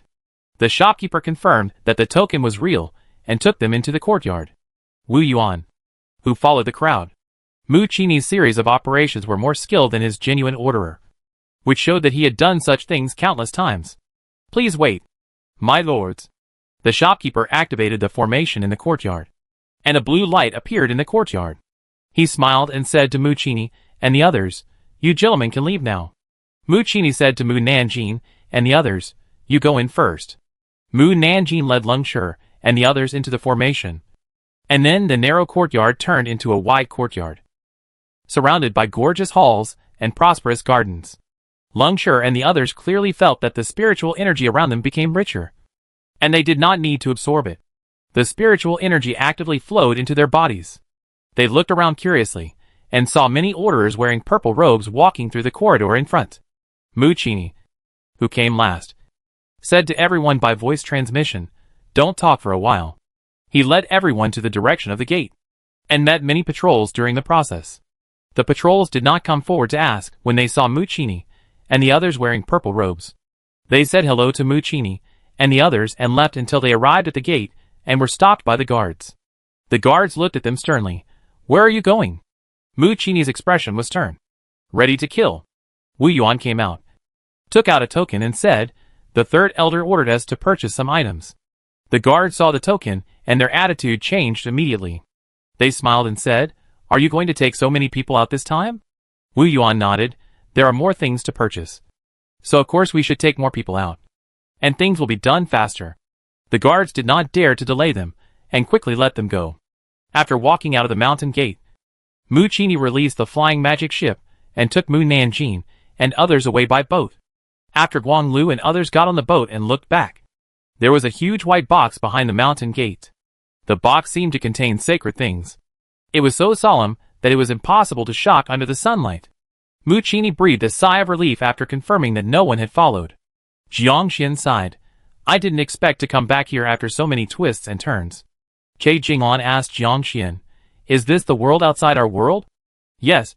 The place where you lived before was just in a box. Jiang Xian pointed to the huge white box behind him. That's where you lived before. Lung Shi and the others looked surprised, unable to imagine that they came out of a small box. Qie Jinglan was curious. Can a small box contain such a big world? And so many people? That is an ancient magic weapon. It's not surprising that it can contain a big world. Jiang Xian frowned and said, since you have the opportunity to come out from there, then live well here. After all, that world is not safe, and may collapse at any time. Your life is equivalent to being held in someone's hand. If others want you to die, it's just a matter of the box owner's thought. But this world is also very cruel. It is a world where the strong are respected. With your current cultivation level, you can only be bullied. So if you don't want to be stepped on by others, you should become stronger quickly. Guang Lu was very nervous. They are demon cultivators, and they are bullied by others. Then I, an ordinary person, can only die? Jiang Xian thought for a while, and said, there are no ordinary people in this world. If someone finds out that you are an ordinary person, I really don't know what will happen to you. It won't be miserable. Right? Guang Lu was very worried. Do I have a chance to cultivate immortality? If you have spiritual roots, cultivating immortality is not a problem. When you settle down, I will show you whether you have spiritual roots. Guang Lu sincerely thanked. Thank you, Senior. Na Wu heard their conversation and turned to Mu Qini and said, have you told your niece about her situation? Mu Qini shook his head. No. Then why don't you tell her quickly? Otherwise you will offend others when you return to the sect without knowing it. Mu Qini hummed and said to everyone, while everyone is talking about Nan Nan's identity. Jiang Xian and the others felt that Mu Nanjin's identity must be extraordinary. So they all quieted down and listened carefully. As long as everyone in this world knows about the Gonghua family, the largest family, I will not bother to solve the situation of the Gonghua family. Jiang Xian, Jia Yin and Wu Yuan all widened their eyes. Gonghua family. The Gonghua family of the largest family? Miss Mu is not from the Gonghua family. Right? Yes. Mu Qini frowned when he mentioned the Gonghua family. She is not only from the Gonghua family, but also the first-line heir of the Gonghua family. The first-line heir? Jia Yin and the others looked at Mu Nanjin in disbelief. Oh my god. She is actually the heir of the Gonghua family. If she inherits the position of the head of the Gonghua family, wouldn't she be the most noble woman in the world of cultivation? Guang Lu was curious. Is the Gonghua family very powerful? Chapter 184 Unable to give up. It's no longer possible to describe the Gonghua family as powerful. We can only say that they are a powerful existence. There are 10 cultivators in the tribulation period alone, and 8 people who have successfully ascended to heaven. They are protected by their ancestors, who ascended to heaven and have a high status. Jiang Xian saw Guang Lu still looking confused and felt that ignorance was good. Simply put, when the cultivation world is divided into 4 countries, the Gonghua family is equivalent to one of the imperial families. Now you know how high the status of the Gonghua family is. Right? Guang Lu immediately understood. He stared at Mu Nanjin with wide eyes. Then Miss Mu is not a princess. Her status is higher than that of a princess. A princess has no inheritance rights. But she is the first-in-line heir. As long as the head of the family dies, she can inherit the Gonghua family. Jiang Xian became more and more excited as she spoke, and felt that she had followed the right person. Na Wu shook his head. You think too highly of Gonghua's family. It's true that Mu Girl is the first-line heir, but if she can't pass the assessment, she won't be able to inherit the position of head of the family. There will be many accidents before she inherits the position of head of the family, such as being eliminated by the second and third heirs. In short, it will take a lot of support to successfully take the position of head of the family. Guang Lu blurted out, isn't this similar to inheriting the throne? Yes. Na Wu looked at Mu Nanjin with a cold face. Returning to Gonghua's family does not mean safety.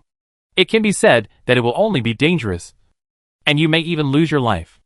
Mu Girl is so fragile that I'm afraid she won't survive more than half a month in the family. Jiang Xian and the others almost collapsed when they heard the word fragile. Na Wu didn't notice their strange looks and continued. Although Mu Yatu is the first-line heir, she is not favored by others. The main reason is her mother. He didn't continue. Mu Qini knew that he couldn't say much, so he continued. Nan Nan's mother has a useless spiritual root. Although she can practice, it is difficult for her to rise to the Jindan stage. She may even stay below the Jindan stage for her whole life. Everyone thinks that Nan Nan may become a useless spiritual root like her mother. So there are very few people who support Nan Nan. If she can't inherit the position of the head of the family, then what awaits her is either being hunted down or death. Jia Yin asked curiously, how high is the realm of the second and third heirs now? Not only are they 1,000 years older than Nan Nan, they are also geniuses once in a century. At present, their cultivation has reached. It is impossible for Nan Nan, who is only in her teens, to catch up with them in the void refining stage, which is the second reason for not being optimistic. Mu Qini sighed. I don't ask her to inherit the position of the head of the family, but I ask her to save her life. This is why I took the risk to take her away. Guan Lu frowned. Since you think Miss Mu can't inherit the position of the head of the family, why do you want her to go back and die? If she doesn't go back, her mother will have a harder time. Once the head of the family dies, her mother may not survive. Jiang Xian heard that the situation was not optimistic. Is the head of the Gongbao family dying soon? He is about to ascend. If he fails to ascend, he will die. No matter what. My sister's ending will not change. Mu Qini patted Mu Nanjing on the shoulder. We must save your mother when we go back. Mu Nanjing nodded. Jiang Xian asked again, can't the head of Gongbao protect his partner? There's a saying that goes, when people leave, the tea gets cold. Whether the head of Gongbao ascends to heaven or dies, Nanan's mother will not be happy. Dying said, if Mu girl cannot inherit the position of head of the family, let her swear to the heaven to give up the position of head of Gongbao family. Maybe other heirs of Gongbao family will spare her and her mother's life. Mu Qin's eyes darkened. This is the last plan. Dying and Yitai looked at each other and said nothing more. Mu Qini said again, let's go to Wanjin sect first. Wanjin sect? Jia Yin was puzzled. Is it the Wanjin sect that is as famous as Gongba's family? Yes. Mu Qini did not hide it from them. There are not many people in Gongba's family who support Nanan. If she wants to get the position of the head of the family, she must have the support of the people of Mu family and Wanjin sect. Then she has a greater chance of getting the position of the head of the family. Shi Yang sighed. Qini, you really don't give up on the position of the head of the family. But as a friend, I still have to remind you that even if there are people from Mu family and Wanjin sect supporting you, if Mu girl herself does not strive for it, no matter how much support she gets, she can't win the position of the head of the family. I hope you can see this clearly, instead of letting it become your inner demon, which will not be good for you. Mu Qini said with a gloomy face, if I don't fight for it, I can't give up. Not giving up can also become my inner demon. Shi Yang stopped persuading. Mu Qini said, we will go to Wanjin sect now. Yitai asked him, do you know anyone in Wanjin sect? Who can you ask for help in Wanjin sect? Will they definitely help you? We will know if there is anyone to help us when we get to Wanjin sect. Mu Qin accelerated the flying speed of the magic weapon, and then borrowed the teleportation array to fly from the East Continent to Wanjin City in the South Continent. Wanjin City is an endless city with many people coming in and out of the city, including merchants from afar, passing travelers, and citizens of Wanjin City. Most of the shops in the city hung the flag of the Wanjin sect, indicating that they were under the control of the Wanjin sect, and ordinary people did not dare to make trouble at will. Guan Lu and Jie Jinglan looked around curiously, and the things sold on the stalls were all goods they had never seen. In addition, there are many demon cultivators in the city, but they can walk on the streets without being driven away. Leng Shi whispered in Jiang Xian's ear, do people here accept demon cultivators? Will they not be caught or driven out of the city by the righteous? As long as you don't do bad things, generally no one will pay attention to you. Leng Shi and others are relieved. Also, your cultivation is low, so don't provoke others if you can. Leng Shi and others nodded. Mu Qini and his companions did not buy anything, but came directly to the foot of the mountain of Wanjin sect, and then took out a visiting card and handed it to the disciple guarding the gate. The Mu family of Xiangqing, Donda's Hao, is here to visit the leader of Wanjin sect. Shi Yang and his companions looked at him in surprise, not expecting that the person he wanted to see was actually the leader of Wanjin sect. The disciples guarding the gates saw that Mu Qini had an extraordinary temperament, so they did not neglect him. We will pass the card to the leader.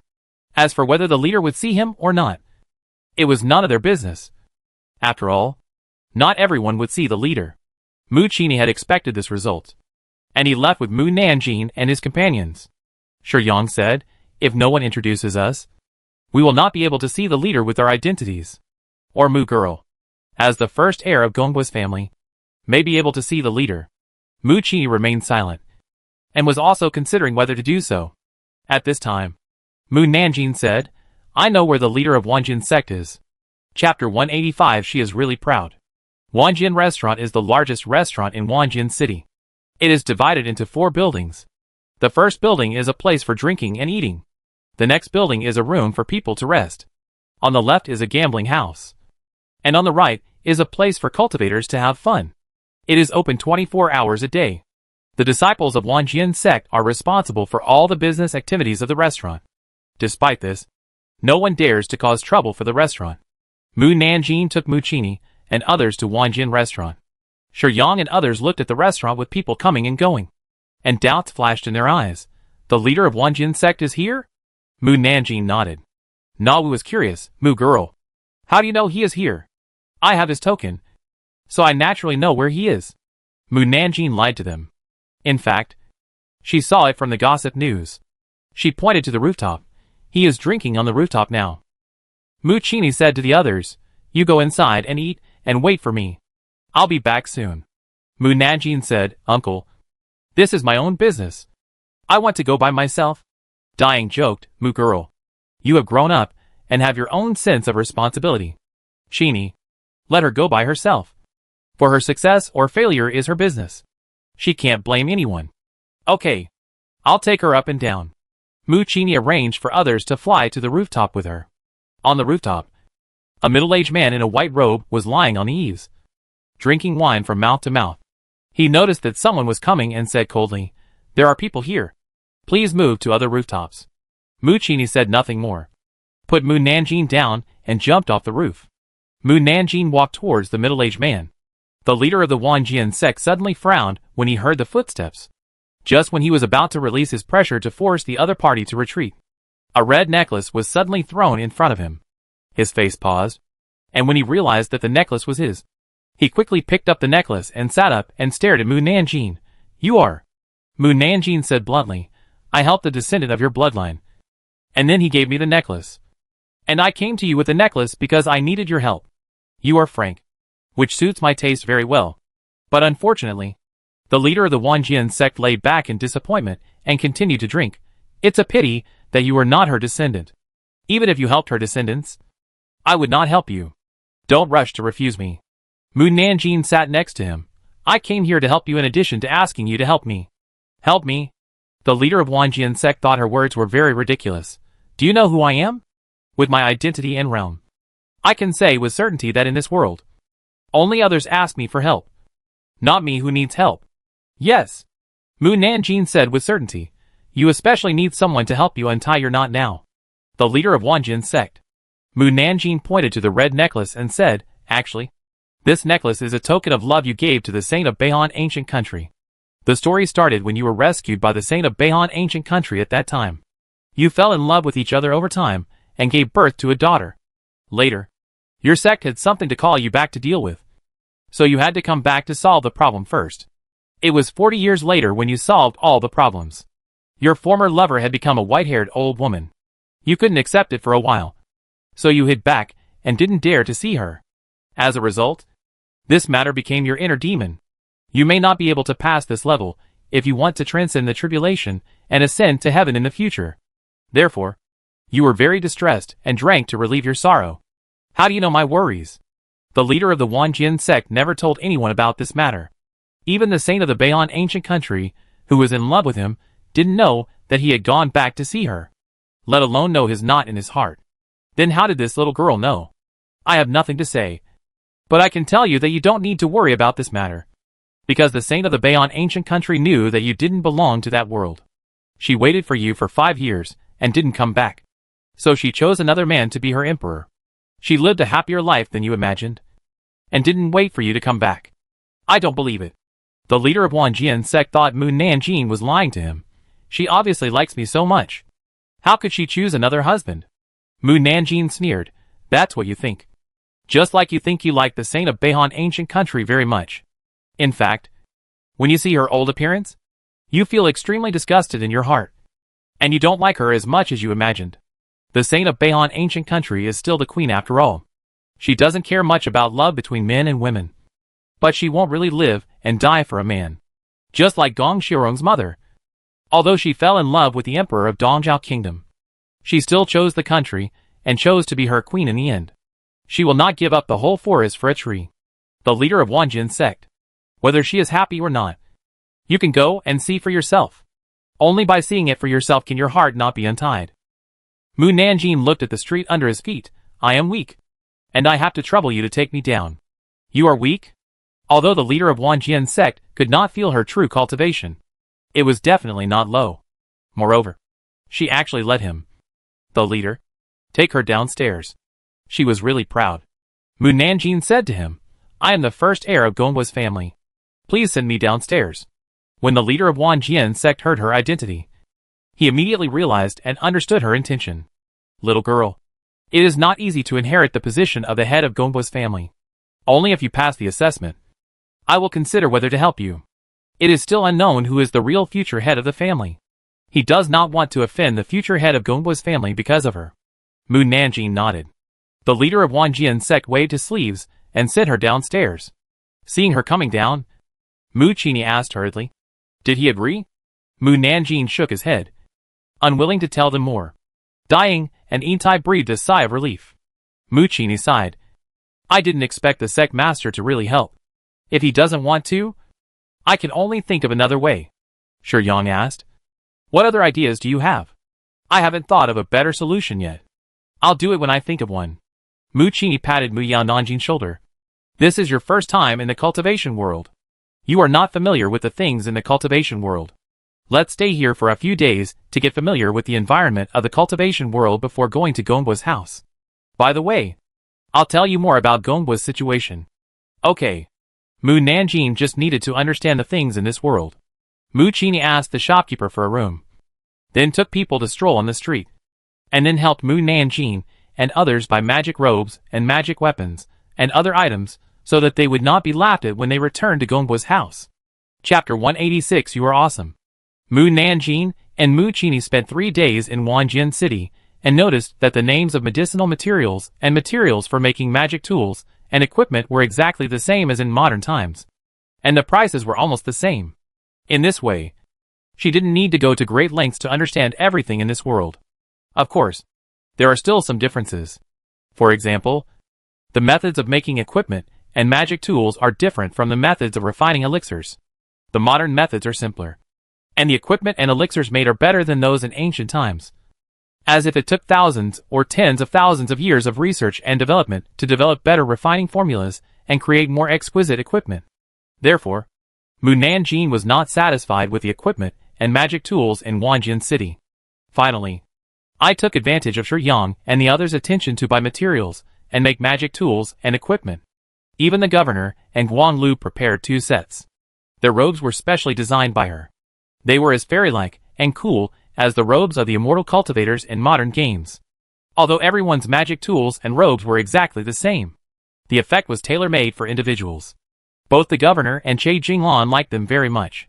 After everything was ready, Mu Qini took them to leave Wanjian City and head to Gongwa City in the western continent. Just before arriving at Gongwa City, Mu Nanjing said to the governor, Gu Ming, you will stay by my side as a guard and help me do things in the future. Neither I nor anyone else can call you governor anymore. From today on, I will call you by your real name. Do you have any objections? The governor, who had not been called Gu Ming for a long time, was a little dazed when he heard Mu Nanjing calling his name. And then he realized that she was calling him, whatever you want. Mu Qini looked at the city in the distance. We are almost at Gongwa City. Gongwa City covers an area not inferior to Wanjian City. The outer city is where ordinary people live and do business. Behind the outer city is the inner city, where outer and inner disciples train and live. The most central place is the central city, where the Gongwa family lives. If you want to enter the central city to find the head of the family or the elders, you need to notify or take out the Gongwa family token before you can enter. Otherwise you will be treated as a thief and executed. Lung Shuren and others who came with Mu Nanjing were not recognized as Gongwa family members, so they could only wait in the outer city. Shi Yang and others did not want to be bound by the rules of the central city, and did not follow Mu Qini into the central city. And Mu Qini had a smooth journey with the identity token of the Gongwa family. Many people who recognized Mu Qini sent messages to their masters. In just 2/4 of an hour, everyone in the Gongwa family knew that Mu Qini had returned with the first heir, and many people ran out to watch. The girl who is traveling with Senior Mu is the future head of the family. What future head of the family? You can't say that. If the second and third heirs hear that, they will peel off your skin. The so-called first heir is only chosen as the head of the family when she has the same conditions as the second and third heirs. But if the second and third heirs have better conditions than her, then the first heir cannot inherit the position of head of the family. TSK. If the first heir is not the daughter of the head of the family, she has no qualifications to be the heir with her cultivation of just over a decade. Speaking of the first heir, it is also embarrassing. When she was born, she was taken away from Gongbo's house by Senior Mu because she was worried that she would be murdered. It's like a stray dog who has the nerve to come back. If it were me, I would live outside and never go back to Gongbo's house. Yes, it's useless for her to come back. She can't compete with the second and third heirs. She should be a free and easy person outside. Mu Nanjing took in everything they said. Mu Qini sent her a message. Take their words as farts. Your uncle will always support you.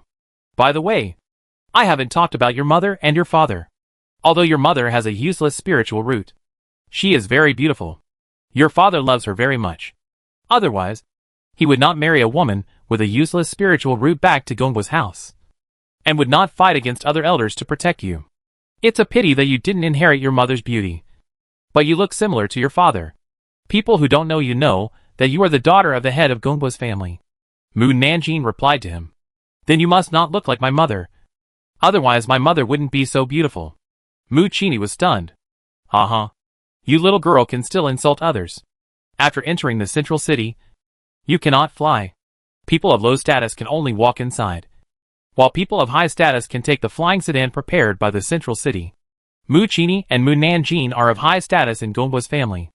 After entering the central city, they immediately changed into flying sedans and went to the main hall where the master of the family lived. The guards in charge of carrying the sedan kept looking at Mu Nanjing, wanting to see how advanced she was. But they couldn't see her level when they arrived at the main hall of the master of the family. Big brother. A soft and graceful female voice came from the main hall. And then a beautiful fairy ran out of the main hall with elegant steps. Mu Nanjing looked at the fairy who seemed to run out of a painting and couldn't help but lose his mind. Mu Qini introduced Mu Nanjing using voice transmission. She is your mother. Mu Jingling. Mu Nanjing murmured. She is so beautiful. She was once praised as the most beautiful woman in the world of cultivation. How could she not be beautiful? Only a great man like your father could protect her. Mu Jingling stopped in front of the sedan chair. First looked at Mu Qini, and then nervously looked at Mu Nanjing. She asked cautiously, Brother? Is she Nan? Yes. Mu Qini said to her gently, I brought your daughter back safely. Mu Jingling smiled at Mu Nanjing. She looks exactly like a fae. At the same time, a disgusted voice came from the hall. Why doesn't she look like you? She's so ugly. Mu Qini. Mu Jingling. The daughter looks exactly like you. If you say that, isn't she indirectly disgusted with her ugliness? Mu Nanjing said in a light voice. I also think I look very ugly.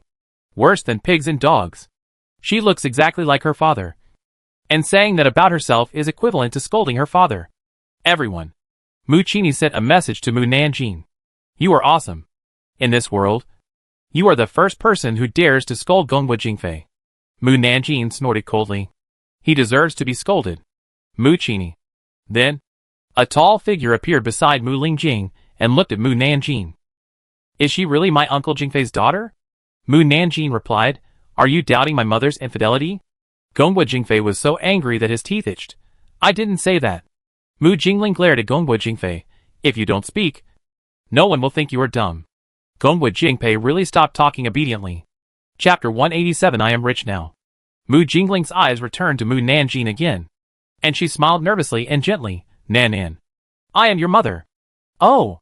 Mu Nanjing replied lightly. Mu Jingling did not hear her calling her mother, and her face was disappointed. Mu Qini saw his sister's smile gradually disappear, and he reminded Mu Nanjing, Why don't you call her mother quickly? Oh. Mu Nanjing replied with another word indifferently. Hey. You. Mu Qini apologized to Mu Jingling, shouting. She is so cold. Don't blame her. No. How could I blame her? Mu Jingling only kept Mu Nanjing by her side for 100 days, and then never participated in the child's life again. It was her dereliction of duty as a mother. How could she blame the child for not calling her? As long as she thought of missing the child's growth, her heart was very uncomfortable. Gongbo Jingfei put his arm around her shoulders. Let's talk inside. Yes. I'll go inside and talk. Mu Jingling tried to pull Mu Nanjing's hand. Seeing that she didn't object, She happily led her into the house. Then poured her tea and brought Mu Nanjing cakes. These cakes are made by me. Try them and see if they are delicious. Hee hee. My mother is so beautiful. My mother is beautiful. And her tea pouring movements are even more beautiful. I can't get enough of her. Wow. The cakes made by my mother are so delicious. Huh? Mu Jingling, Gongwu Jingfei, and Mu Qini were slightly startled. They seemed to have heard Mu Nanjing call her mother just now. They looked at Mu Nanjing, who was drinking tea with a cold face, as if what they had just heard was an auditory hallucination. How could such a beautiful mother marry Gongwu Jingfei? It's like Beauty and the Beast. Not a good match at all. Mu Jingling, Mu Qini, Gongwu Jingfei was so angry that he put the teacup heavily on the table. The servants in the hall knelt down in fear. Mu Nanjing was still drinking tea calmly. Gongwu Jingfei suddenly became so fierce that he would scare my beautiful mother. Gongwu Jingfei looked at Mu Jingling. The latter peeled fruit for Mu Nanjing with a gentle face. Was he the only one who heard the sound? Or was he hallucinating? Gongwu Jingfei said to Mu Jingling, Nanan must be tired after rushing back to Gongwu's house. Ao Ling, take Nanan to her room to rest, and see if she likes the room you decorated. Okay. Mu Jingling looked at Gongwu Jingfei and said to Mu Qini, Nanan, I'll take you to your room. Mu Nanjing left with her. Gongwu Jingfei frowned and asked Mu Qini, Did you hear what Nanan said just now? Mu Qini put down the teacup and asked, Are you talking about her calling Shaoling mother? You heard it too? I thought I was hallucinating just now. Then what's wrong with her? She doesn't look like she's talking to us. Nor does she look like she's talking to herself. So why can we hear her voice? Gongwu Jingfei was very puzzled. Is it telepathy? Mu Qini shook his head. I don't know what's going on either. I've never seen such a strange phenomenon before. This is the first time I've heard her speak so happily. Gongwu Jingfei narrowed his eyes. She seems to be unable to hear her own voice. Instead of guessing here, we might as well ask her in person. You are familiar with her. Go ask her. Mu Qini said with a smile. Don't speak too harshly to her. You can also get familiar with her. Gongwu Jingfei. It's not that he wants to speak harshly, but he doesn't know how to get along with this daughter for the time being. So his words hurt people. At the same time, Mu Jingling took Mu Nanjing to the room. The room was decorated with fairy air just like Mu Jingling herself, with light blue gauze hanging everywhere, incense burners on the table, tables and chairs with light blue cushions, and maids wearing light blue dresses. The room is elegant and beautiful, making people feel very comfortable. Mu Jingling asked her carefully, Nanan, do you like this room? If you don't like it, I will change it for you. Mu Nanjing nodded, I like it. As long as it is a room decorated by my beautiful mother. I like it. If I can't hear her inner voice, I will think that she said like just perfunctorily. Mu Jingling couldn't help laughing, and took out a space ring and put it on Mu Nanjing's finger. It contains spiritual stones, which are your monthly allowance. If you don't have enough spiritual stones, you can ask your mother for more. Mu Nanjing used her spiritual sense to check, and the spiritual stones inside were as much as an ordinary spiritual vein. And this was just a month's pocket money. As expected, the world of rich people is not something that ordinary people can understand. And she is rich now. Hee hee. It's great to have a mother with endless money. My mother is beautiful, generous, and very rich. Seeing that she was happy, Mu Jingling took out another space ring. This ring contains equipment, magic weapons, elixirs, and some materials. If you don't have enough, you can ask your father for more. Your father has a lot of materials. He has what others have, and he also has what others don't have. Mu Nanjing checked the ring again. It was full of top-grade equipment and magic weapons. The pills were all top-grade pills worth a fortune. Any pill was worth tens of thousands of top-grade spirit stones. Ah, I'm rich now. Hee hee. Seeing her happy, Mu Jingling touched her head distressedly. Nanan, you have suffered outside these years. The things she just gave Mu Nanjing were ordinary items for the children of Gongwu's family. But Mu Nanjing felt that she had become very rich, which showed how hard the children had been outside. Not hard. Mu Nanjing really didn't feel that she had suffered. She could be said to have lived a particularly smooth life. Not only did she have a master and fellow apprentices who loved her, but she had never encountered a bottleneck in her cultivation, and had never failed to advance to a higher realm. The only shortcoming was that her master and fellow apprentices were too poor. All her belongings were earned by herself. Mu Jingling looked sad. It's all because of me that you got into trouble. If I wasn't a useless spiritual root, you wouldn't be disliked by the people of Gongwa's family. If you weren't Gongwa's child, you wouldn't have to suffer outside. And you wouldn't have to be stared at by everyone when you come back. And you wouldn't have to take the test. As she spoke, her eyes turned red. The test is very dangerous. What if? What if? Mu Jingling couldn't imagine what would happen if she failed. She suddenly felt that it was good for her daughter not to come back. At least she was safe outside. Mu Nanjing comforted her. Don't worry. You should worry about the other people in Gongwa's family. What if I hit them too hard and killed them? Let the head of the family help collect the bodies. Poochie. Mu Jingling, who was about to cry, was amused by her inner thoughts. Mu Nanjing looked puzzled. What's so funny about the 3 words don't worry? Chapter 188 Big Ambition. Mu Jingling and Mu Nanjing chatted for another hour before reluctantly leaving. After Mu Jingling left, Mu Qini brought Gu Ming and the others to Gongwa Jingfei, because Jie Jinglan and the others were wearing robes made by Mu Nanjing. Gongwa Jingfei, even if he was a person in the tribulation crossing stage, could not see through their cultivation and identity, but he still arranged them to Mu Nanjing's yard. Although it was called a yard, it was actually larger than Prime Minister Wu's mansion, and it was no problem for hundreds of people to live there. On the 3rd day after Mu Nanjing returned to Gongwa's house, Mu Jingling took Mu Nanjing to stroll around Gongwa's house and told Mu Nanjing about the general situation of the family. Nan, you have been living outside the world of cultivation, so you probably don't know that people in the world of cultivation live a long life. Under normal circumstances, the shortest lifespan is nearly 300 years old, and the longest lifespan is 10,000 to 20,000 years old. Since everyone's lifespan is different, the time of marriage is also different. Some people know that their aptitude is not good, so they will get married and have children in their 20s or 30s to leave offspring. Some people have good aptitude and will practice hard in the early stage, and wait until they are hundreds or thousands of years old before looking for a Taoist partner. Just like your father, who married me when he was close to the tribulation period, and the age difference between him and me is more than 8,000 years. And the age difference between him and your uncle is more than 3,000 years. Another example is the elder of Gongwa's family. He is 5,000 years old, and is the nephew of your father. But according to seniority, he still has to call you cousin aunt. Mu Jingling touched Mu Nanjing's head. I tell you this to tell you that you are thousands of years older than the 2nd and 3rd heirs. But they are younger than you. The 3rd heir is the grandson of the great elder, Gong Boyu. If he sees you, he has to call you aunt. The 2nd heir, Gong Boyan, is a junior from the side branch. His generation is younger than Gong Boyu, but he is better than Gong Boy in all aspects. But he is a side branch after all, and it is not easy to get support from the direct line. Therefore, everyone is currently optimistic about Gong Boyu. You must be wondering why the Gongwa family chooses a junior as the heir instead of a person with a higher realm, when there are many cultivators with higher realms than Gong Boyu. This is because it takes a lot of manpower and material resources to train a family head, and people with high realms are not far from death or ascension.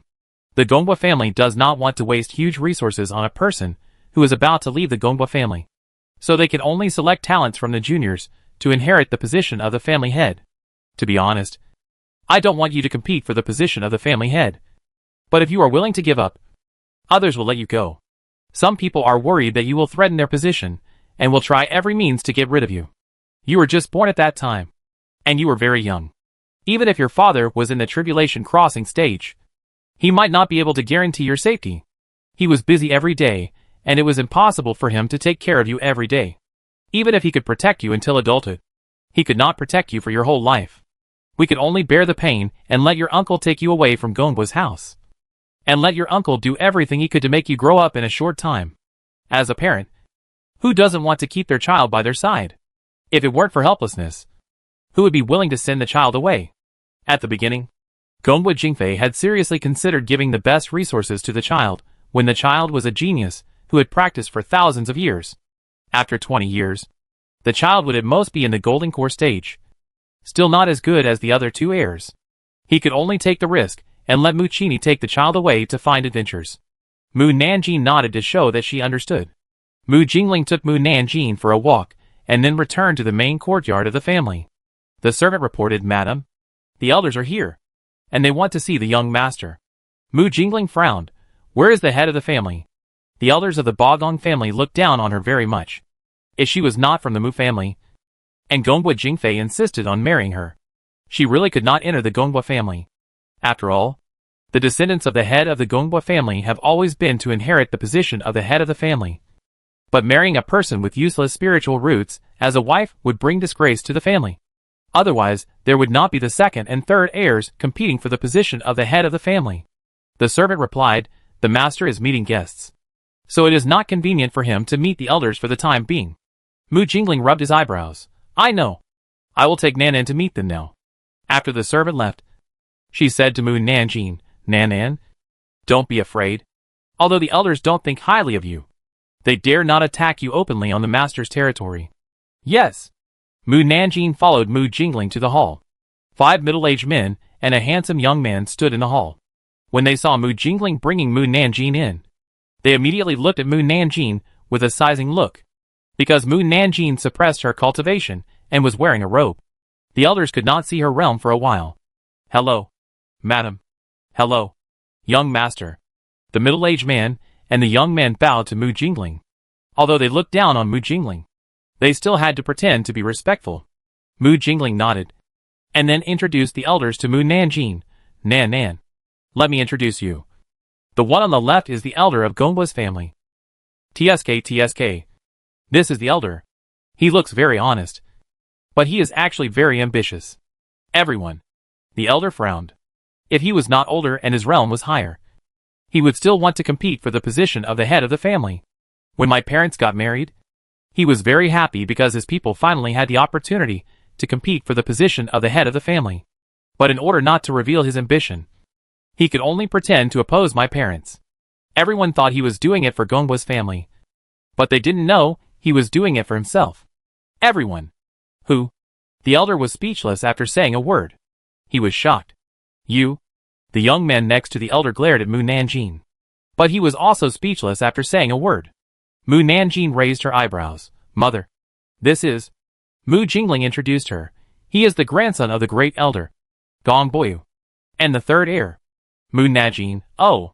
So he is the grandson of the great elder, Gong Boyu, who is uglier than Gong Bo Jingfei, but thinks he is so handsome. Everyone. His strength is much worse than Gong Bojin. If Gong Bojin was not a member of the collateral branch, he would not have been able to compete for the position of the head of the family. Also, the Gongbua family always says that they only look at strength, but in fact they also look at the purity of blood. The Gongbua family is not good at picking people. Seeing that the faces of the elders were getting darker and darker, Mu Jingling quickly coughed lightly. Nan. This is the second elder. Although the second elder's words are unpleasant, he is actually a good person. He is the only one who treats my mother as a real wife. Mu Jingling looked at the second elder in surprise. Chapter 189. This is really nice to hear.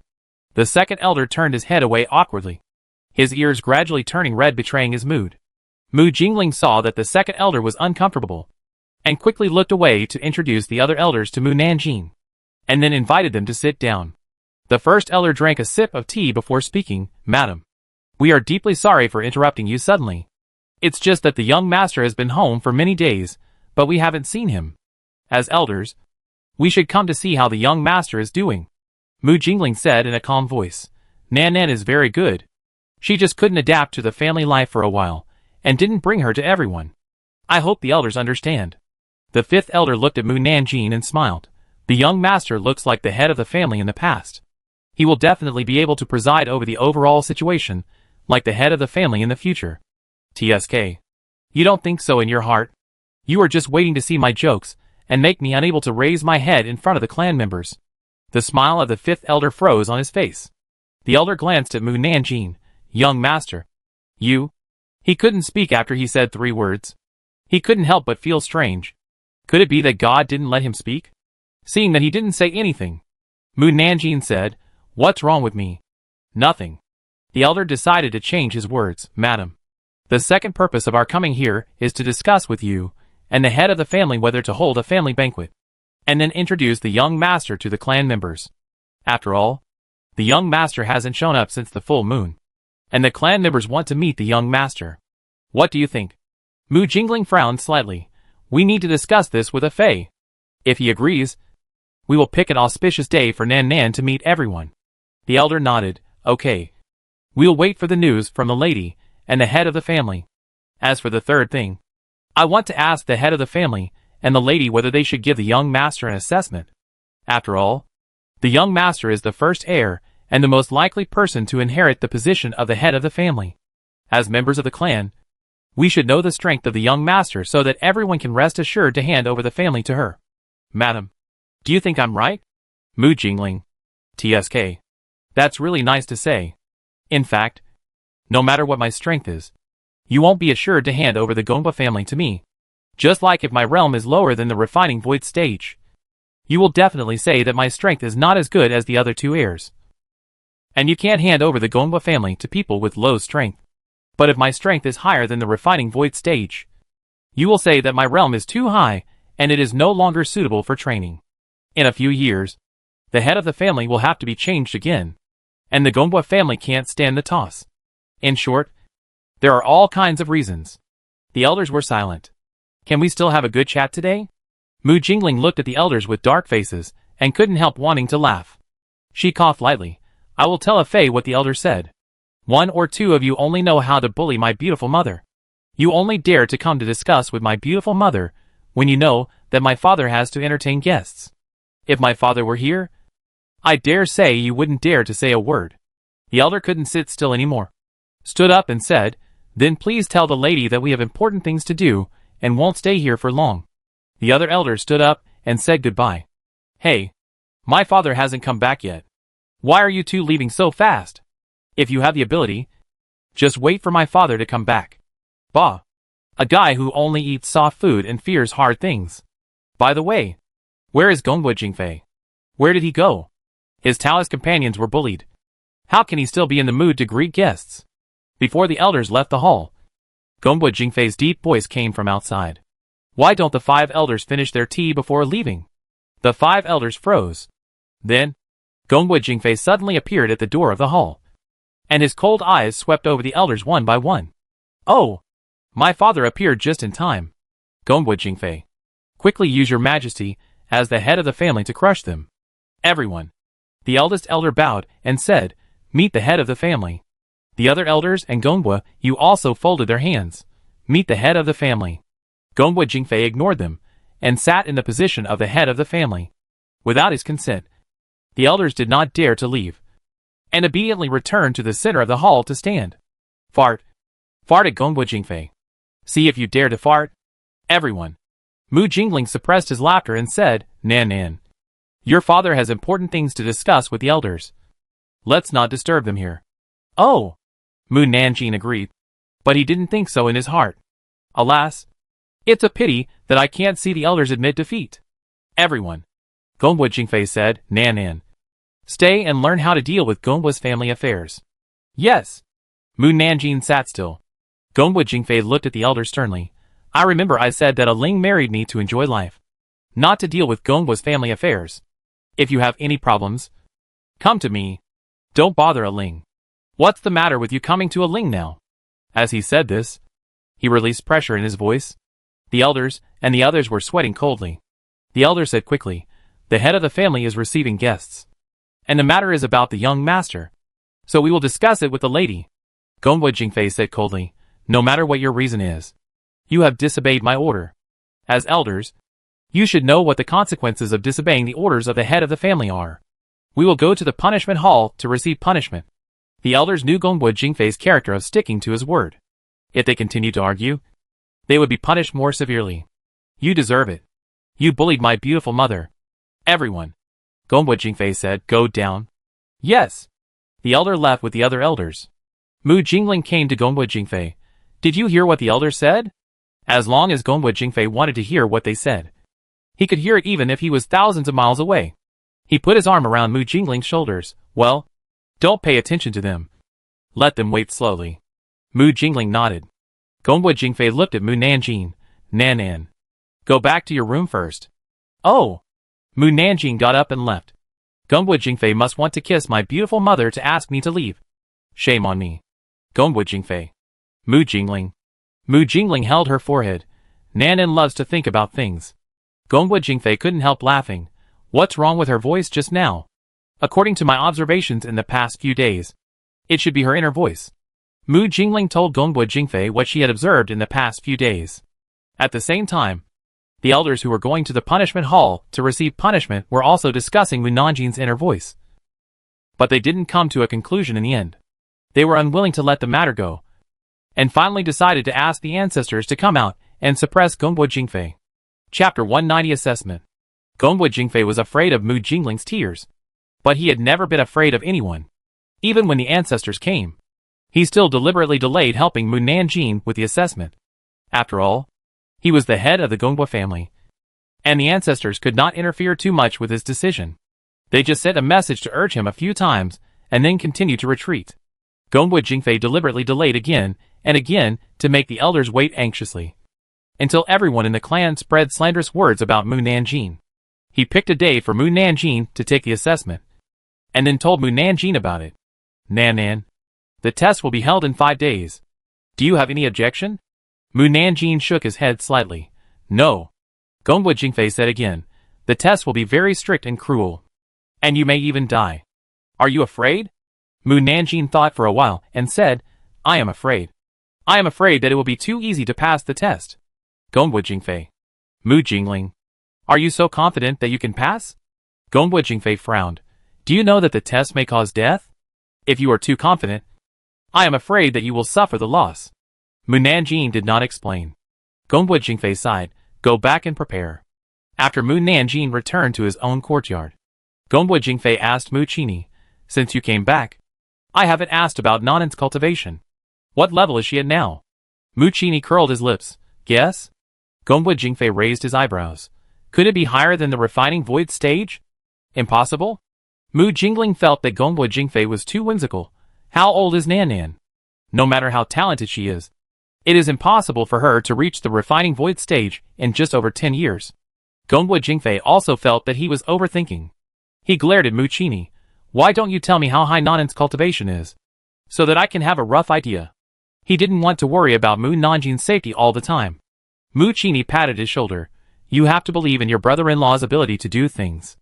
Gongwu Jingfei. In the end, Mu Qini didn't say anything about Mu Nanjin's mirror world. Although Mu Jingling was very worried about her daughter, she believed in her brother's ability to do things more. I believe that my brother will not let us down. At this point, Gongwu Jingfei could only trust Mu Qini. On the day of the assessment, people with a certain status in Gongwu's family ran to the elder hall to watch. And the first item of the assessment was to test the spiritual roots. Guess what kind of spiritual root the young master has? The head of the family's wife has a useless spiritual root. So the young master's spiritual root should not be much better. That's not necessarily true. She is the head of the family's child. So it's possible that her spiritual root is the same as the head of the family. What's the point of guessing these? Why is it meaningless? Think about it. No matter how good her spiritual root is, she has only been practicing for more than 10 years. How high can her realm be? If her realm is not high, she can't compete with the other 2 heirs for the position of head of the family. If she wants to blame someone, she should blame herself for being born too late. If she was born a few hundred years earlier, there might be no other heirs. That makes sense. Just then, there was a commotion at the door of the elders' hall, and everyone saw a young girl walking in with a group of subordinates. The young master is here. The little girl walking in front is the young master? She is too young. Isn't she? She is indeed too young. She might be scared to death before entering the trial ground. She is the daughter of the head of the family. Don't make her sound so timid. I am not just saying this. I heard that she used to live in the mortal world. She has never seen the world. How brave do you think she is? Shh. The head of the family is here. If you continue to talk, you will be punished by the head of the family. Everyone quickly fell silent. Mu Nanjin followed Gongwu Jingfei and others to the elder hall. In the center of the elder hall was a huge crystal ball, which was used to test spiritual roots. The elder walked up to Gongwu Jingfei and said, Head of the family, the first test is to test spiritual roots. Gongwu Jingfei turned to Mu Nanjin and said, Nanan, you can test your spiritual roots by putting your hand on the crystal ball. Yes. Mu Nanjin walked up to the crystal ball. Mu Qini walked to Gongwu Jingfei and said, I'm really curious about Nanan's spiritual roots. Gongwu Jingfei frowned suddenly. Don't you know her spiritual roots? Mu Qini shook his head. I don't know. He didn't lie. It takes more than 3 years to measure the spiritual roots. But when he sent Mu Nanjin's soul to another world, she was less than 1 year old. So he didn't have the opportunity to know Mu Nanjin's spiritual roots. However, his niece can cultivate to the stage of crossing the tribulation. So her spiritual roots should not be too bad. Gongwu Jingfei.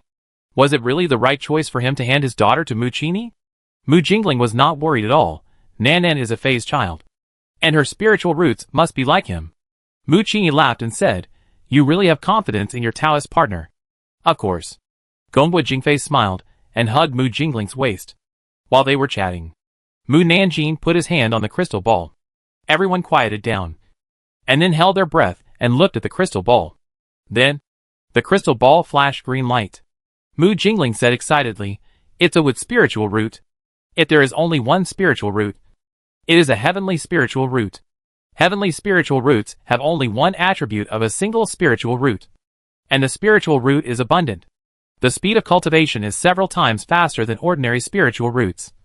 And there is no bottleneck in forming a pill. As soon as she finished speaking, the crystal ball lit up red again. Mu Jingling was puzzled. Wood and fire spiritual roots? Gongwu Jingfei comforted her. Wood and fire spiritual roots are true spiritual roots. Not too bad. True spiritual roots have spiritual roots of 2 or 3 attributes. Each attribute has abundant spiritual roots. And the cultivation speed is faster, but not as good as heavenly spiritual roots. Then, the crystal ball emitted blue, gold and orange light again. Everyone was stunned. 5 colors? Doesn't the 5 colors mean that the spiritual roots of gold, wood, water, fire, and earth are all there? Then it's a useless spiritual root? The person who said this quickly realized that he was wrong, and quickly covered his mouth and looked at Mu Jingling. Mu Jingling and Gongwu Jingfei were all paying attention to the crystal ball, and they were in no mood to care about other people. Mu Jingling looked at the crystal ball in disbelief. How could it be? How could it be a useless spiritual root like me? Waste spiritual roots have 4 or 5 attributes of spiritual roots, which are very mixed and not abundant. The spiritual roots of each attribute are incomplete, and the cultivation speed is very slow. It may not be possible to form a pill in this lifetime. So they are called waste spiritual roots. Mu Qini frowned. Impossible. She shouldn't be a waste spiritual root. How could a person with a waste spiritual root cultivate to the tribulation crossing stage? There must be something wrong. Maybe the crystal ball was tampered with. Mu Qini looked at Gongwu Jingfei. Gongwu Jingfei also thought of this and exchanged glances with Mu Qini. I'll ask the elders to change the crystal ball and test it again. As soon as he finished speaking, the crystal ball lit up white light again. Chapter 191. This matter must not be spread outside. The blinding white light made everyone close their eyes quickly. How can there be white light? Is there white light in the useless spiritual root? It's not completely white light. There is a light blue in the light. Is it the ice spiritual root? The water spiritual root mutated? But the blue water spiritual root is still there. What's going on? While everyone was discussing, blue, purple, and other lights appeared again, and the elder hall was covered with colorful lights, and everyone was stunned. So many colors? So many spiritual roots? Wouldn't cultivation be so slow? Can you reach the foundation building stage in your lifetime? Is this a spiritual root that is even more useless than a useless spiritual root? Are you stupid or foolish? How can there be a mutant spiritual root among the useless spiritual roots? The cultivation speed of the mutant spiritual root is the same as that of the heavenly spiritual root. And the speed is very fast. It is definitely not a useless spiritual root.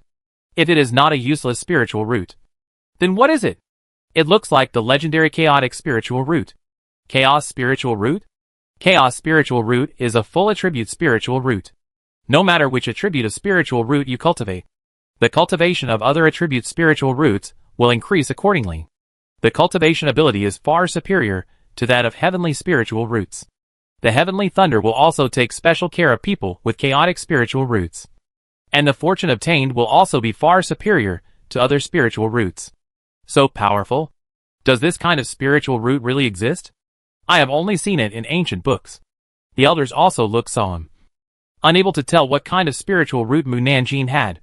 At this moment, A golden light descended from above the elder's hall, followed by a deep voice, "Chaos Spiritual Root.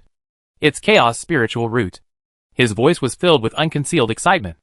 Everyone was surprised. "It's the voice of the ancestor. Is the ancestor here? You even attracted the ancestor here. It's really the legendary Chaos Spiritual Root." Jia-in and the others all widened their eyes. Chaos Spiritual Root? There really are Chaos Spiritual Roots in this world. Haha, Gongbo Jingfei laughed heartily. "I said that the spiritual roots of my Gongbo Jingfei's daughter will definitely not be bad." Mu Jingling and Mu Qini breathed a sigh of relief. It's good that the spiritual roots are not useless. And everything else is easy to say. The elders looked at each other.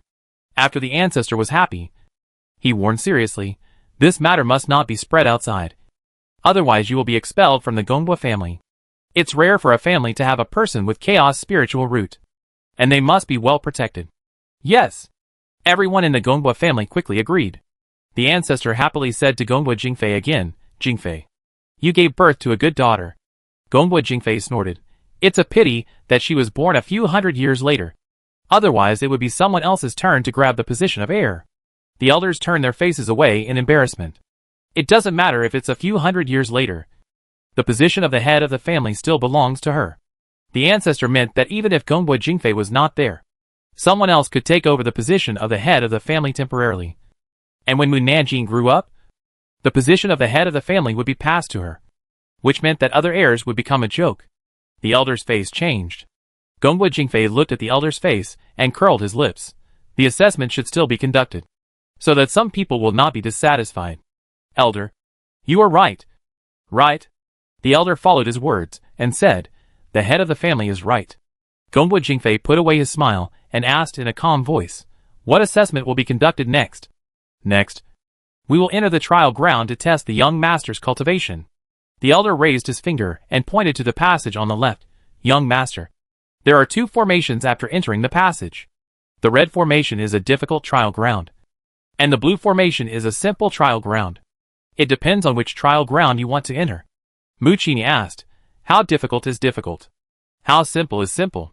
The elder explained to him, "It depends on how strong the young master is. For example, although the young master is a foundation-building cultivator, she can fight against a gened and early-stage cultivator.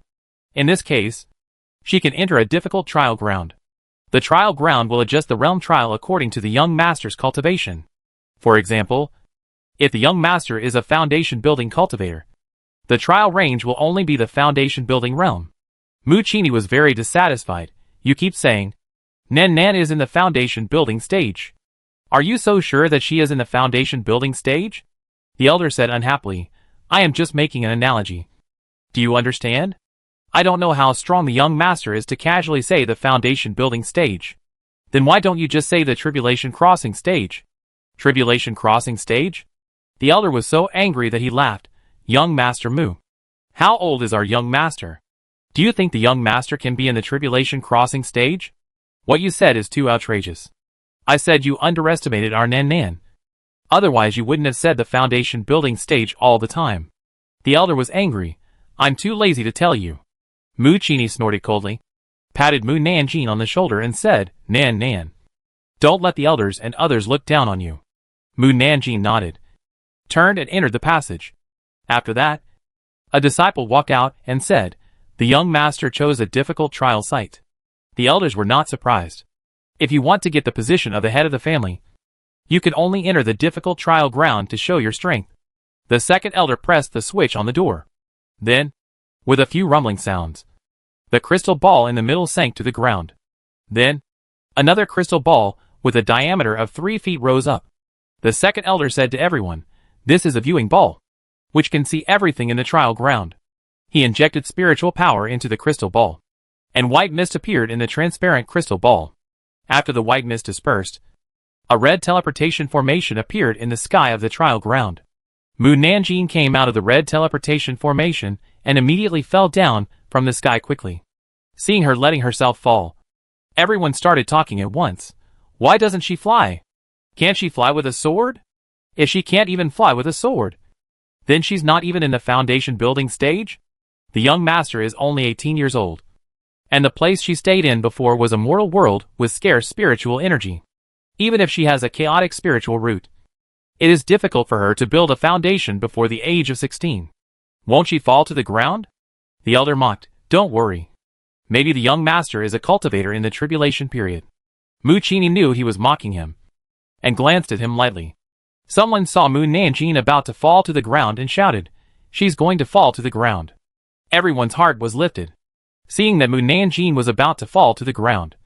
She suddenly stopped, without the help of any magic weapon. She flew into the air out of thin air. It's the flying technique. Everyone was surprised. Only cultivators above the nascent soul stage can use the flying technique to fly without the help of magic weapons. Young master is a nascent soul cultivator? How old is she? And she is a nascent soul cultivator? Could she have learned a special flying technique? For example, a spell that allows autonomous flight regardless of realm? It's possible. At this time, a loud bang came from the crystal ball. Chapter 192. Everyone looked at the crystal ball, and a centipede with thousands of legs that occupied the crystal screen emerged from the ground.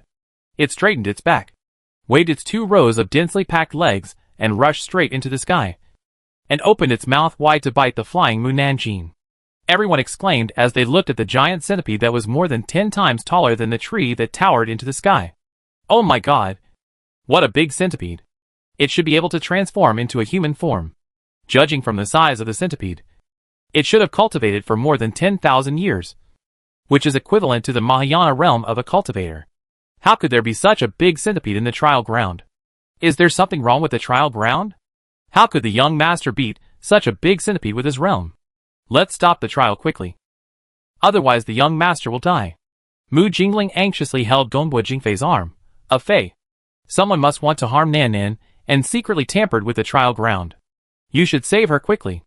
Gongbo Jingfei was also very worried. He just opened his mouth to ask the elders to stop the trial, when he heard Mucini sending a voice message to the 2 of them. Don't worry. Just wait and see. Gongbo Jingfei looked at Mucini and asked him with a voice message. Are you sure Nanning can beat this centipede? Mucini answered affirmatively. Sure. Gongbo Jingfei raised his eyebrows unexpectedly. Did you secretly give her a high-level magic weapon for self-defense? No. Seeing that Gongbo Jingfei wanted to ask more, Mucini said again. Just wait and see. Gongbo Jingfei and Mu Jingling looked at each other and stopped talking. At the same time, the elders were also comforting the tribesmen. Please rest assured, there will be absolutely no problem at the trial site. Someone asked the elder, if there is no problem, why would such a huge centipede appear? Not to mention that the young master cannot beat it. Even if all the elders join hands, they may not be its opponent. The elders didn't know what was going on, and could only guess. Maybe the young master has a top-level attack magic weapon on him. So a centipede with high cultivation appeared. Since it's wrong, why don't you stop the trial quickly? Do you have to wait until the young master gets into trouble before you stop it? The elder didn't want Mu Nanjing to come out alive. But he couldn't do that in front of everyone. So he had to say, finally. As soon as he said a word, the crystal ball made another loud bang. The elder quickly looked at the crystal ball, and saw Mu Nanjing holding a sword. And the 10,000-year centipede swung left and right, and fell to the ground. What happened? Why did the centipede fall to the ground? The tribesman who didn't see the situation asked curiously. A tribe member replied excitedly, at the moment when the centipede bit, the young master took out a sword and poked the centipede's head, and the centipede fell to the ground. The young master knocked down the centipede without even drawing the sword. It was so cool. The elder. At this time, the crystal ball flickered, and the picture flickered with it. The uninformed asked, is the crystal ball broken? The second elder explained to everyone, the crystal ball is not broken. The reason why it flickers is to test the young master's realm. Someone asked, how high is the young master's realm? There is no result yet. Wait a little longer.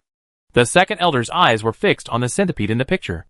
After the centipede fell to the ground, it twitched more than 10 times, and then stopped moving. Someone said, the centipede is not moving. Is it dead? The crystal ball was still flashing, and it stopped after a long time.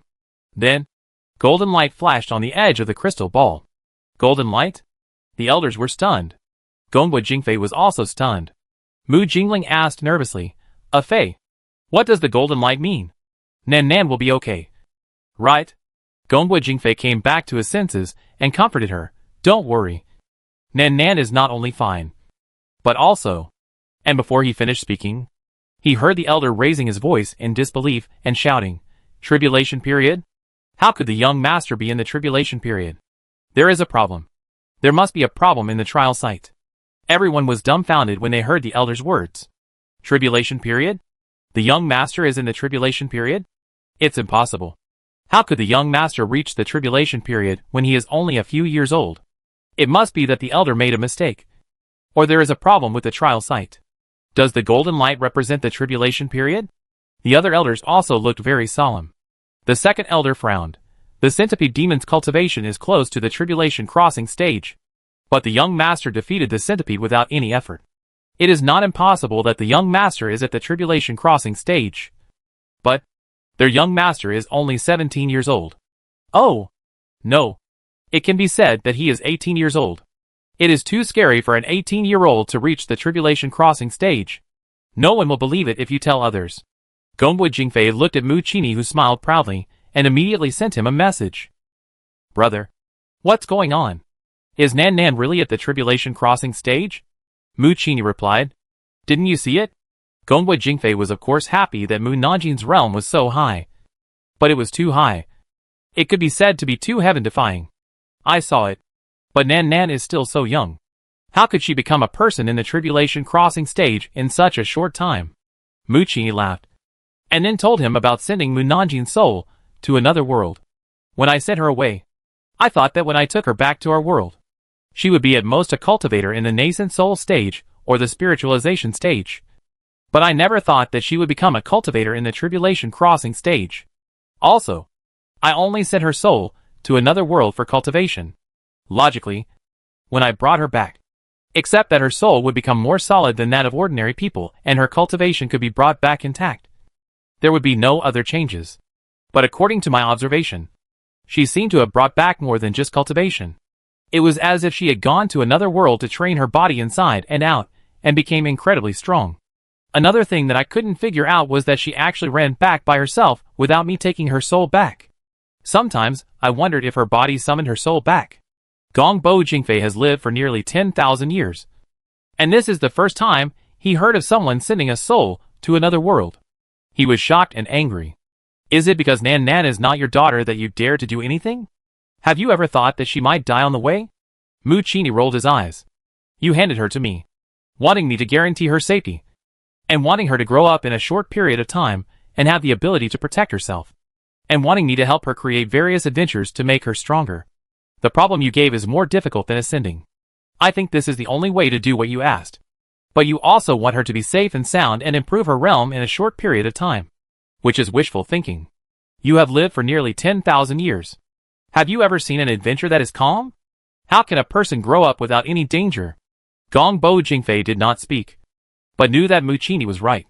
He was angry just now, because he was worried about his daughter. At this time, the elder walked to the passage on the left. The second elder asked him immediately, "Elder, where are you going?" The elder said without turning his head, "I want to test her myself." Everyone. Chapter 193. Where did the young master go? Soon after the great elder entered the passage, everyone saw from the crystal ball that the great elder fell from the formation in the sky. Moreover, at the moment of leaving the formation, the great elder changed into the appearance of other people, and his figure also became transparent to hide his traces. The clan members discussed in a low voice. The great elder is one of the controllers of the trial land, and he is like a heavenly existence in the trial land. Although he is only in the Mahayana realm, his strength has increased by more than double, which is no different from a cultivator in the tribulation crossing stage. In addition, he has many top-level magic weapons. Even if the young master is in the tribulation crossing stage, he is not his opponent. Will the great elder not take the opportunity to harm the young master? Not really. He should not be stupid enough to take the young master's life in public. If he does so, he will be expelled from Gongbo's house. Mu Jingling looked at Gongbo Jingfei with a worried look. Gongbo Jingfei comforted her. "If the elder dares to make a move, I will be the first one who will not let him go." His voice was neither loud nor soft, and everyone present could hear it. The elders were silent. If Gongbo Jingfei wanted to make a move, they would not help the elder who was at fault first, and hope that the elder would not make a mistake. Mu Nanjin. who was checking the centipede's body, did not know that the elder had come. She only knew that the trial land was a special existence. It could be adjusted and set up like a modern standalone game. And it could also make this world real. Just like the centipede could let her take it out of the trial land for use as materials. After Moon Nanjing confirmed that she could take the centipede's body away, she put it in the space ring. But there was no news of leaving the trial land. So she could only continue to move forward. During this period, she was attacked by many small monsters and killed them with one sword. Even the big monsters could not survive her sword. Everyone looked at her like a harvester, harvesting the bodies of many big monsters. They were envious. After that, Moon Nanjing entered an area full of mechanisms and traps. She seemed to walk into her own home. Not only did she know where the button to close the mechanism was, but she also predicted the location of the trap in advance. Everyone was stunned. Has the young master been to the trial land before? Impossible. The young master left Gongba's house after 100 days and never came back. How could he have been to the trial land? Then could it be that the young master is so familiar with the same trial land or secret realm? Impossible. The trial land of our Gongba family is ever changing. Every time you enter it, it is different. Even if you grew up in Gongba's family and stayed in the trial land for thousands of years, you can't be familiar with the situation inside, let alone the young master who grew up outside. Little did they know that Moon Nanjing had gone through countless trial lands in modern times. Because her needs in the sect were greater than the sect's resources, she had to break into other sects or secret realms to get money and materials. People from other sects were of course angry. But they couldn't beat her. So they could only watch her steal their resources. Moon Nanjing originally wanted to not go a second time after stealing the resources. But the other party's leader and elders threatened that if she dared to come a second time, they would peel off her skin. She had to go for the third and fourth time. But the skin was still wrapped around her body, which really disappointed her. Recalling the past, when she came to her senses, she had already arrived in the depths of the trial land. Further into the cave is a large circular square covered with moss. In the center of the square stands a stone statue. The stone statue is a handsome man, holding a huge sword in both hands and looking forward. Moon Nanjing looked up at him and felt that he was also looking at her. This should be the boss she is going to fight. The tribesmen who were looking at the crystal ball also saw the stone statue. Do you think the stone statue looks familiar? Yes, I think it looks familiar. As if I have seen it somewhere before. Some tribesmen rolled their eyes. Are you face blind? Can you see that it looks exactly like the person transformed by the Great Elder? It really looks the same. It can't be the Great Elder. Right? It must be the Great Elder. When everyone was guessing whether it was the Great Elder, Moon Nanjing stabbed with his sword without saying a word. At the same time, the square was surrounded by a barrier that could only be entered but not exited. The stone face of the Great Elder, who turned into a stone statue, cracked with several cracks due to his complexion change, revealing his real flesh. He hurriedly stepped back and changed from a stone statue back to a human form. However, Moon Nanjing was faster than him. He teleported to the back and raised his sword to stab. With a puff, the sharp sword pierced the elder's chest. The elder cried out in pain. The tribesmen who saw the scene also exclaimed, "The elder was stabbed. Will he die?" Immediately afterwards, with a puff, the elder who was stabbed turned into a small white paper and fell from the sky to the ground. Everyone looked carefully and found that it was a clone talisman, which means that the stabbed elder was just replaced by a talisman paper substitute. And the elder was not really stabbed. Moon Nanjing's face showed no surprise. He turned the hilt of the sword and stabbed back. His action was indescribably handsome. Everyone heard the sound of puffing again. The sound of the sword piercing through the flesh. Ah! A scream arose. The elder who was hiding behind Moon Nanjing immediately appeared. Everyone exclaimed again. This time it should have really hit. I think it hit too. Look! The elder is bleeding. So it must have hit. The elder looked at Moon Nanjing in disbelief. Then looked at the sword on his chest, and was very surprised that she could find him hiding behind her. He pulled out the sword despite the pain, then used his spiritual power to heal the wound, and then quickly swung the sword. Moon Nanjing's figure flashed and disappeared in front of the elder. The elder's sword energy slashed the air and hit the wall of the square. Bang! He split a big hole in the wall. And where the sword energy flew, the floor tiles on the ground were all overturned by the sword energy. And the objects behind the big hole were also smashed by the sword energy. which shows that the sword energy is quite powerful. The elder didn't hit anyone, and suddenly turned around and swung his sword to the back. However, there was no one behind him. He frowned, waved his sword energy in all directions, and took out various magic weapons to bombard all directions, shooting at the square without dead angles. Bang, bang, bang. The tribesmen heard a series of explosions from the crystal ball. The dust in the square floated, making the picture gray and hazy, and everyone could hardly see the situation in the trial ground. According to the elder's fighting style, the young master has nowhere to hide. Will the young master be seriously injured or killed by the elder? That's not necessarily true. As long as the young master's defensive magic weapon is stronger than the elder, the young master will be fine. No! Someone realized that something was wrong. What's wrong? Look at the screen. No matter if the young master has a magic weapon for defense or not, he will show up if he is hit. But you can see the young master's figure on the screen. Yes. Where did the young master go? Chapter 194, A Life Worse Than Death. Everyone carefully searched the square, but did not see Mu Nanjing. The great elder also realized that he had not hit anyone and stopped attacking immediately. At this time, except for the 3 feet of ground under his feet, the rest of the square was intact. However, there was no sign of Mu Nanjing. The great elder turned left and looked. The tribesmen who were looking at the crystal ball suddenly widened their eyes, and saw a ghostly figure behind the great elder. The two of them were less than half a foot apart. Someone shouted excitedly, "Behind!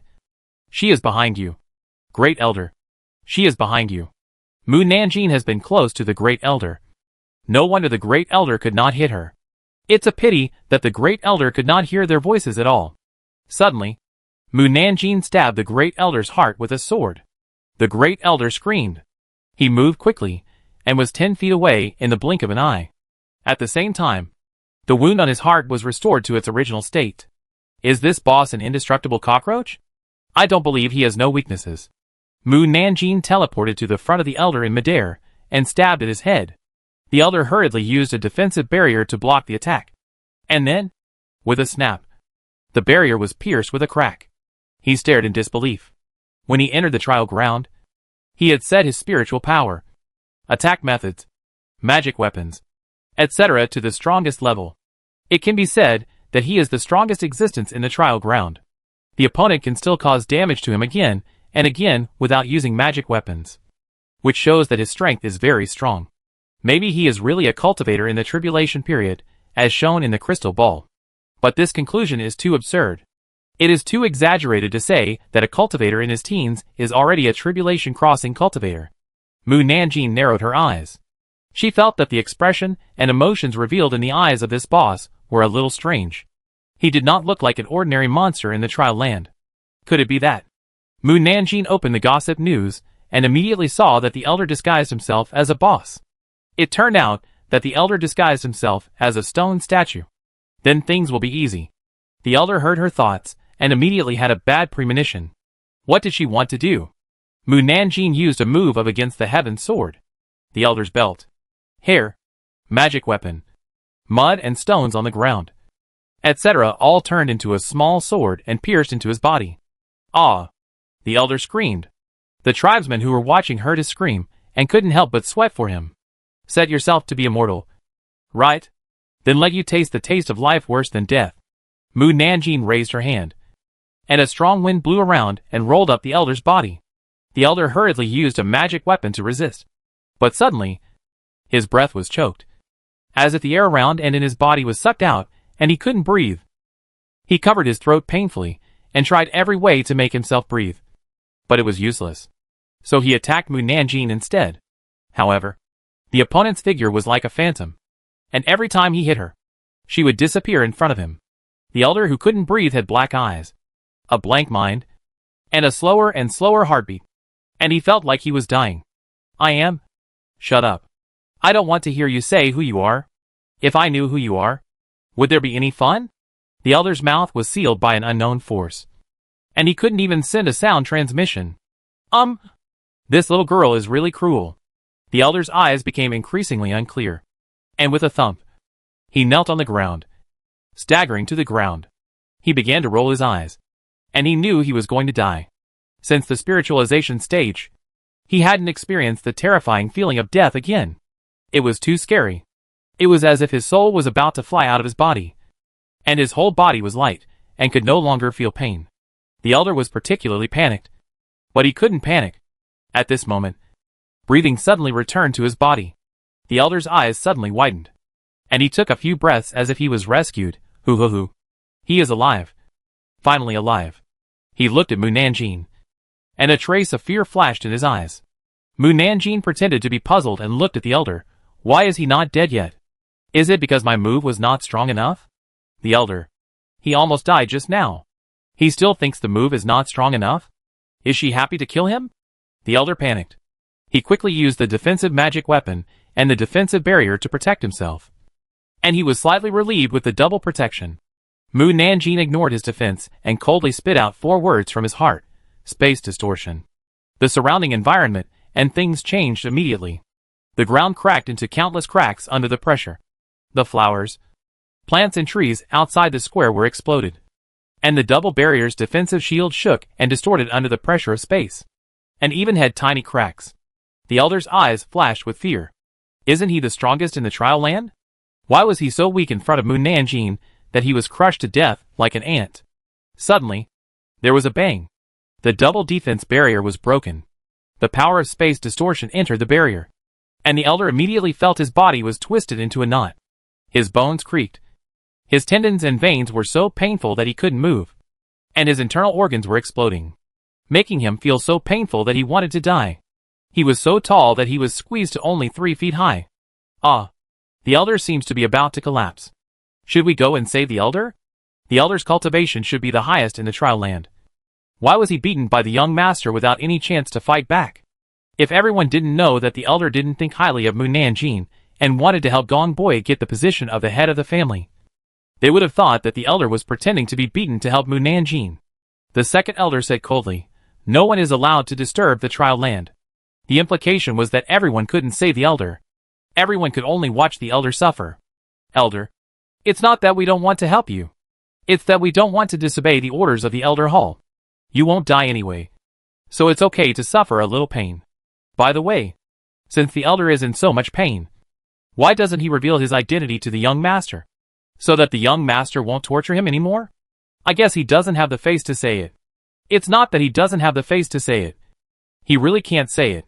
Moreover, Mu Nanjing knew his identity, but didn't want to know his true identity.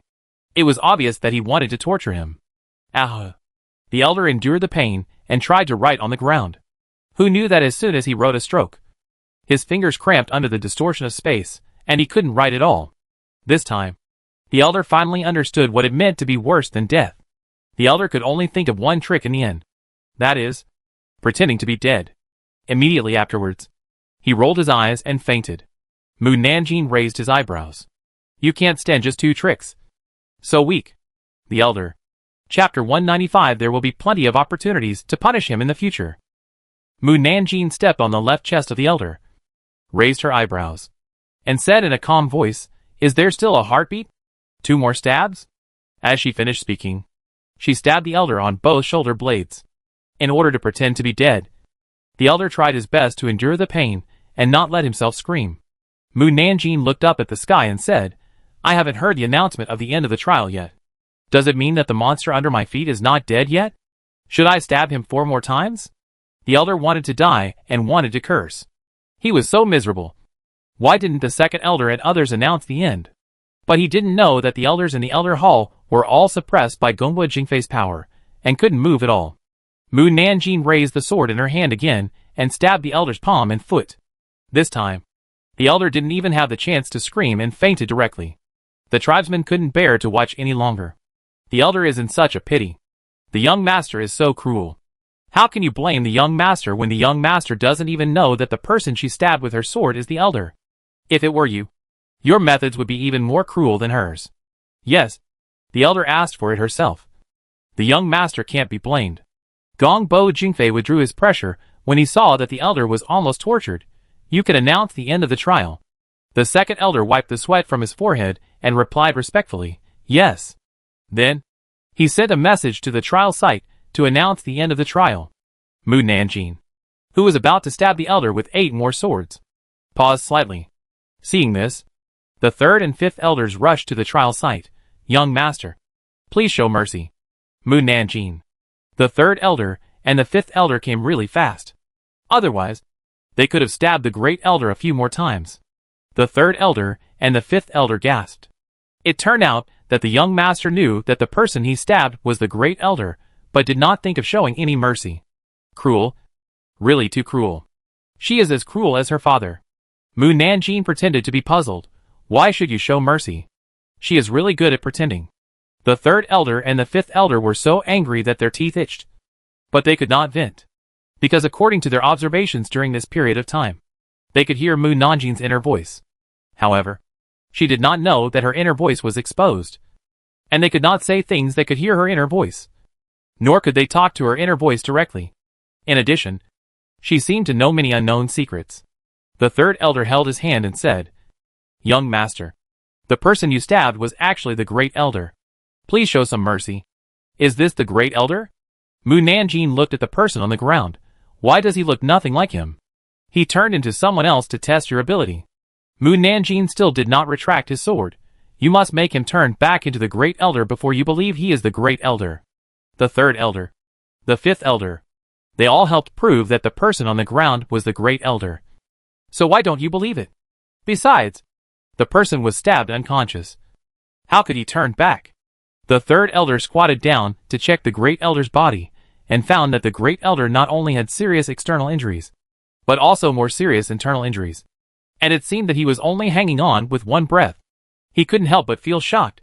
The great elder's physique was several times stronger than before under the blessing of the trial ground. But he was still injured so badly. It was terrible. The third elder quickly took out the healing pill and stuffed it into the mouth of the first elder. After a long while, the first elder's breath returned to normal. But he still couldn't wake up immediately. The third elder said to Mu Nanjing, Young master, the first elder is too seriously injured and needs to be recuperated before he can wake up and return to his original state.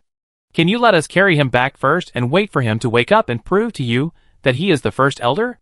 Of course, if you really don't believe me, you can ask the head of the family, the wife, or the clan members to prove that they saw the first elder become like this with their own eyes.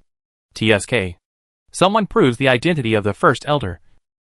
It's really not fun. Forget it. Let the first elder go first. There will be plenty of opportunities to deal with him later. Mu Nanjing retracted the sword, then flew into the sky formation, and returned to the elder's hall from the formation. Mu Jingling quickly ran to her and asked with concern, Nan Nan, are you injured? No. Mu Nanjing looked at the elders. The second elder announced the result again, after the test. The young master not only has the chaos spiritual root, but is also a cultivator in the tribulation crossing stage. His powerful strength makes us admire him. I declare that the young master officially becomes the first heir. With such a powerful strength, the second and third heirs have no chance to inherit the position of the head of the family. However, some people are still unwilling to accept it. The third elder who handed the first elder to the doctor for treatment said, The young master is indeed powerful. But the young master is already in the tribulation crossing stage. Maybe he will cross the tribulation and ascend to heaven in the near future. How can he inherit the position of the head of the family? Some clan members agreed. The third elder is right. The second elder looked at the third elder cross-eyed. If the young master ascends, then the second and third heirs can replace her. The third elder. Aren't they praying for Mu Nanjing to ascend as soon as possible? Mu Nanjing saw through his thoughts. I won't ascend in 2,000 years. The third elder and others. What? Not ascending in 2,000 years? Wouldn't the other two heirs have even less chance? Or have already ascended? Some tribe members said, if the young master doesn't ascend in 2,000 years, it will be good for the Gongwa family. First, the young master is strong enough to suppress the Gongwa family and prevent them from getting into chaos. Second, she doesn't need to be busy with cultivation and ignore the affairs of the Gongwa family. With her around, her family won't dare to cause trouble. I have a question. The fifth elder came out and looked at Mu Nanjing. Why can the young master reach the tribulation stage before he is 20 years old? Are you sure he is really our young master? Other tribe members also found it strange. I also wonder how the young master was able to reach the tribulation stage before the age of 20. Does the young master have any secret method? Can you share it with the clan members? If there is a secret method, Wouldn't the entire Gongbwa family be able to reach the tribulation stage in more than 10 years, making the Gongbwa family the strongest family that cannot be shaken? I think the young master can reach the tribulation stage so quickly because he has the legendary chaos spirit root. You guys, don't dream. Gongbwa Jingfei said, I will explain this matter to the elders. Please don't make random guesses. Everyone was silent. Gongbwa Jingfei asked the second elder, do we need to continue testing? The second elder shook his head, no. Mu Nanjin's strength has been proven. What else is there to test? Elders, please follow me to the conference hall. Gongbwa Jingfei was the first to leave the hall and go to the conference hall. The other elders looked at each other and followed. The tribesmen knew that Gongbwa Jingfei was going to explain to the elders how Mu Nanjin had reached the tribulation stage in a short period of time. So they were all very curious. Unfortunately, they were not qualified to listen, let alone eavesdrop. The elders stayed in the conference hall for almost 2/4 of an hour before coming out, and they all had unbelievable expressions on their faces. However, when everyone asked the elders about the situation, the elders kept their mouths shut. Chapter 196 Clan Banquet. After Mu Nanjin passed the test and officially became the first heir, Gongbwa Jingfei immediately wrote Mu Nanjin into the family tree. From now on, Mu Nanjin's surname will no longer be Mu in Gongbwa's family, but Gongbwa, and everyone will call her Gongbwa Nanjin in private. Gongbwa Jingfei chose to introduce Mu Nanjin to the clan members in 3 days. Before that, he told the clan members that the people of Gongbwa's family could hear Mu Nanjin's thoughts, so that the clan members could be mentally prepared. On the day of the clan banquet, anyone who was in Gongbwa's family or in the vicinity of Gongbwa city had to come back to see the young master. The scene was grand, and 70% of the people in Gongbwa's family returned to Gongbwa's family. The rest were in the secret realm and could not come out. Some were in seclusion, and some were in a distant place and could not receive the news or receive the news but could not rush back. Despite this, Gongbwa's family was still crowded with people, just to witness Mu Nanjin's style. Of course, they came to see Mu Nanjin not only because of her strength, but also because they heard that they could hear Mu Nanjin's inner voice, which made them even more curious.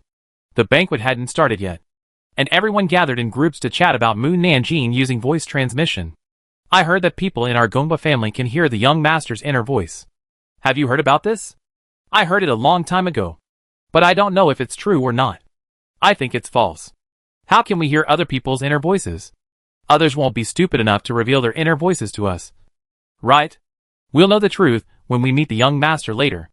Even if they hear it, they might think it's voice transmission. It's really hard to tell the truth from the false. That's true. At this time, there was a commotion at the gate of the compound. The master and his wife. The young master is here. Everyone stopped chatting and looked at the gate of the compound, only to see Gongbwa Jingfei walking into the compound with the beautiful Mu Jingling. Everyone was attracted by Mu Jingling. Madam is so beautiful. Yes, no matter how much I look at her, I can't get enough of her. Her beauty is inexhaustible. Unfortunately, Madam's cultivation is not high. Her lifespan will end in 200 or 300 years. Even if she has the longevity pill, her lifespan can only reach 1,000 years at most.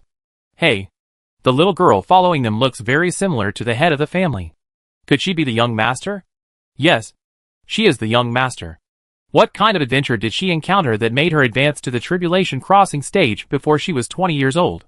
The head of the family did not announce it to the public, and the elders did not tell us. They only told us not to tell anyone about the young master. Otherwise, we would be kicked out of the Gongbwa family. The Gongbwa family is a big family. Whether it is strength or resources, it is the best. With such a powerful family as a backer, no one wants to be kicked out of the Gongbwa family for revealing the information of the young master. When the head of the family arrived, all those who had status in the Gongbwa family took their seats. Other young people either stood behind the table or on the roof. When there was really no place to stand, they could fly into the air on their swords to participate in the family banquet. Gongbwa Jingfei stood up and introduced Mu Nanjin to everyone. Dear clansmen, this is my daughter Gongbwa Nanjin. Please take good care of me in the future. Everyone stood up and bowed. Greetings, young master. Mu Nanjin bowed in return. Do I need to say stand up? The words were as clear as a voice transmission, especially when everyone fell silent after speaking. Everyone. Who was talking just now? The voice of a girl? Could this be the young master's inner voice? This is the inner voice? It is indeed similar to telepathy. Could this be telepathy? The elder came out first, took out a gift box from the space ring, and presented it to Mu Nanjing. Congratulations to the young master on returning to the Gongbwa family. This is a small gift. Please don't despise it.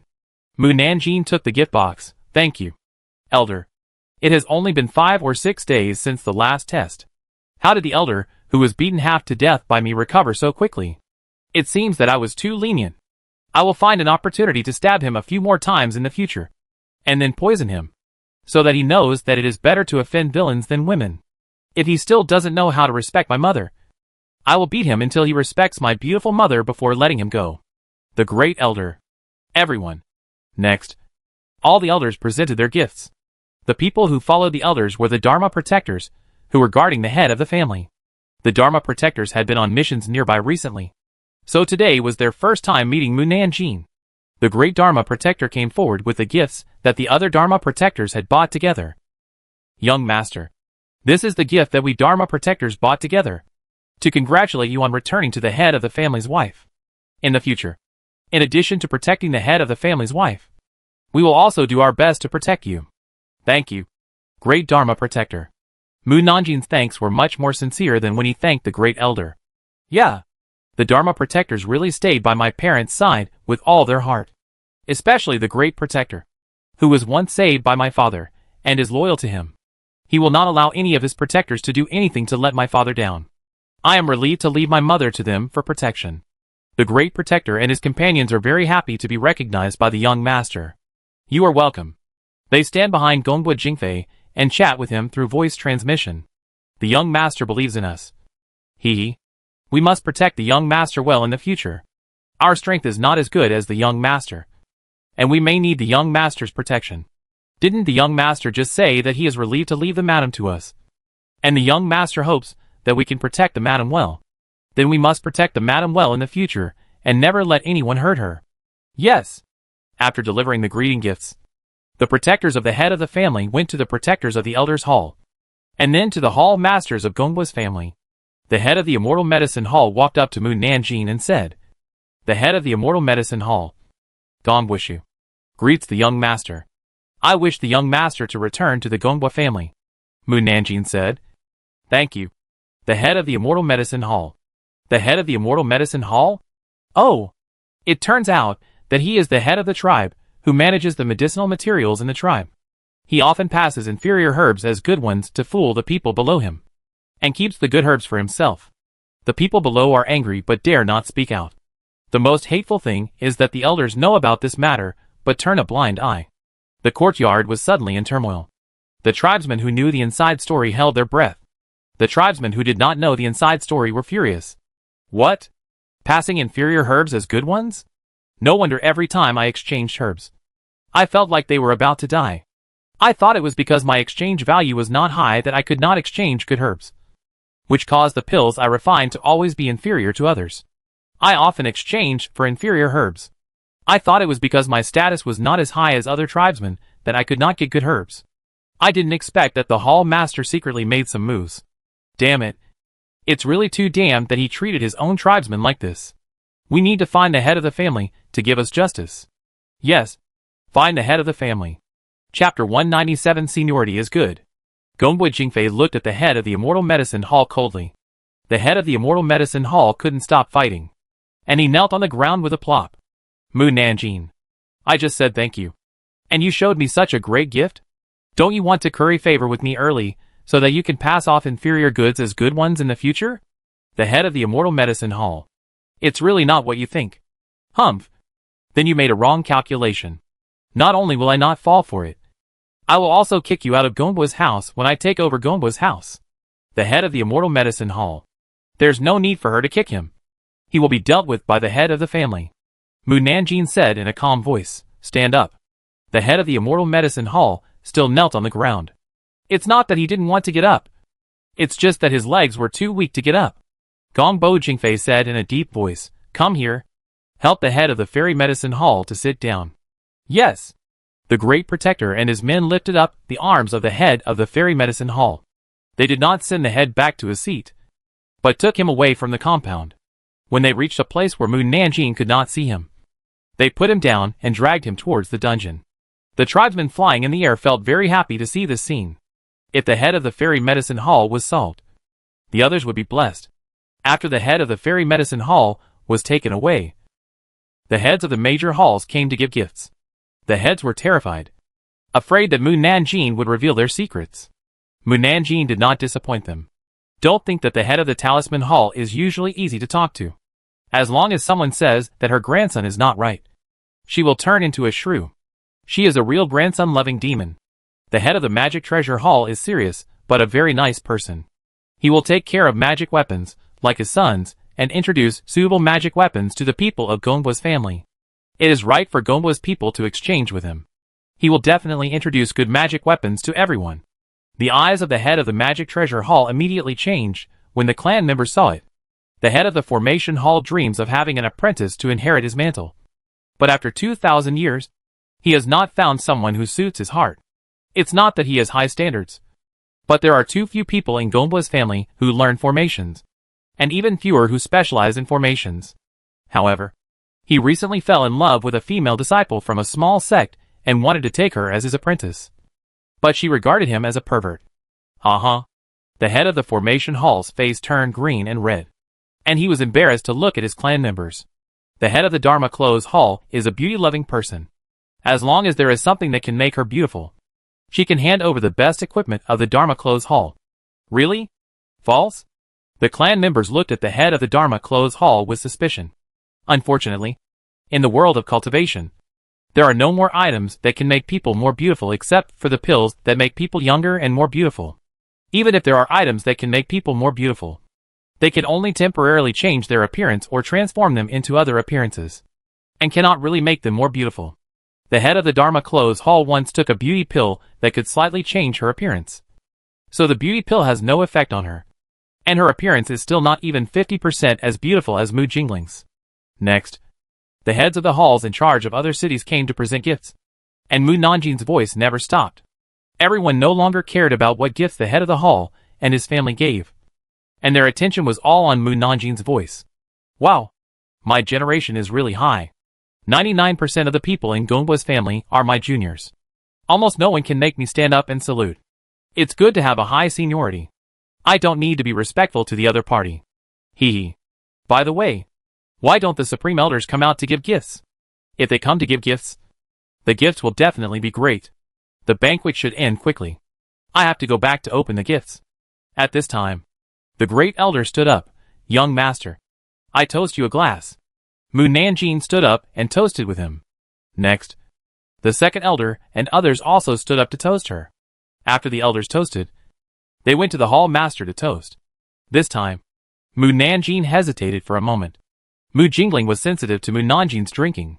She asked with concern, Nan, what's wrong with you? Are you dizzy? Gongba Jingfei heard this and turned around and asked, Nan, are you drunk? Mu Nanjing shook her head slightly. I'm fine. I really don't have the face to say that I will hit people when I'm drunk. How can a young master not be able to drink? I hope the tribe members can withstand my punches. Alas. Everyone. Will you hit someone when you are drunk? How can this be? If you hit someone in the tribulation period, it will kill them. Puff. Cough cough. The head of the formation hall, who was toasting Mu Nanjing, was almost choked to death by the wine. He quickly said, Young master, since you can't drink, don't drink. Mu Nanjing saw a step to put down the wine glass. Everyone breathed a sigh of relief. The clan banquet ended near dark. Mu Nanjing returned to her yard and saw Gu Ming standing on the roof with his hands behind his back.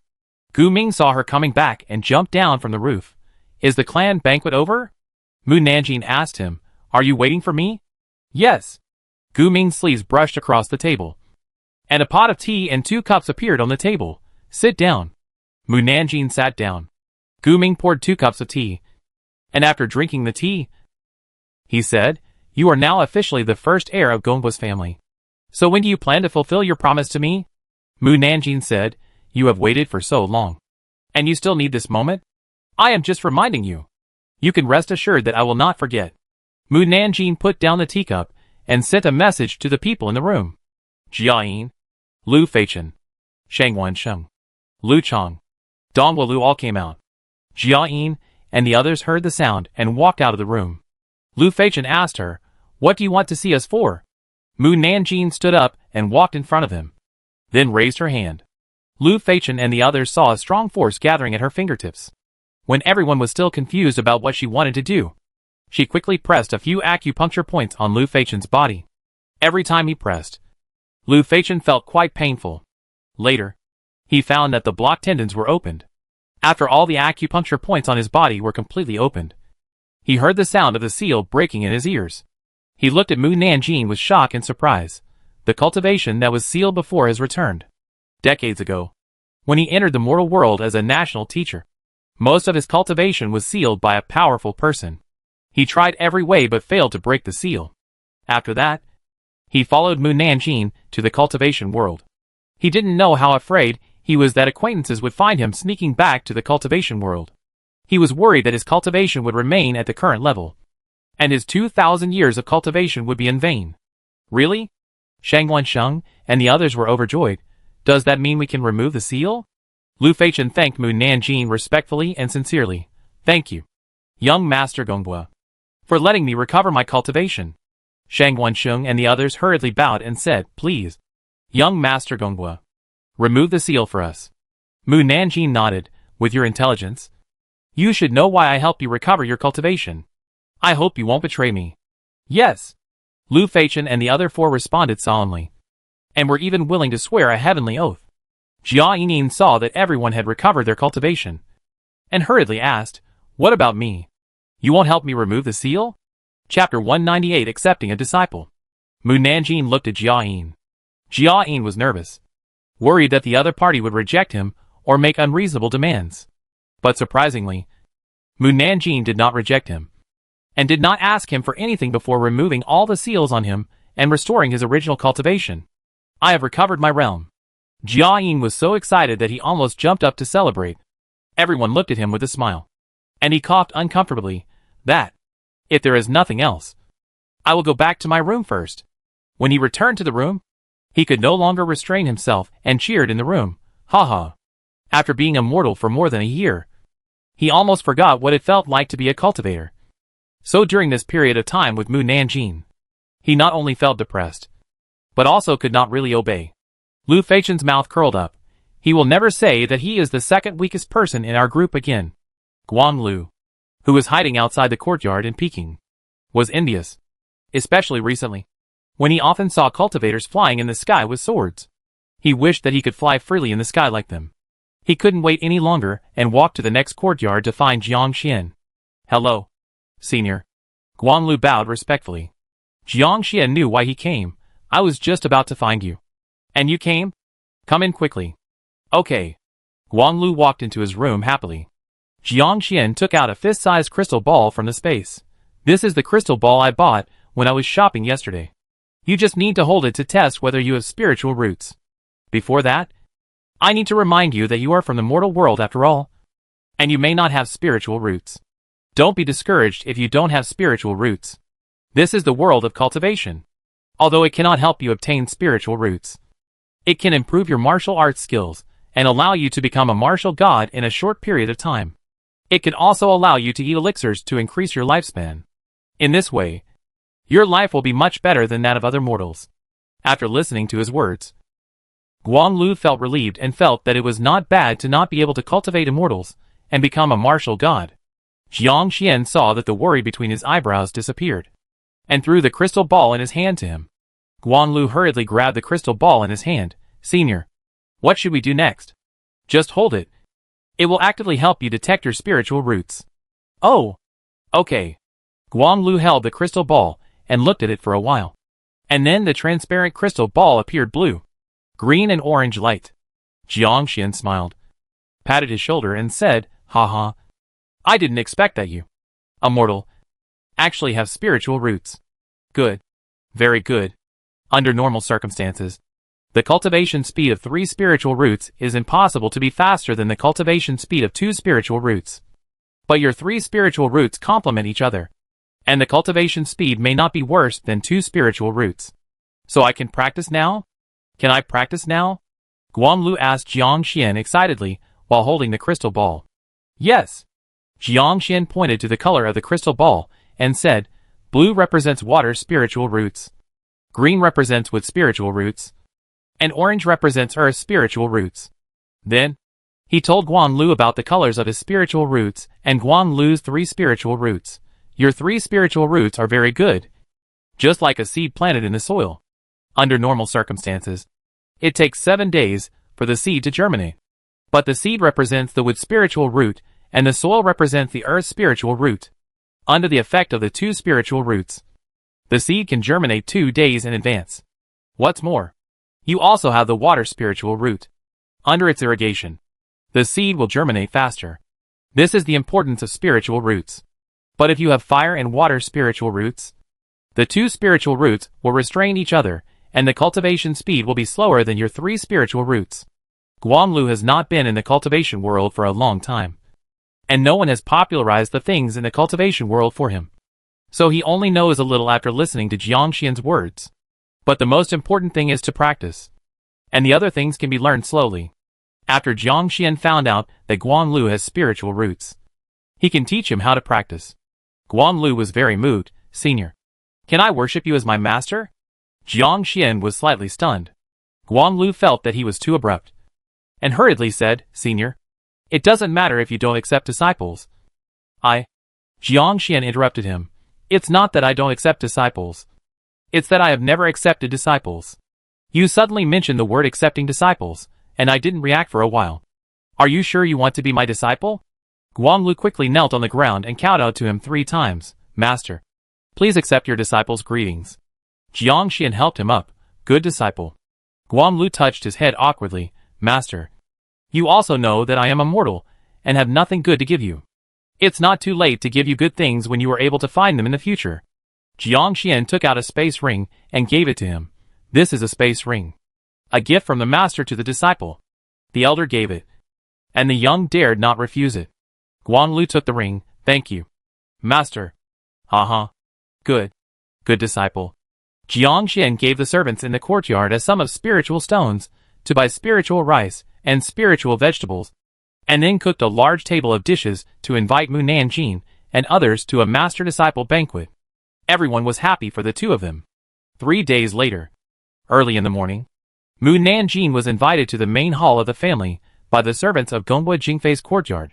Gongwu Jingfei, who was handling official business, said without raising his head, From today on, you will learn with me how to handle Gongwu's family affairs. Mu Nanjing. Gongwu Jingfei looked up at her when she didn't answer. Is there a problem? Mu Nanjing frowned. I don't want to handle official business. Why not sever ties with Gongwu's family? So that you don't have to handle official business. Just to avoid handling official business, you have to break off relations with them? Is it that serious? Gongwu Jingfei was almost pissed off by her inner words. You will be the head of the family in the future. So you naturally have to learn to handle official business. If you don't learn now, you will be flustered when you officially take over the position of head of the family. And you may not even know how to handle family affairs. What should you do then? Mu Nanjing said indifferently. Just find someone to handle official business. Gongwu Jingfei asked. Aren't you afraid that someone else will take away Gongwu's family? If the other party's fist is stronger than mine, I can give up Gongwu's family. Gongwu Jingfei almost couldn't breathe. Then what do you do as the head of the family?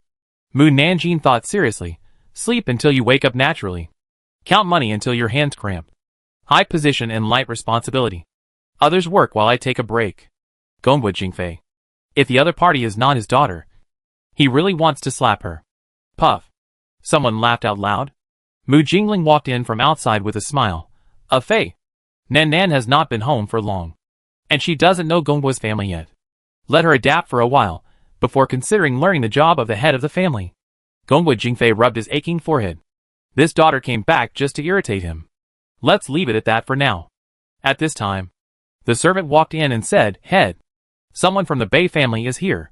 Chapter 199 System. Someone from the Bei family is coming. Who is coming? Gongwu Jingfei and Mu Jingling frowned slightly. Mu Nanjing saw that they didn't seem to welcome the Bei family, and thought while opening the gossip news. Bei family? Which Bei family? Could it be the Bei family that is married to Gongwu's family? She had read the gossip about Gongwu's family, and noticed that Gongwu's family was married to a family with the surname Bei. If it is really that Bei family, Then the person who is married to the Bei family seems to be Gongbo Jingfei. But it's not Gongbo Jingfei who is married to the Bei family, but his descendants. Fuck. Isn't his descendant me? Gongbo Jingfei. Mu Jingling. The story of the marriage started when Gongbo Jingfei was 16 years old. At that time, he was not only young and energetic, but also too conceited. He liked to bet with others because he knew a little about divination. When the Gongbo family, Bei family and other families entered the secret realm, Gongbo Jingfei made a bet with a younger generation of the Bei family, betting on how many people would be able to leave the secret realm in the end. Gongbo Jingfei had divined before entering the secret realm and learned in advance that the number of people leaving the secret realm reached 37,557. Therefore, he was confident that he would not lose and initiated the heavenly Tao oath. That is, the loser must agree to a request from the other party. Of course, the premise is that the request cannot be too excessive. Unexpectedly, when everyone left the secret realm, one person was poisoned by corpse. The moment the person walked out of the secret realm, he turned into a corpse and was judged by everyone to be no longer a human. The final result was that only 37,556 people left the secret realm, which means that Gongbo Jingfei lost. The Bei family proposed to marry Gongbo Jingfei because the request was not excessive. Gongbo Jingfei also swore to the heaven that he could not regret it, so he agreed to it. However, the marriage partner could not be him, so he changed it to his descendants. The Bei family did not object. Gongbo Jingfei kept dragging his feet and did not find a partner, especially after knowing that the secret realm bet was a trap set by the Bei family. He did not want to get married and have children as the Bei family wished. It was not until he met Mu Jingling that he had the idea of getting married and then gave birth to Mu Nanjing. When Mu Nanjing was full moon and 100 days old, the Bei family also came and sent a lot of gifts. Later, Mu Nanjing was taken away by Mu Qini. The Bei family heard from somewhere that Mu Nanjing was a useless spiritual root and wanted to cancel the engagement. Therefore, in the past 20 years, Gongbo Jingfei and others have heard many times that the Bei family wanted to cancel the engagement.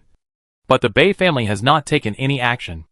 Thinking of this, Gongbo Jingfei looked at Mu Jingling. They definitely hope that the Bei family can cancel the engagement. But the news that Mu Nanjing is a cultivator in the tribulation crossing stage has spread, and it is estimated that it is impossible for the Bei family to cancel the engagement. The servant replied, the Bei family's patriarch and the 5 elders of the Bei family came together, and the people who came with them were also the Bei family's 100 guardians, and they were quite powerful. Gongbo Jingfei was even more certain that the other party was not here to cancel the engagement. He sighed secretly. Please let them in. Yes. The servant retreated. Mu Jingling sent a message to Gongbo Jingfei worriedly. Do you really want to marry Nan to the Bei family who set a trap for you? Gongbo Jingfei sneered. Do you think I could do this? Even if I am willing. Nan may not be willing. With Mu Nanjing's strength, it is impossible to force her to do something she doesn't want to do. Don't worry. I have a plan. Unless Nan likes someone from the Bei family. At this time, the servant brought in someone from the Bei family. Master, the Bei family is here. Gongbo Jingfei stood up and smiled welcomingly. Welcome. Welcome to the Bei family, master. Bei Hingen smiled. Master Gongbo. Long time no see. How are you? How are you? Gongbo Jingfei invited them to sit down. First of all, we haven't seen each other for 200 or 300 years.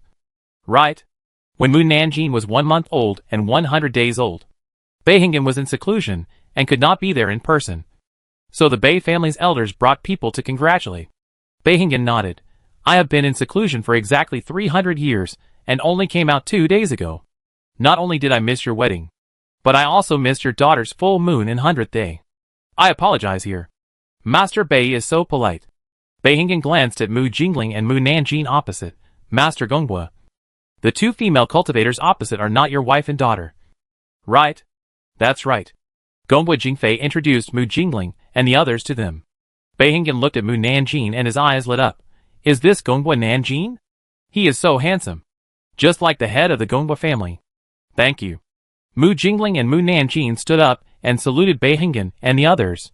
Meet the head of the Bei family. Madam. Young master. There is no need to be polite. Bei Hingen smiled at them, and then introduced the young man around him to them. I will introduce the head of the Gongbo family. Madam Gongbo. and the young master of Gongbua. This is my great-grandson Bei Zhanlei. Bei Zhanlei saluted Gongbua Jingfei and the others. Meet the head of the Gongbua family, Madame Gongbua, and the young master of Gongbua. Mu Nanjing saw at a glance that the other party was the one that the Bei family wanted to introduce to her, and immediately checked Bei Zhanlei's personality from the gossip news. Bei Zhanlei is not only good-looking, but also calm and has good moral character. He is also a cultivator in the refining void stage. He is indeed a very good husband candidate. It's a pity that the Bei family's intentions are not pure, and Bei Zhanlei has someone in his heart.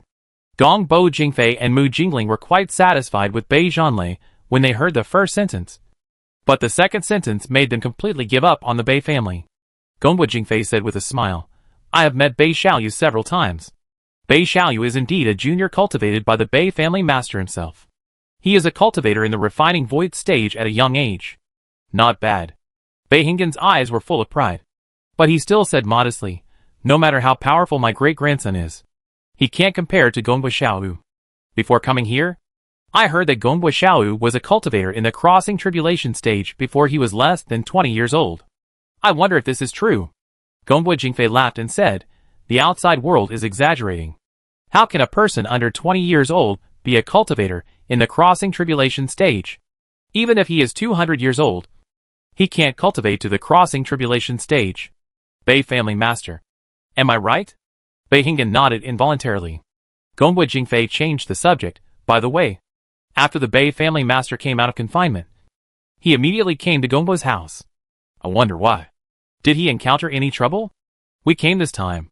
Bei Hingen hadn't finished speaking when the servant of Gongbo's family rushed to the door and said, Master, the master of Jimo family has something urgent to see you. Gongbo Jingfei asked the servant, do you know what it is? The servant said, he didn't say. Gongbo Jingfei couldn't help but look at Bei Hingen. Master Bei. Look, Bei Hingen said generously, since the head of the Jimo family has an urgent matter to ask for, then the head of the Gongbo family will go to see the head of the Jimo family first. What about you? My matter is not urgent. We can talk about it later. Gongbo Jingfei stood up and said, please forgive the poor hospitality of the Bei family head. I will come to you as soon as I have settled the matter. Ling, you arrange accommodation for the Bei family. Okay. Mu Jingling arranged for the Bei family and returned to the room, but saw Gongbo Jingfei sitting leisurely at the table in the room reading the account book. She was slightly stunned. Aren't you going to see the head of the Jimo family? Gongbo Jingfei couldn't help laughing. That's what I said to deceive Bei Hingen. Mu Jingling was puzzled. Why did you lie to him? Gongbo Jingfei snorted. Of course it's to prevent him from mentioning the engagement with our Gongbo family. Mu Jingling didn't know whether to laugh or cry. Aren't you afraid that the Bei family will expose your lies? Gongbo Jingfei looked undecided. I colluded with the head of the Jimo family, and the Bei family can't expose my lies. It would be better if they were exposed. Then they would know that I don't want my daughter to marry someone from the Bei family. I hope the Bei family will give up because of this. Mu Jingling didn't want her daughter to marry someone else right after she came back. It would be best if her daughter could stay with her for the rest of her life. Gongbo Jingfei asked, where is Nan Nan? She went back to her courtyard. Do you want to look for her? Since I lied to the Bei family that the head of the Jimo family had an urgent matter, I must pretend to be more convincing. Therefore, I cannot appear in Gongbo's house for a period of time. I will come out after the Bei family leaves. In this way, I can't take charge of the overall situation in Gongbo's house. I can only let Nan Nan take charge of Gongbo's house. But, Mu Jingling frowned slightly. She had no intention to take over Gongbo's family before, and she will not change her mind if you mention it now. Gongbo Jingfei said unhappily. She was only asked to take charge of the overall situation, not to handle official business. As long as it is something that only the head of the family can handle, just let her go. You can ask Nan Nan, but you can't force her. Gongbo Jingfei said helplessly. I know. At the same time, Mu Nanjing was lying on the rocking chair in her yard reading a storybook. Suddenly, she felt very sleepy. So sleepy that she couldn't open her eyelids no matter how hard she tried. She fell asleep with her eyes closed, and then heard a man calling her. Mu Nanjing. This voice was very familiar, as if I had heard it somewhere before. Mu Nanjing. Mu Nanjing asked, who is calling me? It's me. The system.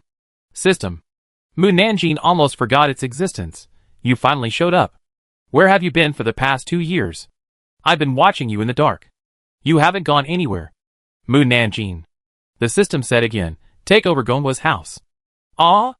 The system said again, take over Gongwa's house. Mu Nanjing was puzzled. Why? The system didn't speak. System? System. Are you still there? Mu Nanjing called several times, but got no response. Oh. You disappeared again? Or did you deliberately keep silent?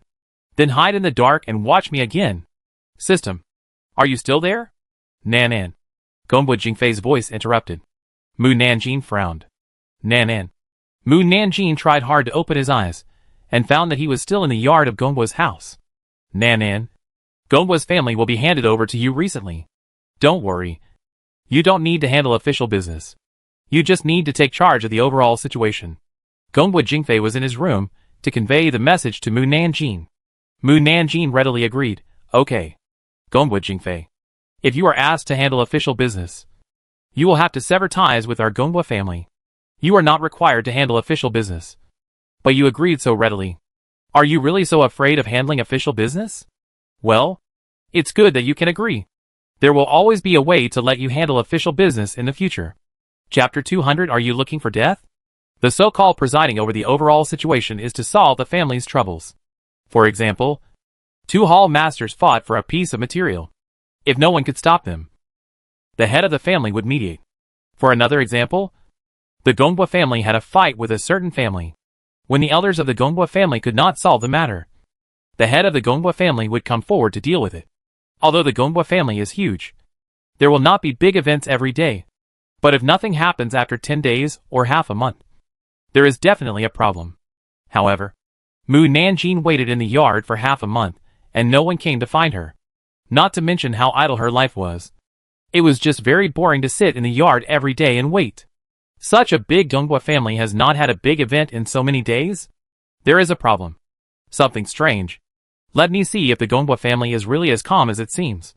Gu Ming, who was sitting next to her drinking tea, raised his eyelids and looked at her. Oh! The third elder and the seventh elder discovered a 50-kilometer-long spiritual vein 3 days ago. It's amazing that they discovered such a long spiritual vein. But why didn't they report such a big thing to me? The third elder and the seventh elder, who were working in the elder hall, paused.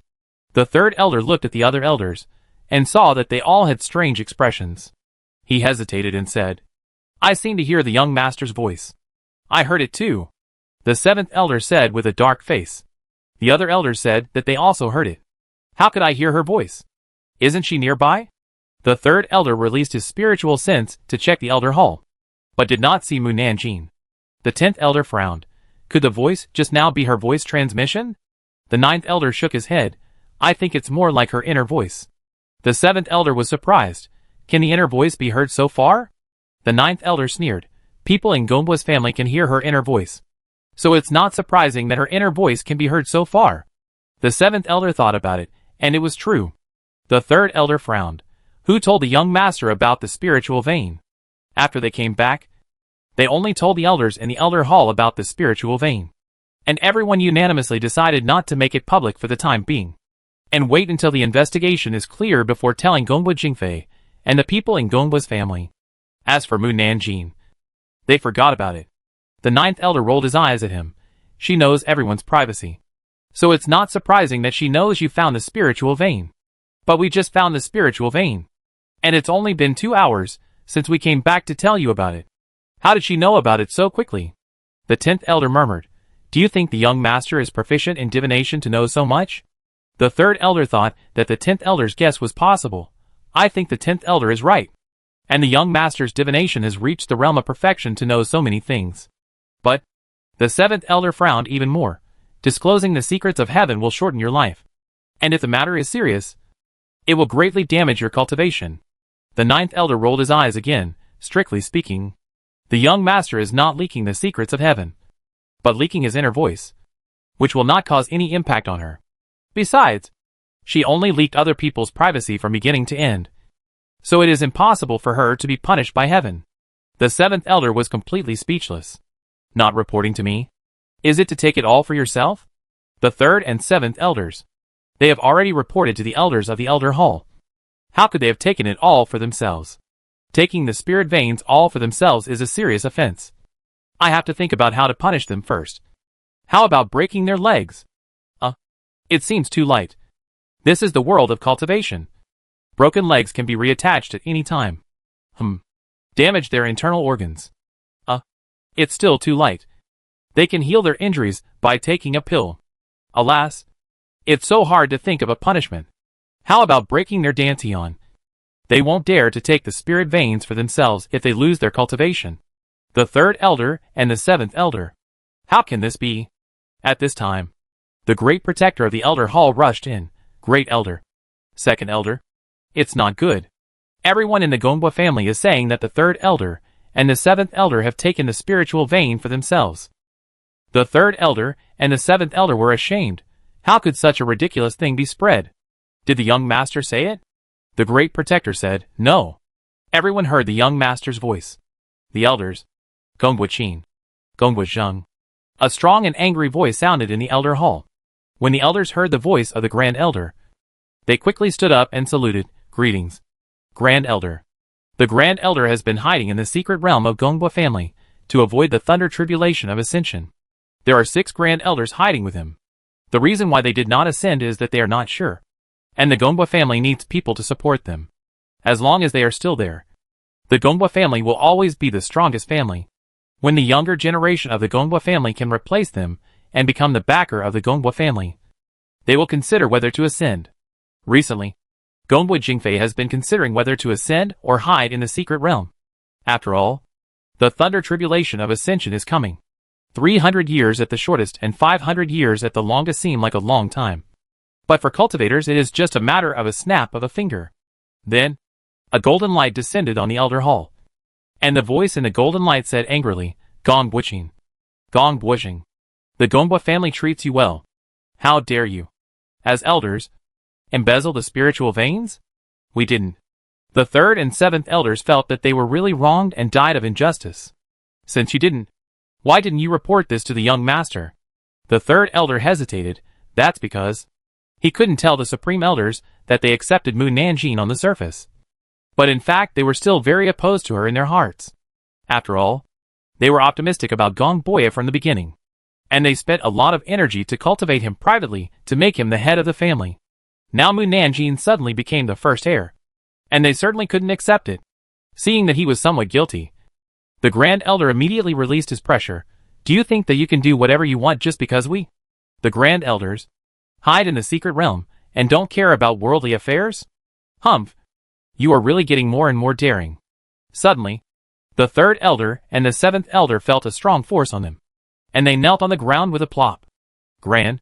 The two men's bones creaked all over their bodies, and they were in so much pain that they couldn't even speak.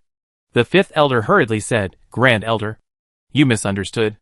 The third elder and the others told us about the spiritual vein when they came back, and they didn't embezzle it. The Grand Elder didn't intend to let them go. Since you didn't embezzle it, why didn't you report it to the young master? And why did you hesitate to speak? That's because we haven't investigated it clearly yet, and we dare not report it casually. We will definitely tell the young master after we find out the truth. The Grand Elder put away his questioning pressure and asked, Is it true? The third elder hurriedly said, Yes. We have sent people to investigate, and we will report to the young master as soon as we have any news. The Grand Elder snorted coldly and left the elder hall. The third elder and the seventh elder breathed a sigh of relief.